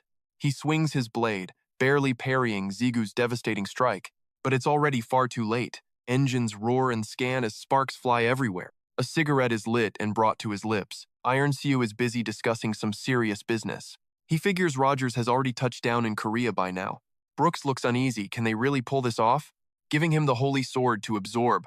What a reckless move. Iron takes a puff, trusting the warning he gave Rogers. He listens, yet remains hesitant and unsure. Iron cuts him off. Everything is going exactly as planned. Through white smoke, his gaze sharpens, brow furrowing deep. That blade Rogers holds, it's no ordinary holy sword. Only at death's door will he truly realize the truth. Rogers struggles to endure Zigu's relentless, crushing assault. Suddenly, Suggu and Seonghun sense something is seriously wrong. Even Zigu feels an eerie, chilling shift in the air. Without hesitation, he pulls back his blade and retreats. Rogers is baffled by Zigu's sudden, unexpected stop. Rogers stares at his sword, sensing a dark transformation. Something was absorbed, something far more sinister than before. Rue admits he's noticed the strangeness for a while now. Elle realizes that sword is no longer holy at all. Hit subscribe now. Don't miss a single second of this epic showdown. He takes a stance, mocking Zigu as the heavy rain pours down. Enraged, Rogers charges Zigu, ignoring Elle's desperate warnings. A chilling, manic laugh echoes through the stormy night. As Iron's cigarette fades, Brooks calls the sword ordinary. He wonders if Iron really trusts Rogers that much. Iron smirks. Yeah, something like that, he scoffs. Back in the fray, Rogers lunges, but Zigu weaves through the strikes. Zigu's confusion grows alongside his utter shock. Seonghun tries to help, but Sugu holds him back. He senses something dangerously abnormal is happening. Zigu drives his blade deep into the cold earth. Using the momentum, he delivers a brutal kick to Rogers' face. Rogers flips back, crashing hard into the muddy dirt. Zigu wonders why a weakened Rogers is still standing. Elle warns it's the sword as Rogers struggles to his feet. The sword is corrupted. Rogers coughs up a spray of dark blood. His blood mixes with the filthy rain on the ground. Before Elle can finish, Rogers feels the internal agony. His very biology is screaming in a terrifying way. His face contorts, baring teeth like a possessed beast. She warned him the wicked blade eventually devours its master's soul. Brooks shivered. A sword that drains power is straight-up nightmare fuel. Setting up shop in Korea just got 10 times harder. If Rogers crashes now, our entire master plan goes up in flames. Iron smirked. No sweat, this masterpiece is far too sophisticated for that. The blade will consume him before he even smells the danger. Iron gripped his wine, eyes cold. Zigu is just my stepping stone. Brooks felt uneasy, staring straight into Iron's dark, icy eyes. 6 months until vengeance. Relax, the clock is on our side. If Zigu tries to force Nike's power too soon, would he even need to go that far in Korea? Rogers trembled, spitting curses as the battle reached its peak. He charged like a madman, screaming, "What did you do?" Zigu moved. One cold flash of steel severed Rogers' sword hand. Rogers froze, eyes wide as blood painted the rainy air. Zigu stood calm. A severed hand fell into the silent mud. The blade clattered down, drowned out by a gut-wrenching scream. Rogers crawled through the dirt, desperate to reclaim his lost limb. Zigu looked down, bored by the pathetic sight of his agony. Months of planning for this? Talk about a massive letdown. Rue clicked his tongue. Time to end this tragic comedy. Grand Herd looked on with absolute burning hatred. Io spat a curse. This trash deserved every ounce of pain. Zigu stopped him, calling Rogers back one last time. He popped the cap of a small, blood-red vial. A miracle potion, Zigu mocked, pouring the liquid slowly. The crimson fluid spilled over Rogers' mangled, bleeding wrist. Rogers turned back, flashing a faint, creepy smile. He erupted in laughter as Zigu tossed the empty bottle. Defying the Iron Guild? That is a one-way ticket to hell. Rogers bragged about sparing Zigu. What a total pathetic joke, Zigu sneered. Hey loser, why do not you check your status? Rua scoffed. You save a psycho, he stays a psycho. Rogers fumbled to open his shimmering status window. Level 1. 0 skills. His entire life's work. Gone. How? Rogers shrieked. How am I back at level 1? Zigu endured the noise, comparing the man to a fly. His patience snapped like a dry twig in the wind. He silenced the scream with a brutal, bone-cracking punch. Zigu unleashed hell, kicking Rogers' face into the dirt. Brunhut blinked. Whoa. What is with the sudden explosive rage? Because, Zigu growled, I have got some serious past trauma. In reality, Zigu was still just a level 1 too. Suku and Hun bit their lips, nearly dying from laughter. He just proved that level 1 can still be god tier. Boom! The sky suddenly explodes into a blinding strobe light. Seong-hun's face goes totally ghost white as reality hits hard. He screams for Zigu like his entire life depends on it. That barrier? Yeah, it's been wide open for way too long. Seong-ho arrives, making Zigu freeze his entire plan mid-step. He drops one final icy warning right on Roger's head. Seriously, consider this your one lucky day, you loser. Zigu doesn't waste time, ripping open a dimensional warp gate. He shoves Roger's Han straight into the swirling abyss. Use the elixir, he barks. Save this guy right now. Let's be real, the dude's barely hanging on to life anyway. Hurst grabs the sword and Rogers. Order received, boss. Rue and El shout out, but Zigu just nods back. Pure golden mana flares, feeling like a literal magical nuke. Emerging from the glow. It's the big boss, Seong-ho. He knew it. His gut feeling was 100% right. No ordinary blast, Seong-ho mutters, eyes narrowing with suspicion. He glares at Zigu. You're Kim Gigyu, aren't you? Zigu's like, how do you know me? Seong-ho just smirks. Ingela's info network is basically a top-tier cheat code. He demands the real tea on what happened inside here, and he wants Zigu to spill the story himself. Seong-hun jumps in, introducing the guy from the association. The situation's contained, he reports with a totally straight face. But some Iron Guild members definitely didn't survive this. Seong-ho's creepy laugh sends shivers down everyone's spines. He's playing it cool, mentioning some shady deal he made. The Iron Guild promised him a very special person. Zigu's brain shorts out. He's talking about the elixir. Only one person on Earth actually holds that power now. Suddenly, Seong-ho's vibe goes from 0 to totally murderous. Show yourself, or I'll shred your successor to tiny pieces. Everyone's paralyzed. The tension is basically a physical weight. Then, a mocking voice cuts through the blinding golden glare. You caused this mess and claim you're holy? Please. Radiant sparks ignite right behind Zigu's back out of nowhere. Sudung appears, looking like a total nightmare queen. Our little reunion is totally ruined now. She sneers maliciously. Zigu spins, catching her wicked I own you smirk. Everyone's on edge. This isn't a drill anymore, folks. Seong-hun's jaw hits the floor. The Demon King? No way. Sudung chuckles. Your friend looks like he's totally glitching. Zigu's sweating. He couldn't sense her presence at all. He's trapped in her shadow, his ultimate, most dangerous enemy. Cold sweat drips down his face. Things just got real. Her stealth game? Honestly, it's on a whole different level. Sujung yawns, totally bored. She expected a much cooler reaction. She clicks her tongue. Whatever, we'll talk business later. She eyes Seong-ho's ride. You're here for the elixir, right? Seong-ho's voice is pure ice. That's right. She smirks, hands behind her back. Your soul is already rotting. Besides, we aren't exactly besties. Why should I just hand it over? Unfazed, Seong-ho demands a trade. No more games. She plays coy. And what if I just say no? Golden light floods the sky as she keeps taunting him. Even that pill can't save you. It only delays the inevitable. She winks. Wasting a legendary item on you? Such a shame. Seong-ho bows, his voice deepening. Suddenly, his back flashes. A golden sword manifests, radiating pure, divine power. You leave me no choice, Seong-ho declares. The crew gasps. That light. The pressure is insane. The old lady stays silent while Soo-jung just smirks. Ziyu watches Seong-ho closely, sensing the coming storm. Is that the white sword? No way. Is it real? That blade, Rue whispers. It's officially stronger than me now. She struts closer, mocking him. Think you can handle that? You really think you're worthy of wielding that steel? Her purple eyes lock onto his. Her voice turns lethal. Strong or not, taking us all on is a suicide mission. She gestures broadly. This whole place is going up in flames. I thought you hated killing? Better start running then. She stares him down, waiting for him to crack. I don't have time for your drama, he snaps back.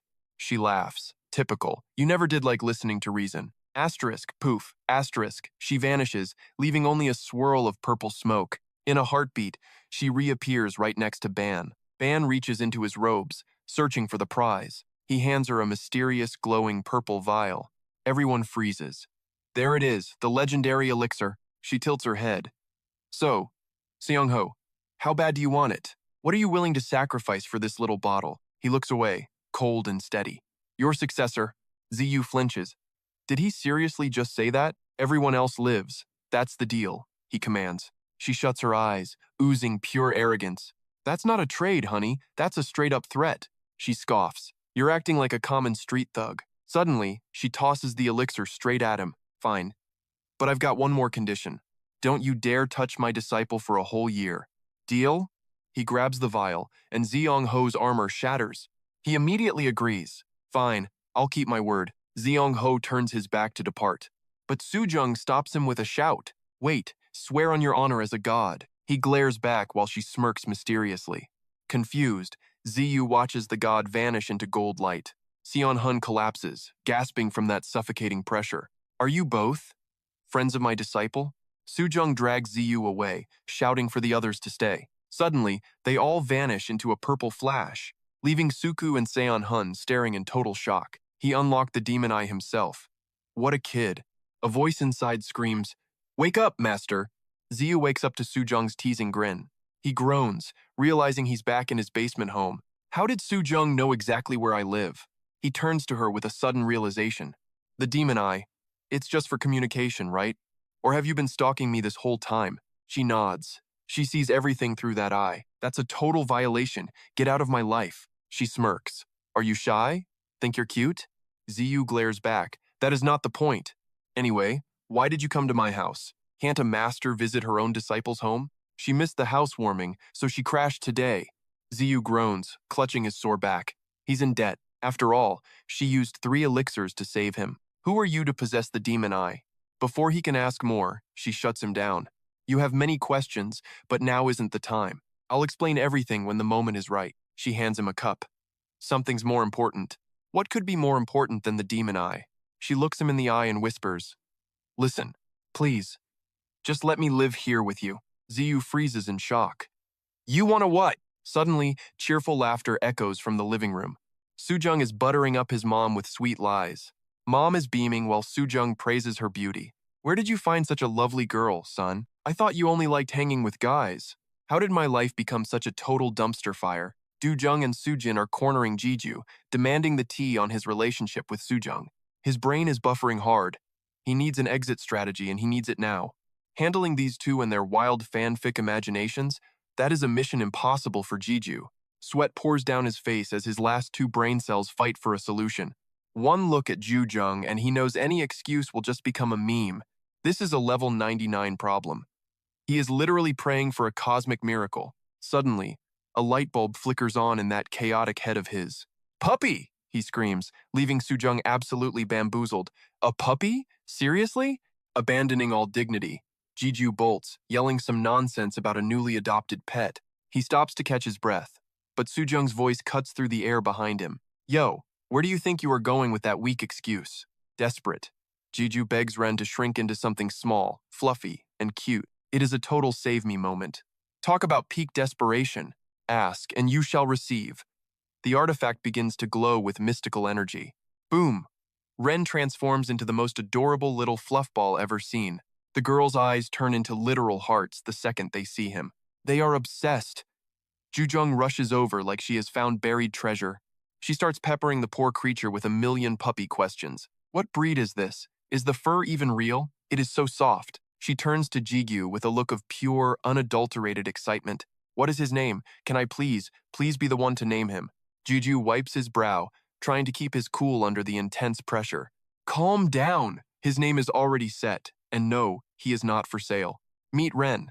Jujung is already spinning around in a state of puppy delirium. She is acting like it is Christmas morning in the middle of the yard. You are the best.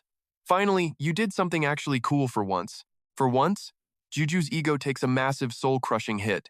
That is cold. I have been the breadwinner for years, and this is the thanks I get?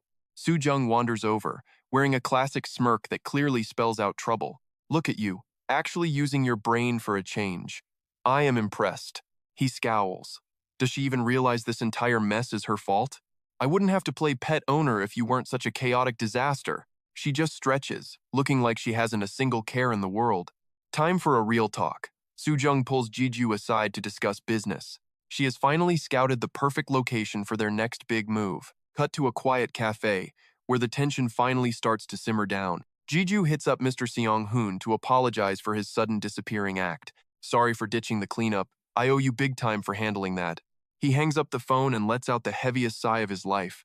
Finally, he can breathe without a million questions hitting his face. He feels like a total jerk for leaving his mess for others to fix. Sujung teases his emo face, making him wonder if she is actually telepathic. Relax, they are pros. You would probably just trip over your own feet anyway. That is not an insult, but hey, you are the one who started this. A neighborhood cafe? You've got to be kidding me. We should have met in a soundproof tower bunker. Sudung just smirks. Relax. My barrier crushes that cheap tower tech. She guarantees total privacy from any prying ears. Their very presence is completely erased. Eo chimes in. This isn't some amateur hour barrier, for sure. Jigil finally relents. Fine, whatever. Sudung leans in, chin on her palm. She's ready to spill every secret. Jigil's brain is spinning. Something feels dangerously different about her today. A strange vibe he can't grasp. He recalls her weird chat with the car. He finally speaks up. Ban, is he a player? Or wait. He hesitates, sweating. Is he even human? Their eyes lock. Jigil instantly feels a cold shiver. Sudung cuts through the heavy silence. She raises an eyebrow. That's really your first question, kid? Gotta admit, your instincts are sharp. Sudung tosses a look. Why not just ask your sword? Rue whispers. Ban is a literal demon, and not just some low-level imp. He's the avatar of pure brutality. Suddenly, Ban drops to one knee. Greetings, master. His face is dead serious. Jigil nearly jumps out of his skin. Sudung tries to hold it in. Then she absolutely loses it, laughing. She wipes a tear, breathless. Then, she casually addresses Rue. Jigil's shocked she can hear Rue? Wait, you can hear his voice? Yup, I hear the brat on your neck. Rue explains. We do share a vision. Jigil panics as her voice rings out. He leaps up. Can you read minds? Nah, you were just projecting that thought loudly. Even Sudung's mind reading is totally blocked by this kid's poker face. Vu nods. She's speaking the cold, hard truth. Jigyu rubs his temples. This info dump is literally melting his brain. Sudung smirks. Turns out her star pupil is a bit of a dummy. Elle and Brunhert immediately jump in to back him up. She sighs and starts breaking it down, step by step. First, let's clear up that massive misunderstanding of yours. Ban wasn't showing respect to Rue at all. Sudung points at Jigyu. His loyalty is for you, kid. Jigu's jaw hits the floor. Another bombshell dropped. Rue rants about Ban, that backstabbing snake from his past. She leans on her hand, eyes gleaming with hidden truths. Ban was a mastermind behind the riot against the Demon Lord. To him, Rue is just a relic of a bygone era. He's only impressed because you actually managed to tame a monster like Rue. Rue is losing it, while that traitor just casually sips his tea. Sudung snaps her fingers. Nostalgia over. Time for the real talk. She leans back. Let's talk about those demon eyes first. Jigyu is suspicious, but he's all ears now. She knows he's got a million questions spinning in his head. This awakening is fresh. Even Du was kept in the dark. But there's one thing she really needs to ask him. Jigu's heart races. He knows something big is coming. She crosses her arms, studying him like a complex puzzle. How exactly did you trigger a demon eye awakening? Before he can even stutter an answer, she cuts him off. Remember, the demon eye is the ultimate symbol of the demon race. Gigyu just blinks, looking more lost than a confused puppy. Wait, didn't you give me this power? Wasn't it you? Ru jumps in to set the record straight once and for all. I told you, Master, that power isn't just something you trade. Gigyu touches his face, panic rising. Then where did it come from? Was this dark power hiding inside me from the very start? Ru sees him spiraling and tries to chill him out. That woman's energy was just a tiny spark, a catalyst.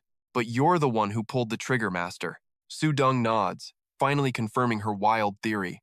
Honestly, I never expected you to pull off a demon eye. Ru leans in, suddenly very curious about his master. Wait, are you actually some secret demon prince or something? Gigyu can't wrap his head around the possibility. What are you even saying? You've met my mother. She's totally normal. She's a human, through and through. He spots a massive plot hole and goes for the throat. So, what about your old man? Gigyu snapped back to reality, mumbling to himself. My father? A blurry vision of a long-haired man flickered in his mind. He looked down, his eyes suddenly turning somber. Yeah, I'm not really sure. Su-jung waved off the tension. Listen, demon eyes aren't common. Only high-level devils have them. She'd noticed his rare gaze. Most eyes are basic, but your purple? That's legendary tier. He was lost. Special? How? Su-jung just grinned, explaining the lore. The color reveals your true rank. Green is low-tier trash. Red is for the middle class. Gigyu leaned in, waiting for the punchline. And purple? Her next words hit him like a truck. Royalty. Her face went stone-cold serious as she emphasized. The absolute peak of the demon hierarchy. The final level. Nothing stands above it. The legendary violet demon eyes. She stepped in close, looking strangely grateful. Thanks to your data, I can use all eye types. Rua scoffed with pure contempt. Don't make me laugh. Even I haven't used them all. Who do you think you are? Su-jung just pointed forward, testing his knowledge. You're a full demon, right? Most only get one set of eyes. But me?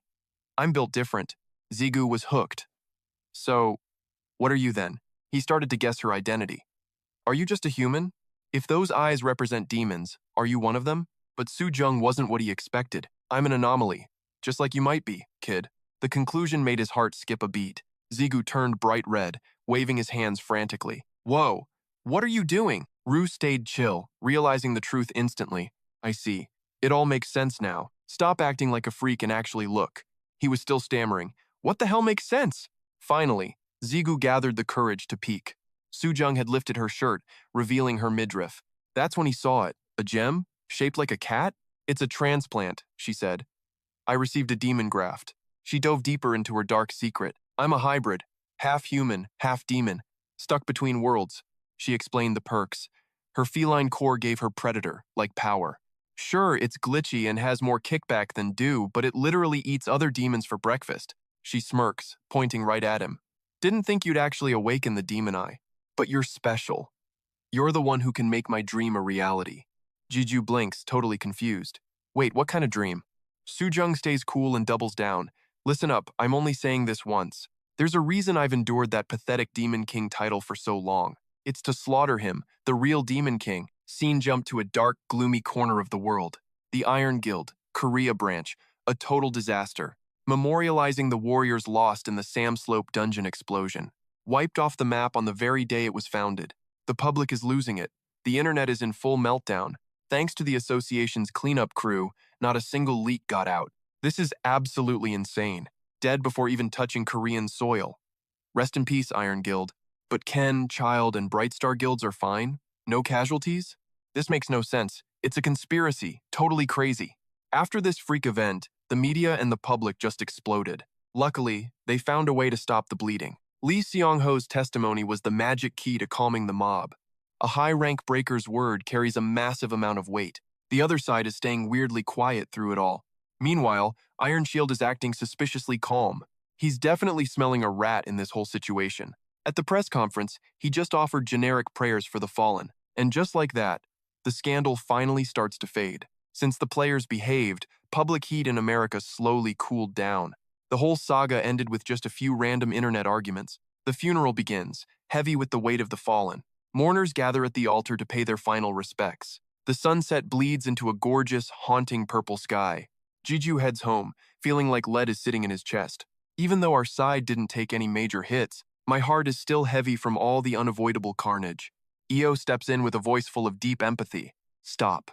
This is not your fault, sir. Du nods along, giving his master some serious moral support. Master, you were the one who made the offer, sure, but they all made their own choice to follow you. Grandheart shouts out with a burst of pure excitement. Hell yeah, exactly. Gigyu steps inside and nearly jumps out of his skin. What the?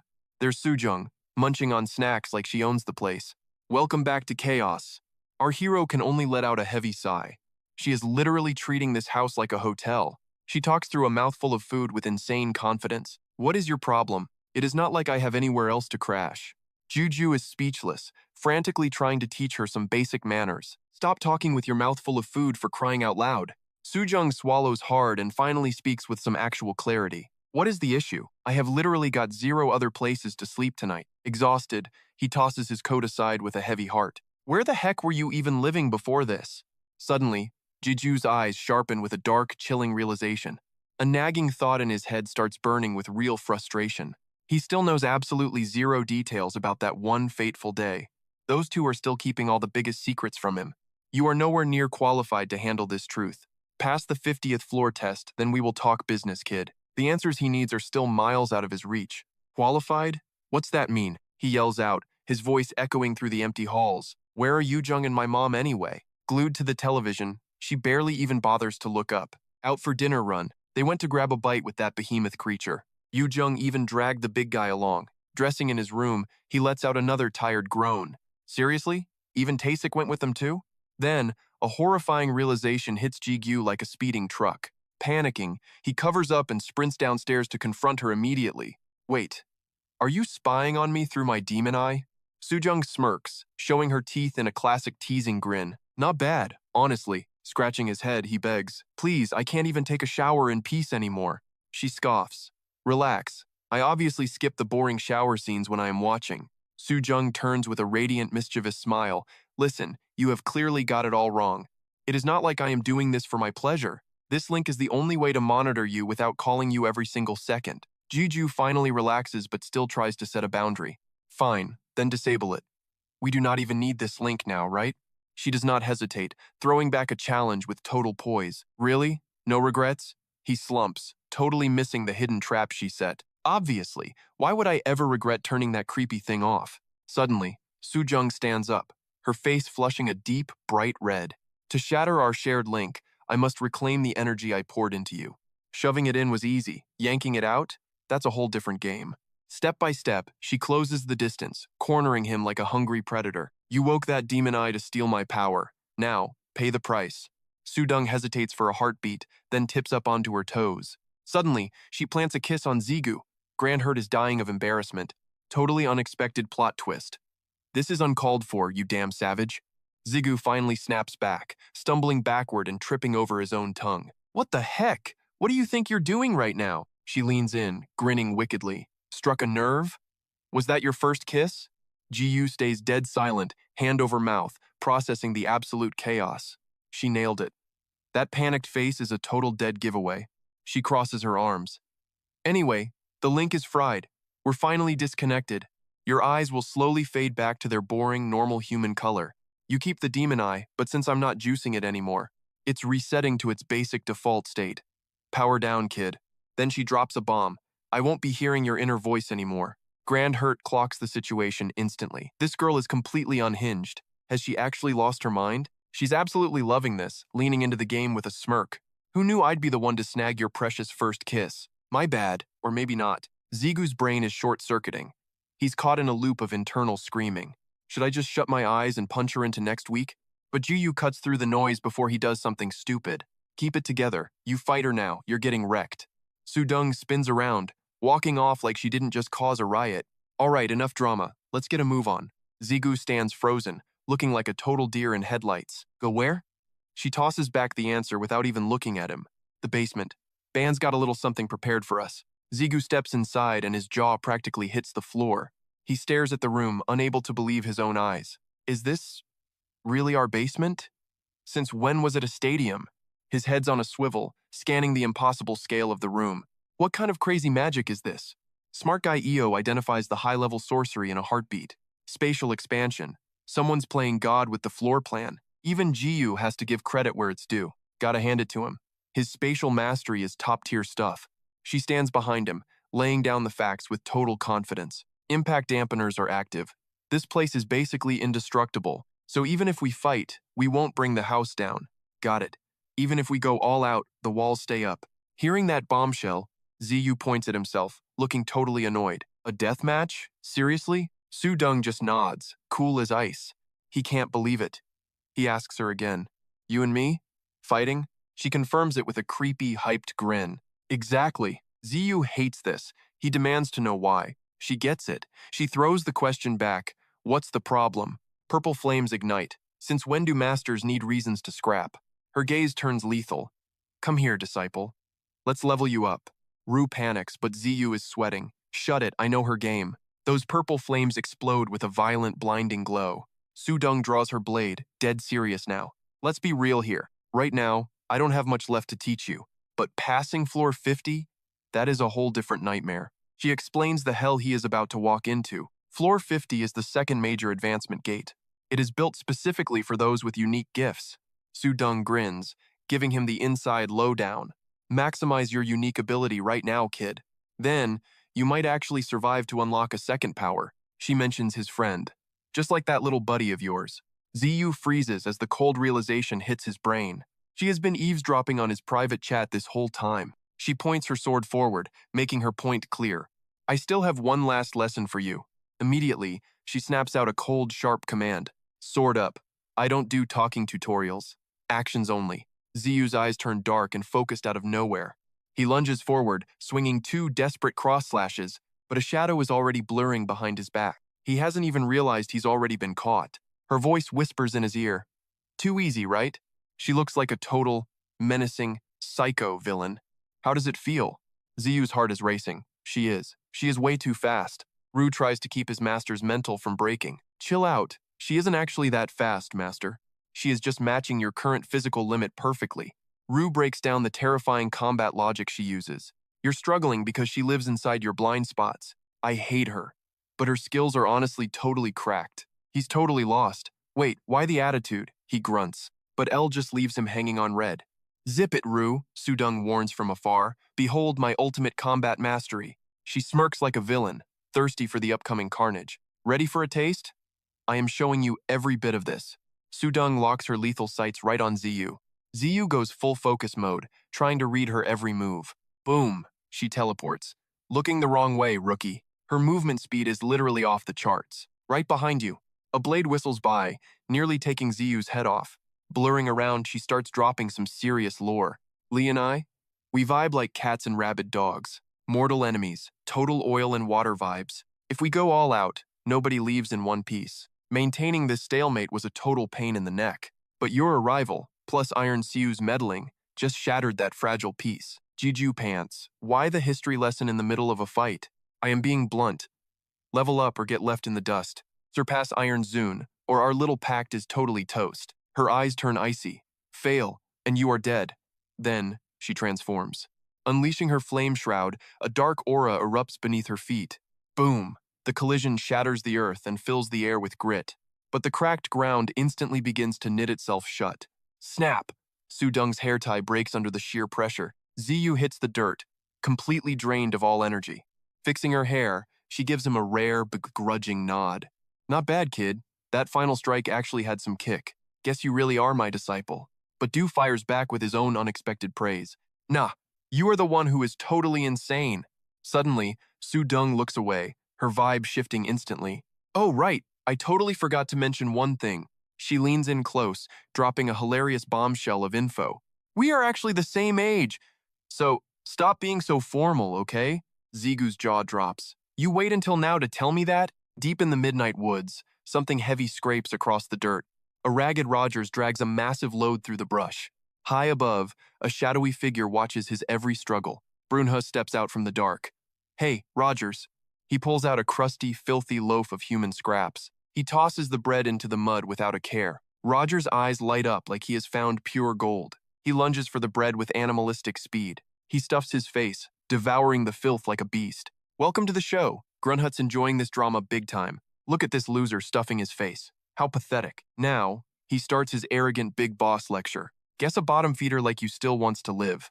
Even though you deserve a brutal five-way execution, you're only alive because the master's feeling generous. Don't you dare forget who owns your life. Grunhut makes sure to lay the threats on thick. His mercy is the only reason your wrists work. He pulls out the whip. Time to behave, boy. Back to work, Rogers. He cracks the lash down.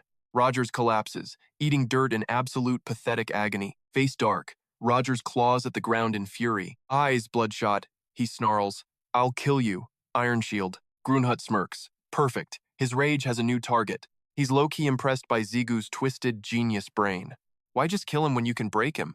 The master's playing chess while this guy's checkers. Seriously, the great master is on another level. I can't even fathom the depth of his brilliance. Grandherd checks the blueprints, trying to solve it. Why force Rogers to build this specific, weird structure? He studies the plans, hunting for the hidden motive. There's definitely a deeper, more savage reason for this. Nearby, Zigu watches the chaos with a satisfied smirk. Looks like everything is going exactly according to plan. Du asks, why make him do all this work? Zigu smiles coldly. I'm just making him pay up.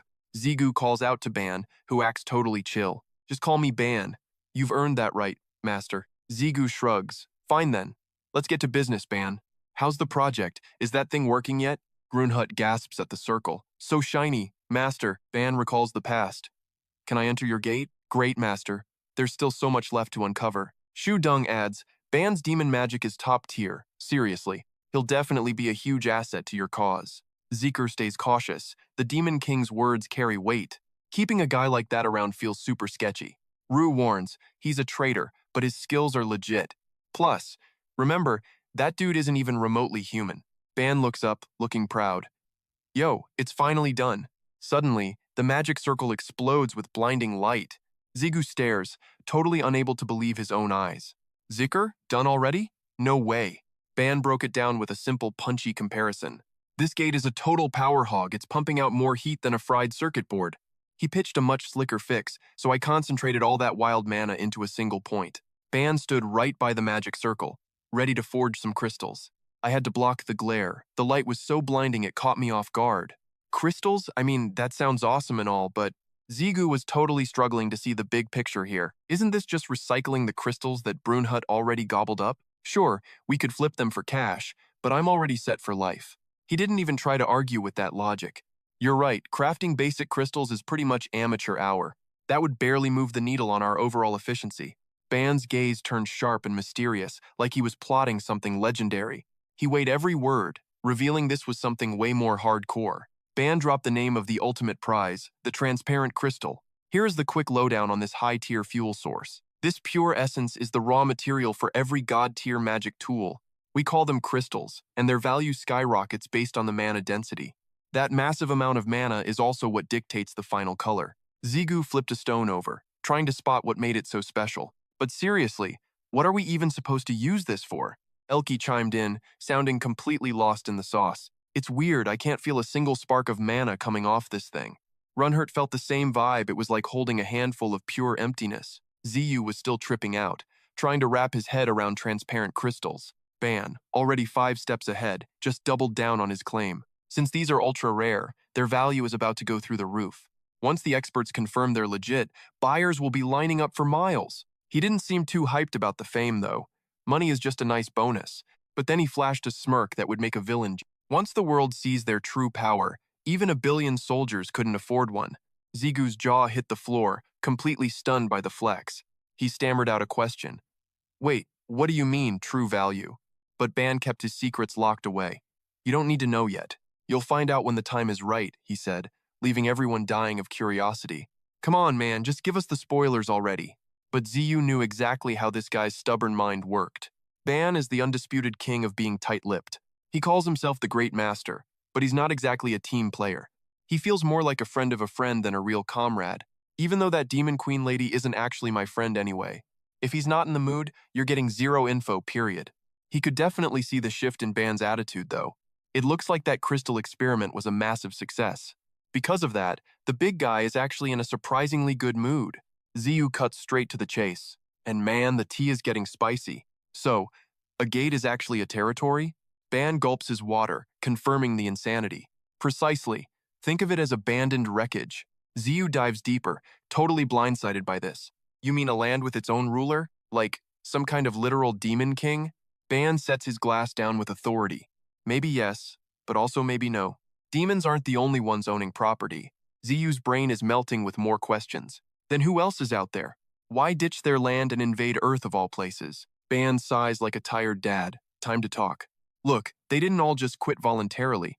Some places just end up as ghost towns. He drops a few more cryptic hints. Trust me, occupied lands exist if you're curious. Ban's advice? Stop talking and climb the tower. Reach floor 50 and unlock some real power. Then we can discuss the juicy secrets. A creepy, lonely door stands in silence. Suddenly, boom, a massive explosion rocks the scene. Thick, gray smoke chokes the entire air. Gigyu gets blasted back, barely hanging on. He digs in, finally finding his balance. Sujung smirks, starting the classic trash talk. When a cute girl like me approaches, how long do you plan on running? He fires back with some serious attitude. You're definitely not a normal girl, lady. I've got no choice but to run away. Her expression flips instantly. Total scary vibes. Ouch. Those words really hurt my feelings. In a flash, Sujung is in his face. Ziyu grinds his teeth, unable to react. She swings her blade, then leaps back. Rejected? How tragic for a girl like me. She leans in with a sharp reminder.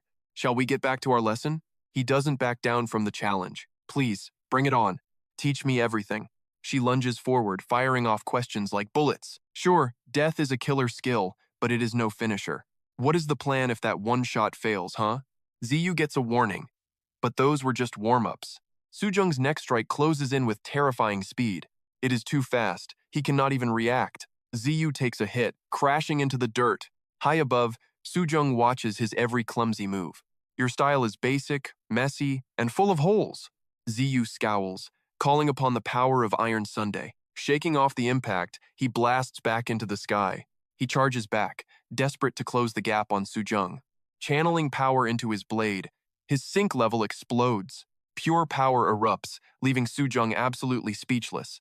Ziyu is lost, but Vu steps in to explain. Our bond evolved, and so did your death skill. His mind spins. This power feels dangerously next level. Focus! His spirit suddenly screams for him to wake up. Sujung snaps back to reality, cursing her luck. She dives, slamming him down to stop the madness. She grabs his collar. Get a grip on yourself. With a massive shove, she sends him cratering down. The earth shatters into a million jagged pieces. Ziyu lies there, every bone screaming in agony. Finally, the haze clears and he wakes up. What the hell just happened to me? Elle screams out, terrified for her master's life. Master, are you still with us? Sujung walks over to check the wreckage. You back in the land of the living? Honestly, I do not know whether to be impressed. Ziyu is wiped out, his memory a total blank. Did I miss something big just now? She crosses her arms, looking genuinely stunned. Oh, you definitely missed being a total monster. My little disciple almost let his ego win. Sujung smirks, remembering that chilling dark energy. How was it, being swallowed by the abyss? Ziyu's face is a mask of pure confusion. The abyss? Stop acting like some edgy know-it-all. She drops the act and gets serious. That unexplainable power was actually drowning your logic. You felt like everyone should rot at your feet. Sujung finally reveals the name of that darkness. You have just tasted the forbidden demonic art. And that, my friends, is why demons are dark magic addicts. Her face turns deadly serious. Go find the 100 Swords player. Zigu looks up, totally clueless. Wait, who is that guy? Sudung explains. He's a legend wielding insane special blades. Iron Shield sword, Roger's daggers. All gifts from him. You need a holy sword to balance your crazy demonic energy. That balance makes you special. Don't lose yourself. Zigu stands. Got it. Look, we're the same age. Drop the formalities. Let's just chill. Zigu's not buying it. Wait, for real? We're the same age? Sudung just spins around with a playful, teasing grin. By Earth standards anyway. Just call me Sudung, okay? He's still glitching. Earth standards? What kind of logic is that? She just brushes it off. Forget it! Let's grab some food! That workout totally killed my stomach. I am absolutely starving. Suddenly, she perks up. Hey, did Yuzung and the girl get home? Zigu shrugs it off. They should be back by now, right? He yells, Inventory, open! And Grunhut sounds totally triggered. I told you, I am not your personal storage locker. Zigu pulls out his trusty, battered old smartphone. Wait, didn't they say something about going shopping earlier? Suddenly, Zigu's gaze turns sharp and dangerous. An unknown caller flashes on his phone screen. It's Zijin. Talk about perfect timing. This is weird. He answers quickly, wondering what the old man wants. He's never called before. Hello? What is going on, sir? But the other end is dead silent. Just cold air. Zigu tries again, louder. Hello? Can you even hear me? I can't hear a thing, Sudung waves. I'm heading out. Heavy, ragged gasps are the only response from the phone. Zigu's blood runs cold. Why isn't he saying anything at all? Ego whispers a theory. Master, the barrier must be blocking him. No way, Zigu snaps. The old man said the signal was fine. He screams into the receiver, desperate for any sign of life. Sir, answer me. Can you hear my voice right now? A faint, broken whisper finally cracks through the static. The workshop. Ji-chun uses his last breath to give the order. Please, get to the workshop. Now. The man is slumped amidst a total wreck of a room. At this rate, it'll all be too late. Ji-chun collapses, the warning dying in his throat. Min-su, gone. Zigu stands paralyzed. The horror hasn't even sunk in yet. Pure rage ignites behind his shocked, empty expression. Outside, the massive skyscraper looms over everything like a tomb. Inside the tower's chaotic cafeteria scene, employees are inhaling lunch in a noisy frenzy. Secretary Seonhoon's mukbang is interrupted by his vibrating phone. The caller ID flashes. Ranker Kim Gigyu. Mouth stuffed with food, he hits the answer button. Yo, handsome Secretary Seon-hun at your service. A cold, serious voice cuts through the vibe. Hey, leaving without permission is illegal, isn't it? Seon-hun pauses, totally confused by the random question. Duh, obviously. It's a literal death trap out there. Why are you asking such basic stuff anyway? Are you studying for a law degree now? Gigyu ignores the sarcasm and pushes forward. I've got to get somewhere. Fast. Can I use my mercenary rights for an exemption? Seon-hun shrugs and answers the boy casually. Sure, just give me a heads up first. Wait, where are you going? Take me with you. A dead silence follows on the line. Ranker Kim Gigyu, are you still there? He stares at the screen. The guy hung up. Bloop. Just like that, Gigyu vanishes into thin air. Only a faint trail of smoke remains behind. He's a blur, ghosting through the crowded city streets. He's soaring over skyscrapers, racing the local birds. Gigyu moves so fast, he's leaving after images everywhere. Full throttle. He launches himself like a supersonic missile. Then, he pivots, diving straight toward the concrete. He sticks the landing with a legendary, stylish slide. He stops cold, buried in a massive cloud of dust. Jigyu's eyes narrow, locked onto his target. Target acquired. I've finally made it. Armor up, dual swords out. He glares at the abyss. He creeps down the stairs like a total ninja. I can't feel anyone here except for Mr. Jia. Did some creep actually break into this place? Every step is calculated. Every breath is quiet.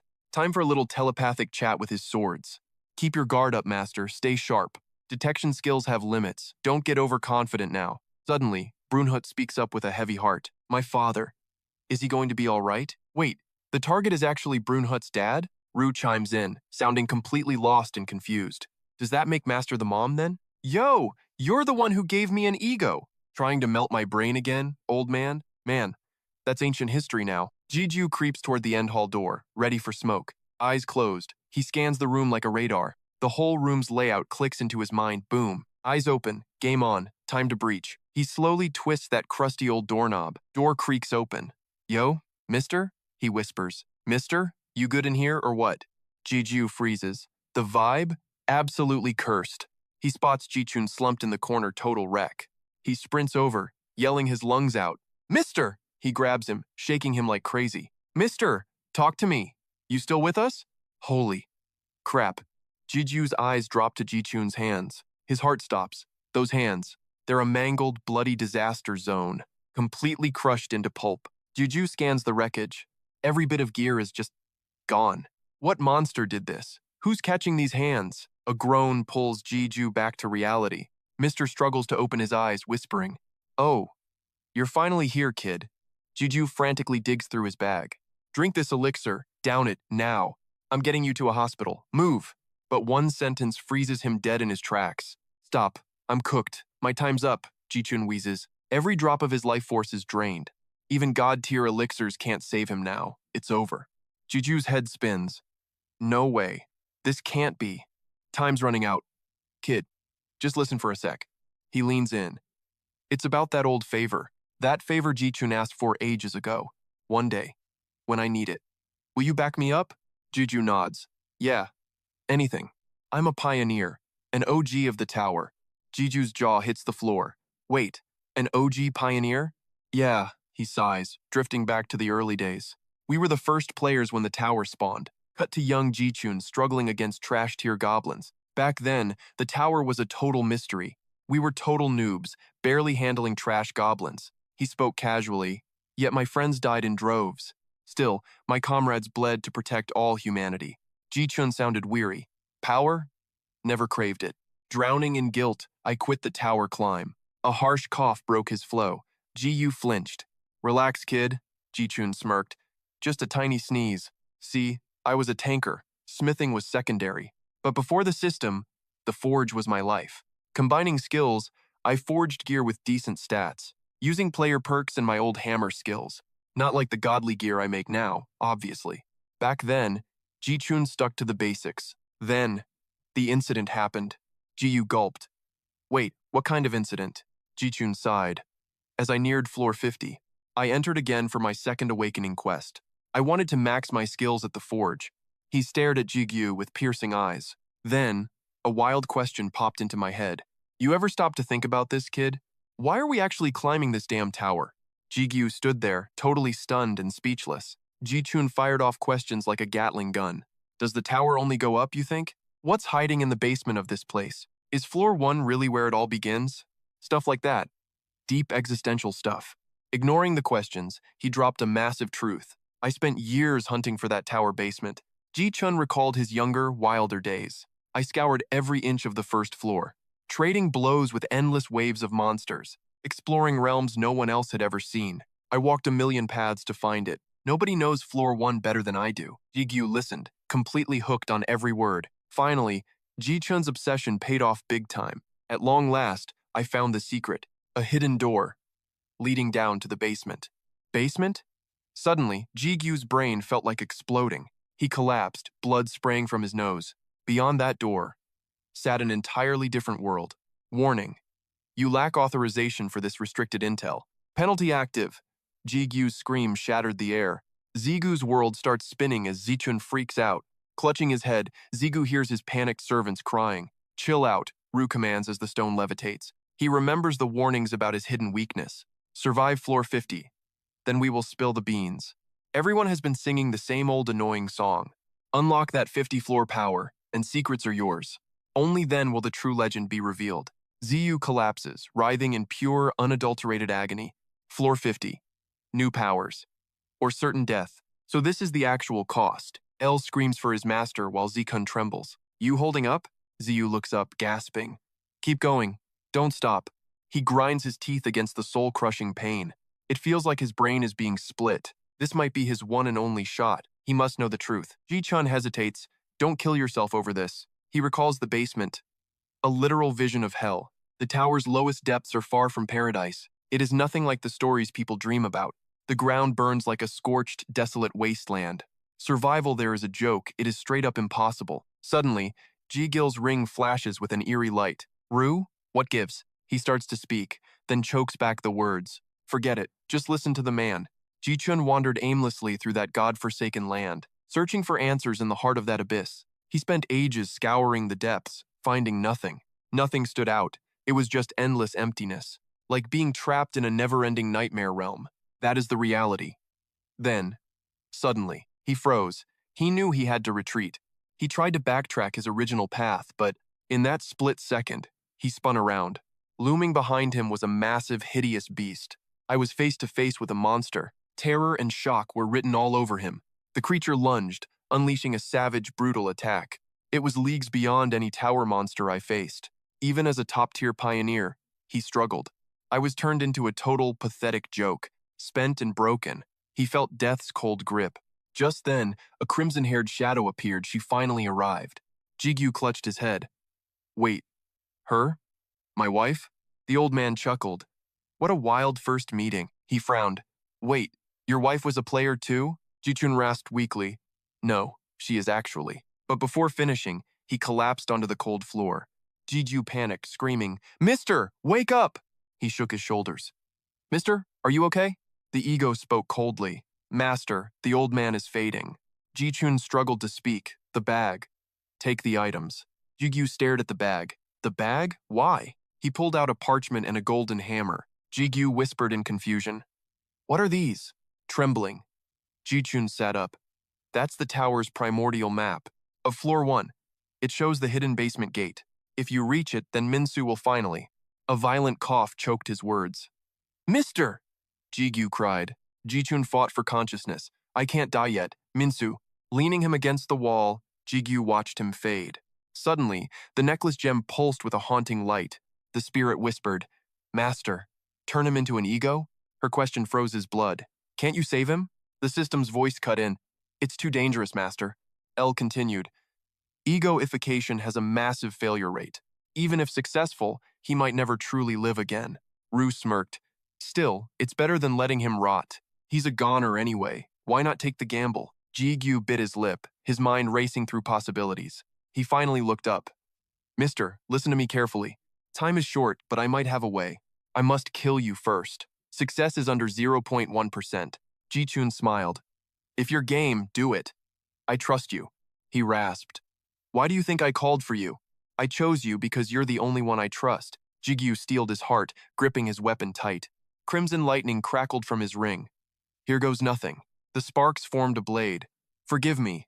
This will hurt." Determination blazed in his eyes like a dying sun. Steel pierced his chest. "Thank you," the old man whispered. The blade drank deep. Skill activated. Cannibalism. Save Minsu. He's a blacksmith who'll surpass even me. Only purple mist remained, swirling around a jagged crater. Jigyu stood as a holographic system window flickered alive. The screen flashed in blood-red text. Ego-ification initiated. Player Huang Ji-chun has died. Soul fragments absorbed. Fragment A wasn't a total bust. Trust me, we'll find a way. Better than doing 0, right? Then, his screen just vanished into thin air. Zigu asked Ru what he thought. His reaction? Definitely sus. No answer. Just a warning. Keep it up, and you'll get punished. He flinched. Punishment? Just for listening to some tea? That's cold. Seriously. If your head explodes, don't blame my demonic eyes or brain power. That serious? Yep. The old geezer might have totally miscalculated this one. Or maybe this story is just that dangerous to know. Important enough to risk everything just to spill the beans? Probably. Ru's red eyes glowed. "Listen close, kid," he hissed. "I'll only tell you the stuff that won't make your brain melt. Like the old man said, other worlds are actually out there. Just a taste of the truth." And Zigu's head started thumping. Pain shot through him like a lightning bolt to the skull. Information overload. It was way more than he could even count. Seeing him glitch out, Ru decided to pull the plug. "Rain check. I'll tell you more when you aren't literally dying. No rush. Just focus on mastering your powers first, okay? Level 1 of the tower. Looks peaceful, but don't be fooled. Some cultist freak is screaming about a ritual opening the doors, demons kneeling, arms up. The gods of punishment are coming. Their leader, the apostle, wants to be the king of gods." Edgy. The lackey looks at the apostle by the coffin. "Everything okay, boss?" Silence. The apostle is deep in some dark main character thoughts. He just stares at whoever is trapped inside that coffin. Then he drops some cryptic dialogue out of nowhere. Until the barrier breaks, nobody knows what's coming for them. The lackey is totally confused. "Wait, what did you say?" He touches the coffin lid. "Never mind. Forget I said anything." The lid slams shut. "Let the sacrifice begin." Boom! A streak of light crashes down like a tactical nuke. The apostle jumps, turning back to see who crashed his party. Through the smoke and dust, a silhouette starts to emerge.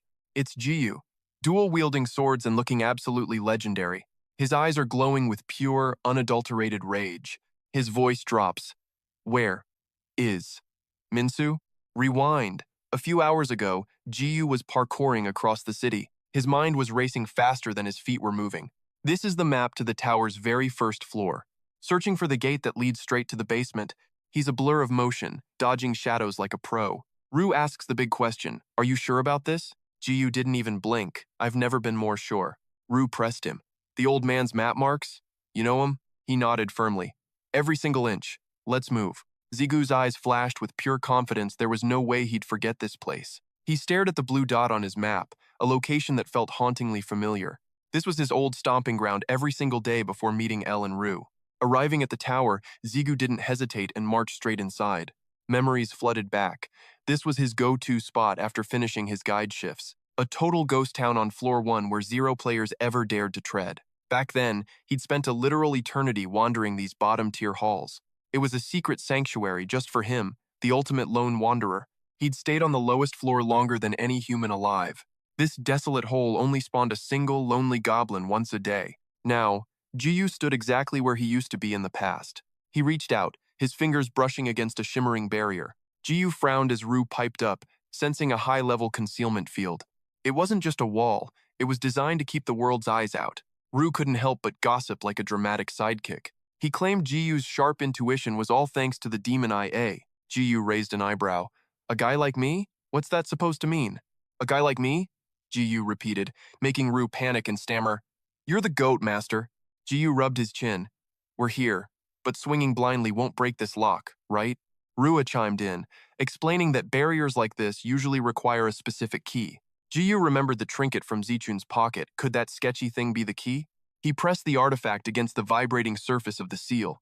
Instantly, the barrier shattered, leaving Gigyu genuinely stunned by the result. Deep inside, a mysterious man stood with arms crossed before a stone coffin. Since the entrance ritual wasn't fully stabilized yet, things were getting tense. There was no telling what kind of chaos was about to break loose. The man cut himself off and barked, "Forget it! Start the sacrifice now!" Suddenly, Gigyu crashed the party, making the leader jump out of his skin. A shadowy silhouette emerged from the swirling dust and debris. With dual blades drawn, Gigyu demanded, "Where the hell is Minsu?" He landed hard, cratering the floor as monsters swarmed around him. Gigyu's gaze turned cold, sharper than the steel in his hands. He glared at the coffin, sensing Minsu's fading energy leaking from within. He'd already carved through a mob of demons to get these answers. Gigyu quickly pieced together the fragments of the Kavan Guild's twisted plan. These guys were Kavan thugs, and their target was chillingly clear. The coffin was a ritual tool to sacrifice Minsu for his unique bloodline. They were trying to rip open a permanent gate to the demon realm. Gigyu hummed, the name Kavan Guild ringing a very annoying bell. He scanned the white-robed freaks, noting they were mostly mid-tier elites. They were on par with Kim Jong-hae, and they had the numbers advantage. He locked eyes with the leader, sensing the real danger in the room. Rue hissed a warning. "Careful, Master. This guy's power level actually matches yours. Master, stay sharp. This isn't going to be a walk in the park." Gigyu calculated his moves. If he focused on the mobs, the boss would strike. His necklace suddenly erupted in blinding light. Azure energy surged out, manifesting a spirit beast that caught the demons completely off guard. "What the? A divine warrior?" The cultist stammered in disbelief. "Impossible. How can a mortal wield a god's domain? Is he also a chosen apostle?" He hissed, desperately trying to convince himself it wasn't true. "No, there's just no way." Gigyu stood tall and defiant amidst the swirling smoke. "He's definitely just pulling some cheap, flashy trick." Consumed by rage, the cultist summoned his weapon. "You little brat." He charged at Gigyu with murderous intent. "Don't you dare ruin our holy sacrifice." The cultist's eyes glowed with a terrifying, sinister light. He swung his weapon, aiming a devastating blow at Gigyu. But Gigyu just tilted his head, casually dodging the strike. The cultist snorted, looking at him with pure contempt. He unleashed a relentless flurry of high-speed attacks. "You arrogant piece of trash! How dare you defy a divine apostle?" Gigyu ghosted through every single strike with effortless grace. The cultist began to jeer and mock him, running away like a pathetic little rat. "Keep dodging all you want. Let's see you try to dodge this." Gigyu gripped his hilt and lunged forward like lightning. Both warriors struck simultaneously in a high-stakes clash. For a split second, it was a dead heat. Then, the cultist completely froze in place. Crimson blood began dripping slowly from his chin. Gigyu ripped his blade back with a sharp jerk. Fresh blood splattered across the cold ground. The cultist collapsed, his strength failing him. He mumbled incoherently, his voice trembling in shock. But why?" He crumpled into the dirt right at Ziyu's feet. "An apostle of the gods." Even as the light faded from his eyes, the cultist desperately tried to get one last word out. "Stopping. The ceremony. The sacrifice. For Sik." He gasped out his very last breath. "Lord Andras." That name. It rang a dangerously familiar bell. Andras. Rue's reaction to the name Andras is straight-up nuclear. "Don't tell me. Is it that same total scumbag?" I whispered. "Wait, you actually know this guy, Rue?" Rue's overwhelming rage is literally suffocating me right now. My mind flashes back to the 30th floor. Even when he faced his own body back then, his killing intent wasn't even close to this level. Rue hides his turmoil just to keep me calm. Details later, kid. Just trust me for now. Keep your eyes locked on the monster in front. Ziyu's gaze instantly sharpens into ice-cold blades. Got it. Let's finish this then. Amidst the deafening chaos of the cultist screams, Ziyu locks eyes with the mysterious, silent stranger. The man stares back with a frozen, soul-piercing gaze. A lethal staring contest begins while the cultists howl. Jeju's sweating buckets. Why isn't this freak moving at all? Should I strike first? My heart is freaking racing. Ego chimes in. Wait, he has zero killing intent. I shout, spit it out. What's your actual endgame? Aren't you one of these insane cultist trash bags? Why are you just standing there like a statue? The man finally speaks. I never wanted this outcome. His back looks lonely, watching his son suffer like that. Gigyu stands there, completely and utterly shell-shocked. I stammered out, wait, is it really you though? His face comes into focus. Is that Minsu's father? They talk calmly while the entire world burns around them. So you're Minsu's dad and Ji-chun's own son? Chae-in smirks. Checking his ID mid-battle? So efficient. Gotta love that top-tier work ethic of yours, kid, he asked, already knowing the obvious answer to everything. You broke through my barrier to get here, right? My old man sent you to finish this mess. He slowly rests his shaking hand on the coffin. Now, it's time for the cold, hard truth. Yes, I betrayed my father and took my son. Brunhild can't believe her ears after hearing that. But, just why would you do that? Chae-in turns away with a hollow, empty voice. I'm no cultist, but I chose this path myself. Calling this inevitable is just a pathetic, weak lie. Nothing but empty excuses from a broken, hollow soul. Rue is still deeply suspicious of his words. Master, stay on your guard. Something's wrong. Yo, am I tripping or does he look fake? Believe it, kid. That's actually Minsu's dear old dad. He claims the tower spawned just 23 years ago. Ziyu freezes. Something here is definitely not right. Chae-in's baffled the math is just totally broken. Ziyu drops facts. Huang met his wife back then, right when the tower appeared 23 years ago. Wait, aren't you literally my age, man? He asks. Looking at Minsu in your face, it's impossible. He smirks. Oh, so you're finally noticing the glitch? Ever heard of the otherworld? He asks coolly. Yigunauts. Yeah, a little bit. Time flows differently there compared to Earth's clock. Jigu recalls Su Dung's wild warning about time. Technically, we're the exact same age, he claims. Well, by Earth's boring standards anyway. Suddenly, her cryptic words finally make perfect sense. Chae-in continues.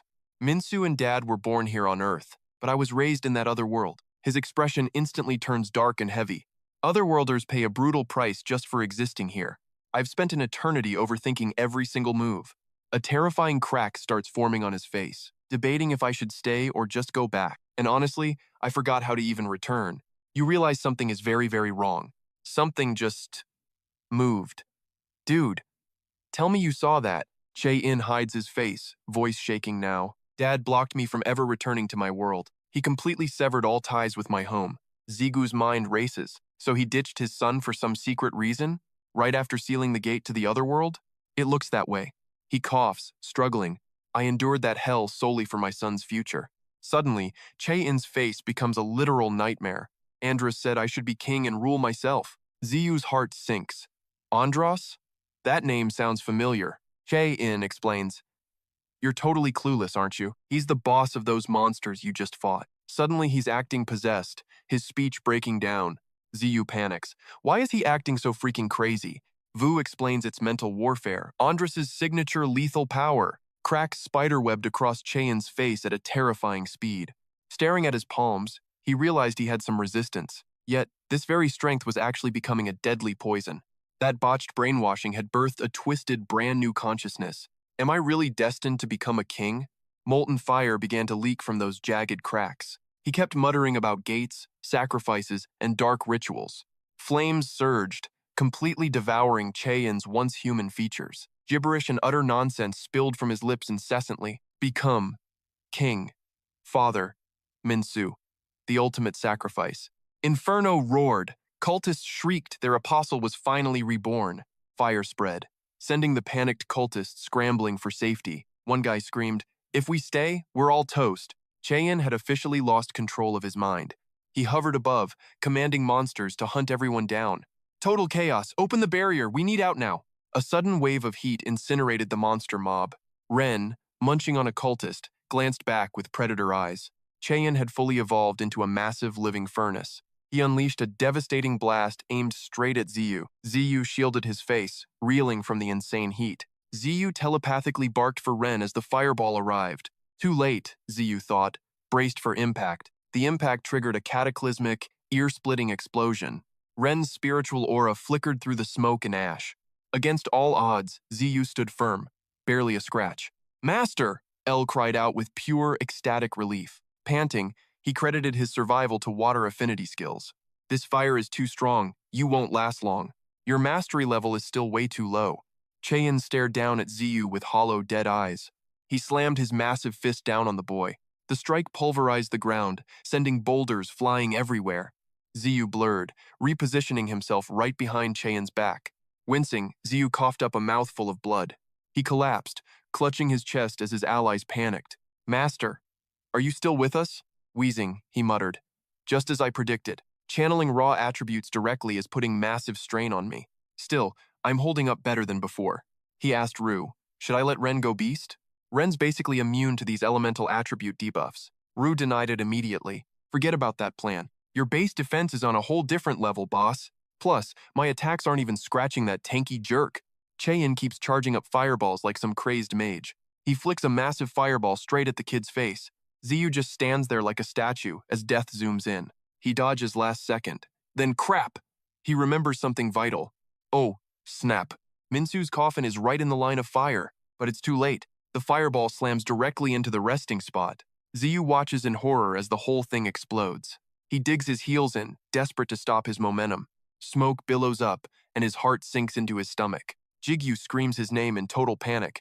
Ru quickly cuts the drama short. Chill out, kid. The brat is perfectly fine. The thick soot finally clears away. Right when we stepped into this dump, the boy showed he's got some serious skills. That black coffin is still sitting there, totally untouched, wrapped in a mysterious, glowing blue mist of power. A hidden barrier. Gigyu stares, totally caught off guard by the sight. Check out that shield. He finally lets out a massive sigh of relief. You couldn't have told me that a bit sooner? Well, you didn't exactly ask. Gigyu pulls himself together, looking cool again. So, looking at Cheon, I can just go all out without worrying about Minsu, right? Ru asks if he's got a plan. Duh, he smirks. Physical hits won't work on this freak. Ziyu takes a stance. Time to bring the heat. Crimson and violet flames erupt around him like a volcano. The wind howls as his aura explodes, fire swirling in a terrifying dance of destruction. His eyes blaze with fury. Clad in fire, he's ready to see if this giant can handle the burn. Zigu glares up at the towering, immovable Cheon. Determined, he charges. Let's see whose flames are truly supreme in this hellscape. He blurs into motion. A sonic boom of speed. In a flash, he carves a dozen flaming gashes into the beast. Cheon throws his head back and lets out a soul-shaking roar. He's still standing? It's hot as literal hell, yet he's barely scratched, but hey, it's definitely hurting him. Suddenly, he shouts, bind. Massively thick tentacles sprout from the ground like a nightmare. The dark vines coil around Cheon's body like hungry pythons. They tighten with crushing force, locking the giant in a vice grip of absolute stillness. Zigu's gaze turns lethal as he locks eyes with his prey. He dives like a human missile, aiming straight for the heart. But the psycho just laughs like he's having the time of his life. The blade sinks deep. Ru yells, "You amateur! Stop messing around with these half-baked moves already. Look, fighting your friend's dad is awkward, but this guy's leveled up. Gotta end this now." Zigu's hesitating. I mean, killing your bestie's dad is a total mood killer. Io snaps him out of it. That's not a man. It's a Tama-controlled freak show. Zigu locks eyes with Cheon, searching for any scrap of humanity left.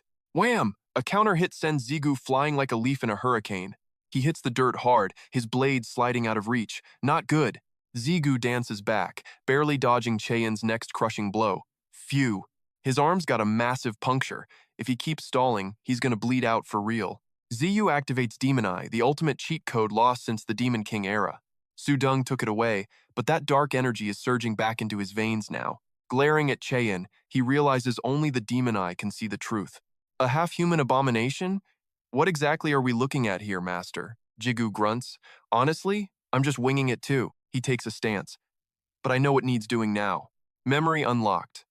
Death isn't just an end, it's about the depth of your imagination. Time to expand those mental horizons. Sudung's words echo. He can wield this power better than ever before. Gigyu stares down the beast. You're not Minsu's dad, just a giant campfire. Chaeyin hurls a massive fireball. Dodge this. Debris explodes everywhere. Total visibility, 0. Drama level, maximum. A sphere of flame lingers as Chaeyin stands there looking totally clueless. Like a freaking railgun, Ziggu lunges straight for the giant's jugular. Face to face midair, he unleashes a savage vortex that literally shreds the atmosphere. Suddenly, beams of neon light tear right through the giant's chest. Game over. Ziggu sticks the landing like a total boss. Boom. The earth shatters as flames and ash tidal wave across the floor.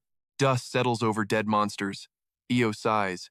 Phew, I thought the whole floor one would melt. Chaeyen's back to human scorched and barely clinging to life on the floor. Gigyu leans in. You with me? The man gasps. My name is. His parched lips tremble open. I am Huang Chaeyin, but my true title is. Chaeyen's eyes close. A spectral red crown flickers to life above his head. Royal, the scion of Paimon. Rue's memory finally clicks. Now I remember. Jigu's shocked. You know him? He's a big deal? Paimon is actually… Wait, never mind. That doesn't matter right now. He dodges the question immediately. Just grill him about Andros already. Gigyu drops to one knee to interrogate the fallen warrior. Andros. The name alone sent shivers down my spine. Yo, you gonna spill the tea on this Andros guy or what? Chaeyin gasped, his voice barely a haunted whisper. Find. You must find the High Gold Guild. His words cracked like dry glass, fading fast. Andros is. He's definitely going to. The light in his eyes was flickering out for good. My master. Chaeyin reached out, his hand trembling with one last plea. Please, I'm begging you to watch over. He locked eyes with Ziggu, desperate for a final promise. Protect Misu. Keep the kid safe. Ziggu just frowned, remaining as silent as a grave. He gripped his blade, lifting it from the blood-soaked dirt. Even with his lungs failing, Chaeyin struggled to speak. You, personally. Promise you'll take care of him with your own hands. Ziggu didn't utter a word, just raised his sword high. He drove the steel down, ending Chaeyin's misery instantly. Crimson spray painted the ground in a brutal, dark masterpiece. Boom! The ego giant transformation was a total, legendary success. Chaeyin's soul drifted away like purple mist, finally finding peace. Ziggu stared at his palms as raw, chaotic energy swirled. His face was a total mess of regret and cold fury. Great, so I've officially taken out both father and son. You did what had to be done, master, Rue whispered. Rue reminded him, logic over feelings, boss. No other choice. Now, let's pivot. How do we get the kid out? He turned toward the coffin, eyeing the shimmering barrier. Can't I just smash this thing like a giant hammer? Rue sighed. Nope. Different mechanics. Maybe that basement jerk knows. Ziggu stepped toward the casket as his soldier called out. Reporting, sir. We've completely scrubbed the area of hostiles.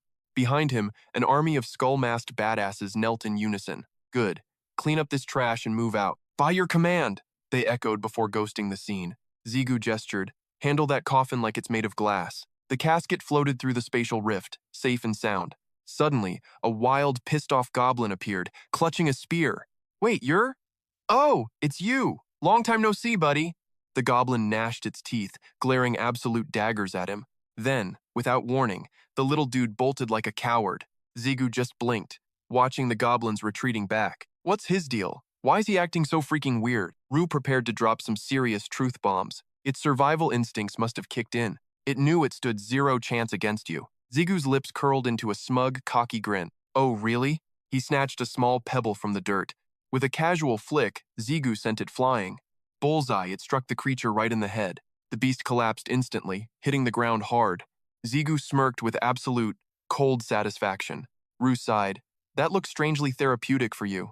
Suddenly, a blinding flash erupted right behind him. Master, did you feel that surge just now? Ziggu stared, mesmerized by that radiant, otherworldly aura. Morning light pierced through the massive forest canopy. Golden threads of sun danced across the floor. Ziggu strolled through the silence, leaves crunching underfoot. He stopped dead, a dark cave gaped ahead. He touched the entrance, whispering about his luck. Could this be the secret basement entrance mentioned? But strangely, he felt no energy coming inside. That flash from before was definitely a fragment's aura. My senses are never wrong about things like this.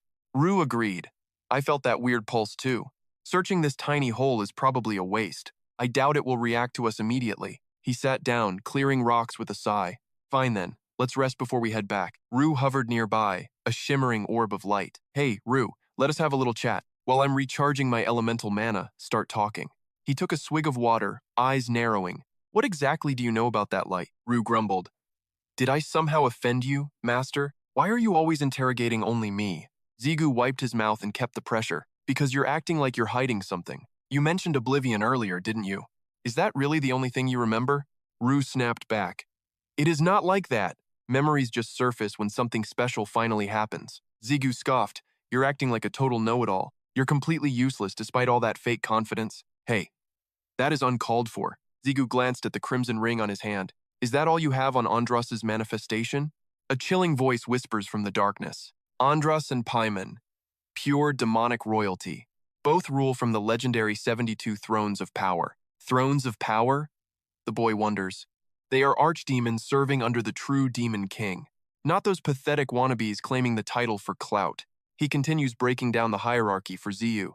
These archdemons are ranked from 1 to 72. And Baal? He sits at the very top. He describes a monster fueled by pure, dark ambition. Andras was once feared as the ultimate evil. Low rank, sure, but his cruelty was legendary. Honestly, the guy's personality was absolute trash, Ziyu thinks.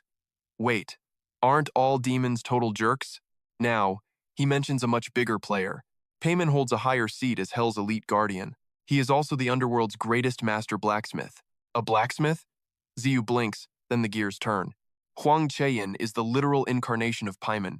No wonder the old man's gear is so broken. Ziyu stares at the talking ring, speechless. He sinks into a deep, heavy silence. Keep talking, Ziyu demands, but the voice falters. He brings the ring close. Spill it, keep explaining. The voice just repeats its previous words. That's it? Ziyu snaps, disappointed by the intel. Don't you know more? The voice claims memory loss. Useless, Ziyu mutters, making the ring spirit rage. Su Deng crosses her arms. You've got nerve, disciple! She glares intensely. Rejecting my date? You arrogant brat. Ziyu avoids her eyes. It was just lunch, okay? She smirks, expertly dodging my feelings again. Huh? A strange resonance hums from the ring. Hearing the vibration, the boy speaks. Ru. Ziyu climbs the stairs, his mind racing. He pauses and looks back at Su Deng. Didn't I tell you before I headed out? Something urgent just popped up. She tilts her head. Wait, what? What kind of urgent business? But the boy just sighs. Never mind. It's nothing. Seeing her confused face, he hesitates. Actually, maybe I should tell you the truth.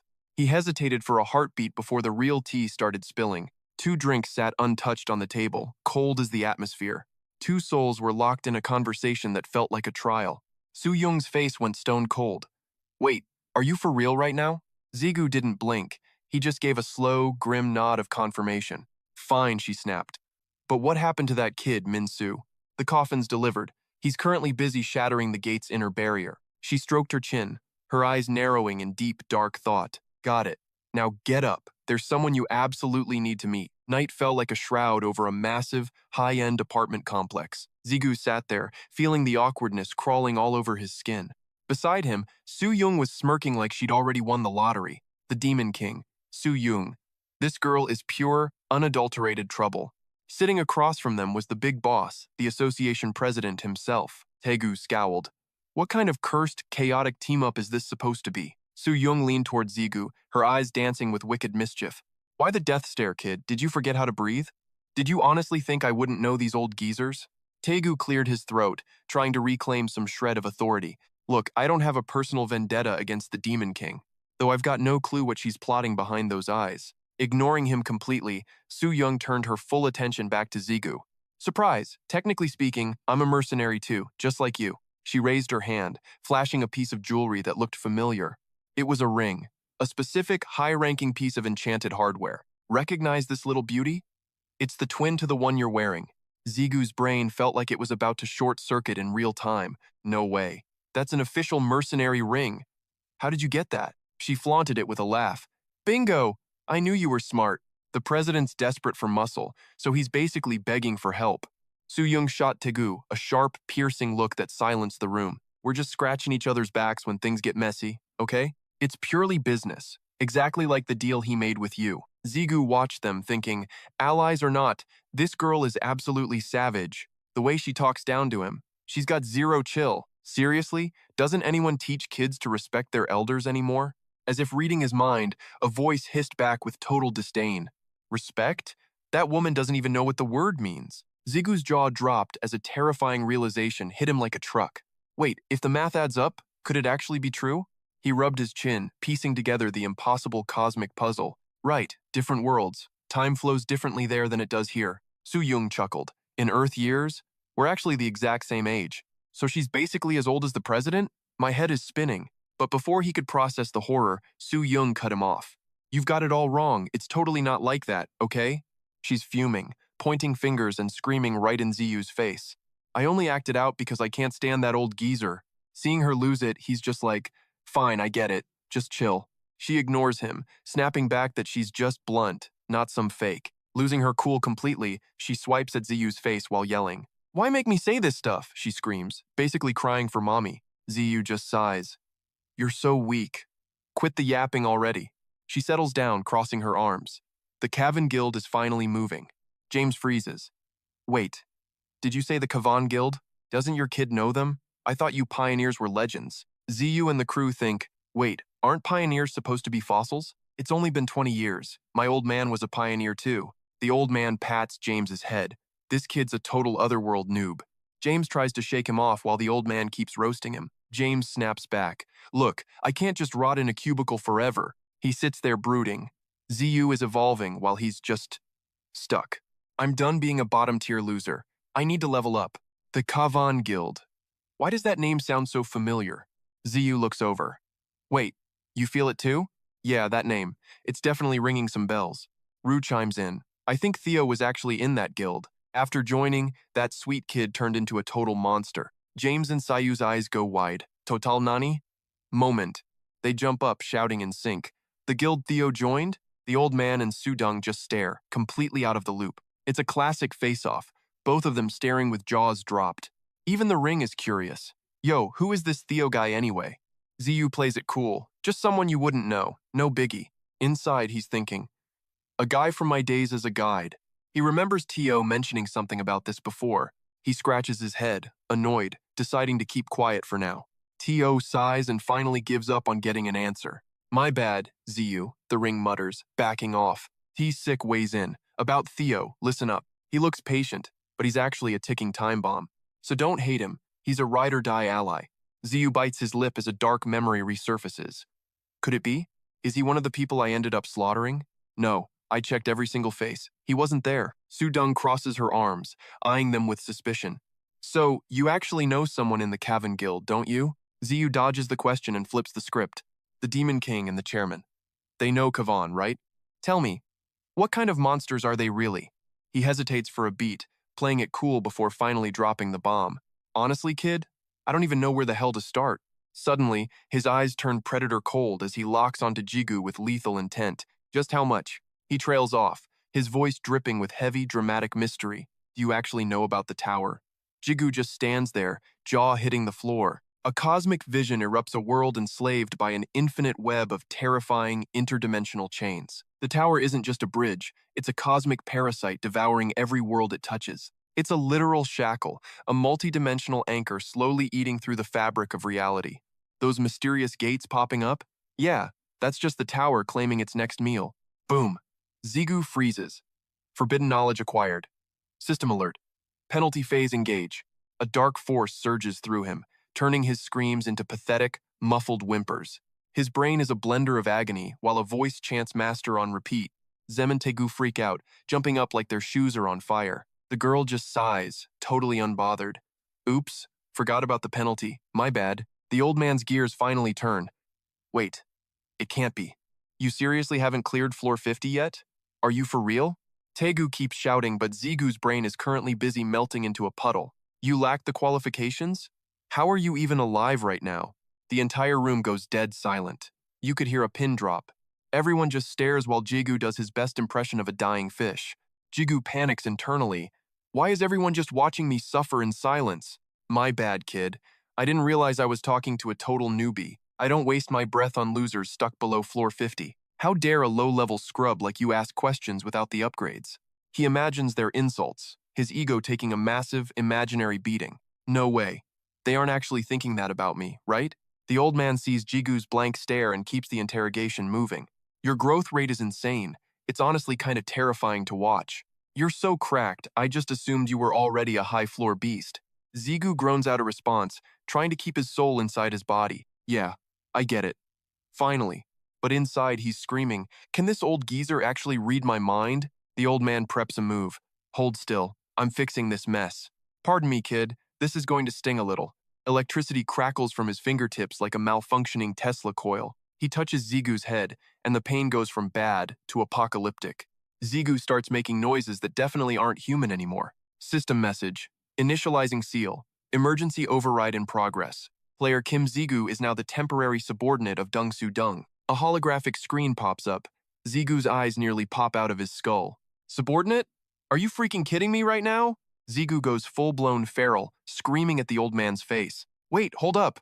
What kind of shady contract did you just sign? Sudung just gives him a smug, villainous smirk. Buckle up, kid. Listen up and don't get it twisted. This is my second unique skill, all right? She explains that subordinate is just a meaningless label. Simply put, it just shares your penalties with me. I couldn't boss you around even if I wanted to. You're too strong for one measly mark to control. Seeing Zigu's tension, he steps in to reassure him. She is right. It is basically just a contract. But honestly, the terms screw her over way more. He won't hurt you anyway, my master. Slightly annoyed, but seeing no harm, Ziyu shrugs. Next time, give me a heads up before doing anything. The two across from them look totally clueless. Wait, he hasn't cleared floor 50 yet? I forgot. Call yourself a friend? Ignoring the bickering, she offers a soft apology. I will be more careful next time. She throws her head back and laughs out loud. Relax. The seal vanishes once our talk is over. Ziyu blinks, blurting out. Wait, you're removing it? Suddenly, visions of their kiss turn his face red. He coughs awkwardly, trying to hide his total embarrassment. James just watches, feeling completely and utterly helpless. The dark tale of the tower's upper floors continues. There sit the creators, the masters, the ultimate rulers. Fallen kings from broken worlds linger in those shadows. Imagine Earth, trapped in massive, soul-crushing chains. Shadows swirl as her words bring the nightmare alive. The invasion is unfinished, so they're at half strength, but they still wield the tower's ancient, primal power. Ziyu facepalms as the final piece clicks into place. So that is why climbing the higher floors stalls. Sudung grumbles, rubbing her head from the ache. He nods slowly. So that's how it is. The tower and gates are lethal, but those crystals. Everything dark starts with those jagged crystal fragments. Rare materials are inside. But there is a catch. Their presence is a ticking time bomb for humanity. Sudung tells Ziggu to stop being so gloomy. Most of that terrifying power is still sealed away. We still have time before the world is lost, she continues, needing him to see the whole truth. She wants Ziyu to understand the gravity of it. Just as top rankers are stalled on high floors, when they finally reach Earth, zero chance they survive him. Fate decides it all now. He went dead silent. Then Ziyu's brain sparked. He grilled Shudung straight. How jacked is this guy? She smirked, weighing her answer. Vessel's trashed, but he's lethal. Her words chilled the mood. United, we might just live. The boys shared grim nods. Zigu shattered the heavy silence. Joking? Nope. Reality hit hard. Still weak? Damn. Long road. Recalling those monsters, he shuddered. How many more walls left? And that woman? He chirped. Gazone? Who the hell's that? The chick with the captain? The underground saintess from Allen. Hector Jim's eyes screamed murder. She's strong. But beats me? Sinks low. Can't say, boss. She's fake Demon King tier. Just who is that woman? She caught him staring hard. Staring much? Am I hot? Zigu nearly choked on air. Relax, just talking to myself. Stop being so damn shy. The squad stood there awkwardly. Tegu's eyes hardened with resolve. Finally, the truth came out. Andras is the main target. Kavan's leader? That's insane. Kavan's endgame is finally clear. Tegu's words hung heavy. Zigu jumped in, wide-eyed. You actually know this, Andras? Tegu looked him dead on. Oh, I know him perfectly. Andras, the Marquis of Discord. His face shadowed with dread. Hell's most sadistic monster. He's coming for the seals, triggering Earth's total annihilation. That wrapped up the four-way chat. Twilight hit, and one car's headlights sliced the dark. Zigu prepped to bolt while Sudung bid farewell. Head out first. I've got beef with that geezer. The wheels rolled as Tegu and Sudung watched. The ride started picking up serious speed. Tearing down empty roads, a voice broke the silence. Sorry for the late call, man. My bad. But the driver was totally chill about it. No sweat. That overtime pay is sweet anyway. Man, today was wild. We learned way too much. You really went through the ringer today, sir. Sensing his master's heavy heart, he spoke up. Master, once we hit the crib, you should take a massive nap. But Ziyu just sighed. He stroked his chin, lost in deep thought. Can't do it. No rest for the wicked. Ziyu knew his to-do list was still stacked. Home is where the real work begins. Back home, his fist was clenched so tight, fresh blood started dripping onto the cold floor. Crimson droplets pooled right in the center of a massive magic circle etched into the ground. Now, Ziyu and his shadow partner stood ready. A blinding flash erupted right before them. The glare forced a shocked gasp from his lips. The underworld? Ziyu shot Ban a sharp look. Was the gate opened with just this thing? Is this it? Ban simply nodded. Yes, exactly. Then Ban turned with a smirk. Want to take a peek inside for yourself, sir? A rift of light tore through the darkness. It sliced the void like a cosmic blade. A portal yawned open. Ziyu stepped forward. He unsealed something that made his blood run cold.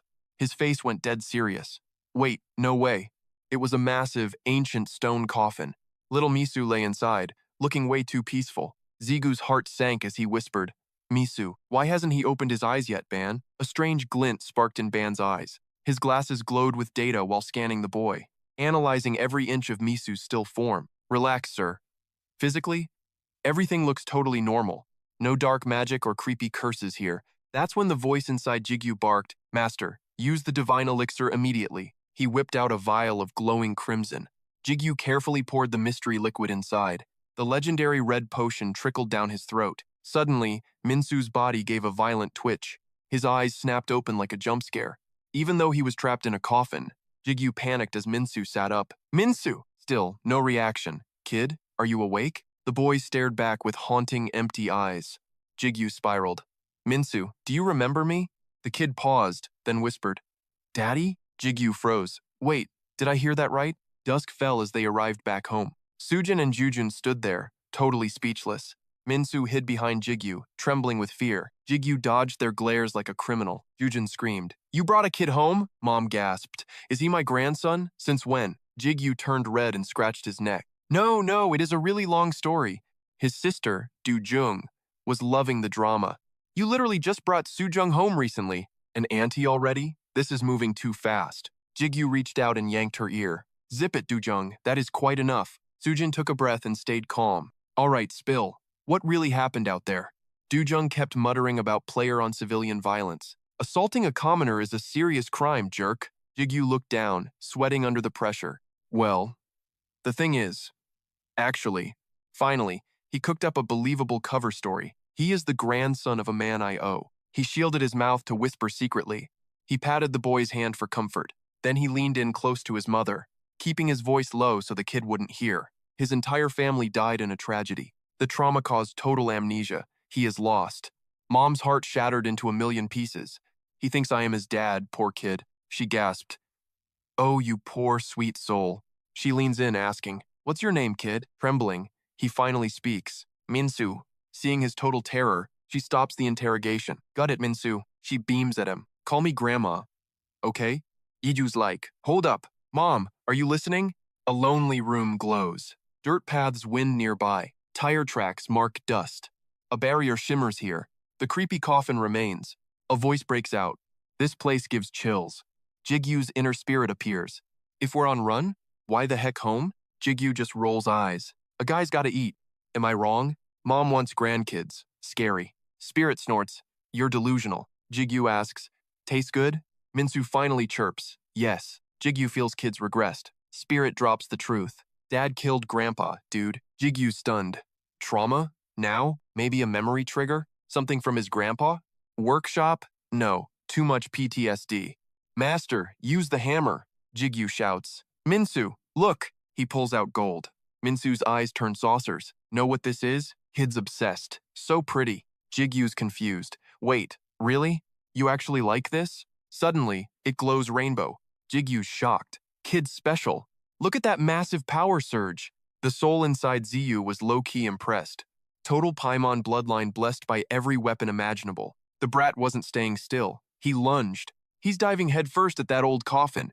Ziyu froze, barely yelling, Minsu, wait! The kid hoisted the hammer like a boss. Ziyu shouted, totally lost. Yo, what are you even doing? Minsu didn't hear a single word. He slammed that hammer down with fury. Lightning blue sparks exploded everywhere. A golden flash blinded Ziyu instantly. The whole world started to shake. Hammer and boy became one devastating force. A massive shockwave ripped the terrain. The ground literally cracked in two.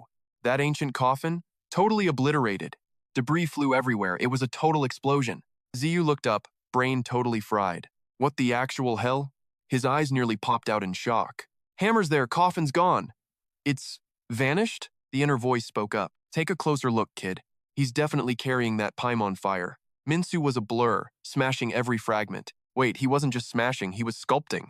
Don't use human logic on monsters, Ziyu. Paimon's smithing is way beyond any mortal. Rare to hear you complimenting anyone. He's one of the few who never betrayed.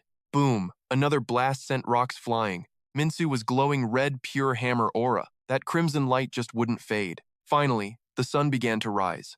Morning arrived, erasing the dark night. Minsu was out cold in Ziyu's arms. Ziyu watched him, feeling pure worry. The kid's completely burnt out, huh? Swinging a massive hammer.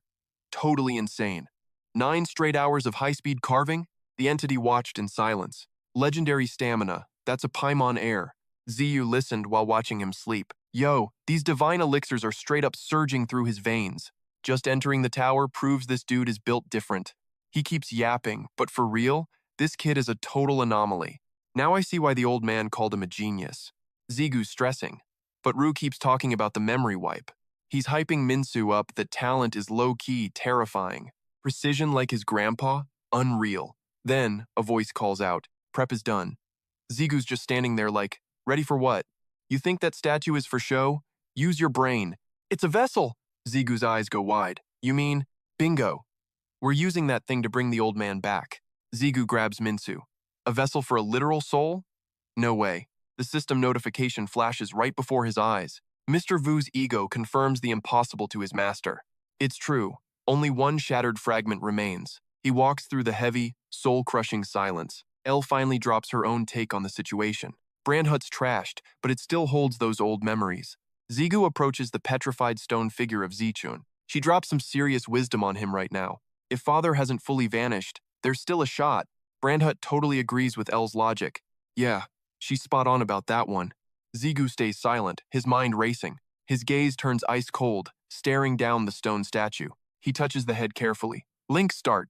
A blinding light erupts from Ji-chun's stone body. The link is locked in. Connection established. GQ is deep in thought for a second. Just as I thought. It's an egoless ego.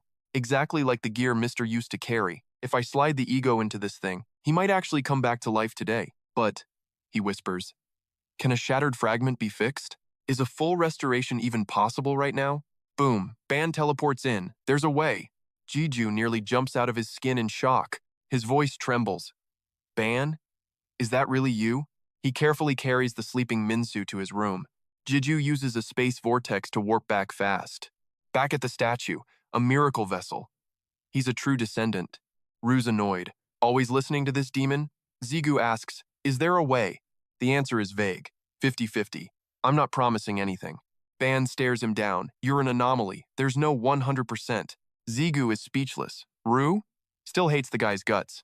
He's talking big, but he's usually right. Still, what a total arrogant jerk he is. So, quick question. How exactly are we going to fix Zichun and turn him back to normal? Ban went full robot mode. Step 1. We have to pull that old man's soul back together. He smirked and held up one finger. Guess what? We finally have all the ingredients ready. Ban listed the loot. Soul shards and that piece of ego you have been hoarding. Smash those two together and boom, you can finally patch up a broken soul. Suddenly, Zigu felt like something was totally fishy. Hold up. How do you even know about soul fragments and merging them, anyway? He shrugged casually. I heard it from Lady Shudung. Yeah, her name popped up. Zigu facepalmed. Stupid demon eyes. That woman seriously cannot keep a secret to save her life. Back to the main event. Here is the deal.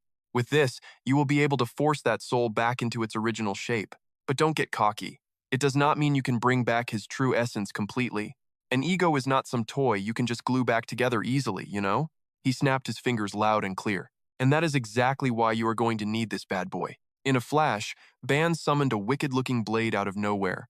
Meet the blue deer sword and this crystal that is clear as glass.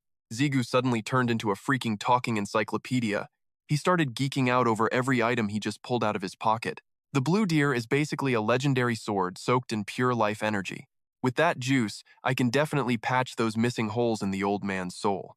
Then there is this clear crystal I spent forever perfecting for us. It has 0 mana, so most idiots would just call it a piece of trash. But for a unique power like yours, man, it is the perfect vessel. If I explain the science, your brain might actually melt from the complexity. So, let's just keep it simple for now. Think of it like a clean slate, what humans call a fresh start for everything. Ziyu looked like he had just seen a ghost from total confusion. Wait, a slate? What the heck are you even talking about right now? Even with that explanation, I am still totally lost on what you mean, man. Hearing that confused reaction, Ban cleared his throat, looking a bit awkward and embarrassed. My bad, I guess I went a little overboard with all the nerd talk. Ziyu stood there, literally feeling like he was turning into stone from boredom. Was this guy always such a weirdo in the past, too? Rue muttered a few words under his breath. These researcher types always get hung up on the weirdest little details. But hey, I think I actually followed some of that nonsense he just said. He tried to translate the mess for his master's sake. Let me dumb it down for you into normal human speech as best I can. Just grab the blue deer sword and the clear crystal right now. Ziyu stepped up and checked out the blade with a curious look. The deer had been completely warped into a demonic sword. I bet that Ban guy was the one behind this crazy makeover. The polished steel shimmered, reflecting a face filled with pure teenage angst. Trust me, master, it's way easier to handle when it's this edgy. Perks of soul linking with me, the undisputed king of demon blades. Rue finally wrapped up his long-winded, totally dramatic explanation. Now, smash those ego fragments together and let Nai feast on them. This sword's basically a soul vacuum. It'll handle the dirty work automatically. Ziyu thrust the blade toward Ban with some serious main character energy. Commencing fusion. Hong Zichun's soul shard meets the core ego fragment. It vibrated violently, glowing bright as the fragments began their chaotic dance. Shining like a supernova, Rue kept yapping about fusing power and fragments. Bring the crystal closer! He hesitated like, wait, this shiny rock? He shoved the crystal right up against the sword's hilt. Rue gave an approving nod at his student's actually decent move, and dropped a rare, high-quality compliment. Bullseye! The crazy plan is actually working. Ban lurked in the shadows, judging Ziyu's every single move. All that holy sword juice was being sucked straight into the crystal. It was literally a magical shop vac for soul energy. Right as the fusion reached its peak, the legendary blade started chipping like cheap plastic. Shards began breaking off, fluttering away like dead skin. He realized something was going seriously south, real fast. His jaw hit the floor in total shock. He stood there like a glitching NPC, totally clueless. Nai's life force was draining away, leaving it brittle and broken. Ziyu fumbled with the hilt. Is it supposed to explode? This is all part of the master plan, right guys? Ban flashed a creepy, toothy grin that screamed total villain vibes. He was loving it, the perfect sign that everything was going right. The blinding flash was so extra, even the statues were staring. Nai clattered to the dirt, looking like a half-eaten snack. Asterisk, ding. Asterisk, the system chimed. Fusion, successful, you didn't die. He stood there dazed, thinking, holy crap, it actually worked. Ban pointed a finger at Ji Chun, playing the boss. Finish the job, we're at the final stage now. Even Rue was getting hyped up by the sheer chaos. If this next step lands, we're talking about something legendary. We aren't just making a soul, we're rewriting the damn rules. GQ stepped forward, his boots heavy with hesitation. Rue kept whispering into his master's ear like a devil. Restoring the soul of someone who's kicked the bucket is basically the same as playing God and resurrecting them. Shaking, he slowly raised that glowing crystal toward Ji Chun. The light pulsed, closing the gap between life and death. Steam hissed off the stone statue as the transformation began. Tears of light seeped through the cracking stone shell. His eyes widened, buzzing with pure chaotic hype. Finally, thick smoke billows from Ji Chun's entire body. Shards of rock shatter and fall away piece by piece. He erupts with a blinding aura of god-tier power. A massive pillar of light shoots straight into the heavens. My life used to be a total hopeless trash heap, but everything flipped when I met these twisted egos. Zigu remembers his squad. Rue, El, Grunhut, Ren, Hemet, and Oberon. He cured his mom and became the disciple of the Demon King. He stares at Jichun, now shrouded in a new ego. This entity is unlike anything he has ever witnessed before. He stands tall, the ultimate embodiment of a human ego. Suddenly, Jichun's eyes snap wide. Something is seriously wrong. He examines his new body, unsure of the final result. Zigu is sweating bullets, but this change is a game changer. His expression is ice cold, radiating a terrifying, bone-chilling pressure. System alert. Congratulations. The Guardian creation is now complete. Cut to New York. The Iron Guild's high-tech headquarters. Iron Shield watches as abnormal gates prepare to hit Korea. We will use this chaos to invade Korea and hunt the Demon King. Iron Shield nods. That is the most logical move for us. After the talk, he finally asks for the man's name. So, tell me, who exactly are you? The mystery man slowly steps out from the shadows. I am the leader of the Kavan Guild. He introduces himself with a sophisticated, deadly sharp grin. Raz. Just call me Raz. 23 years ago, the towers and gates suddenly appeared.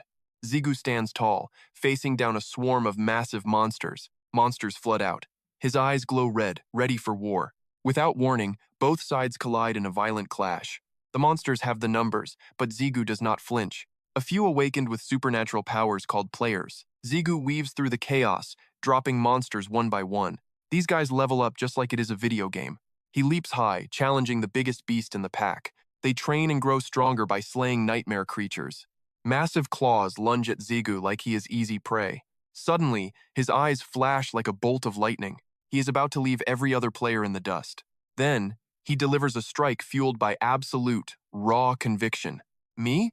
I was treated like half a person back then.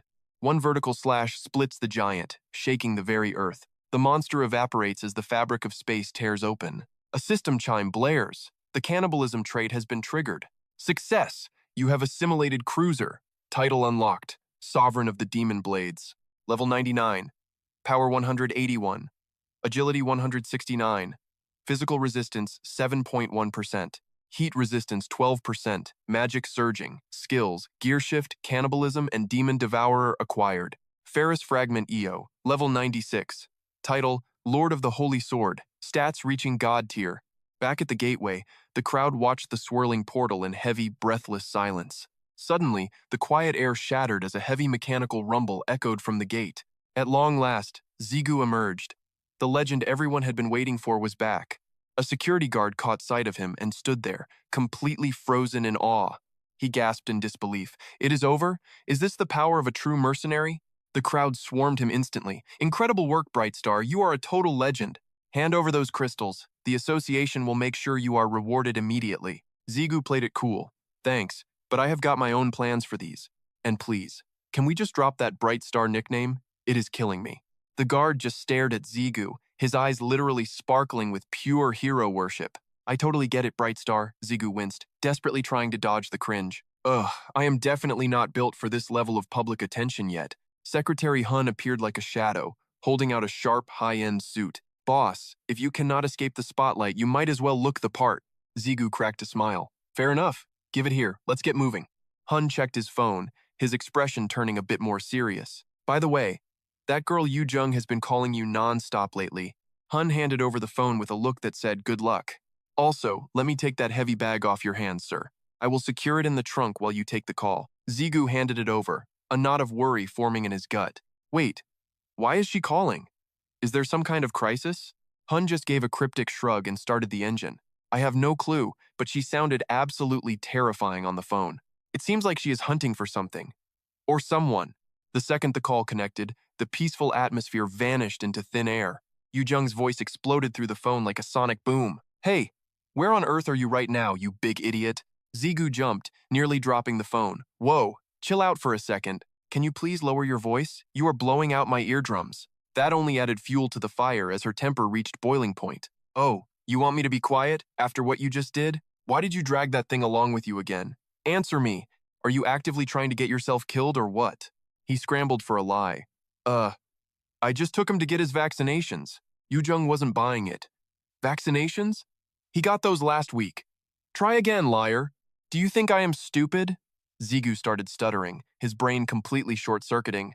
He stood frozen. Calling a monster a puppy was a huge mistake. Karma hurts, huh? Du mocked. Total karma, Brunhut added. Just confess.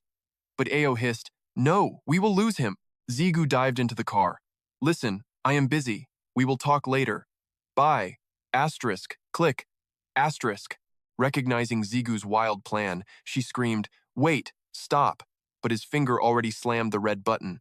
Suong-hun glanced over, totally deadpan. All right, boss, where's the drop-off point? Zigu looked like a total ghost. Just the neighbor's place. Anywhere but my actual house. Son Hun raised an eyebrow. Neighbors? You mean those abandoned shacks you bought up? Right after we told the world this whole zone was a gate experiment site, his eyes went cold. Don't tell me you're shackled up with a demon king in there. Zigu buckled his seatbelt and snapped. Zip it! While his inner ego went into overdrive. Keep it down or we're toast, his ego hissed. The demon king said that, not me, a voice rang out. A new neighbor had arrived. Within seconds, Gigyu was at the door. He hammered the doorbell, practically shoving the door open before anyone could answer. A muffled voice drifted from inside the house. Who's there? Who's making all that noise? Old man Jichun stepped out with a friendly grin. Well, look at our very special guest. Suddenly, his face fell as he corrected himself. Wait, or should I say, master. Somewhere else, a massive pillar of light tore through the clouds, striking the earth. The ground groaned and buckled under the raw, crushing pressure of the descent. Lightning slashed the sky, shattering the very fabric of space like a cracked mirror. Ban just watched the chaos, a faint, chilling smirk playing on his lips. He stood there in total silence, calmly observing the destruction unfolding before him. Even Zigu was blinded by the searing, white-hot glare of the divine lightning. He threw his arm up, desperately trying to shield his eyes from the solar flare. Squinting through the light, he gasped toward Jichun. Old man, is that you? Over there, the old man stood frozen, his body locked in place. He stared at his own hands in absolute shock, unable to believe he was solid. Gigyu watched him intently, his mind racing with a million different questions. Same soul, same body, same face. He looked exactly like the man who had died. Suddenly, Jichun's eyes flared with a terrifying icy blue light that froze the air. But is this really the same man? We can't be sure if he's human anymore. Suddenly, a system alert flashed. A guardian has finally descended upon this world. Gigyu stared at the screen, totally baffled. A guardian? What does that even mean? The system pinged again. Please designate a territory for your guardian to protect. A holographic map flickered to life, making Zigu jump back in total surprise. He stared at the glowing lines. What is this? Lu replied. It's a mana map, El chimed in.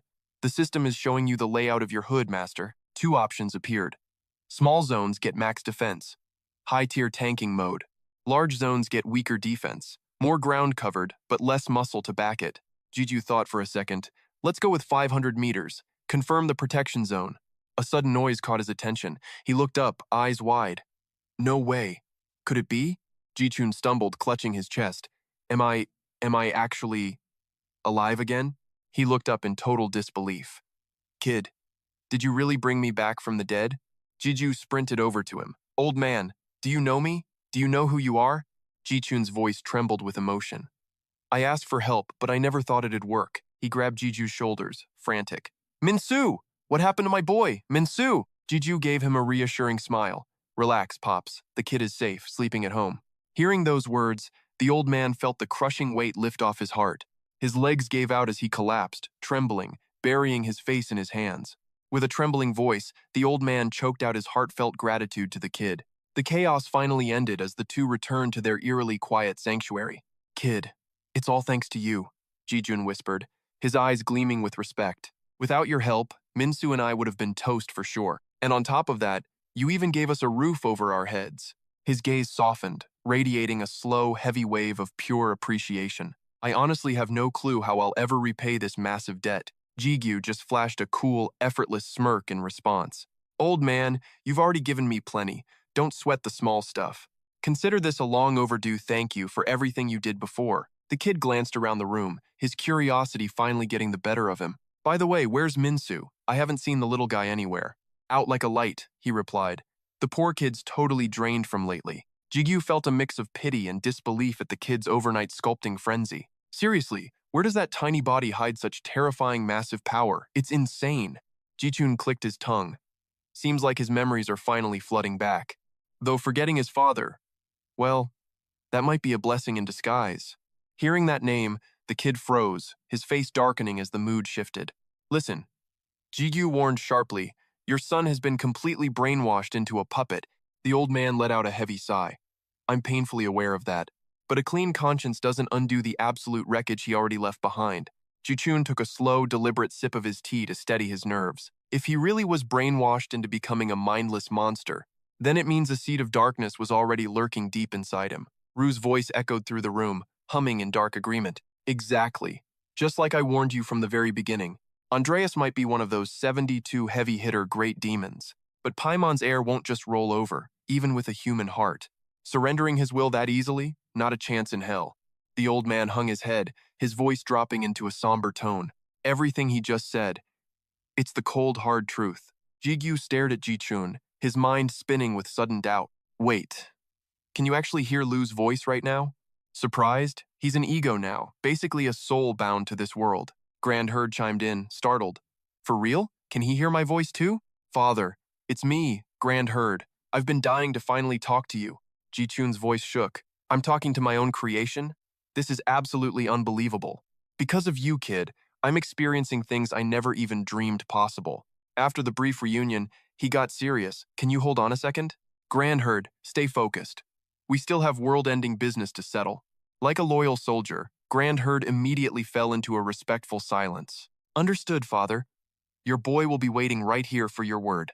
A flicker of fatherly pride danced in Jichun's weary old eyes. That's my boy. A good, obedient kid through and through. Then, with a calm finality, the old man slowly closed his eyes. Deep breath, game face on, time for the truth. Jichun's expression turns ice cold, dead serious. Look, kid, we need to talk, man to man. I'm done. No more legendary gear from these hands. GQ freezes, his brain just short-circuited. Pure, unadulterated shock washes over his eyes. Kavan's goons want Paimon's legacy. My duty? Protection. Rue laughs. Old man's a guardian? Legacy? Totally lost. His face darkens. Every word a razor blade. The body? Rue mocks the dramatic vibes. Hilarious. So Kavan's got the ultimate prize in their hands? Ji-chun gives a slow, heavy headshake. That's the least of our worries right now. Only my bloodline can awaken that ancient power. His voice cracks, heavy with ancient sorrow. But I'm powerless to stop them anymore. GQ jumps in to save his spirit. Chill out, old man. It's totally fine. You old geezer. Just returning the favor for everything you've done. Focus on keeping our home safe. That's all. Suddenly, Ji-chun's eyes spark a massive recollection. Hey, pay attention. This is legendary. He holds up a single, cryptic finger. His voice is steady and unwavering. I've got one final gift for you. The ultimate treasure. The dopest masterpiece ever. Even a brat like you will be drooling. Sunlight hits the mansion. Calm before the storm. Sudong finally breaks the awkward silence. Welp. Time for us to bounce. We're out. Jigu's brain does a massive double take. Confused. Say what? Why the sudden exit, guys? It finally hits L. The end of the road. The party's over. They're actually leaving for good. Rue throws some grade A salty shade. Happy? One less rival in your hair, right? L's temper goes from 0 to 60 instantly. You want to repeat that, you little punk? Sudong drops some cold, hard facts. Can't stay. Our clock has finally run out. Jigu gasps, his voice hitting the floor. Major bummer. We were just starting to vibe, seeing you leave. It's a total heartbreak. Sudong just hits him with the side eye. She looks totally checked out. Is that what true despair looks like? Right now, Ziyu is death-gripping a mysterious key. Even I'd kill for this. Is this the key to the red vault? He looks up, but the house ahead is a total dump. Rue says he can't feel a single drop of energy from it. Lu agrees, sensing absolutely nothing special. Ziyu ignores them and walks right in, chasing ghosts. Lu bets on giant gems, but Rue hopes for legendary gear. Ziyu slides the key into the lock. Light finally pierces through the gloom of the old shack. Before stepping inside, Ziyu scans for any hidden traps. Suddenly, a blinding flash makes him gasp in awe. The room is packed with supercars and mountain of gold. Ziyu's eyes nearly pop out at the glittering treasure. Then his gaze shifts to the sleek, polished supercars. For a second, he's completely paralyzed by the flex. Personal items? Rue asks, sounding totally confused. Are they actually called that? Ziyu smirks, confessing he just made the term up. Floor 34 of the tower is choked with thick fog. Without any sunlight, the place feels straight up cursed. Something purple and razor-sharp flickers through the mist. An eye demon appears, unhinging its massive, terrifying jaw. Yet Ziyu stands his ground, steady as a mountain. In a flash, Ziyu dominates the eye demon effortlessly. Immediately, the system alert blares in his mind. After absorbing the demon's cursed blood, his magic resistance stat just hit a new peak. Ziyu lets out a satisfied, borderline villainous smirk. Seeing that look, Lu has to admit it. Master is becoming seriously scary these days. Rue tries to kill the vibe. Hey, quit smiling like a creep. Do these toys really make you that happy? Ziyu doesn't even hesitate to confirm. Obviously, these are 20 limited edition imports and ultra-rare collectibles. Rue is still baffled. I get they're rare, but they're just cars. Ziyu snaps back, emphasizing the word limited edition. Rue, you don't get a man's dream. Rue just scowls. He's just confused why a rich guy geeks out over this. Ziyu's voice turns dead serious. Listen closely, Rue. He begins his grand explanation. Some things in this world just can't be bought. You know, like true love. Behold, these two ultra-rare limited editions. L is absolutely losing his mind with hype. So clueless. This nutmaster. But Rue is totally throwing a fit. How can you even compare those two things? Suddenly, Zigu starts sweating bullets with fear. Wait, what if some lowlife steals them? It is just one lock and one key. Even then, Rue still has zero clue. Why are you acting so paranoid? Isn't that old geezer running this whole warehouse? He is convinced that no thief could ever break in here. Zigu snaps. You think? We must warp them through the gate. L protests. Hey, I am not a walking storage locker. Rue agrees. Sounds good. Let's get back to the slaughter.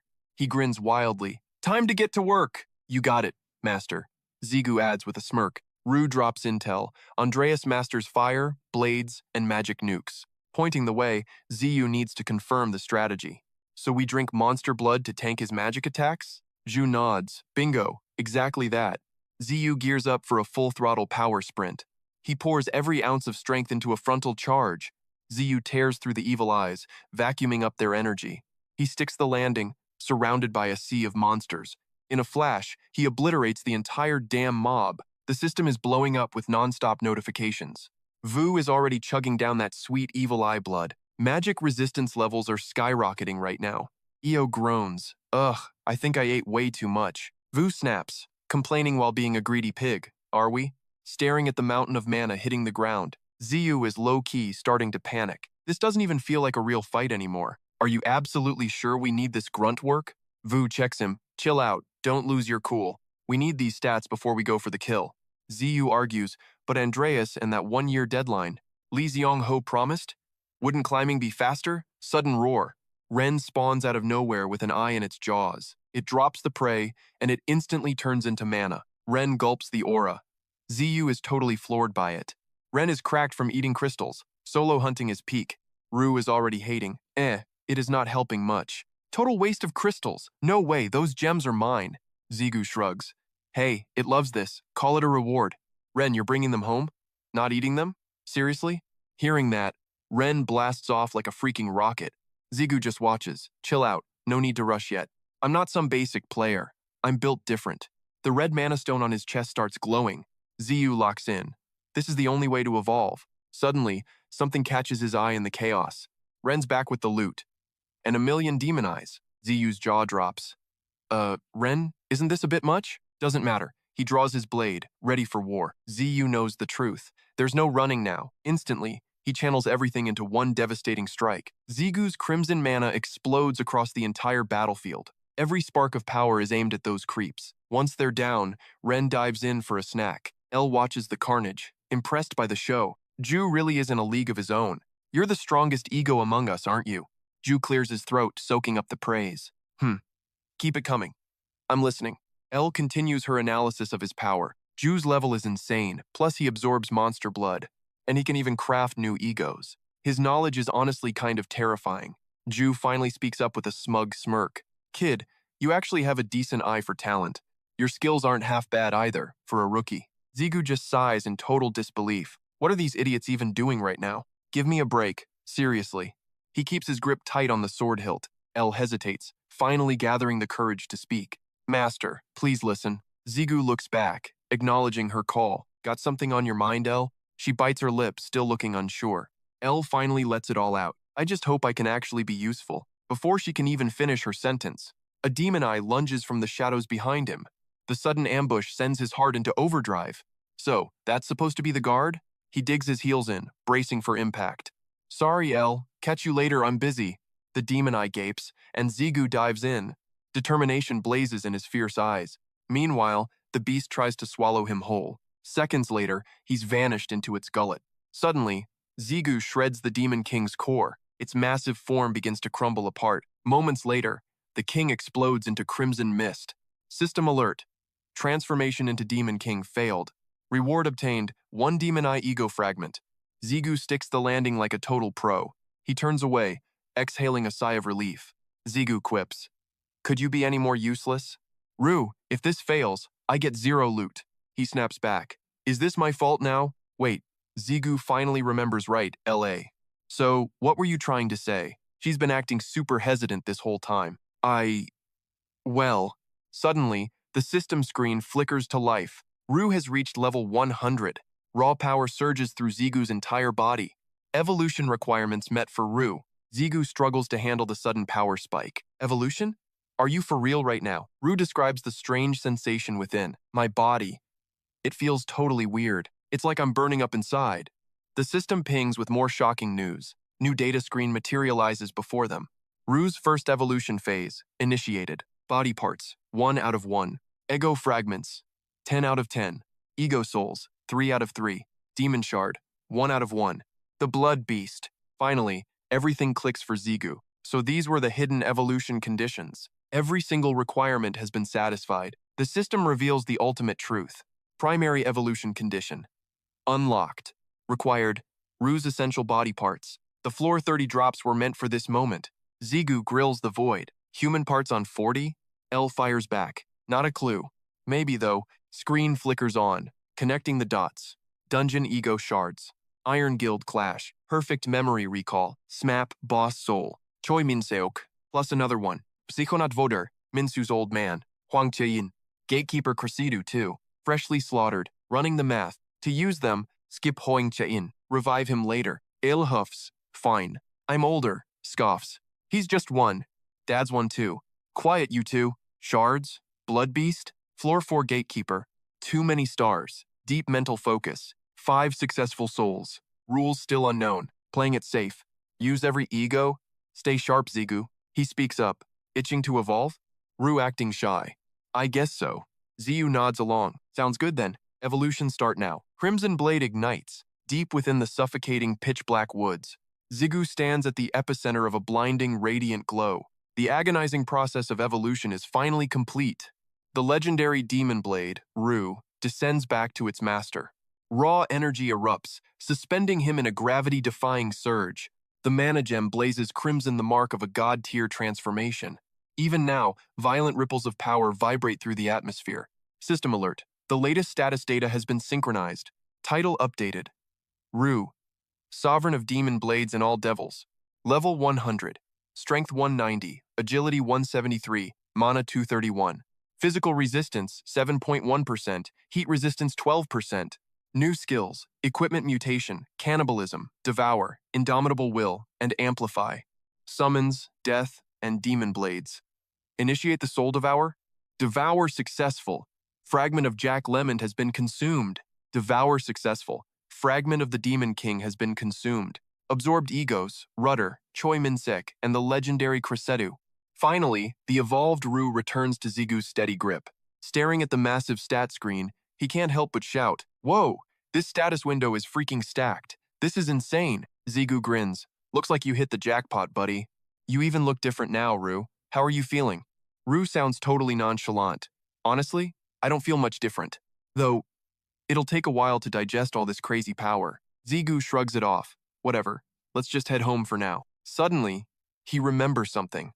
"Wait, that's right." Ziggu glances over. "Yo, L, you got something on your mind?" L plays it cool. "Nothing at all, master. Not a thing." A sleek, polished supercar purrs, idling at a red light. Mr. Hun is totally hyped. "Man, I can't believe I'm driving this. Deciding to be your manager was the best move ever." Ziggu admits, "Honestly, it's my first time in a fancy ride too." Mr. Hun gets curious. "Wait, Superstar Ziggu doesn't drive? I love the pay, but..." Ziggu sighs. "I have a license, I just never use it. Besides, riding with you is way more fun than being alone." Mr. Hun's mind goes south. "Look, just so we're clear, I strictly like women." Ziggu snaps back, offended. "Bro, same here. Don't even start." Rue joins the roast.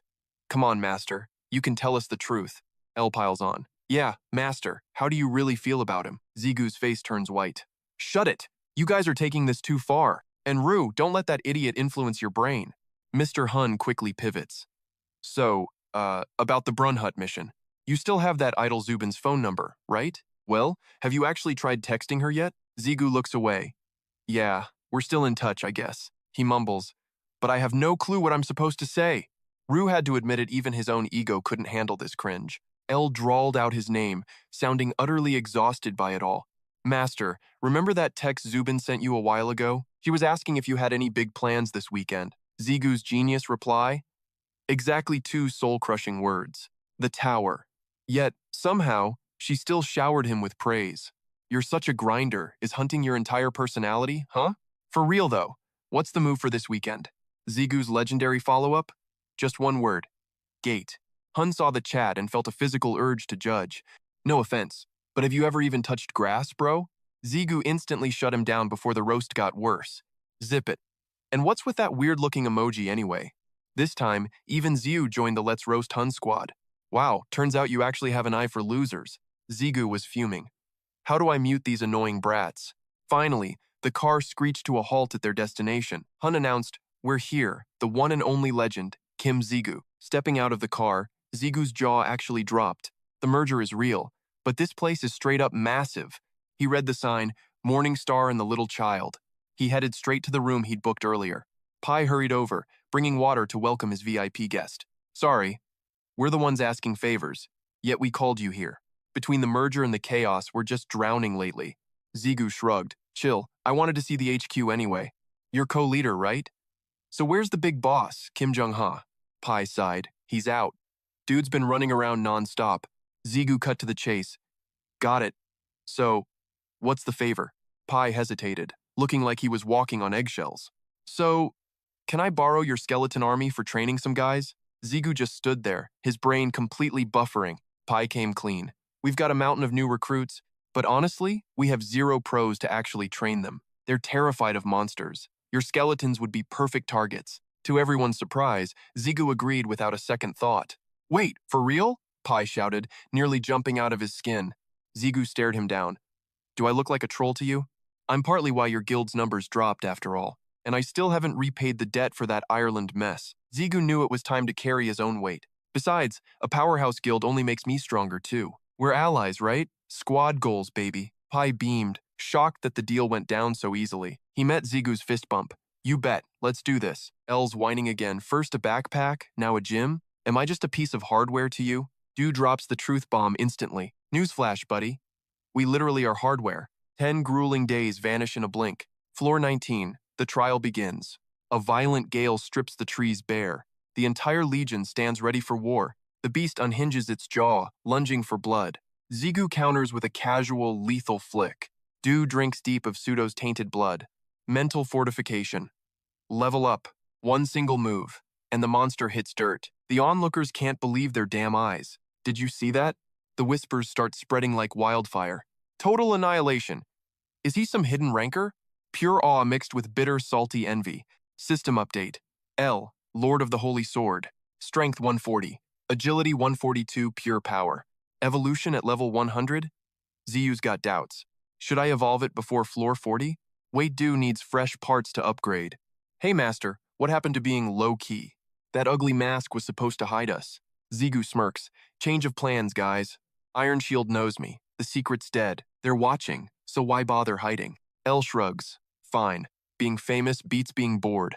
Zigu gazes up at the looming ceiling. Time to conquer the 40th floor. The atmosphere shifts heavy and oppressive. It's just like that nightmare on floor 30. His hands are trembling, pure, raw instinct. But he makes a silent vow. Just you wait. This floor will be your evolution catalyst. L responds with chilling, polite grace. I appreciate your consideration, Master. Zigu pushes open the heavy, final gates. L's voice drops to a low whisper. Things might not go as planned, though. Zigu steps into the unknown darkness. He senses that other players are already here. The heavy doors slammed shut. Welcome to the 15th trial zone. Suku's drowning in paperwork when someone shouts, Hey, Prez! What's the deal? He sighs, as a staffer shoves a phone in his face. Check it. Is this your buddy from the Sam Dong incident? The forums are going nuclear over a dual-wielding beast on floor 39. He's so insanely cracked, he cleared out every monster in one day. Honestly, the title is just total clickbait to farm views. No way to know if he's actually a high ranker yet. I saw him too. Is that guy a pro hunting coach? The guy's a total legend, either high level or high level handsome. Pick a struggle, man. At least let him be bald or something. Suku knows that name instantly. It's definitely Gigyu. A smirk spreads across his face. Finally making your move, huh? High atop a massive skyscraper, a chilling wind begins to howl. Zegu stares into the mirror with a look of pure steel. Zexic just shrugs. He's got the power now. Showing off was inevitable. Plus, he's been playing the shadow game for way too long. But Zegu's still not buying it. Is that the real reason? You've known him forever, he mutters under his breath. But he isn't the type to flex just to feed his ego. Zegu shifts his stance. He's trying to show them something else. He wants to give his team a real reason to believe. Zegu's serious now. He's showing them exactly who they're following. System alert, you have entered the 5th trial zone. Zegu marvels at the insane aura of his new blade, Oberon. Time to buff the steel. Lu upgrade requirements, all green. Can't leave L behind. Level up conditions, fully satisfied. Finally, he summons his ultimate powerhouse of a partner. The system screen flickers to life with a warning. Initializing a special trial. Stand by for combat. Zegu scans the empty void he's been dropped into. This place, it's completely dead. Rain is starting to get seriously freaked out. There's literally nothing here but empty space. Even Ru is scratching his head. This makes zero sense. It's just an endless, blinding white abyss of nothingness. Ugh, this blank void is seriously getting on my nerves. Classic Brandhut still being a petty, jealous little brat. Master, why haven't you called my name yet? Whoa, Brandhut? Zegu nearly jumps out of his skin. You're literally my armor right now, man. I thought we were good. But Brandhut is desperate to prove he's still the MVP. I can rip open a portal whenever you want. See? I'm way more useful than these other guys. Zegu's itching for answers. This trial? The perfect excuse to mess with L. Do the living dead even stand a chance in a place like this? Ru figures the boss is just looking for a second opinion. Yo, L, give it to me straight. You sensing any weird vibes here? Silence. Complete and utter ghosting. She isn't saying a single word. L? Hey, Earth to L. Zegu's getting a seriously bad feeling now.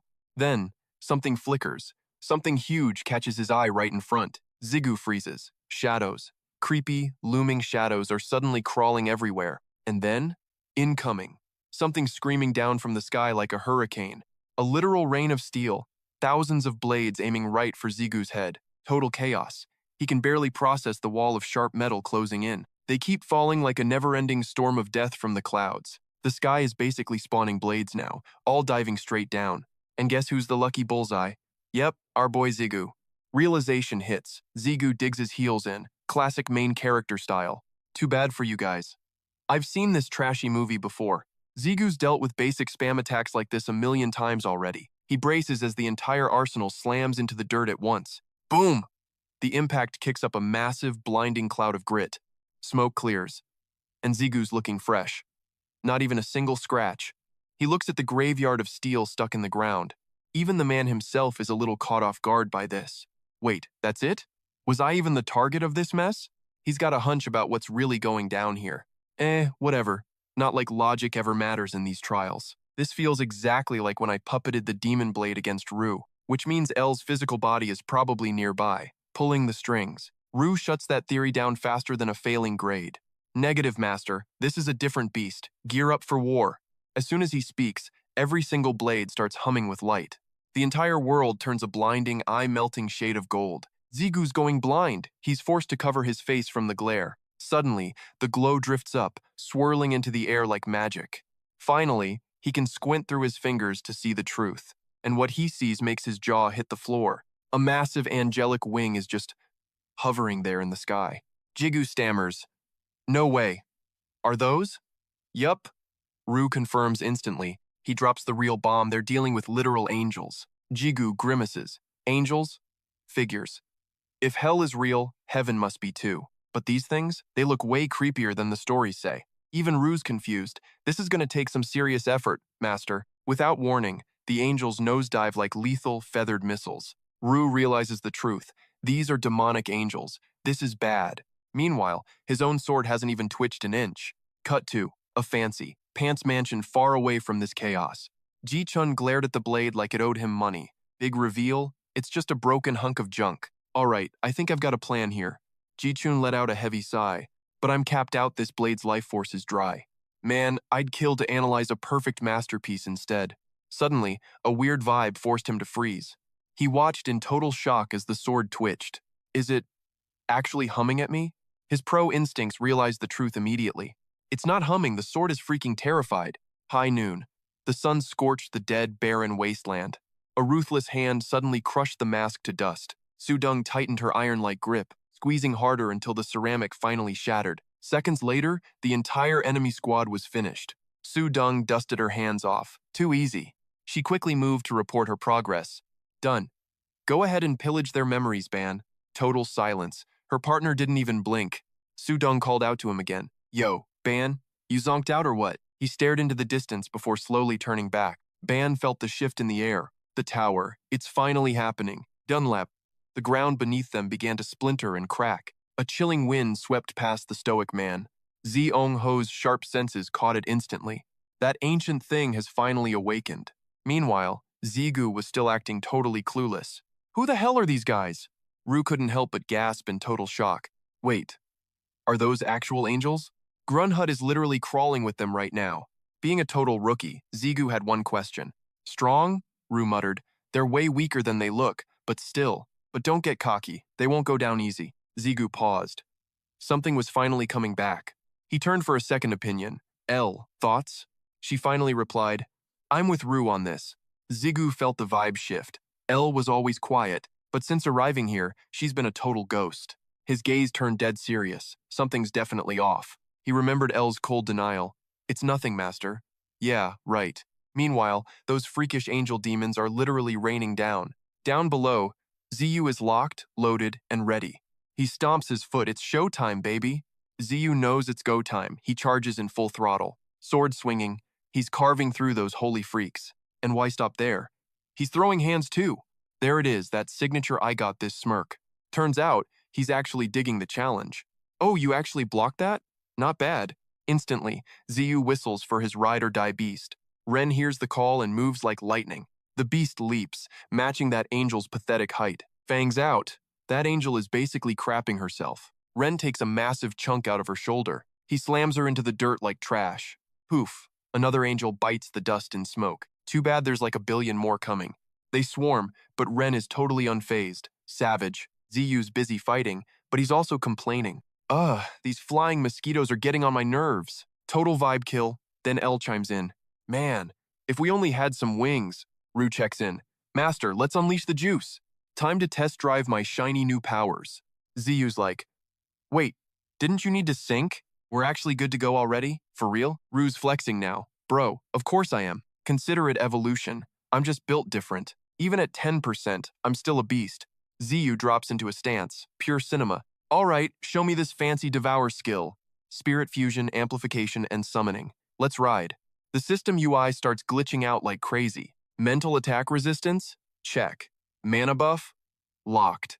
A sweet 9.3% magic boost. Gear morphing. Cannibalizing this is getting dark fast. Fusion, amplification, summoning the whole legendary pack. Iron Will? Check. Death vibes? Double check. Demon sword activated. Ziyu looks absolutely deadly. So, which of these bad boys do I use? Rue starts to answer, but gets cut off. Ziyu's like, hold up. Let's lose this loser first. He barks an order. Fall back. Now. The beast zips back into Ziyu's necklace gem. System. Grunhut's attack has been fully redirected. Blazing azure light utterly eclipses those winged punks. That gale's absolute pressure traps them in midair. Jiju's like, all right, what's our next big move? Rue smirks, basically screaming, summon them already. Master, now's the perfect time to drop the hammer. Jiju locks in. Fine. Summoning start. System alert.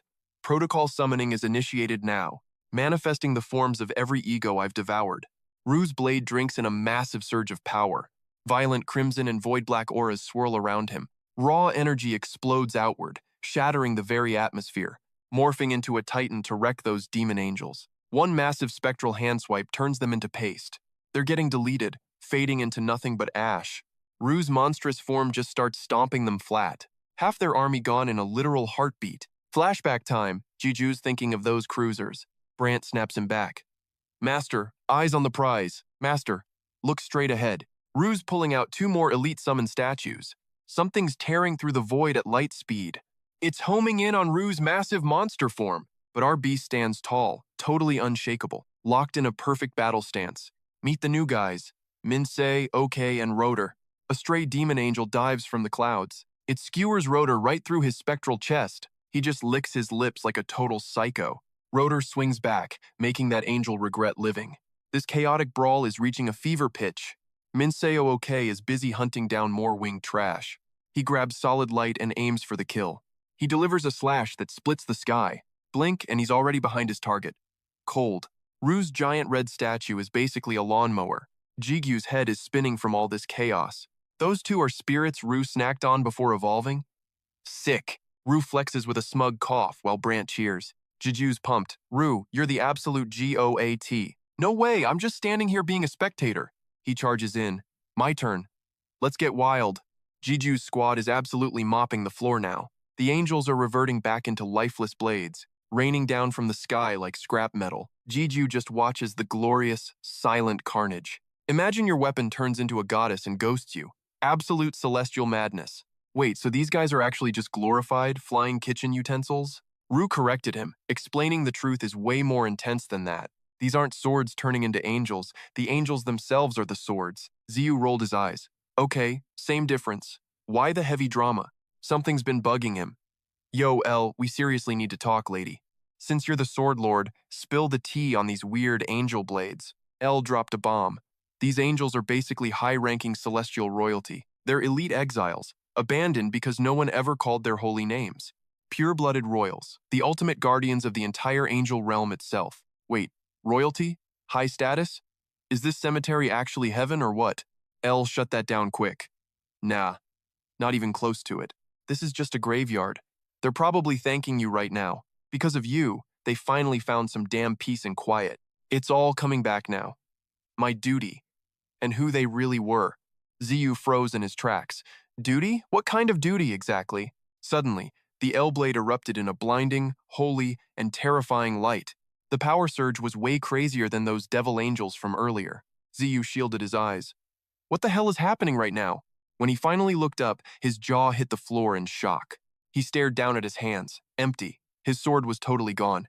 Panic mode activated. He started yelling into the empty, glowing void. L? Where'd you go? Don't leave me hanging like this. Ru and Grunhut piped up instead. Master, yo boss, look up. Ziyu spun around, desperately looking for the source of that voice. How did I not notice this massive vibe change until now?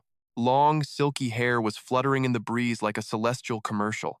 A legendary sword glowed with a blinding, divine radiance in her hand. Watching her float there, the realization finally smacked Ziyu like a truck. Ever since they arrived here, L had stopped calling him master. His voice cracked a bit as he tried to find the words. Ziyu squinted, trying to make sense of this gorgeous, terrifying view. Is that really you, L? Am I supposed to fight you now? Meanwhile, Seongho felt a massive, dark chill in the cold training yard. His twin blades started vibrating like crazy in his iron-tight grip. You guys are hyped, huh? Well, I guess I can't blame you. He felt L's presence. The legendary king was finally back. Because your king has finally awakened from her long, dusty slumber. His eyes narrowed. The world was about to get real messy, fast. But don't worry, I'm enough of a beast to serve God alone. Back at the scene, Ziyu muttered, So, that's L's true form? Even Grunhut was shook. She's totally different. This is bad news, Ziyu snapped. What do you mean, face me? Explain yourself, lady. Get your butt down here so we can talk like normal people. Zero patience left. Listen, you royal brat, get down here right now. Boom! A rage-filled strike literally shatters the earth. Ziyu is shook seeing his teammate go rogue wasn't on his bingo card. Luckily, he dodged just in time to avoid getting sliced. Ziyu's brain is lagging. Like, why would she even do this? L plays the divine duty card, claiming every angel has a job. She leans in, cold as ice. My mission is system error. L just evolved into a full-blown demon angel of doom. Brunhut's panicking, and Ru is just straight up cursing. Damn it, no more talking. It's time to throw hands with a former friend. This isn't a tutorial, her power level is totally off the charts. Ziyu locks in, tracking every move. One mistake, and he's toast. He digs his heels in, prepping his signature battle stance. Charging like a rocket, Ziyu aims straight for her blind spot. L doesn't even blink, raising her blade to shut him down. She fires a massive blast of dark magic right at his face. Reflexes, 100. Ziyu brings up his blade just in time. Collision. The shockwave turns the entire area into a massive crater. Backflip for style. Ziyu sticks the landing like a total pro. Rue is absolutely livid, screaming about backstabbing little brats. I knew this would happen, Rue growls, catching Ziyu's attention. Rue, talk to me. Do you actually know what's going on? Ziyu is fuming, but he finally gets why Rue is so triggered. Classic flashback vibes. Rue's been burned by a betrayal before. Back to the sky. Ziyu launches another high-speed aerial assault. Elle sees him coming and decides to drop the hammer immediately. She calls down a lightning strike that shakes the whole map. Rue is officially losing his chill, screaming for blood. Master, use death. Rip that girl's limbs off right now. Ziyu's like, whoa, relax. Don't lose your head mid-fight. Rue, if you lose it, I'm gonna lose my focus too. But wait, there's more. A terrifying bolt of lightning charges up. As it drops, Ziyu screams, "Full reflect!" The impact is insane. This explosion makes the first one look tiny. Ziyu's struggling to even stand under that crushing pressure. Major problem. He just can't get close enough to strike. Elle is just spamming long-range nukes. Total camper move. Rue's trash-talking again. Cowardly style, just like every other traitor. Ziyu's grip tightens on his sword. Time for the big guns. Summoning time, Crestu, I choose you, get out here. Crestu spawns in, 3 times bigger and ready to wreck Elle. Elle is unimpressed, simply muttering 2 words. Holy Sanctuary. Instantly, Crestu's eye is scorched. That was way too easy. Rue finally admits it. She's built different. We're totally outclassed. Those fodder angels were nothing, but this holy power is a cheat code. Is death useless? Rue smirks. Nah, death is her only weakness. Look, Ziyu is basically screaming his lungs out. Elle, wake up! Do you seriously not know who I am? A sudden, blinding flash hit Ziyu, sending Rue and Brandhut into a total state of panic. Master! After that pathetic sneak attack, he was looking like total hot garbage. Rue couldn't help but drop some harsh, frustrated truth bombs. You absolute moron. Will you get your head in the game for once? He was so ticked off he started shouting at the top of his lungs. Do you seriously think hollering like a drama queen is going to reach her? If that brainless logic actually worked, she wouldn't be this messed up to begin with. Ziyu was officially backed into a corner with 0 moves left to play. Then what the hell am I supposed to do? Rue's voice turned ice cold, like a blade to the throat. Finish her. End it now. He spoke with a low, lethal growl that sent chills down the spine. You know it's the only way. The realization hit Ziyu like a ton of bricks, but the king cut him off. No buts. This is a war, not a playdate. Did you forget who the Lord of Blades is actually fighting here? Stop dreaming about taming her. That ship has officially sailed, kid. He added a grim warning. If you die, we all kick the bucket too. Ziyu steeled himself for a battle he never wanted. Fine, let's do this. Right then, Elle's body began to pulse with a terrifying, eye-searing radiance. He unleashed everything, hyperspeed, overdrive, elemental chant, shadowbind. He fused every single ounce of power into one final, desperate explosion. Ziyu poured his entire soul into a strike meant to end it all. Suddenly, a tiny flicker of emotion crossed Elle's empty, robotic face. Ziyu caught it instantly, that small glimmer of the girl he once knew. A faint, ghostly whisper echoed inside his head. Master. Ziyu froze solid. Every bit of his fighting spirit vanished in a heartbeat. He stood there like a statue, his guard completely and utterly shattered. A dark trail of crimson blood began to leak from his mouth. The scene was turning into a nightmare more twisted than ever before. Elle's blade had driven straight through Ziyu's chest with lethal precision. Miles away, Ji-chun's heart seized in an agonizing, bone-chilling grip of pain. Collapsing to the floor, he gasped for air. This link! What has happened to him? His body hunched over, crushed by the weight of the phantom agony. Within seconds, Ji-chun was sprawled out on the floor, barely breathing. Ziyu's fresh, hot blood sprayed across the air in a sickening crimson arc. He plummeted from the sky, crashing hard against the frozen, unforgiving earth. Rue and Grunhut screamed in a helpless, panicked frenzy. Master, answer us! Warm, metallic blood splattered onto Elle's cold, expressionless mask of a face. Her pale cheeks suddenly flushed, and a spark of life flickered in her eyes. Ziyu's broken form finally cleared in Elle's shimmering blue eyes. Master? Her voice was a fragile, trembling mess. Master, please, no. Elle's face went deathly pale as the horrific reality finally shattered her trance. She sprinted toward Zigu, voice cracking in desperation. Master! Elle sobbed loudly. Master, please, don't die. A sinister light flared as the blade mocked him. You brat, you dare show your face? The blade shuddered, its red gem bleeding intense light. His body spasmed as something dark stirred inside him. Clutching her necklace, she wept as their bond shattered. But Zigu lay still, his life force fading away. Drifting in the abyss, he wondered, is this the end? His silent plea echoed through the cold, empty void. What happened to everyone? Are they all gone? Did they all die because of my own failures? Ghostly visions of his family flickered past him. I should have said goodbye when I had time. I'm worried, but T6 will keep them safe.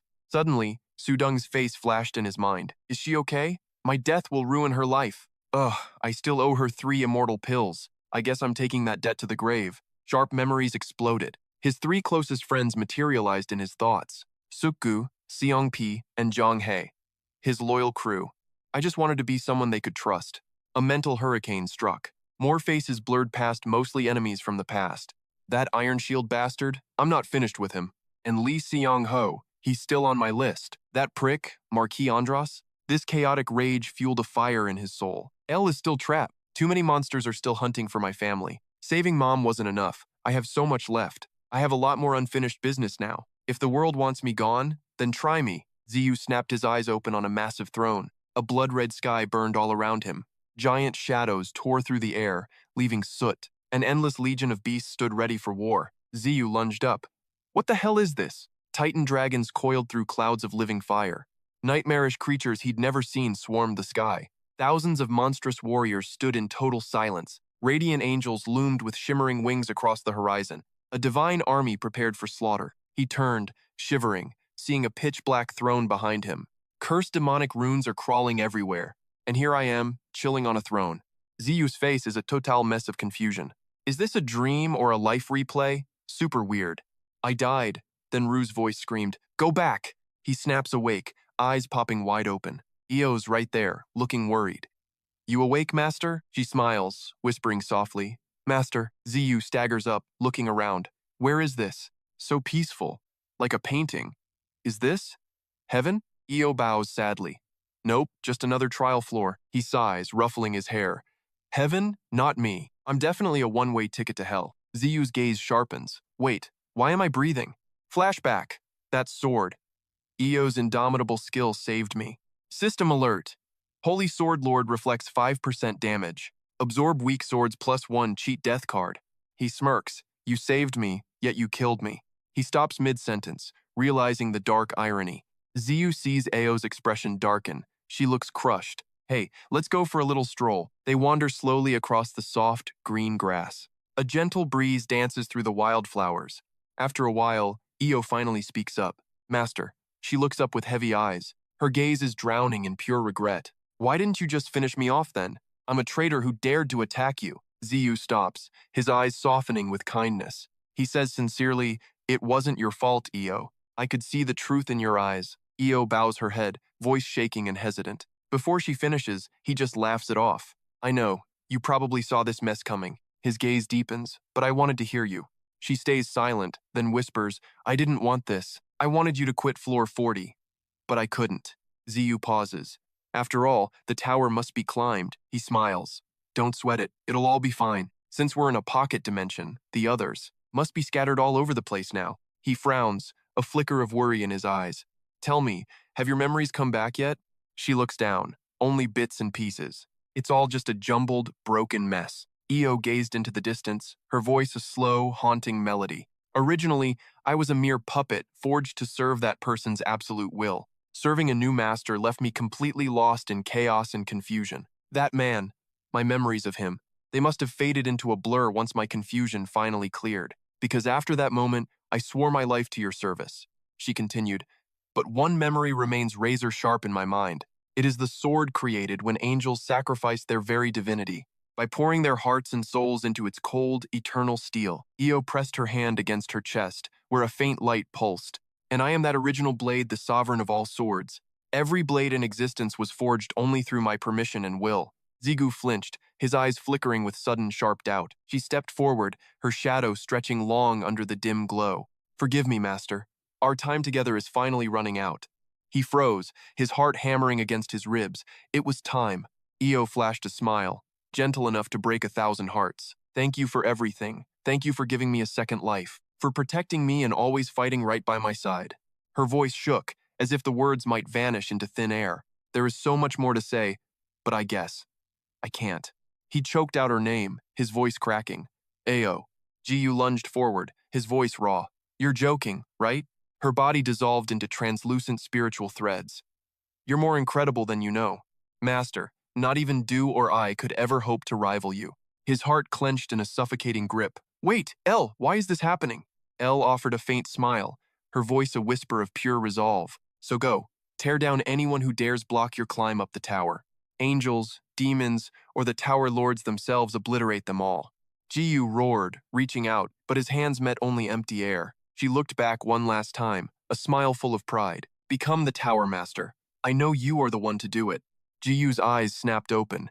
He gasped, clutching his chest in a sweat. A relieved voice teased. You're finally awake, master. You're way too slow. Gigyu bowed his head, his voice cracking. I'm sorry for worrying you. His dazed eyes drifted to the side in a hollow stare. Before him lay a rusted blade, strangely familiar. He touched his heart. He whispered her name, his voice shaking with grief. Elle. The sunset painted the sky in fiery orange. All right, everyone, good job today. A bright, cheerful voice called out from behind them. Make sure you get home safely, guild leader. Zubin turned back, waving with a playful, charming grin. You too, stay safe on your way back. She remained still, her gaze fixed on the shimmering portal. A curious teammate spoke up, wondering what caught her eye. Yo Prez not heading home? Everyone's moving toward the portal, Zubin whispered, her voice soft. I'm still waiting for someone. A teasing laugh erupted behind. Smelling some serious secret drama. Is it a guy? Spill. Her cheeks turned tomato red. No, it's not like that. Her panicked eyes said everything. She stared at the chat. Not quite, but... well, maybe. Text. Call you Appa, please. Sure. Let's keep it chill. Sweet. Plans for tomorrow night? You free tomorrow at all? Floor 40? That'll take ages. Nah, I'll be out fast. She gripped her phone tight. He promised it would be quick. But today? Seems pretty unlikely. Better wait a little longer. Everyone froze as he passed. Pure shock hit the crowd. He looks even better, in real life. Lee Seong-ho arrives, ice cold. Insane aura face of a god. The legendary Lee Seong-ho. Gigyu collapses before his leader. A glowing reward box opens. Trial cleared. You did it. Dispensing reward. The Aeon relic. His face pales. The link! Connection snapped. Gigyu gasps. Muscles bulge, veins popping out. Eyes white, he's gone totally berserk. He starts pummeling the box. Rua screams, wait, stop now. The ground literally shatters apart. Fists shattered, bones snapping loud. Screams to stop echo everywhere. Master, please, stop this madness. The entire world is trembling. Finally, the carnage stops. Bloody fists slowly rise up. He collapsed, his spirit shattered by sheer agony. Heart-wrenching sobs began to echo through the void. Please, master, you have to stop crying. He spoke up, his voice sharp with logic. Get a grip on yourself, master. A traitor like that is not worth this. Jigu's teeth ground together as his body shook. Shut your mouth, Ru. His gaze dropped, heavy with bitter self-loathing. No, I'm sorry. I shouldn't have snapped. The atmosphere grew suffocating and dark. Just give me some silence for once. Scene shift the 40th floor rest area. The portal gate continued its haunting, rhythmic spin. Gigyu emerged, his steps slow and heavy. Suddenly, Ru's voice turned dangerously sharp. Watch out, master. A barrier is active. The silence around them was terrifyingly absolute. Not a single soul remained at the station. Seong-ho materialized slowly from the shadows. I showed up here just as a precaution. He let out a low, condescending snicker. But it looks like I wasted my time.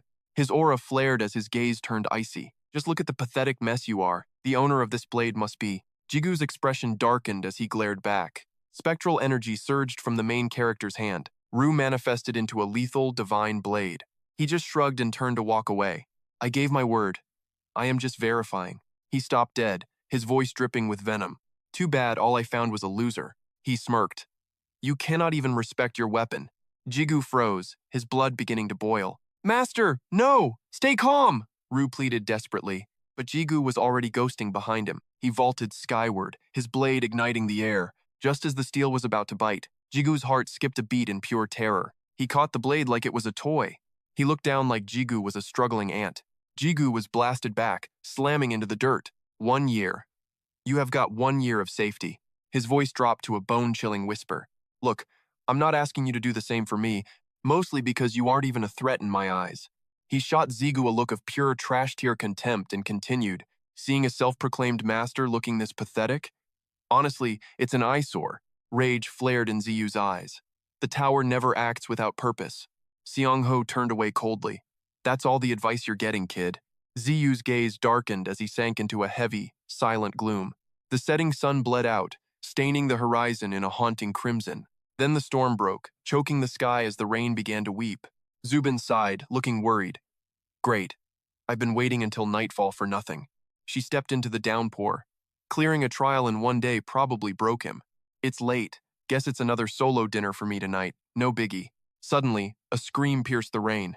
Wait! Is that a player? The crowd panicked. Is he dangerous? Someone call the cops, right now! A blood-soaked figure stumbled through the rain. Is that blood? Call the association. Zubin's heart stopped. She sprinted forward. Ziyu! Oppa! Oh God! What happened? Ziyu looked up with hollow, tragic eyes. Zubin. Then he collapsed into her arms. Zubin froze, her voice choking up. Oppa! Big brother, please wake up! Ziyu's vision blurred. My head. Everything's heavy. What happened after the tower? I think I met someone before the lights went out. Cold air hit him. Seong-hoon appeared, sounding casual. Sup, it's me, Seong-hoon. Ziyu struggled to sit up, dizzy. Seong-hoon, you're finally awake. Master? He blinked at the strange, brightly lit room. Where? Where am I? The man didn't miss a beat. My place. Relax. You're safe. Seong-hoon sighed. I'll keep it brief since you're obviously going to ask. You were literally dying in Zubin's arms in the middle of the street. Flashbacks of the freezing rain flickered through Ziyu's mind like a movie. So, I stepped in and helped her out with your dead weight. Then I took you to an association doctor to get you patched up. Couldn't send you home, your family would have totally freaked out, right? He cleared his throat, looking a little awkward as he continued. Yeah, I was the one who helped her save your skin. And for the record, I'm the one who stripped your clothes and gloves. Gigyu flashed a faint, weary smile at the news. I get it. Thanks. So, I was really in her arms, huh? Suddenly, a realization hit him like a freight train. His voice jumped. Wait, you were the one who actually carried me?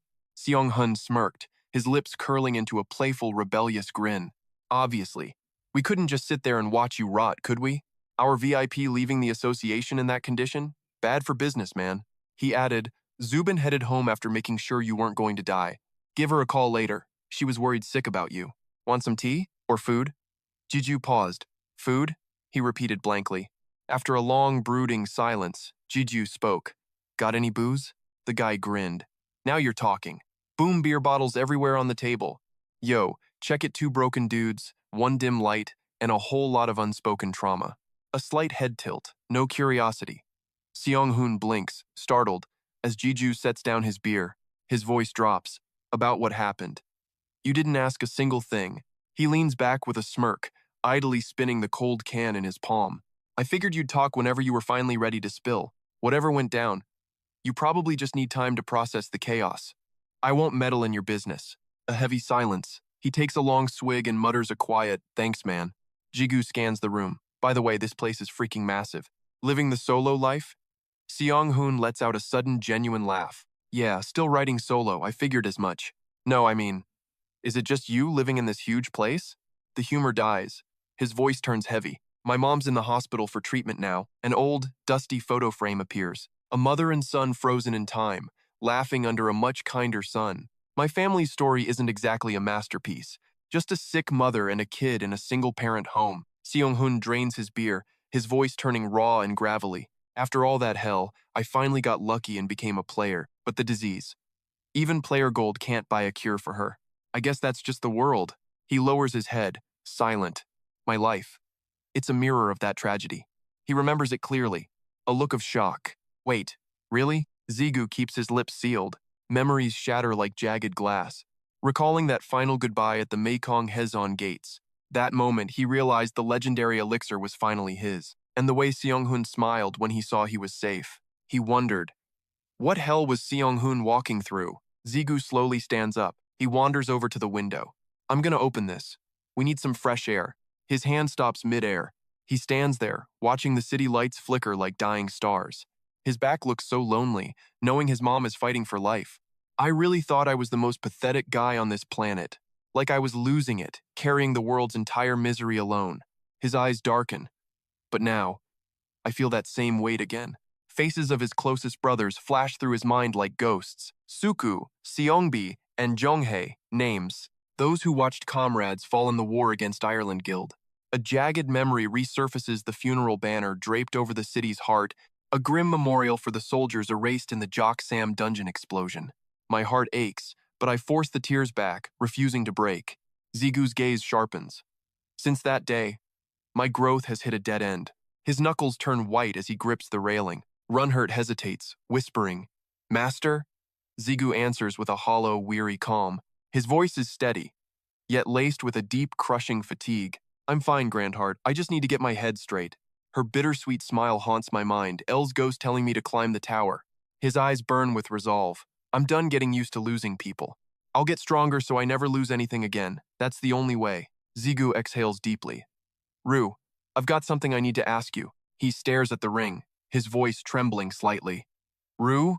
He calls out again. "Rue, why the hell are you playing silent?" Rue finally snaps back, sounding icy and totally annoyed. I can't answer. I was literally ordered to keep my mouth shut.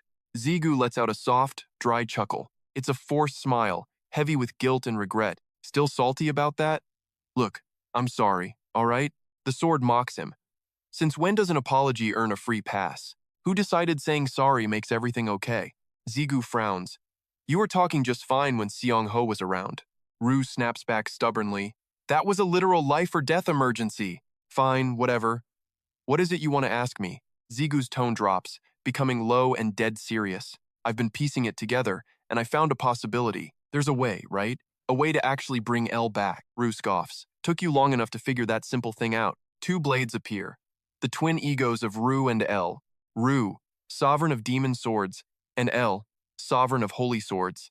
Mastering these polar opposites wasn't luck, it was destiny. Their true power lies in the perfect balance between their two natures. That gift box was clearly linked to Rue's very essence. The Floor 30 reward was the key to his evolution. Then, the souvenir from El's side manifests before him. So, this Floor 40 prize, El's special souvenir.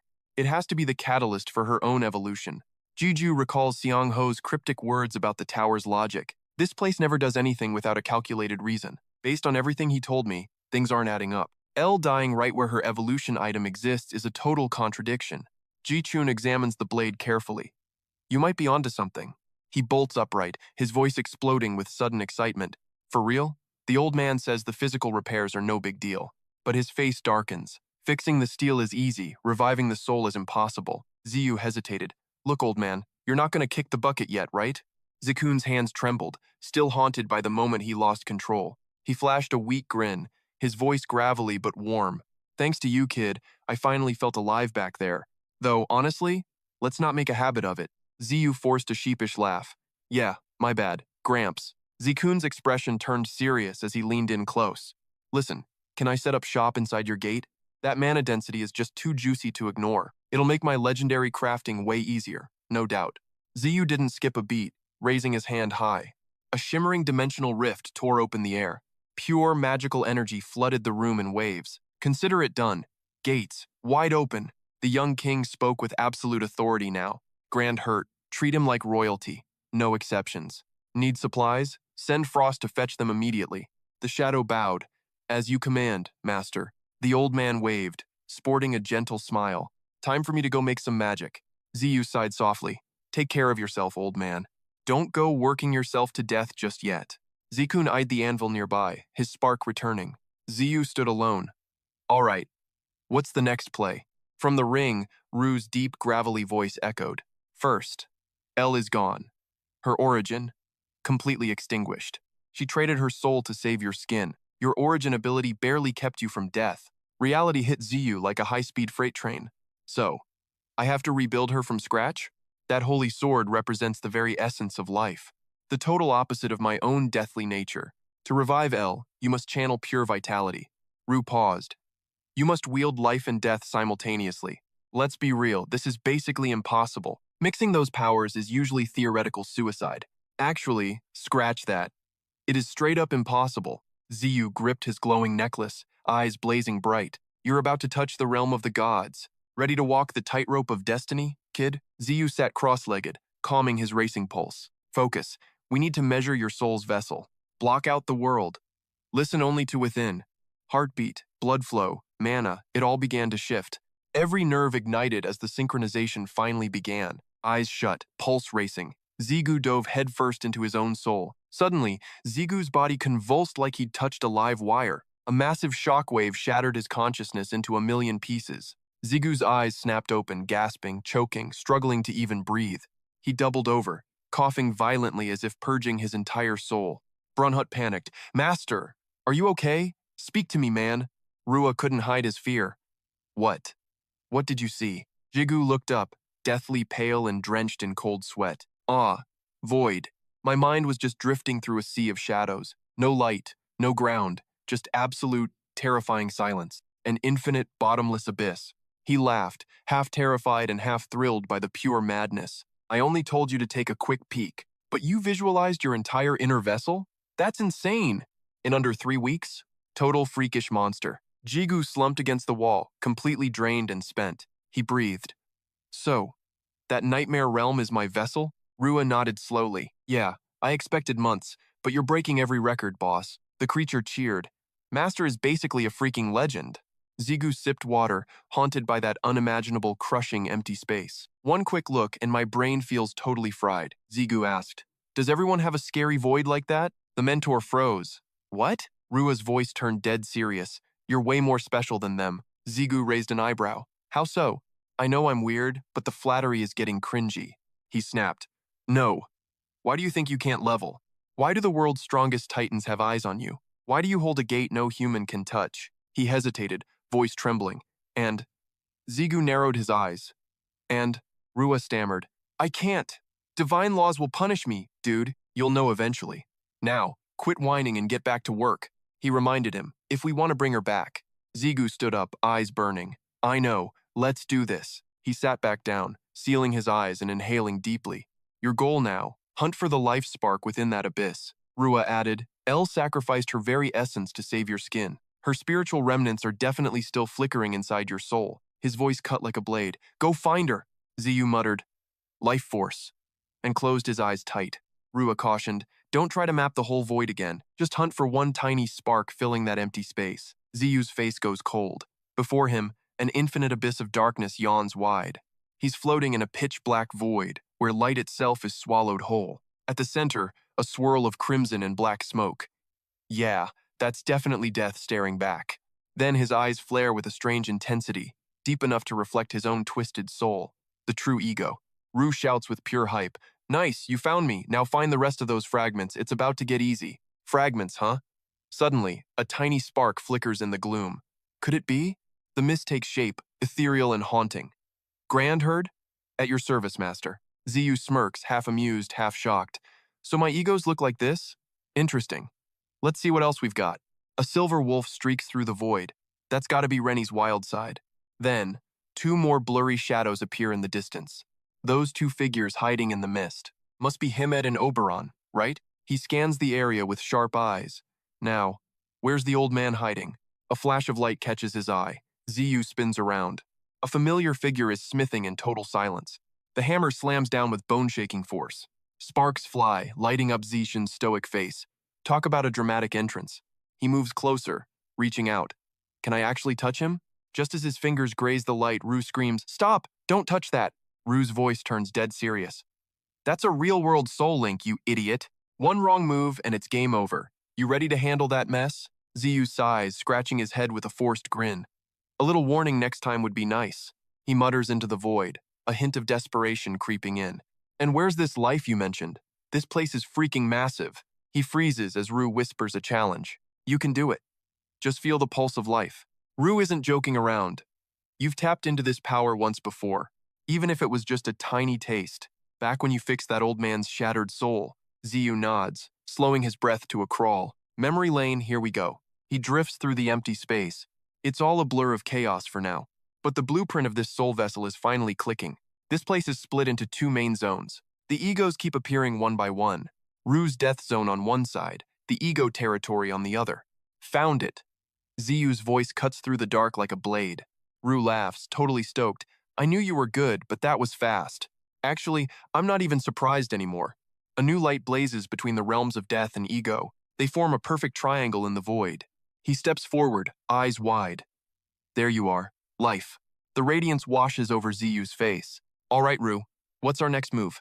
So, he barked. You actually ready for this? Ziyu paused, playing it cool despite his trembling eyes. Ready for?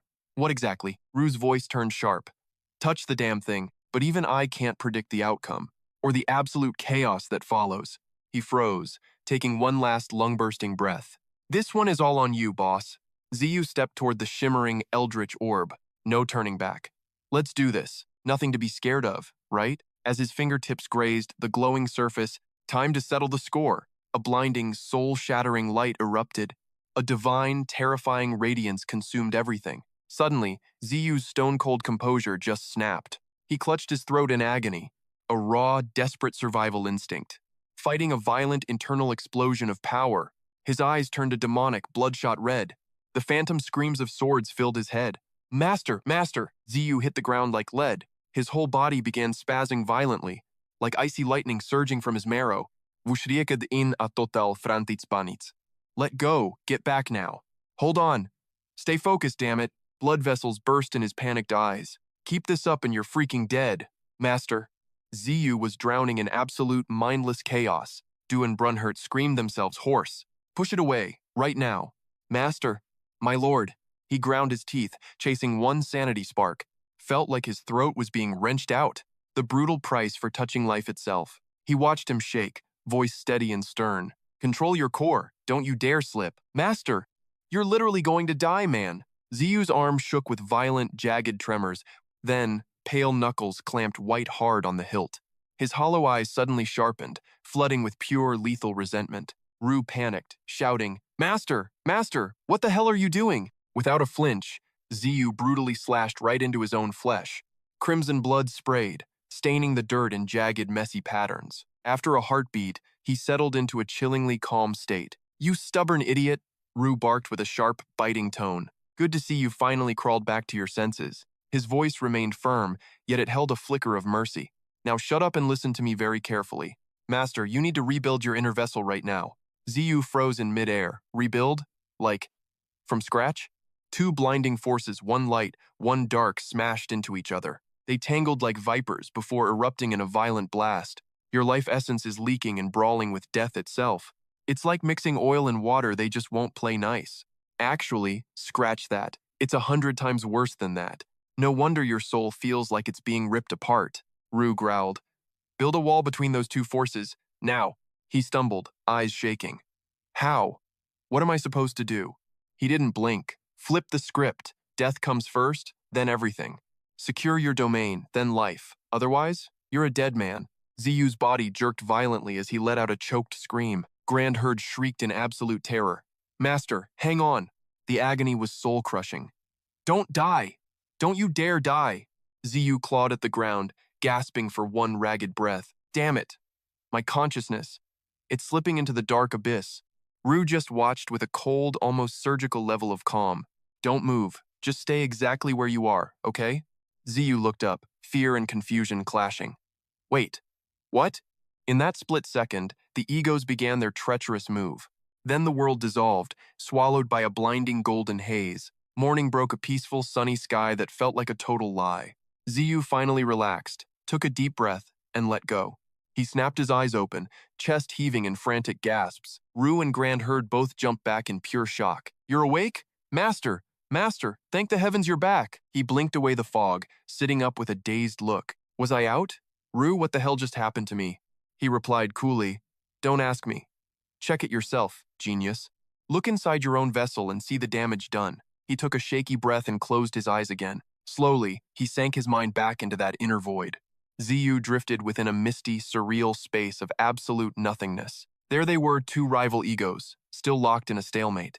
His heart stopped. Within that chaos, two familiar figures emerged. The atmosphere turned suffocating. Ren and Oberon are currently wrestling with death. Meanwhile, Brandhut and Hermes are busy holding back the tide of life. Brandhut smirks, totally full of himself.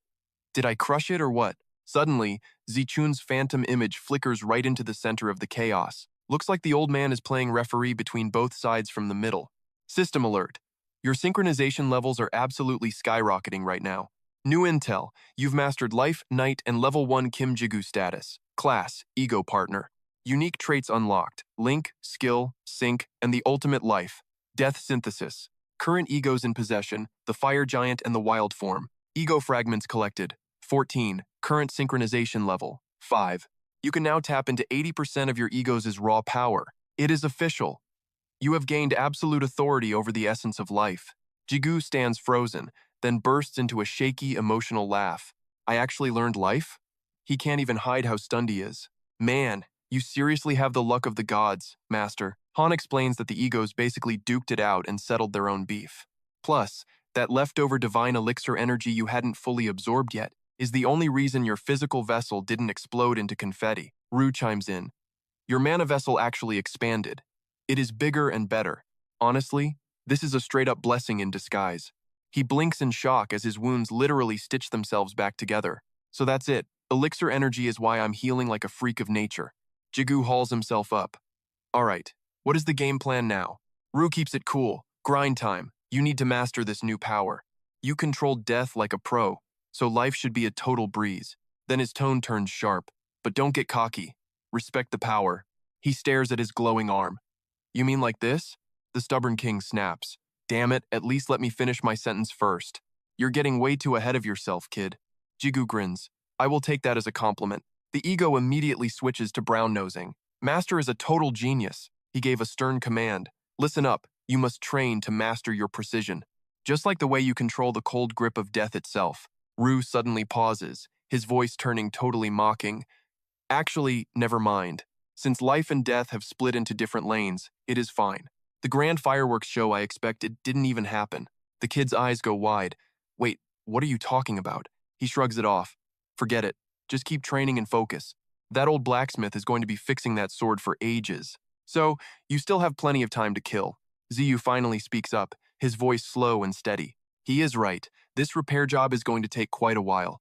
Ziyu Chun's phantom image shimmers and fades for a second, but it sucks he doesn't have a perfect holy sword to use for reference. Ru gives a short, sharp nod in agreement. That is exactly why you need to start training, old man. He froze in his tracks. Wait, come again? Han's voice boomed with absolute authority. Rusted and broken beyond repair. He snapped back with an instant reply. Yes, blades are literally tearing through the barrier. Then, a flood of steel poured through the gateway. Ziyu's eyes widened. Those are the rusted scraps from floor 40. Vu smirked. While you were napping, the skeletons fetched them. His face paled. Now, kid, the real training begins. A graveyard of steel awaited. Breathe life back into them. Sunlight broke through, but Sujin felt a wave of dread. T6 flashed a confident, easygoing grin. Don't sweat it. He marched into the kitchen. Relax. I'm just repaying the favor. Trust me. I'm a beast in the kitchen. Lunch is coming. He played it cool. Still no sign of Ziyu, huh? Feels like forever since I've seen that punk. Sujin sighed. It's been a month. Hope he's actually eating. T6 chopped like a pro. He'll be fine, trust me. That kid is way too stubborn to let himself starve. Silence fell. His eyes turned sharp and serious. Focus. T6, you won't get a second chance at this. This was his shot to finally impress Sujin. He'd studied under the legendary master of pure taste. With association backing, it was finally time to shine. T6 gripped his knife, eyes blazing with culinary resolve. His hands became a professional blur of high-speed slicing. Flame on!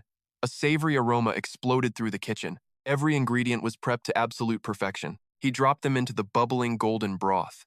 A sprinkle of green onions for the final chef's kiss. He took a deep breath and tasted the result. His world collapsed. This is straight-up trash.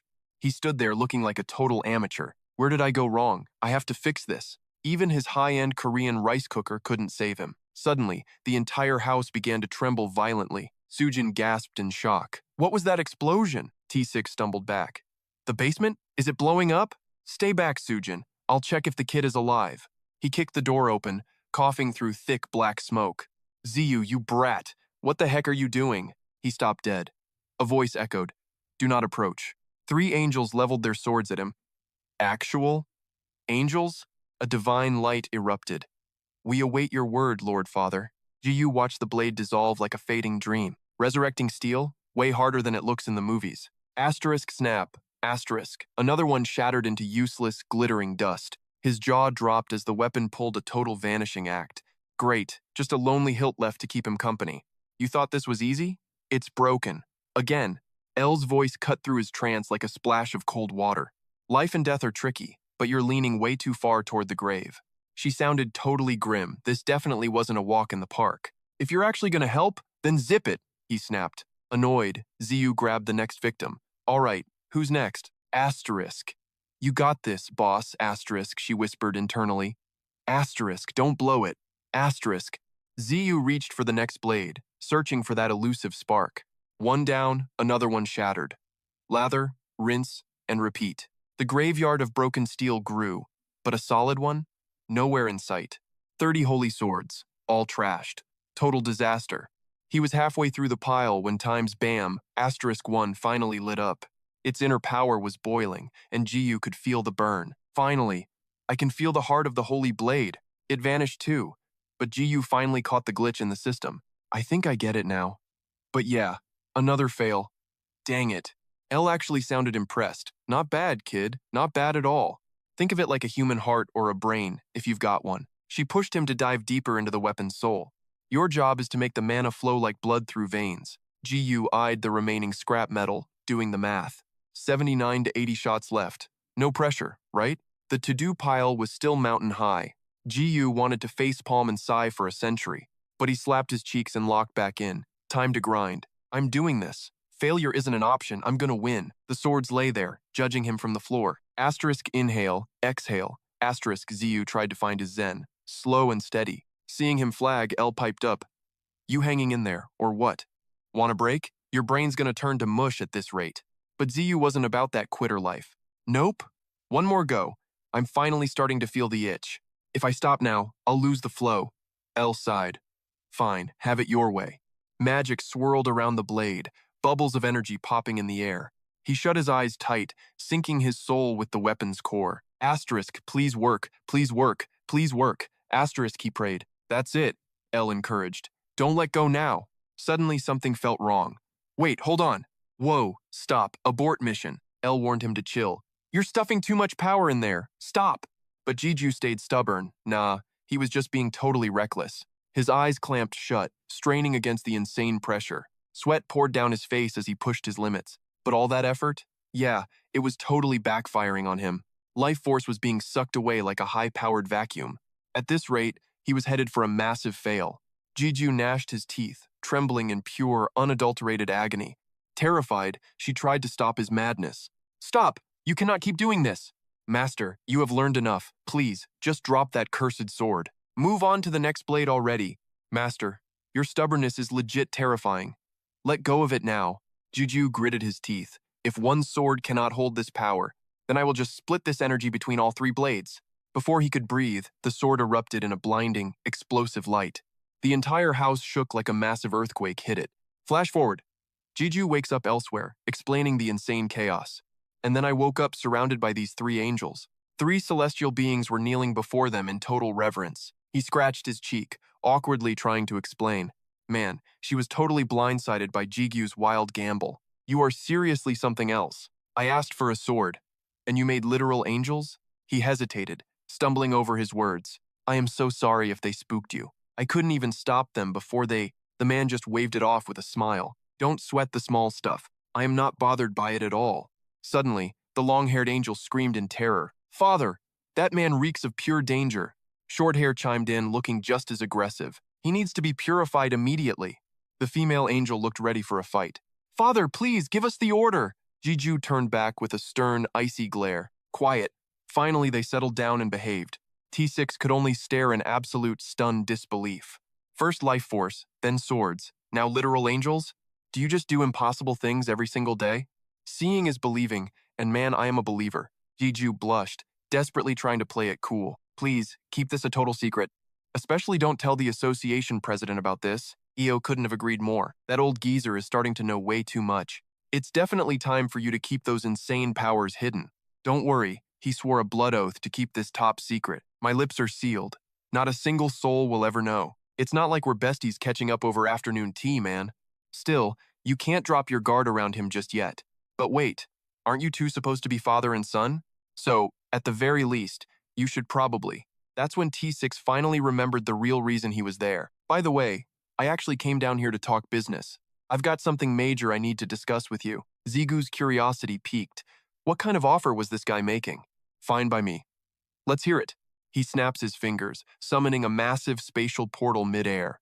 Behold, open sesame. Having those angels eavesdropping like total creeps was getting super annoying. You three, get your butts inside that portal right now. Sitting there like stone statues is totally killing the vibe, guys. The long-haired angel suddenly speaks up with major puppy dog eyes. Father? Yeah, Zigu definitely wasn't ready for that awkward title yet. Calling me father is a bit. Wait, what's with that look? They finally revealed the deepest desires of their holy hearts. Father, would you please bestow names upon us lowly servants? Now he actually has to use his brain to think of names. Even his companion was hyped for the big naming reveal. Here we go again. Master's legendary naming sense is finally activating. I wonder what kind of epic titles he'll drop on them. Zigu points at the long-haired angel and delivers his verdict. From this moment on, your name shall be Hamian. The other two angels waited breathlessly for their new divine identities. You're Kamail and you're Anael. Boom, name's done. He basically winged it on the spot, hoping they didn't hate them. Not a bad choice, right? I'm kind of a naming genius. El was completely stunned by his lightning-fast naming speed. Wow, that was fast, like suspiciously fast, actually. The three angels immediately drop to their knees, touching the ground. They take a deep, shaky breath, clearly overwhelmed with emotion. Turns out, they were actually moved to tears by those names. They were drowning in a sea of pure, unadulterated gratitude. Thank you, Father. We are unworthy of such a magnificent gift. Zigu thinks they're being way too extra, but plays along anyway. Glad you like them. Try not to cry too much, okay? The trio heads into the rift as she watches, totally intrigued. A mere human naming divine entities? Now that is peak entertainment. Once they were gone, he turned back to finally talk business. So, what's the big secret? T6 shrugged, playing it totally cool. Just dropping some spicy intel, really. He cut straight to the chase. Curious how that shady Kavan guild expanded? T6 shared his most suspicious theories. Nothing mind-blowing at first glance, though. They flexed hard but left zero evidence. Their shady moves aren't just local either. Finding proof is a total nightmare, honestly. The Demon King is hitting up alliances. We need worldwide backup for this mess. The Demon King is handling that business. Her cloud eclipses mine as current leader. Zigu found the Demon King's title hilarious. Who dares call the mighty behemoth that? Zigu questioned T6's recent tower grind. Weren't you busy climbing that tower? He gave a lazy, bored response. Forget Kavan, you're doing wild stuff too. You expect me to just sit around? He secretly scanned Zigu's insane growth. Seeing Zigu level up felt pretty good. Reminds me why I took this job. He's no longer the weakling I protected. Then, he dropped a totally unrelated bomb. Unique gates are popping up everywhere now. This news sent Zigu's head spinning fast. Unique gates. Ready for a link? My golden ticket is finally here, baby. Any guilds eyeing that unique gate yet? Because I'm taking it down myself. T6 had zero reasons to stop him. Sure, go. Nobody wants that smoke, kid. Meeting over. T6 bounced with a wave. Zigu's mood shifted to pure hype instantly. Later, go be a good boy now. Alone, Zigu's gamer brain started plotting moves. Unique gates, and my gate-eating skill. Io bragged his gate would grow huge. He's planning to absorb the entire gate. Analyzing the chaos, he approached the portal. The internal structure is shifting fast now. Monsters might be different in there too. He stepped through into the dark unknown. My gate's looking a bit too peaceful. Time to wreck the vibe and start trouble. Meanwhile, across the dimensional rift, Hamian is out there absolutely crushing it. Father sent us to purge your rotting souls. I'll personally sanitize every single one of you, but these undead punks aren't giving up. They charge forward like a literal hurricane. How dare trash trespass on our Lord's territory? I'll snap those wings and shred your faces. Mid-clash, Ziyu enters and sees the total chaos. Watching these bloodthirsty angels, he's completely paralyzed. Punishment time. Everyone's doing penalty handstands now. Even the Reaper is stuck upside down here. Ziyu's cold glare pierces through their very souls. An icy, heavy silence suffocates the entire room. He slowly calls an angel's name out. Hamian? The kid starts shaking like crazy. Yes, Father, Grand Hurt. You're up next. Even that guy is feeling the heat now. Hurt? He just bows his head instantly. At your command, Great Master. Ziyu skips the small talk and demands answers. Start talking, now. Aniel tries to make her case sound legit. I was just cleansing the filth, I swear. I was just exterminating hypocrites, invading your land. Those winged freaks will only stain your domain. These excuses are giving Ziyu a massive migraine. Someone's actually laughing at his misery. How annoying. Undead and angels? They'll never play nice. This is your fault for being so oblivious. He curses that guy out in his head. He knew the risks and still stayed silent. Fine, whatever. You guys can stand up. Relieved, they all shout back in perfect unison. Ziyu gets serious and drops the new laws. Rule number 1. Stop throwing hands. He plays referee between the two angry sides. Angels, undead, listen up. You're all my subordinates. Hamian, however, thinks this is total garbage. But father, why can't we just kill them? Ziyu shuts him down before he can finish. Enough. I don't want peace. I want obedience. Get this through your thick skulls, your teammates. So stop barking at each other like enemies. He demanded respect by enforcing a strict hierarchy. If you keep ignoring my direct orders, remember those guys have served me way longer. They are your seniors, period. The angels burst into pathetic, tearful sobs. Ziyu quickly tried to backpedal. I didn't mean worship them, but they dejectedly agreed. There, see? Their over-the-top reactions made him hesitate. Wait, why are you actually crying? Hamian knelt, clutching her chest in fake agony. How humiliating. What a total joke. Since the boss said so, Brandhut kept mocking. Hey, tears? Are you for real right now? Ziyu sighed, completely exhausted by their antics. Cut it out. Stop provoking them. Only then did he finally stop. I get it now. How does a literal skeleton have such expressive reactions? A sudden voice startled Ziyu. Can you hear me? Old man Zikun used telepathy. Incredible, Ziyu realized. He's a true ego. 2 months since resurrection, Zichun asked about the situation outside. Why is it so loud out there? Did something happen? Jiyu just laughed it off to hide reality. Nothing major, just some punks acting up.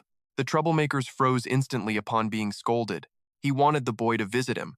All right, can you come over here now? I've finally finished the masterpiece. Jiyu immediately caught the drift. Zikun was finally ready to host him. I forged the blade. It is excellent. It gleamed so brightly he could see himself. His jaw hit the floor in shock. Ziyu stared wide-eyed at the divine steel, while the others showered the blade with praise. Amazing, it looks even cooler than before. He looked satisfied with his latest creation. I succeeded thanks to the fragments you found. He smiled, feeling absolutely thrilled with it. Ziyu grabbed the sword with pure gratitude. Huge thanks, old man. How do I even settle this tab? Ji-chun just shrugged, totally chill about the whole thing. Don't sweat it, kid. The old guy wasn't the bean-counting type at all. Besides, I already owe you one for saving my neck. A sword is nothing compared to a life. My part of this mission? Totally finished. The rest of this madness? That's all on you. Ji-chun leaned in, eyeing the kid with curiosity. So, when do you drop into the next round? You planning to start the grind right this second? GQ gripped the blade, weighing his options carefully. No time like the present, right? I'll just figure it out as I go along. Rue chimed in with some actually useful advice for once. Cool, but maybe don't go in half-cocked, master. Practicing life arts in this demon-infested hellhole is basically suicide. The demonic energy will scramble your brain in seconds. Need a safe house? Hit the basement level instead. GQ nodded. Finally, a plan that didn't totally suck. Fair point. Let's do that. He turned to the old man, playing it polite. Hey, old man, want to tag along for the ride? Ji-chun hopped on board without a second thought. You bet your life I do. I gotta see my masterpiece in action, kid. GQ figured it was a perfect match. If L glitches out, the smith can fix it instantly. Rue suggested bringing a few more heavy hitters along. Drag those angels along as a safety net, too. When your life energy goes haywire, they'll be your insurance. Brunhut chimed in. What's my job in this? Rue, shut him down. Stay put, that's your biggest contribution. They warped out 1 grumpy smith and 3 loyal angels. GQ started barking orders like a real boss. Team Angel, if I start exploding, bail me out, okay? He couldn't help poking fun at Rue while instructions flew. Listen to Rue, he's a total scumbag, but he's reliable. Aniel wasn't vibing with taking orders from outsiders yet. She hesitated. But father, I feel demonic energy from him. I can't follow a guy who reeks of demons. GQ rubbed his temples, feeling a massive headache. Again with this? Just trust me and suck it up. The angels sighed but fell in line anyway. As you wish, father. A suppressed giggle suddenly echoed from right beside him. It was enough to make him snap his head around. Turns out, Ji-chun was there, desperately covering his mouth. The old man was shaking, trying to hold back a total meltdown. He was struggling hard, pretending to be perfectly fine. No big deal. I'm definitely not laughing because they called you daddy. Don't mind me, father. Being teased like that made him turn beet red with shame. But times thought the whole thing was totally normal. Why not? Sounds great. Can I call you daddy too? Perfect. Then you'll have two dads. Easy math. The angels quickly chimed in. New name, same vibe, definitely daddy from now on. They started dropping logic bombs. You literally created us, father. How can we call you anything else? Why be so cruel, dad? Their chaotic energy was enough to give him a massive migraine. God, help me. Meanwhile, he just smirked. They aren't wrong, you know. Looking at the facts, the angels actually had a point. These guys were reborn with zero memories. He is times their creator. To keep the peace, Zigu offered a compromise. Just call me Great Master. The trio instantly folded. Copy that, Great Master. With the family drama settled, it was time for the real deal. He swallowed hard, hesitating for a split second. Then, let's move. They were about to step into another dimension. The unique gate. These gates are unpredictable nightmares with zero fixed structure. Basically, standard rules? Yeah, throw those out the window. Zigu could feel the terrifying pressure looming ahead. Most players would run for their lives from this unstable mess. Massive birds were already locked in a lethal dogfight in the sky. But he just stood there, calmly sizing them up. To me, these things are just snacks for Brunhut. Decision made. Time to devour this entire gate. Zigu even had the nerve to comment, nice moves, birds. He took a step back, prepping for an explosive takeoff. Normal people avoid these meat grinder battles at all costs, but Zigu was chilling like it was a Sunday stroll. Please. This is literally nothing to me. Dark marks began to crawl across his skin like ink. Shadow attribute. The power to literally become the darkness. Spirit fusion. Combining same, type spirits for God, tier skills. Zigu surged forward, the ground literally screaming under his feet. Magic wings erupted. Spear in hand, he dived into the carnage. Rue suggested staying in his shadow form to maximize airtime. Use the darkness, and your skills will hit 10 times harder. Then he started bragging. Don't forget who gave you that fusion skill. You're such a show-off, Rue. Fine, you're the GOAT. Happy?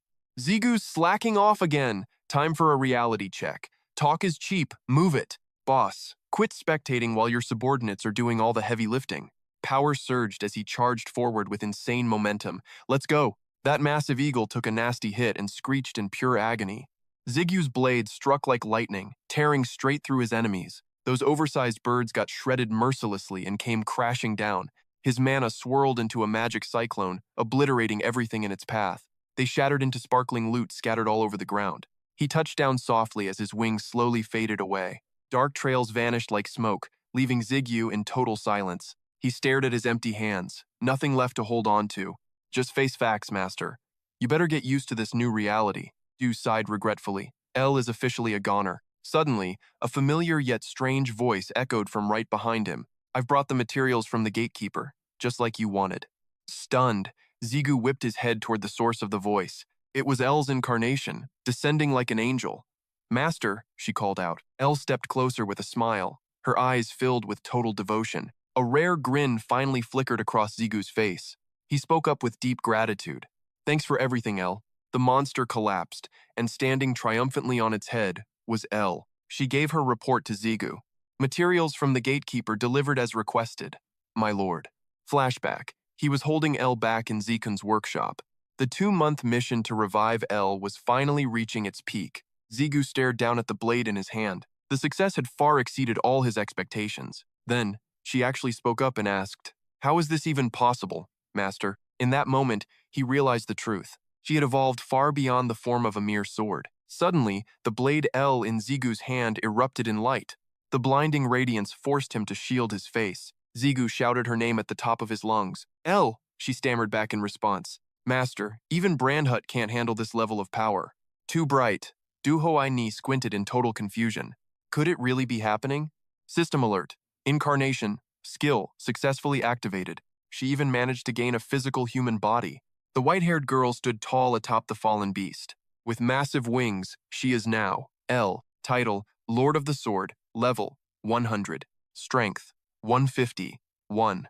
Dexterity, 150. 3. Stamina, 1, 6, 3. Mana, 1, 4, 9. Skill, gear shifting and life incarnation. L beams a radiant smile at Zigio. Thanks, L. He grins, feeling the hype. Suddenly, L's human form begins to glow. She retracts, transforming back into a blade. Zigio reaches out, reclaiming L via the ring. She still functions as a lethal holy sword, Choose your own path now, he thinks warmly. He eyes the ring. How's the new body? Getting used to your physical form yet? It has been ages, she replies softly. Forgive my shortcomings, master, she bows mentally. Grunhut whistles. Man, you are drop-dead gorgeous. Rue sneers. Whatever. She's still a total traitor. Zigu isn't in the mood for beef today.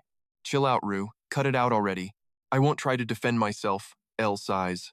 That goes for you too, Elle Quiet.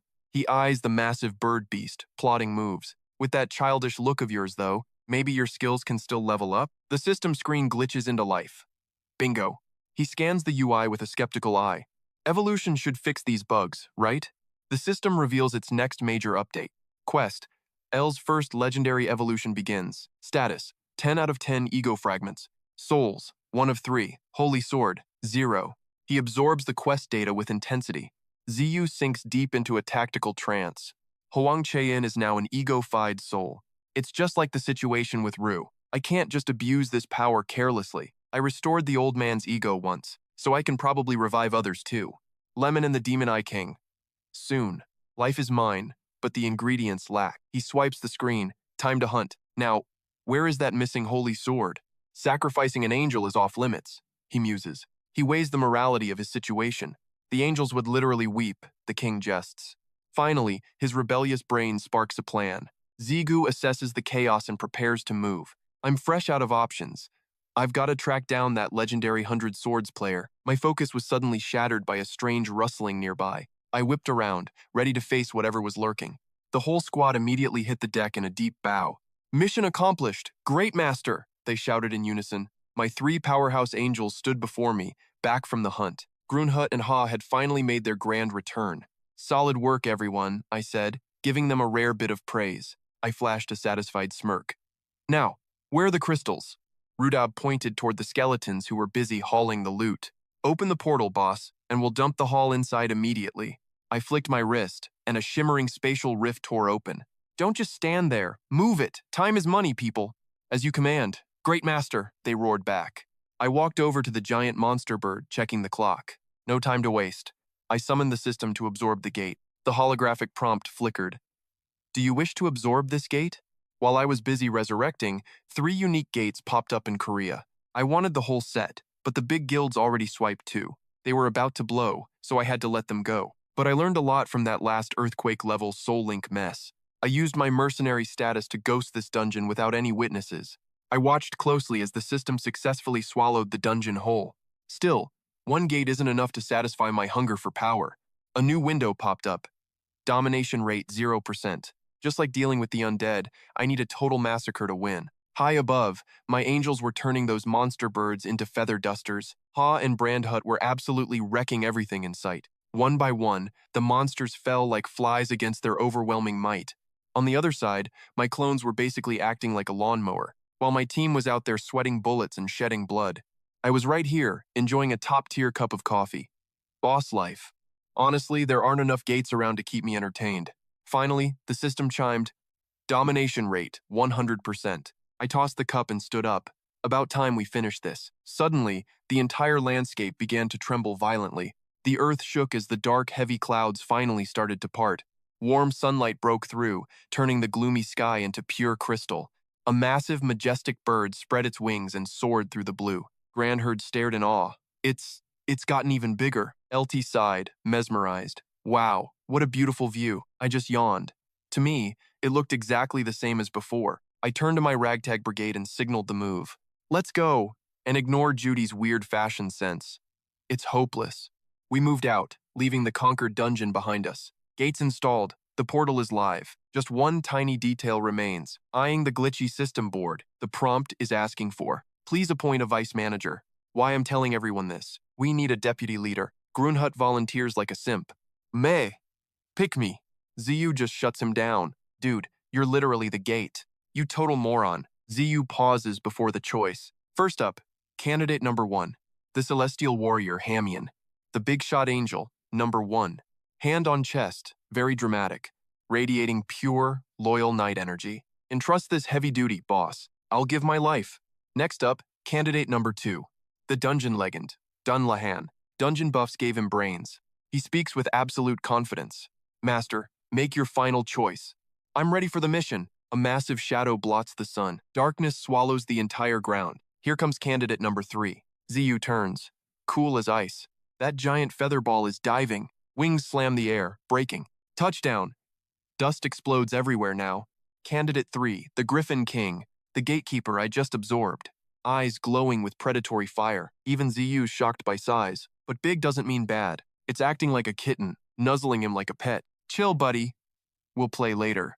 Ziyu's torn. High specs, awkward. Communication's hard. Plus, bird poop. Ziyu ponders. Candidate 1 or 2. Meanwhile, Grunhut is sulking darkly. He watches those losers, thinking, deputy or not, they're all my pawns. Dunlahan is my lackey anyway, so managing him is a breeze. But bossing around a literal angel? Now that is a total power move. Brunhut is selfish, but I will profit anyway. This is getting fun. Twilight hits the floating island and things are getting moody. Brunhut sulks in a ball while Hamian stands guard nearby. He rubs his arms nervously, trapped in a cold, awkward silence. Hamian speaks first. The master chose. Just deal with it, okay? Grant Hurt glares at Hamian but stays totally tight-lipped. He just hangs his head, looking like a kicked puppy. Hamian pats his shoulder, trying to play the nice guy card. Look, at least you are the vice manager now, right? Lich and Hurt now report to the gate's deputy manager. Huangdi Chun steps up with pure, unadulterated swagger. Leave it to me. I live for design and management stuff.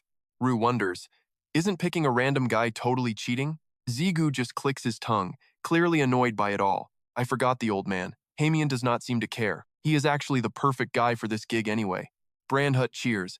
Dad, you are the absolute goat right now. Scene shift. Nighttime at a skyscraper. A voice rings out. A unique gate just appeared in Korea. It is insane. Iron Siu scrolls his phone, eyes wide with total shock. No way. You can really spawn gates anywhere you want? Iron Siu gets suspicious. Who the hell even are you? He looks up at Andras, the creepy mastermind sitting opposite. Andras just flashes a wicked, haunting smirk for a second. He strokes his chin. Why ask? Knowing won't help you. Siu lights a cigarette. True. But let me ask you this. Mid-smoke, he realizes, who cares who he is? He is useful. He helps me get revenge. I will kill any demon for that. Andras exhales smoke. Don't be shocked yet, Iron Soon. It is early. He leans back. Everything so far was just the appetizer. With a predatory grin, Andras reveals his true, dark colors. The real fun? It is only just beginning, my friend. Inside the gate, the crew is hustling to set up camp. Ji-chun and Ji-gyu stand central. Gate map, activate. Instantly, a massive 3D hologram fills the empty space. Gyu's jaw drops. You can seriously do stuff like this? Ji-chun smirks. A top-tier manager? This is child's play. He explains every inch of the high-tech, detailed model. You know how gate environments constantly shift and warp, right? The old and new gate worlds are basically merging now. Ji-chun points to a spot, his voice turning ice cold. Heads up, 3 mineral mines just spawned near the border. The old man starts nagging about crystal mines and rare loot. You might not care about cash, kid, but I do. Give me those rare gems and I'll craft legendary gear for 0 cost. Besides, I'm basically working for you for free. Ji-chun strokes his chin, judging the gate's wasted potential. He glares at a massive empty spot on the map. Just a few trees and some trashy ruins here. Look at this mess. Aside from that pyramid, there is absolutely nothing. You're not selling it or using it, really? You're just gonna leave it like this? Ji-chun keeps whining, but there is more. The pyramid is a total disaster inside. I need to clean it up fast. Ji-ju smirks, saying cleaning is Roger's job now. Staring at the pathetic shack, Ji-chun sighs. We need a fortress, not this tent. He groans, adding that they need a prison and hunting grounds. Ji-ju is confused. A prison and hunting grounds? Ji-chun scolds him, frustrated by the kid's lack of vision. How exactly do you plan to handle your enemies? I'm not saying we should do anything illegal, or use excessive violence in this twisted world. But you can't just murder everyone, kid. Thinking of potential slave labor, he offers advice. Give them a chance to pay for their sins. Not everyone is as weak as that powerless Rogers. So, we need a high security hole for them to rot in. Ji-ju pauses, considering a secret prison inside the gate. He recalls rumors of secret prisons hidden everywhere. Cages for players who committed unforgivable crimes. Gehenna. That legendary hellhole hidden deep within a gate. Turns out, those rumors were dead right. Ji-ju gets serious now. Got it. But what's with the hunting grounds? Ji-chun raises a finger, looking smug. Time for a little lesson. This gate's best feature? Free monster spawns. Sure, you could make them your army, but that's a waste of raw potential. Build a hunting zone for other players to use. You'll be killing two birds with one stone. He remembers Mr. Pie's advice about training here. Gigyu smirks. Oh, I see. He clicks his tongue, overwhelmed by the work. Guess we can't fix everything in one go. Let's just take it one step at a time. Grunhut's in the corner, sulking like a total loser. Skull creeps appear the gates leveling up, and so are these freaks. Great. Bonehead Tears just got reclassified. Ziyu hesitates, his mind racing through bad scenarios. Look at this headless Dullahan squad. Guess my army just got beefier. He asks awkwardly, which one of you is my buddy? Grand Herd groans. They all look like identical, headless clones. One Dullahan waves. Right here, Great Master. Found your guy. Ziyu strokes his chin. Right. Time for some cool nicknames. Rue scoffs. Oh please, you'll pick a lame name in seconds. Ziyu snaps. You're Ha. Rue cringes while Grunthut cheers. Ha's visor glows, a deep voice echoes. Thank you. Ziyu jumps back as the voice booms. Master. Ha's helmet flies, blue flames ignite into a terrifying form. The helmet fuses back. Ha evolves. Check out that shiny, upgraded armor. Crimson eyes blazing, he summons a badass steed. System notification. Devil contract, successfully established. Rank, Death Knight. Ha's ghostly cavalry unit is officially ready. Ziyu's jaw drops. Ah, devil? Ha dismounts with grace. The helmet hits dirt. Ha and his demonic squad drop down. They bow with loyalty. I shall serve my great master until the end. To the death, Ziyu turns pale with fear. Ziyu panics internally, his brain fried. First angels, now devils? I'm basically a divine freak show. Rue screams loudly. This is freaking impossible. What kind of chaotic mess is this? Ziyu pouts defensively. Hey, don't ask me. I'm winging. Rue's tone turns ice cold. This is world-ending bad.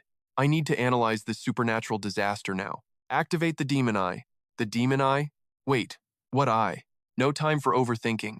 He triggers the skill. Zigu stared at Ha, his mind freaking out. Time to level up faster, harder, more intense. Boom! A deadly purple glow erupted from Ha. Suddenly, crimson drops splattered at Zigu's feet. El shrieked, Master, while Brandhut totally lost it. Blood? Rue swore. Damn it, Master, look out! Zigu blinked, finally realizing his nose was leaking. He wiped it, terrified. No way. This can't be. Zigu's legs gave out as he stumbled back. Clinging to his face, he drifted into darkness. Rue sighed. Bro, not this again. How many times are you gonna pass out? Some great master you are. Suddenly, Zigu's ring flashed with lightning gold light. Elle lunged from the ring to catch him. Her face was a mask of pure terror. Master, please, wake up. Rue clicked his tongue, looking totally annoyed. The Death Knights swarmed in like a mob. Great Master! Master, please don't die! Brandhut wailed while Rue groaned. What a mess. Chill out, guys. Rue tried to de-escalate things. Elle snapped. Enough, we need to get him safe. Rue froze. Then Ha stepped up, cold as ice. I don't take orders from angels, period. But since I care, just this once. Wait, what? Rue yelled as Elle flew off. Ha barked. Protect the great master at all costs. Move it. No mistakes or you're all dead. The skeletal army charged after Elle like crazy. Rue just stood there, completely done with life. Talk about a massive overreaction, he muttered. Master is such a handful. Later, Zigu woke up on a cozy bed. He blinked at the familiar tent ceiling, dazed. It's okay, Elle whispered softly from his side. We set up a temporary camp, Master. Brandhut beamed. Master, you're finally awake. Seeing her worried face, Zigu murmured. Elle. He tried to move, but his body was lead. Rue popped up. Easy, you've been out a week. Zigu jumped. Whoa, since when can you move freely? Always could, Rue shrugged. Zigu tried to remember. Then his face went pale as it hit him. Wait, did you say a whole week? Seriously, what the hell just happened to me? Vu just shrugged like it was no big deal. Turns out, life and death do not play nice together. He whispered that inside the boss's body. The spark of life was still kicking butt. But the second the demon eye flickered, total crash. Finally, Zigu managed to haul himself up. He groaned, rubbing his head. Not again. I feel like a walking, talking time bomb. At least I can finally sit up now. Vu nodded. Yeah, that is a pretty spot-on analogy. He started to explain more, but then, Zigu's eyes nearly popped out. Wait, hold on. He finally noticed the massive army guarding his bed. What in the actual hell is all this? Vu sighed. Ever since you blacked out, boss, these guys have not moved a single inch. Ha sobbed with joy. Great master, you are awake. Grunhut bragged. I ordered them to protect you. Just doing my duty as your number two. L stepped up with total, annoying confidence. The heavenly host executed their orders to perfection. Then a whole choir of angels started bawling. Father, our great master has finally returned. Zigu fought the urge to just start screaming. Right, thanks. I appreciate the extreme enthusiasm. Then he looked down at his weird bed. Wait, why is this bed so fluffy? He peeled back the covers and froze. It was a mountain of hand-plucked griffin feathers. Zigu's brain completely short-circuited right then. He just stared at them in total disbelief. Seriously, what is wrong with you people? Vu strolled over, cool as a cucumber. Let me break this down in 3 points. 1. Your body became a life versus death wrestling ring. 2. You have been out cold for a whole week. In that time, the two powers finally balanced. Zigu glared, but Vu just kept on smirking. He gestured to the massive army packed inside. And 3, this circus is your minions flexing. Zigu massaged his temples, feeling a massive headache. I get it. Thanks for worrying about me. Then he snapped. But you are all fired. Leave. How can I draw with a million eyes watching? Wait, what? What's that supposed to mean? Just author logic, master. Don't overthink it. That army finally vanished, leaving us some peace. Okay. I think I get the gist. But can you give me the full breakdown? He paused. If things feel this weird, it's likely that cracked fragment from before, from the heat of battle. Honestly, I'm terrified of where it ended up. You're actually worried? The guy just ignored him. Enough talk. Just see for yourself. Time to awaken that demon eye. No way. I'm not passing out again. Chill out, kid. It'll be fine. We'll make this quick, I promise. No escaping this, huh? He closed his eyes. Fine, let's get this over with. He snapped them open, purple light blazing bright. But after a moment, nothing seemed different. Hey, what gives?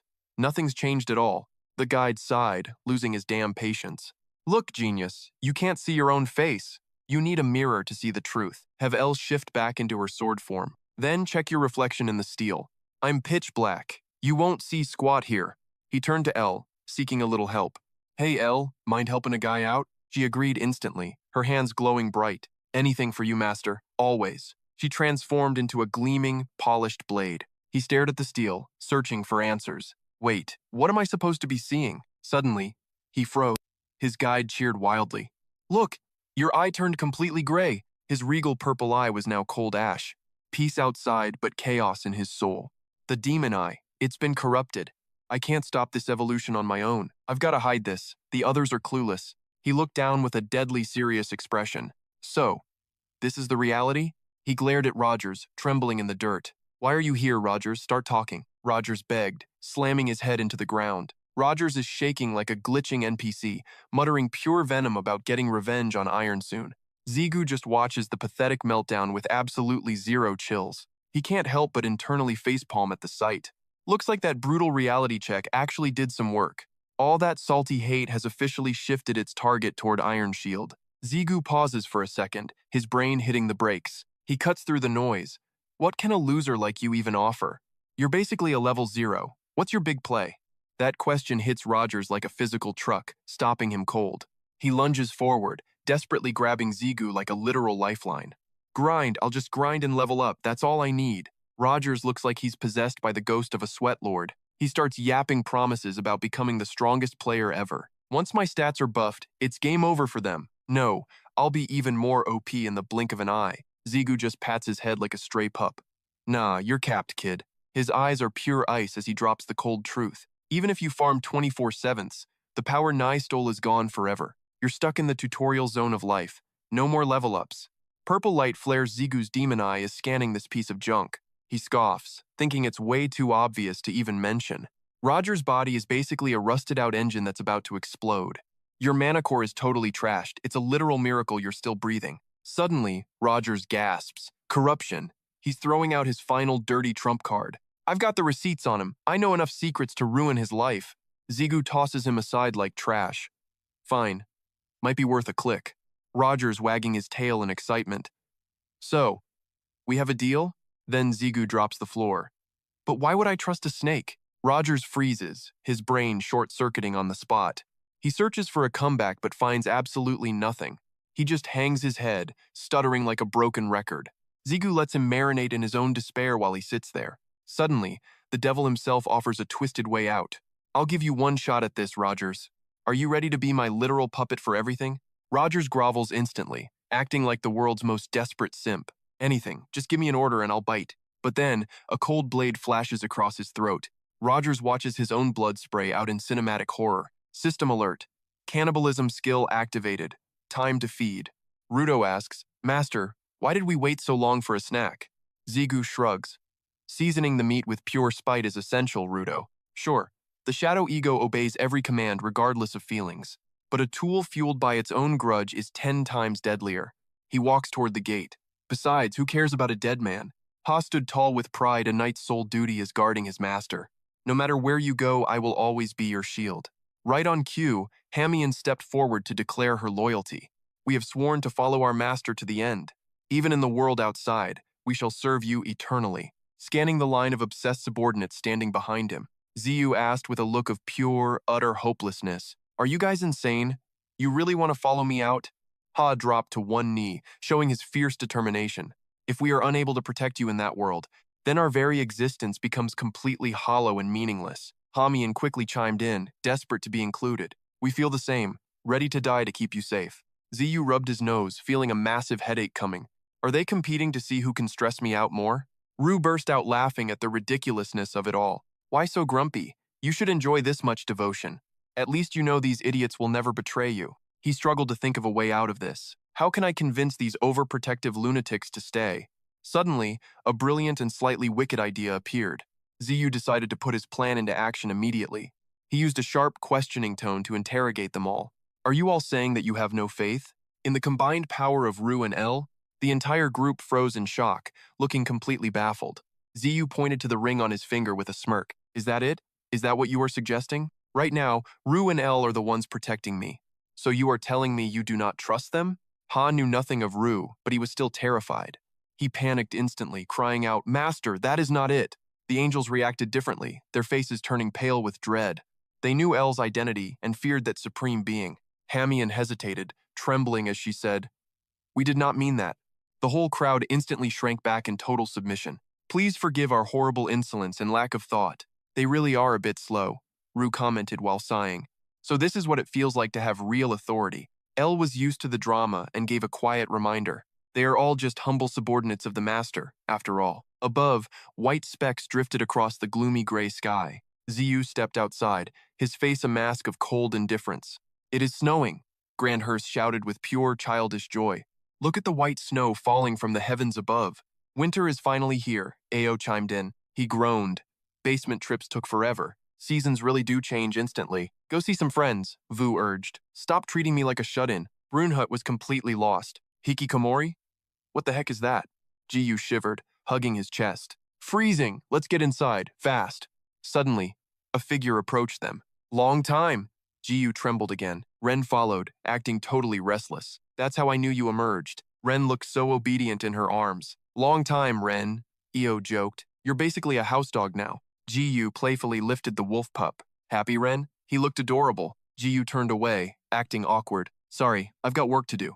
Dudung expected that response. She chirped with sudden excitement. But seriously, your timing's legendary, coming out exactly on this day. He grabbed Ren, feeling proud.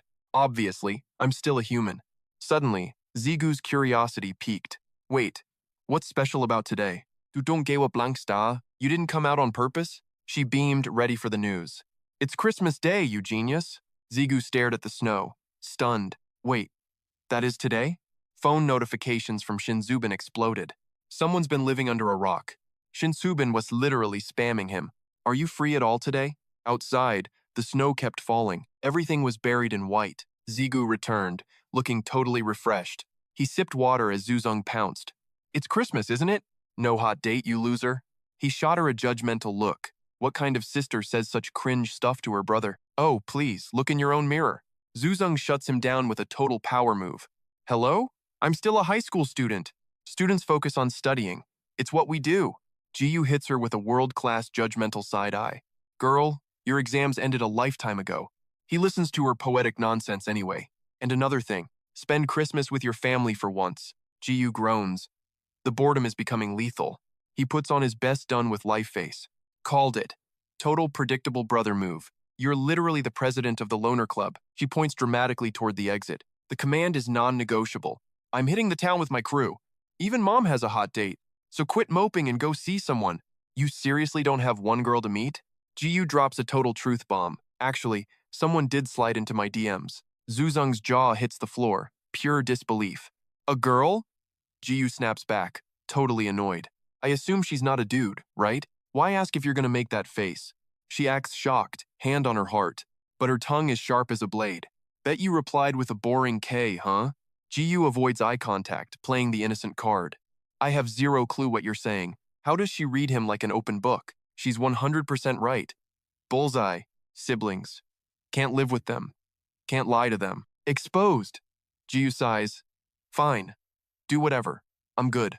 Sure, bro. I totally believe you, she scoffs. Phone rings. Is that Sudung? Gyu wonders. Christmas. When was the last time they actually celebrated? He'd texted her. Nah, just family time today. She'd replied with a sad, oh, have fun. But he finally manned up. Actually, I'm free. Wait, for real? What time? She beams. He types nervously. Is 4 o'clock okay?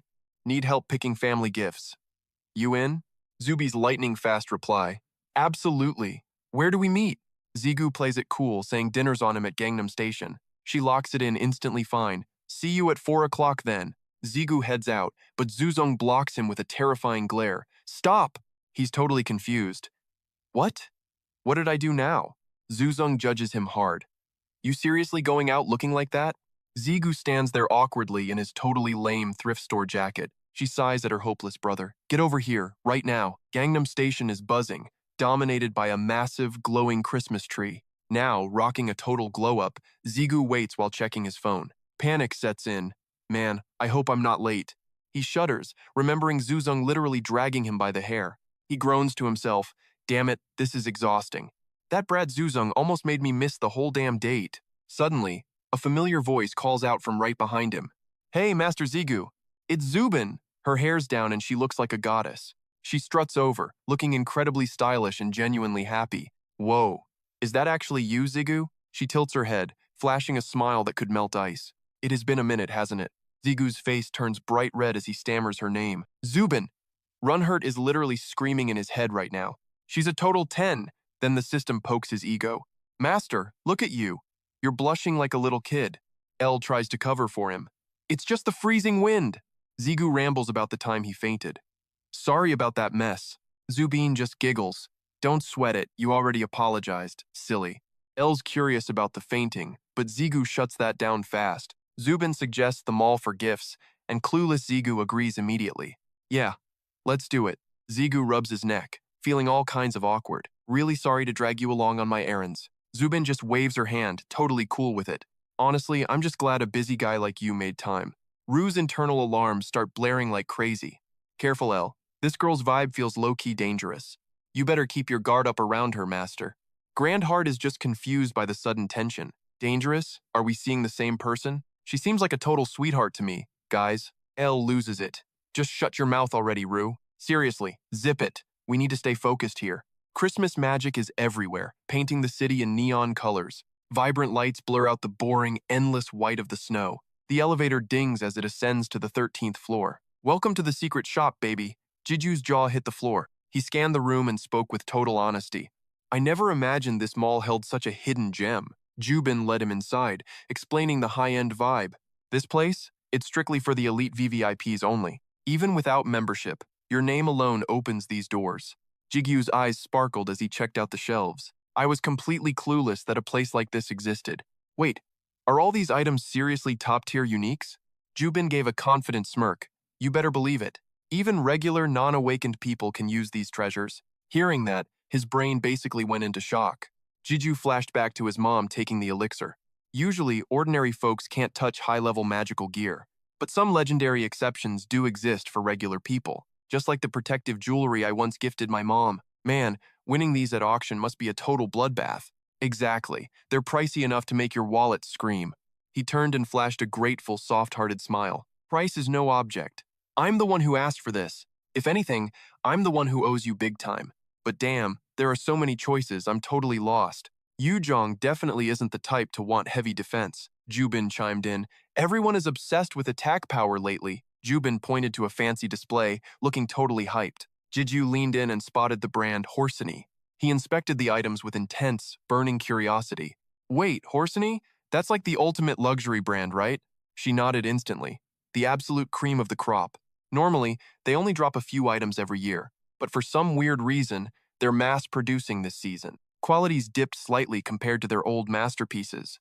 But the silver lining? The prices aren't totally insane now. Gigyu narrowed his eyes, analyzing every tiny detail. Suddenly, a wave of intense déjà vu hit him hard. Wait a second, Rue whispered. Master's onto something. Brunhild agreed.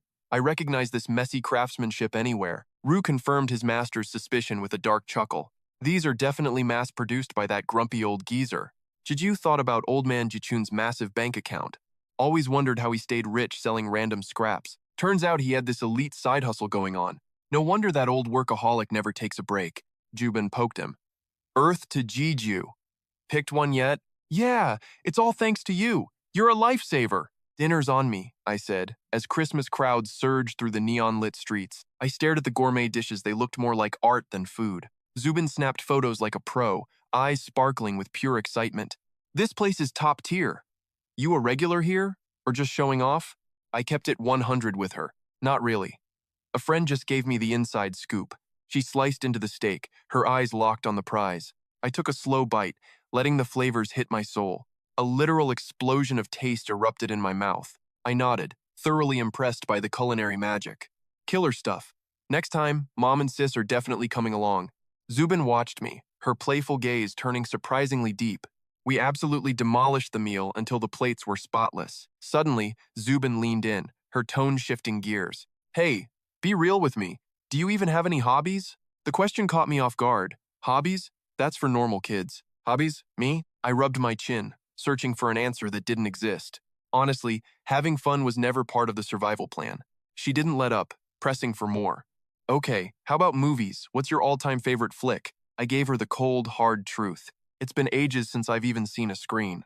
Zubin doubled down. Music then. Give me something. But again, my response was just a giant, awkward blank. Modern hits? I'm totally out of the loop, honestly, I muttered. My bad. I'm a total buzzkill. Zubin waved it off, twirling a lock of hair. No biggie, she sighed, her eyes trailing off. It just feels like you never have a second for yourself. I was lost, but her face flushed red. Never mind, forget I said anything. I'm just rambling about stuff I don't understand. Rue piped up from the shadows. Ouch. She really hit the bullseye, didn't she? Face it, you can't exactly play the normal guy card, Master. Watch your mouth, I growled internally, losing my patience. Rue didn't flinch. You've got zero chill when you're off the clock. Actually, let's be real, you have nothing that's truly yours. He kept twisting the knife. When have you ever done something for you? Revenge? That was just venting rage. Getting stronger? That was just for your family's safety. But what about today? Not just today. Have you ever lived a single moment purely for yourself? Silence hit like a truck. I finally realized what Rue meant. Supporting Mom and Sis was everything, but I must have had dreams once. I buried them all. Sacrifice was the only way for us to survive. After facing my other selves, I thought power was the only answer. The mission was simple. Kill the poverty and escape the trash life. Watching the happy families around us, a bitter chill settled in. I thought I'd finally made it to the top of the world. But the pieces of myself I threw away? They aren't coming back. My bad, I truly messed up. Master, I realized I never truly knew you. Rue snapped back. Forget the apologies, this is human drama. Panicking. Reuben waved her hands, fearing she had misspoken. Please, do not take my words too seriously. It was just the alcohol talking, I swear. Suddenly, Zigu whispered a soft, "Thank you." Zubin blinked, confused, as Zigu gave a small smile. With genuine warmth, Zigu thanked her for caring. Zubin's heart hammered against her chest, her face flushing. She stammered a reply, her resolve finally hardening. She summoned every ounce of her teenage courage. Hey, Zubin blurted out, since we are here, how about we go catch a movie together? Suddenly, a blood-curdling scream shattered the romantic mood. Zigu went into full battle mode instantly. The scream was desperate, echoing through the night. Somebody, please help me. The king sensed it immediately. The gate was open. This was not your average, everyday dungeon breach. The massive portal was literally inhaling nearby civilians. A freak gate had manifested in the city heart. Emergency crews and hunters swarmed the glowing rift. Zigu and Zubin stood right in the crosshairs. Locals whispered about the Christmas Eve nightmare unfolding. Is that a unique dungeon? Zigu narrowed his eyes. Something was wrong. Gates do not usually knock people unconscious. Gigyu recalled the chaos of moving the victims. Thank God the association arrived before things got worse. Nearby players helped wrap things up at lightning speed. The Iosu player director stepped forward with gravity. I thank every hero who risked their lives today. Now, we must assemble a specialized raid team. Any hunter willing to fight, step forward now. Zigu checked his wrist, wondering about the protocol. Do not high rankers get registered automatically? Zubin nodded in agreement. True, the association already has our files on record. Are you planning to head home now? Zigu sighed, thinking of the time. It is late. My family must be worried sick. Plus, my phone is completely dead. Zubin's gaze drifted down to his scarred wrist. She stared at his ancient, battered watch in shock. Beneath those gloves, he is wearing a total relic. Zubin stared intensely. Was that some legendary item or just his personal treasure? Suddenly, he spoke up.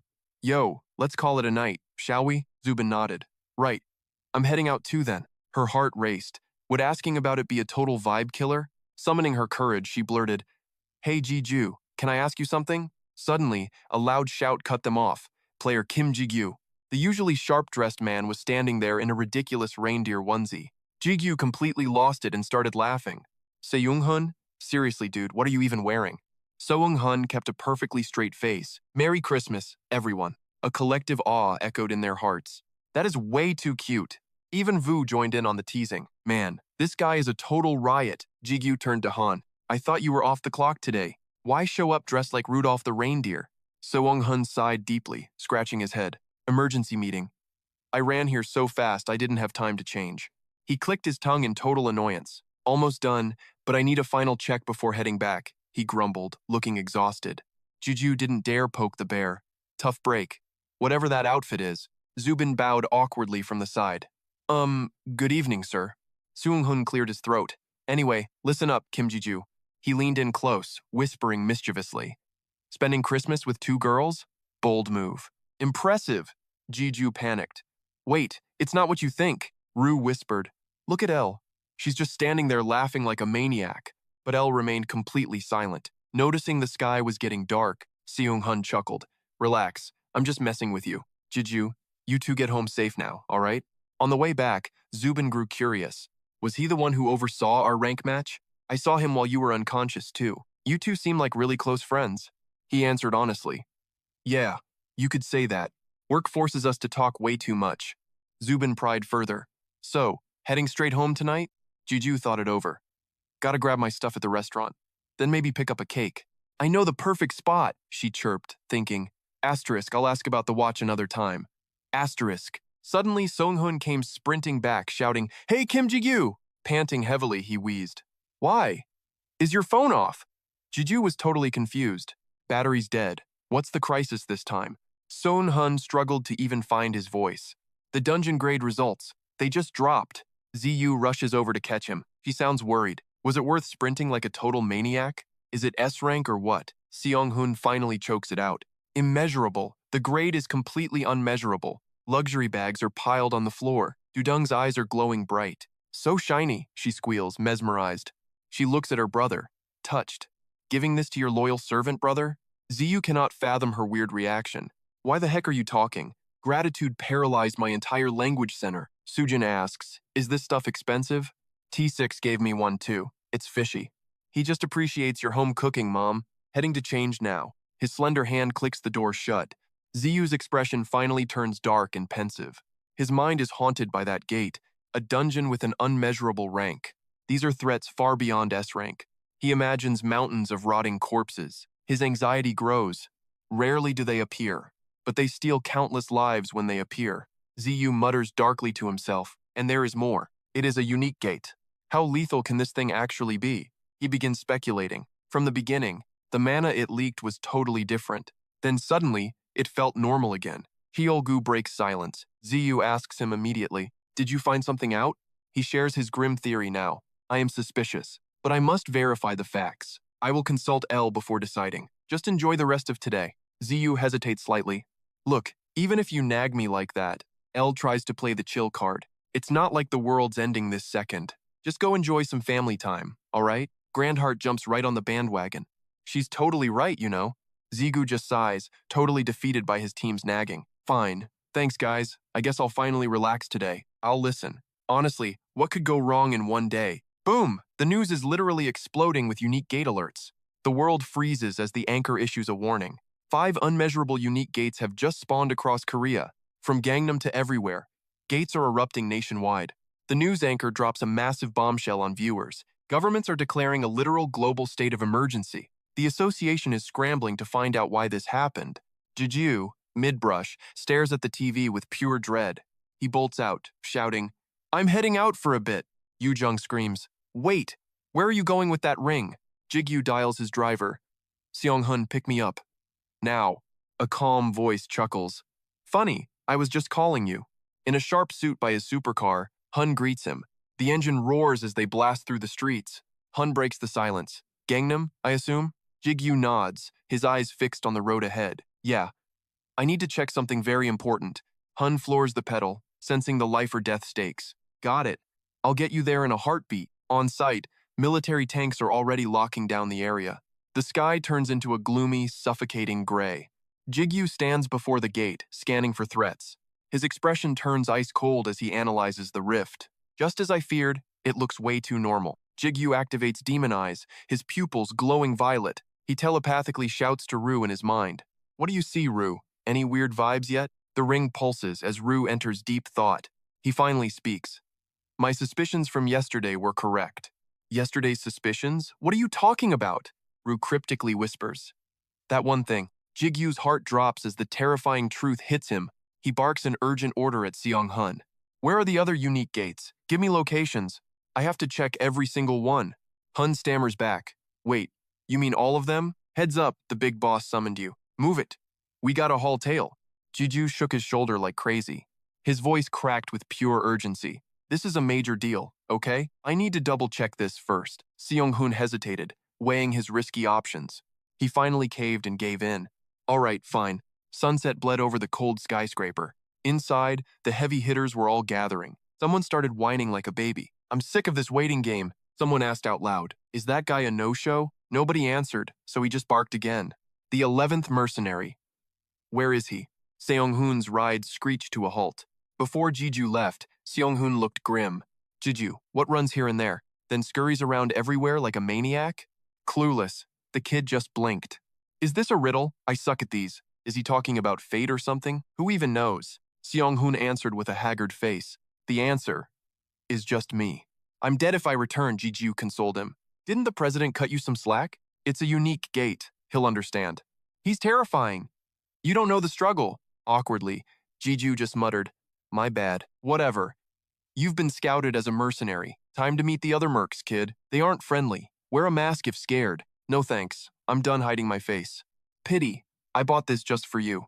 "That mask is trash." "No way, man." Jiju exhaled, staring at the boardroom door. "I feel massive mana radiating inside." "The elites are here." Brunhard offered comfort. "You're the strongest, master." Vu disagreed, though. "Are you just a hype bot for power?" Doors swung open. The elites sat waiting. Vets and rookies alike stared him down. He gulped hard, trying to psych himself up. T-Sick let out a long sigh, muttering about the kid's obvious nerves. Gu's face went stone cold as he spoke up. "You're finally here. Take a seat." Gu pointed toward an empty chair, signaling for Zigu to sit down. He smirked playfully. "Man, you really took your sweet time getting here." Zigu sat down, awkwardly trying to explain his tardiness. "Sorry, I just had some business to take care of." Suddenly, a voice rang out, snapping him back to attention. A handsome kid lounging across the table looked him over. "Hey, what's your nickname anyway?" Zigu couldn't help but roll his eyes internally. What is wrong with this brat? Why ask the one question I wanted to avoid at the first meeting?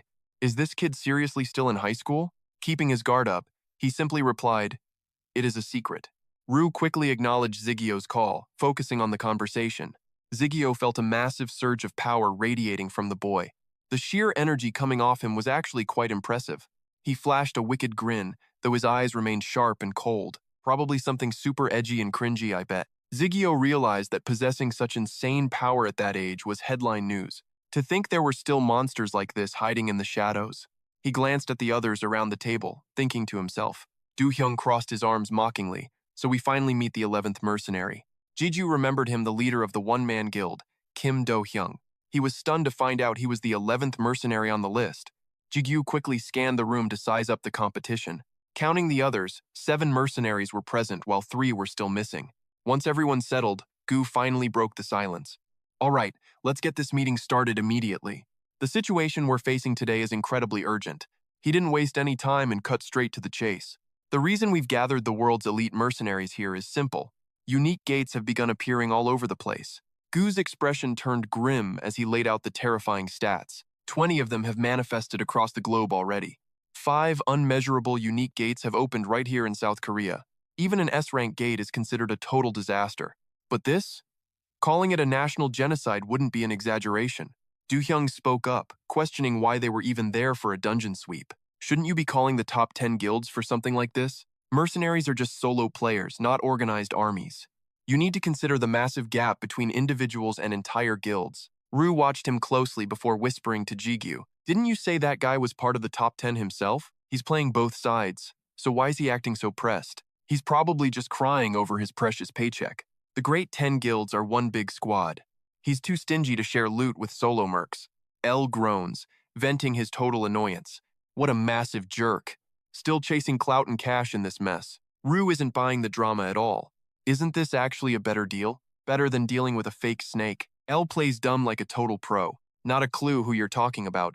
Ru snaps back, losing his cool. Oh? You actually have someone in mind? Ju quickly jumps in to intervene. Please, knock it off! Stop the bickering! Brandhut begs them to just play nice. Suku finally drops his 2 cents. This isn't the time for guild versus merc politics. You get how high the stakes are, right? Guildmaster Kim Do-hyung. Calling us mercs shows how lethal this is. Do-hyung stays quiet, glaring with pure daggers. The kid suddenly shatters the awkward tension. The president definitely has a scheme cooking. Why don't we shut up and listen? Taegu waits before dropping some heavy truth. Look, Kim Do-hyung isn't totally wrong here. The 10 guilds should have handled these gates. He warns, but this time things are different. A one-man guild wouldn't understand the risk. No leader would blindly send members into hell. Taegu doubles down. Listen to me closely. This disaster is unlike anything we've seen. Waste our main force, and we're all dead. We don't need a typical raid squad. We need a team that actually survives. The twins ask, are we just expendable fodder? Is our death just part of the plan? Taegu shakes his head, rejecting the idea. It's just the strategy with the best odds. I won't force you. The contract stands. Gigyu watches as the twins finally speak. L adds, they're the baddest monsters here. The kid votes, I'm in, that's merc life. Yo, if the paycheck is legendary, I've got 0 complaints. Let's roll. Old man Johyu clicked his tongue. Fine, I'm not backing out either. Sukwu grinned instantly. Hell yeah, count me in for the chaos. Gigyu raised a hand, plotting. 5 gates. 5 chances to die. 3 volunteers down, 2 spots left. Guess I'm filling a seat. Suddenly, T6 locked eyes with him and gave a sharp no. Even the twins joined. Zigu blinked. Wait, is that everyone already? He spotted the masked loner in the corner, totally silent, not joining. Tigu smirked. We've our crew. Details tomorrow. Any last questions, losers? Suddenly, a lone hand shot up, cutting the tension like glass. Zigu's expression turned deadly, ice cold, serious. I've got some intel on these gates that'll change everything. First off, I was at ground 0 when that Gangnam gate popped. Then, I spent all day scouting the other 4 gate locations. Taegu leaned in, eyes narrowing. Okay, kid, talk to us. I'm all ears. Zigu activated his secret skill, scanning for hidden, dark, demonic energies. I can't spill the tea on my actual power, but he issued a chilling, bone-deep warning. This ability lets me sniff out anything belonging to the demon race. The room exploded. Demons? Are you for real right now, kid? Zigu smirked. Their terrified looks proved it they already knew the truth. Taegu nodded. I'll vouch for him. T6 added. He's legit, Zoyun stammered. Wait, so those gates are actually demon-infested hellholes? Exactly. Not just these 5, but maybe all 20 across the globe. They're all demon territory. Every hunter in the room froze in horror. Lu's voice echoed. These gates aren't just dungeons, they are sovereign land. Specifically, they're abandoned demonic realms waiting for a new master. Zigu clenched his fist. This was a literal hellscape on Earth, Lu warned. Master, these are nothing like the average gates, you know. 5 unrankable nightmares flickered in his mind, pulsing with ancient evil. Occupied territories. where a dark, demonic miasma leaks out like poison. Inside sit giant cocoons, places where demons are worshipped as absolute kings. From the abyss, a monstrous insect crawled out, eyes glowing with malice. Night fell over the base, now swarming with elite armed guards. The meeting finally broke. Mercenaries trickled out into the cold night. Ugh, finally, Zigu groaned. Lu laughed. Hey, your info saved lives. Maybe, but that meeting was a total waste of my time. 5 gates, 5 elite hunters, 1 solo suicide mission for each. Going in alone? Am I suicidal? Lu scoffed. Basically, master, stay alert. As the chairman plotted, Tegu leaned in to hear T6's report. Better to send 1 pro than a swarm of weak-ass bugs. Zigu's face went pale. Whoa, they didn't go that far, man. Hey, T6, why did you stop me from volunteering earlier anyway? That question burned in Zigu's mind as the shadows grew long. Tasik froze, eyes wide. Crap! I almost forgot the briefing! Be at the association at 9 a.m., day after tomorrow. Pack your gear, kid. It's a wild overnight mission. Clueless but rebellious, Jigu just gave a cool nod. Beat it, Tasik waved. I've got business with the geezer. Good night, then. Jigu vanished, not giving a single damn. Escaping that soul-crushing meeting, he finally exhaled a massive sigh. Suddenly, a voice sliced the air. Zigu! He spun. Huh? Suku was lurking there. Still hanging around, man? Suku grinned. Going home now would be a total waste. How about a drink? Suku tempted him with a wink. Jigu laughed. Since when are you not drowning in work? This mission feels wrong. I've got a seriously bad vibe. Slacking before the apocalypse. Guild leader? Jigu teased him. I'm the hardest worker here. Who dare complain? Suddenly, a sharp system warning froze him mid-stride. But master, you have other plans tonight. Jigu froze. Right, I'm a total idiot. I promised Seong-hoon a massive legendary dinner tonight. Back then, he'd made a vow. My bad today. Tonight's feast is 100% on me. Seong-hoon grinned like a shark. No backing out, kid. He turned toward Suku with a quick plan. Yo, Suku, if you're cool with the crowd.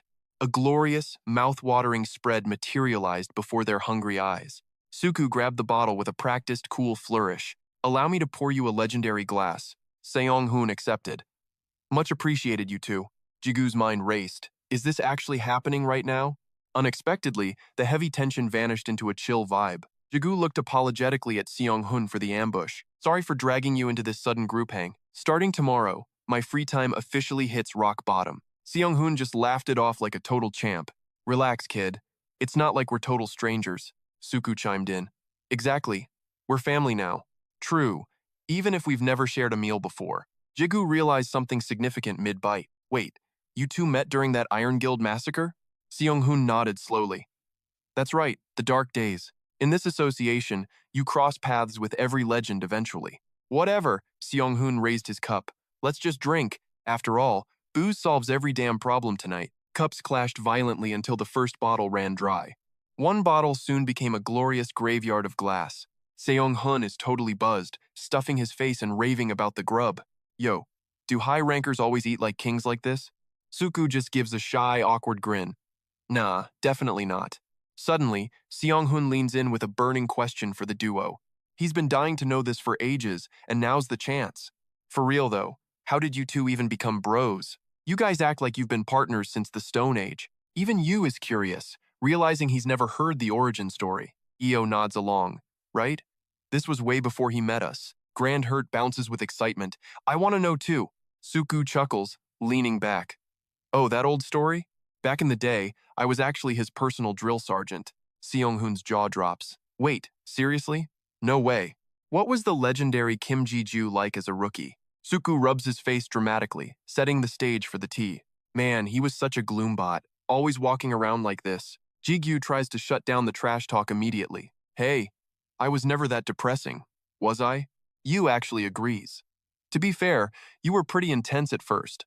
Seong-hoon pivots back to get the full scoop on Suku. So what about Joe Suku back then? Was he the GOAT? He must have been a superstar already, right? Juju smirks, a wave of nostalgia hitting him hard. Actually, he starts, back then, he was surprisingly humble. Flashback. Goblins are getting shredded. Blood spraying everywhere. A young Jiju is struggling, barely keeping his head up. He's gasping for air after only taking down a few monsters. Suku stands behind him, arms crossed like a pro. He frowns. Still nothing? Not a single change? He rubs his chin, lost in deep, worrying thought. Gigyu panics internally. Is something wrong with me? The system window is mocking him. Still stuck at level 1. His heart sinks. My level. It's just not moving. Gigyu's face is a total picture of pure, crushing defeat. Then, Suku drops the bomb. Training's over for today. He bows apologetically. Look, I can't be your coach anymore. Gigyu's world shatters. I get it. Thanks for everything anyway. He looks up, silently reading the look in Suku's eyes. Staring into those eyes, he realizes the vibe has shifted. Suku used to look at him like he was a rising star, but now, it's clear he's just a bad investment. He remembers the grind hunting until he literally collapsed, scrounging for gold and selling tiny crystals just to survive. Every now and then, the superstar Suku would check in. But honestly, Gigyu wasn't exactly thrilled to see him. Doubt, pity, whatever he's feeling, it's annoying. Seriously, dude, stay out of my head. Night falls as a BBQ joint's neon sign flickers rhythmically. Tae-shik, a top-tier ranker, grumbles while grilling. Dungeon food is literal garbage. Ziyu sits stiffly, acting like a total, polite stranger. You've been pretty busy lately, haven't you, Hyung? Tae-shik waves it off with a loud, confident laugh. You nailed it. I'm absolutely drowning in paperwork lately. He pours a drink, acting like a concerned big brother. Need help? Just say the word. I've got your back. Ziyu offers a polite, perfectly scripted smile. You've given me too much already, Hyung. I can't possibly ask for anything else now. Tae-shik snaps, puffing out his chest in annoyance. Listen, brat, I'm loaded. Just ask for something. Then, his eyes narrow. He finally senses the tension. The words hang in the air, hesitant and heavy. He sighs deeply, finally gathering his resolve to speak. Tae-shik cuts the act. How are you really doing? Gigyu goes silent. The truth? Asterisk, I've become a player. Asterisk. He gathers his courage, ready to finally spill everything. Clenching his pants, he convinces himself this is right. Asterisk, I've made my choice. Asterisk, he thinks, calming his heart. He speaks slowly. Actually, about that thing. Then, with a heartbreaking smile, he lies. It's nothing. Right then, he decides, he's quitting the player life. Tae-shik's buzz vanishes instantly.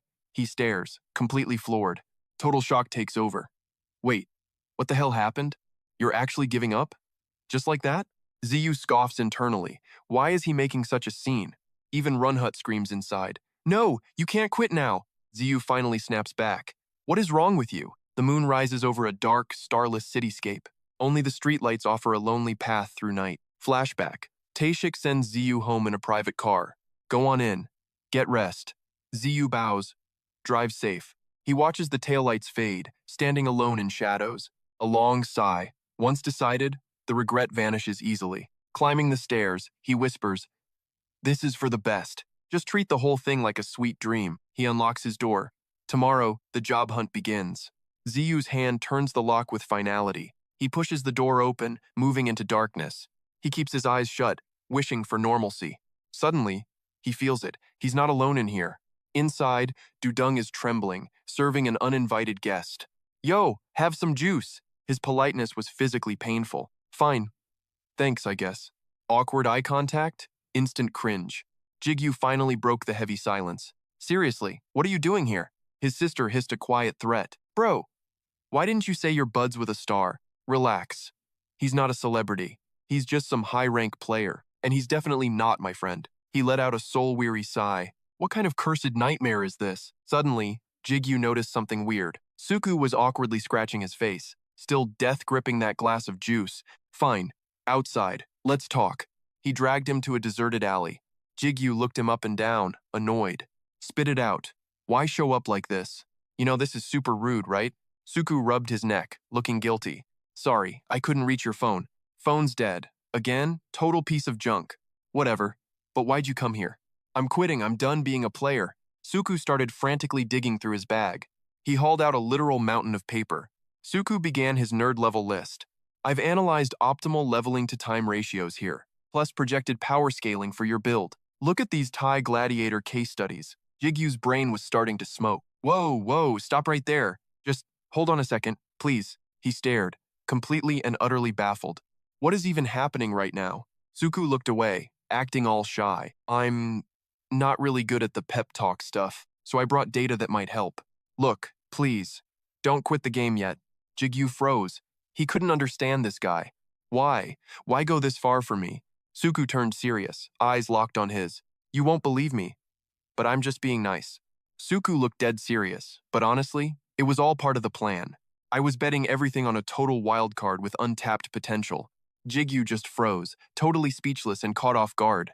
Staring at the stars, Suku felt his inner fire start to blaze. Gigyu, even though being a player is just a job title now, it's become the backbone of our society that everyone takes for granted. But 18 years ago, no one even knew what it was.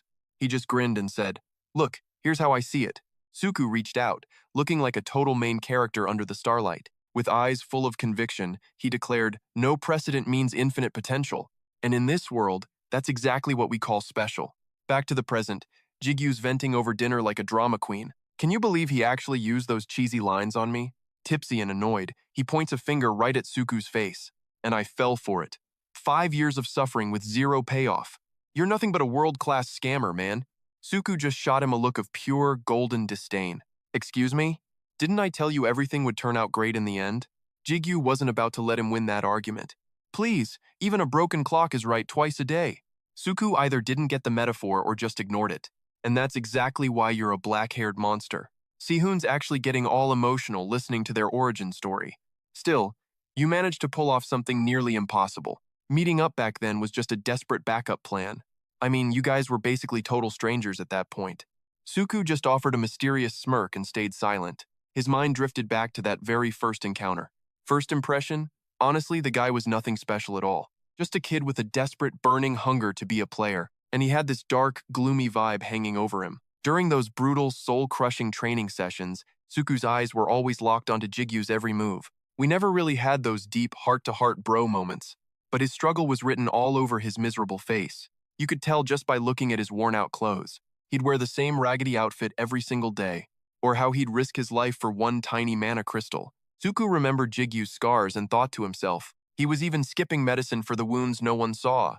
I didn't need coach privileges to see he was barely hanging on. Suku rubbed his chin, remembering how the kid couldn't even level up. Was it just fate? Or did our hearts actually sync up? Present-day Suku swirls his drink and laughs at the memory. My own ego actually made me consider something that insane. For a guy rejected by the world without a single reason, could random kindness actually change a loser's doomed fate? With a smirk, he finally spoke. Honestly, I was just feeling way too generous then. Jiu scoffed hard. Yeah, sure, buddy. Suku jumped in to tease him. For real? Face it, you can't even deny the truth. Stop acting like a hero. I'm just clearing my debt, Zigu calculated. Fine, I'll just save your life once later. Suku laughed, knowing he'd already won this little game. He teased, look at you, way better than that floor one loser. Zigu snapped, face red, as laughter echoed through the room. 2 days later, Incheon Airport was draped in total gloom. Paparazzi went wild, their camera flashes blinding the crowd. T6 got swarmed. Director, give us the real tea right now. What's the association's plan for this massive gate disaster? Is the apocalypse here? Give us the truth, association. Reporters were thirsting for that one viral explosive headline. Who's at the meeting? Is this some legendary new fighter? They screamed. Look here, give us a smile, hero. Zigu, stuck in a suit and too much hair gel, panicked. Where am I? How did my life become this circus? Midwinter chill bit deep at the hypermodern airport terminal. A rhythmic symphony of shutters and blinding flashes filled the air. T6 took the mic. Time for the Player Association's official update on the gate crisis. Elite players and guilds are currently hunting for the truth. Stay cool, citizens. We've got this nightmare under total control. Suddenly, a reporter pointed right at the mysterious guy beside him. Wait, who is the mystery man standing next to you? He's an association member joining today's top-secret meeting. T6 gripped his shoulder, ready to drop the bombshell. He beamed with pride, introducing Zigu as their newest ranker. Hype levels peaked as he called him the Rising Star. He's officially ranked among the strongest warriors of our era. T6's shameless bragging left even Zigu completely speechless. The entire press corps gasped in absolute collective shock. Shutter speeds doubled instantly. They bombarded the poor guy with questions. Rising Star? What kind of insane gift are you hiding? Which top-tier guild managed to scout you? The vultures were desperate to dig up every little secret. So, what's your level anyway? Zigu just wants to vanish forever. How did everything become such chaos? Grunhut gasps. Master, you're seriously famous. Scene change. They head for the runway. A surprise trip to America? Totally unexpected. But is the association meeting in trouble? And why is this airport so loud? When do we finally use teleportation gates? T6 stops dead on the boarding stairs. Image is everything for a star performance. Kid, didn't you promise to stop hiding? Zigu sighs. I didn't expect this circus. No wonder you forced this suit on me. Elle and Brunhut start sooking up. Master, you look incredibly cool and handsome. Rue analyzes the situation for the boss. He wants you looking like association royalty. T6 gives one last look before boarding. Who cares? You look like a boss. Zigu turns back with a sharp scowl. This was definitely the chairman's shady idea. Zigu just hangs his head in defeat. I just wish you'd given me warning. T6 glances back at the boy behind. He's completely baffled by Zigu's actions. Wait, why are you removing your shoes? Zigu looks even more confused than before. What? I heard planes require no shoes. Dudung told me that. The entire atmosphere goes deathly silent. Zigu finally realizes the truth. Wait, that's not right, is it? Cut to the U.S. Hunter Association Hotel. Lying in bed, a notification suddenly pings. Zigu trembles with rage at the text. I can't believe she actually played me. Just wait until I get home, Dung. Elle tries her best to comfort him. Others must have fallen for it too. Rue is way more brutal today. You're a total idiot, Master. Grunhut struggles to suppress a giggle. I'm glad Master is a fool too, because that makes two of us. Zigu felt totally helpless. I guess thanks are in order. Brunhut was being lazy, lounging on that soft bed. Zigu shut his eyes, lost in thought. Suddenly, his pro-gamer senses started tingling. An insane amount of power was gathering in this hotel. Did every top-tier player in the world show up? Without warning, his ring flashed a brilliant gold. Elle materialized. Master, did you summon me? Master, I am standing by for orders. Zigu shot up, waving his hands in a panic. Chill, it's nothing that serious, I promise. I just wanted you to take it easy. After all, you finally have a real body. Then Brunhut started, getting all high maintenance. I want a body too. This is soul-crushing. My current form is just a boring sword. He gave her a look, weighing his options. Those wings are flashy. They'll draw too much attention. Is there any way to make them disappear? Just like that, Elle tucked her wings away. Like this? Zigu was floored. She actually did it. Curious about her magic, he pointed at her outfit. That gear stands out. Can you change clothes? Elle gave a sharp nod. I can do that. Her eyes fluttered shut as a blinding light erupted. Now, Elle was rocking some seriously shiny iron armor. She explained, this is my legendary battlefield regalia. The defense is top tier, but the mobility is absolute trash. Zigu was officially done with her zero fashion sense. He made the call. We're going shopping right now, a sarcastic voice chimed. Is she a bit of a dimwit? Cut to the guards, standing tall before the time gate. A mutant ant with razor-sharp mandibles suddenly lunged. It attacked Suku, but he dodged like a boss. Cold as ice, he stared his buggy opponent down. Suku tapped his foot, freezing the entire ground instantly. Wait, did I overkill it? Total rookie mistake. He looked at the ice. Fighting these bugs is getting old. He sighed. Well, a win is a win, I guess. Suku marched forward, his gaze sharpening as he noticed. A massive, bottomless pit. The most suspicious spot yet. He hesitated. Should I really go in there? Nope, the energy from that hole is super fishy. He turned to bounce. I've burned too much mana. Suddenly, creepy white strands slithered out of the abyss, strolling in like he owns the place. Now? Get out! Whoops! Sensing some bad vibes, Suku's eyes dart around. Sinister white strands erupt from the ground, closing in fast. They're lunging for him. Wait, is this freaking spider silk? Panic? Nah. He draws his blade to slice this mess. Suku delivers some basic but lethally sharp sword work. Shredded silk explodes into the air like confetti from hell. Even exhausted, he's actually enjoying this. Such a show-off, because no way is a bug taking him down today. Wrong. They're regenerating, thicker and nastier than before. Those white tentacles are wriggling, hunting for their dinner. In a flash, they bind him tight. He can't move. The silk crawls up his sword arm. This is bad. Snap. It wrenches the blade right out of his grip. Webbing masks his face. He's suffocating. Can't breathe. They hoist him up, constricting his body like a boa. Dangled over the abyss, Suku finally feels the cold dread. Then, without warning, they drop him into the dark. One thought remains. I have to tell the association. The pit falls silent again, like nothing ever happened. Dead of night at the association's American hotel. Manager Seo Moonhun waits in the shadows, playing spy. Meet the big shot of the Korean Hunter Association. He's plotting the ultimate jump scare for Kim Gigyu, thinking, I ditched the gate travel just for this gag. He strokes a 1.3 billion won stealth charm. Surely, even the legendary ranker Kim Gigyu, with his insane detection skills and sharp senses, won't be able to spot me hiding here. Ding. The elevator's moving. Floor 13 and rising. It's hitting floor 27. Game time. Right where Moonhun is lurking in the dark. He feels it. That familiar, powerful aura. Our star player has finally arrived. Moonhun lunges forward, ready to strike his pose. He bursts out, shouting at the top of his lungs, Surprise! Did you miss me, Gigyu? But the scene inside has Moonhun freezing in shock. Gigyu stares back, looking completely unimpressed, giving him the ultimate "are you serious" side-eye. He asks, Is that your daughter, or what? Annoyed, Gigyu brushes his weird friend aside. Move it! We've got places to be, weirdo. Scene change. Now they're chilling in the lobby, lounging around at the association hotel waiting room. Welcome to the ultimate VIP party where one wrong look gets you deleted. Ao casually sipped her fancy cocktail. After a long-winded explanation, Seong-hoon finally caught on to the situation. So this young lady is she really that legendary person? Gigyu simply gave a firm, silent nod. Meanwhile, Grandhurst was busy fuming with pure, petty jealousy. Why is Eo the only one getting all the tasty treats? I want some too. Spirit life is a total drag. All we eat is air. Seong-hoon scanned her from head to toe, shocked they could actually take human form. She is definitely no ordinary girl, but she does not feel like a typical player either. He clarified his point, stating he could not sense a single drop of mana from her. Startled by his blunt words, Gigyu blurted out, Seriously? Gigyu was speechless. He knew for a fact Elle possessed and used massive mana. Is that really all other high rankers can sense from her? He took a slow sip of his wine, thinking it might be the system's doing. Seong-hun leaned in close, whispering to Gigyu, More importantly, you can feel it, right? Jigyu's eyes darted around the room. Yeah, he confirmed seriously, this place is crawling with monsters. He was confident. He did not even need his demon eyes to spot this much danger.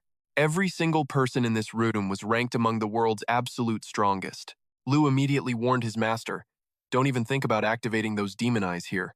At their level, they will spot your skill instantly, and things will get messy fast.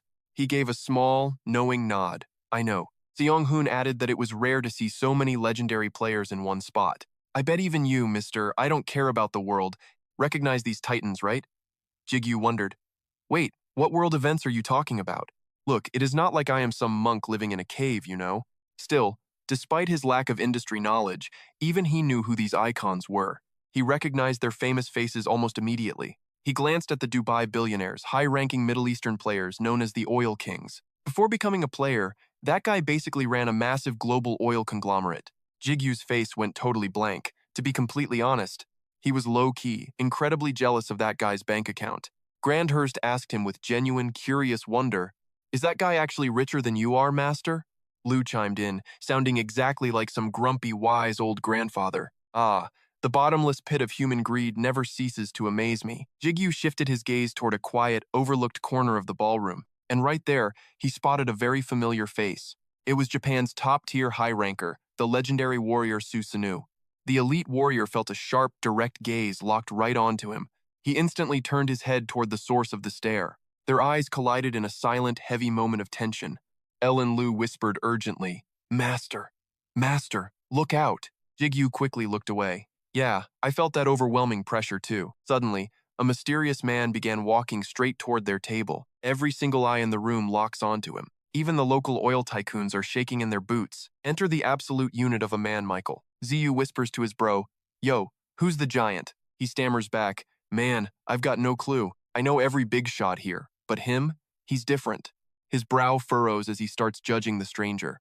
His mana flow. It's totally freaky and unnatural. Ziyu sizes him up. He's probably as cracked as Shudung. Suddenly, Michael senses someone is creeping on him. He glares straight at Ziyu with pure murderous intent. Boom! A blinding wave of holy light explodes from him. Sehun collapses instantly, shivering like a leaf on the floor. Ziyu panics. Sehun is too weak to tank that insane pressure. Ziyu snaps, cursing under his breath. You arrogant trash! He flares his own power, slamming right back at Michael. It's an epic clash, an absolute standstill between two monsters. Everyone stops breathing, watching this legendary ego war unfold. Michael smirks, actually impressed. Heh, not bad, kid. Ziyu stands up fuming. Not bad? What's your problem, man? Then a cold voice chills the air. How dare you? Elle's face goes dark. Touching my master? You're dead meat. She goes nuclear, screaming, don't you dare flex on him. The guys scramble to stop her. She's totally lost it. Ziyu tries to cool her down. Elle, chill, stay calm.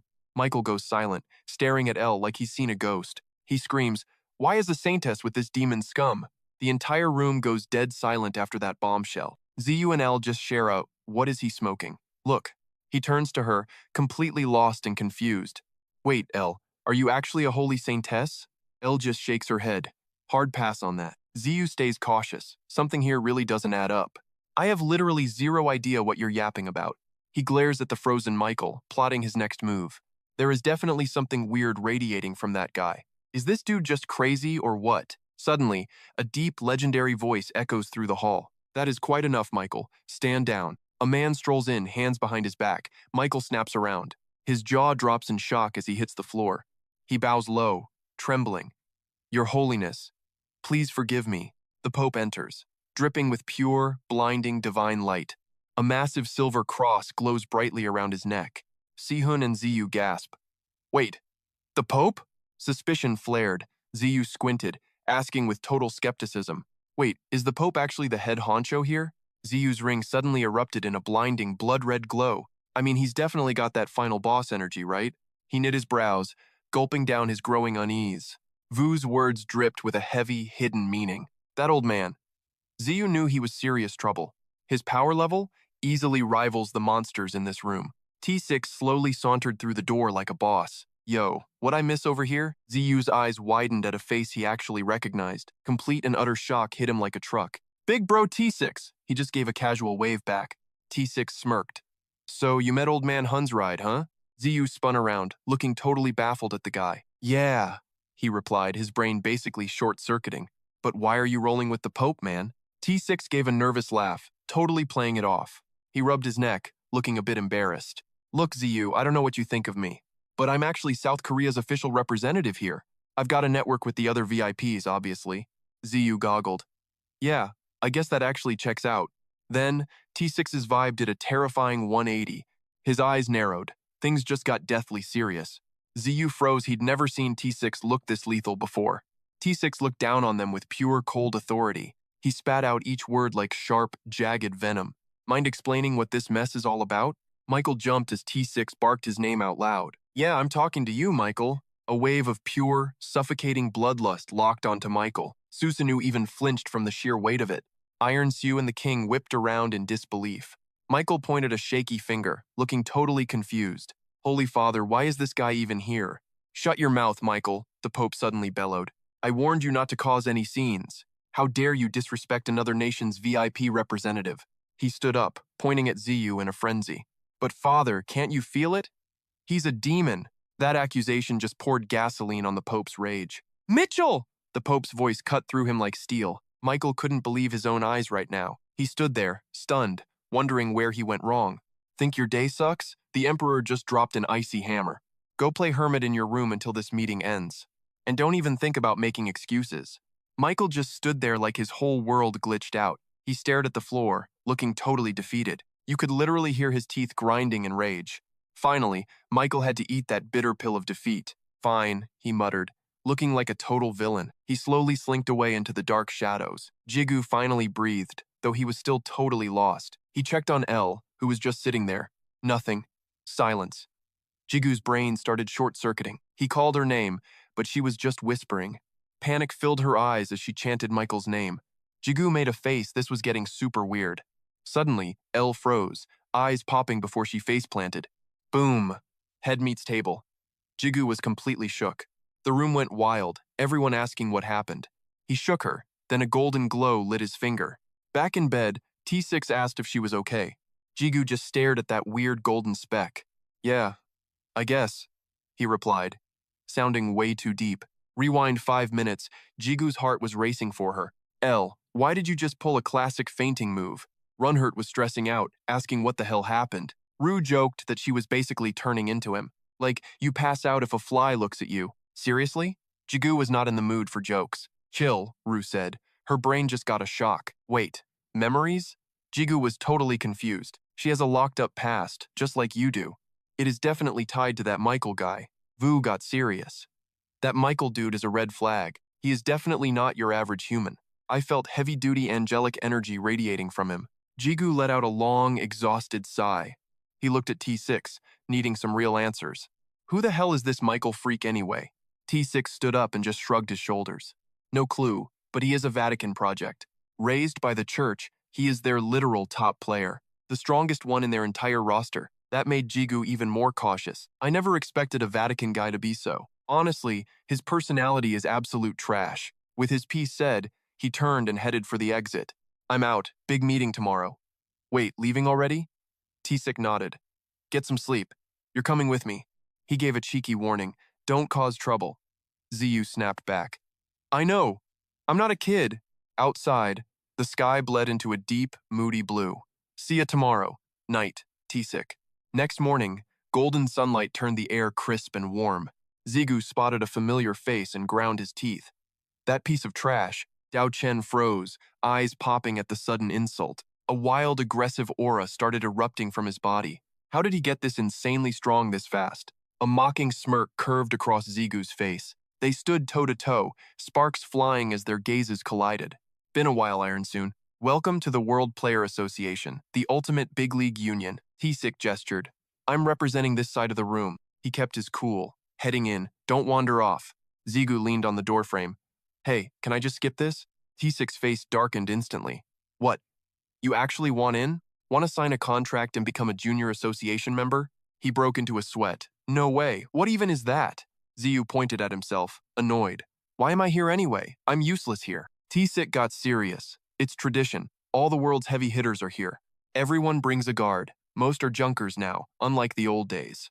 He gestured vaguely. It stops people from flexing and keeps everyone civil. T-Sick frowned, sounding cautious. Remember, these guys are world-class legends. Don't start anything. Zigu panicked. I know. When do I ever cause trouble? Rue suddenly chimed in. Master, do you really not remember? Huh? Never happened. Suddenly, a flood of chaotic memories crashed into his mind. He winced, rethinking. Okay, maybe I caused a little trouble. T6 shoved his hands in his pockets. Later. Yeah, see ya. The door slammed shut. Heavy boots echoed against the floor. Every head in the room snapped toward him instantly. Jaws dropped. The shock in the room was electric. A suffocating silence fell. Every eye was locked onto Zigu. Zigu frowned. So these are the top players from every country? A calm voice cut through. What an interesting young man. Dao Chen approached. Special skill, or just raw, overwhelming power? He grinned. It's been ages since I couldn't read someone's level. Zigu stared back. And who is this guy supposed to be? Tao Chen smiled, offering a firm, respectful handshake. I'm Tao Chen from China. Codename, Chekti. He looked like a legend with a beard to match. Zigu shook his hand, keeping it strictly professional. Kim Zigu from Korea. Codename, Morningstar. He quickly sized up the man standing before him. Chekti, a legendary high-ranker famous throughout all of China. Brunhilde squealed in pure delight. That old man's beard is freaking epic. Master, you should totally grow one too. Imagine Gigyu rocking a long wizard beard. The king laughed until his stomach hurt. Susanoo stepped up next. I'm Susanoo. From the bar, remember me? Another man bowed low. King of Wealth here. Wanted to chat yesterday. Gigyu froze. Everyone was suddenly super friendly. The king just smirked. They saw his insane power yesterday. Nobody's dumb enough to provoke a monster. Nice to meet you all. I'm Kim Gigyu. Suddenly, a cold, familiar voice echoed from behind. Gigyu turned to see Michael walking toward him. His expression instantly turned to ice. Michael. That name tasted like venom. Ugh, I seriously hate this guy. Brunhilde hissed. Was he the reason Elle was acting so strange yesterday? Rue called out anxiously. Elle? You still awake in there? I think she's still out cold, Brunhilde noted. Michael spoke first. About yesterday. I wanted to apologize. Not that I'm wrong, but the Pope ordered this. Gigyu stood still, tracking every slimy word he said. Then, Gigyu just walked right past him, completely ignored. So I don't want to fight today. Wait, what? Michael froze. He'd never been ghosted like this before. He spun around, trying to stop the retreating Gigyu. Hey, I wasn't finished talking to you. Finally, Rue whispered. back together again. Gigyu flashed a wicked, haunting grin. Yeah, he shoved his hands in his pockets, facing Iron Shield. Long time no see, Iron Shield. The air grew heavy. A terrifying pressure exploded from Gigyu. Tao Chen gasped. Even Susanoo looked visibly shaken. Was yesterday really just a fraction of his true power? Iron Shield snapped instantly. You little bastard! He stared, horrified, at the aura suffocating his body. How did this kid get so strong so fast? Gigyu smirked. Missed me? I missed you too, buddy. By the way, my deepest condolences about Rogers. Then, Jigyu's eyes flickered downward with a cold glint. He stared straight at Iron Shield's left foot and chuckled. Nice prosthetic. It actually looks pretty cool on you. Iron Shield's face contorted with absolute, murderous rage. Veins popped on his forehead. You freaking dog. Suddenly, a frantic voice cut through the tension. Morningstar! A man burst through the door, grabbing everyone's attention. Is Korea's Morningstar in the building right now? Who? Me? He pointed at himself, totally lost. Chairman's orders, the guard barked. To the room, right now. Zigu froze. The World Association boss? For real? He shoved right past Iron Suede's shoulder. You're lucky, kid. Zigu's face darkened. Talking to me? He headed for the door, thinking, why me, though? Suddenly, Zigu's danger radar started screaming bloody murder. He whipped around, glaring at the dark figure behind Iron Suede. Andrus just smirked, looking like a total villain. Zigu stared him down, thinking to himself, Rue, is that? Rue gave a heavy nod. Your gut was spot on. He's using a high-tier item to mask his scent. Rue whispered grimly, that guy's a freaking demon. Zigu's mind started racing fast. Why is the Iron Shield Guild hiding a demon? Moments later, inside the high-stakes meeting room, he stood center stage, facing a circular death trap. Every big shot at the table glared with intensity. The silence was unnerving and thick. His heart hammered. Okay, stay calm. I feel like a common criminal. Grand Hertz was literally shaking with fear. These people are scary as hell. Rue muttered. Seems like humans, and demons are the same when it comes to ego. Just power-tripping leaders trying to look tough. Zigu's eyes darted around the intense room. Legendary players sat next to weak politicians. But they represented nations, so respect was key. I need to watch my mouth here. He locked eyes with the man, sitting right at the center of power. The pressure radiating from him was absolutely massive. A heavy aura of pure, concentrated energy. One of the 5 legendary kings of history, the World Player Association boss himself, the one they call the Blood Emperor. He spoke with icy calm. Morningstar. Do you know why you're here today? Zigu broke a sweat, heart pounding fast. Be careful. Don't mess this up. I need to talk my way out of this. Deadly misunderstandings. Suddenly, I'm not really sure, I stammered. Ziyu froze, realizing he sounded like a total clown. The meeting room turned into a literal graveyard. T6 just face-palmed, mourning his life choices. The Emperor's gaze was heavy as a mountain. We summoned you for facts, not stuttering. Word says you've got intel on the incident. Ziyu gulped, avoiding that soul-piercing stare. He couldn't handle that intense eye contact. T6 gave a tiny nod. Go for it. Ziyu took a breath and started the show. You've heard the news, but I was there. I witnessed those freakish gates opening in Korea. I've personally scouted all 5 of those sites. It's just a theory for now, but listen, Ziyu dropped the bomb. This was 100% rigged. The timing and locations? They're totally suspect. Andras is involved, but he didn't act alone. He definitely has some shady accomplices in this. Asterisk, bam, asterisk, someone slammed the table. Zerg was triggered. The European Council president was seeing red. Control gates? Humans? That's straight up cap. Nobody has that kind of hacked power. Ziyu, who actually has that power, stayed silent. How can you be so certain, old man? You don't know every player's hidden deck. For example, you have 0 clue about mine. Zerg looked ready to throw hands right now. Sit down, Zerg, the Emperor's voice boomed. He's right, but where's the actual receipts? Ziyu didn't blink. My skill is the receipt. I'm not leaking my stats, but stay focused. I never said the culprit was human. It's demons. The room exploded into whispers. A demon? Some hesitated, but Ziyu watched their faces closely. They weren't as shocked as he'd expected. It was like they were hiding something too. The Emperor leaned in. Show us the proof. My skill is the proof. It's strictly confidential. But let me make one thing very clear. The culprit isn't human. It's the demon race. The crowd erupted. Demons in this economy? Even if it's a demon, what then? Ziyu noticed their faces weren't shifting at all. Maybe global leaders aren't easily rattled anymore. These guys are way too cozy with those demon freaks. T6 clearly gave them a full-blown demon debrief. Ziyu fumed. No, this is still totally messed up. He eyed the Emperor, the infamous blood sovereign. Global Association president and America's top-tier heavy hitter. So he's been Iron Shield's secret guardian all along. A monster like him couldn't be that clueless. No way he missed the demon tagging along. Everyone here started looking like total snakes to Ziyu. They're just turning a blind eye to these monsters. Asterisk, snap, asterisk, yo, you okay? A soda was offered. T6 sipped his drink. You're acting super triggered today. Is this about that Iron Shield guy? Ziyu grumbled. I just can't understand this logic. Is it the demon with Iron Shield? T6 asked. Ziyu's heart skipped a beat in surprise. Wait, you already knew? He slumped against a tree at the forest's edge. I know exactly what's eating at you, kid. But look, not every demon is your enemy. T6 wasn't vibing with Ziyu's aggressive stance. Even you've had demons helping you out, right? Ziyu had zero comeback for that one. Yeah, true enough. Suddenly, the tone shifted into a dark tale. I've been hearing some pretty wild rumors lately. The demon race? They're actually kind of tragic. Ziyu's eyes went wide in total shock. Wait, what? T6 whispered the secrets he'd uncovered. They were once the absolute kings of hell, but they lost everything when the tower swallowed hell. Survivors only made it by kneeling to the rulers. The rest? Thrown away, locked up, or just killed. That's why gates exist. Ziyu finally stayed quiet. T6 kept talking, oblivious to Do listening in. Nowadays, tons of demons side with the humans. They're strategically placed as advisors to every nation. Before he finished, Ziyu collapsed, foaming. Damn it, penalty! Brunhert screamed out. Master! Night faded as a new dawn hit the building. Morning light cut through the glass, hitting Ziyu's face. El stood there silently, watching him sleep peacefully. A moment later, Ziyu finally started to wake. He saw El, dressed and glowing against the light. El, Master, you're finally awake, she whispers softly. Brant freezes, struck by a strange sense of déjà vu. Vu sneers, pathetic. Both master and servant are way too weak. Zigu slowly sits up, rubbing his throbbing head. El, you're finally awake too? El bows her head.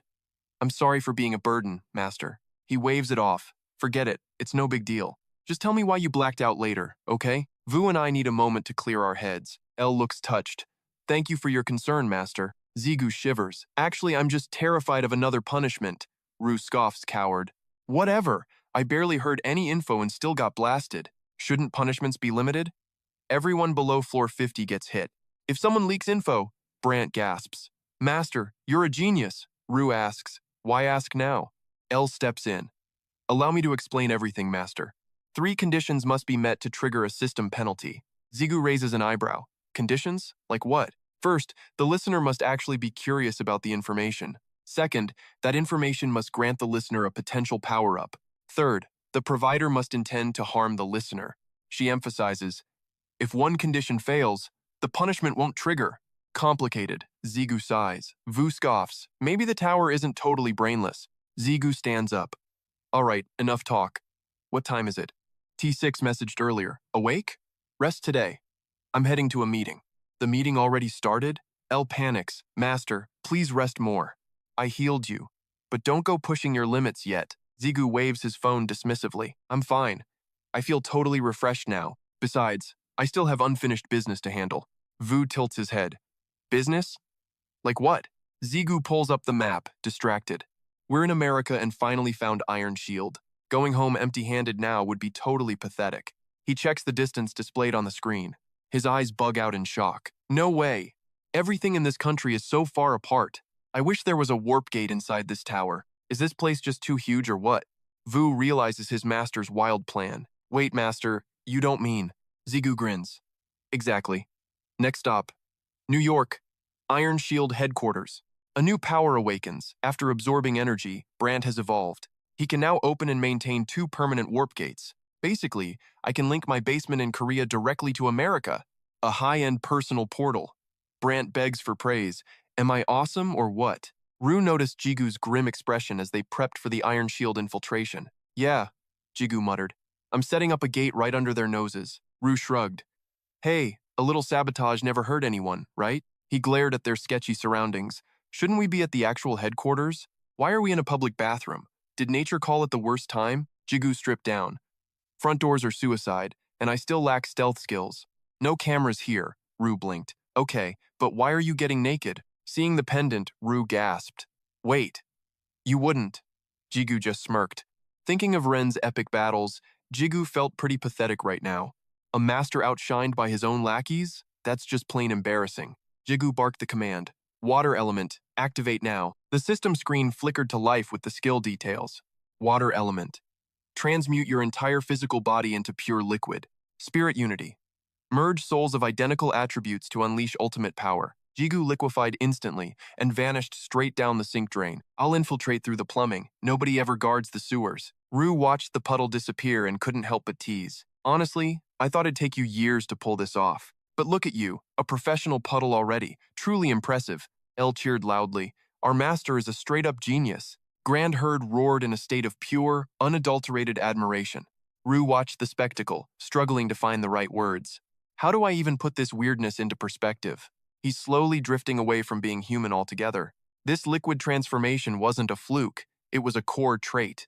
Mastery over water, fire, and the dark elements.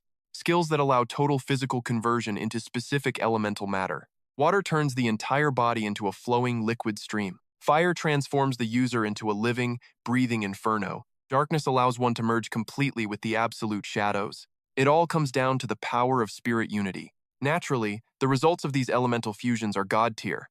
Merge souls with matching attributes to unlock true elemental mastery. These are the specialized, high-tier elemental skills. A little gift Rue custom built just for my personal use. More importantly, my soul link with Rue is finally complete.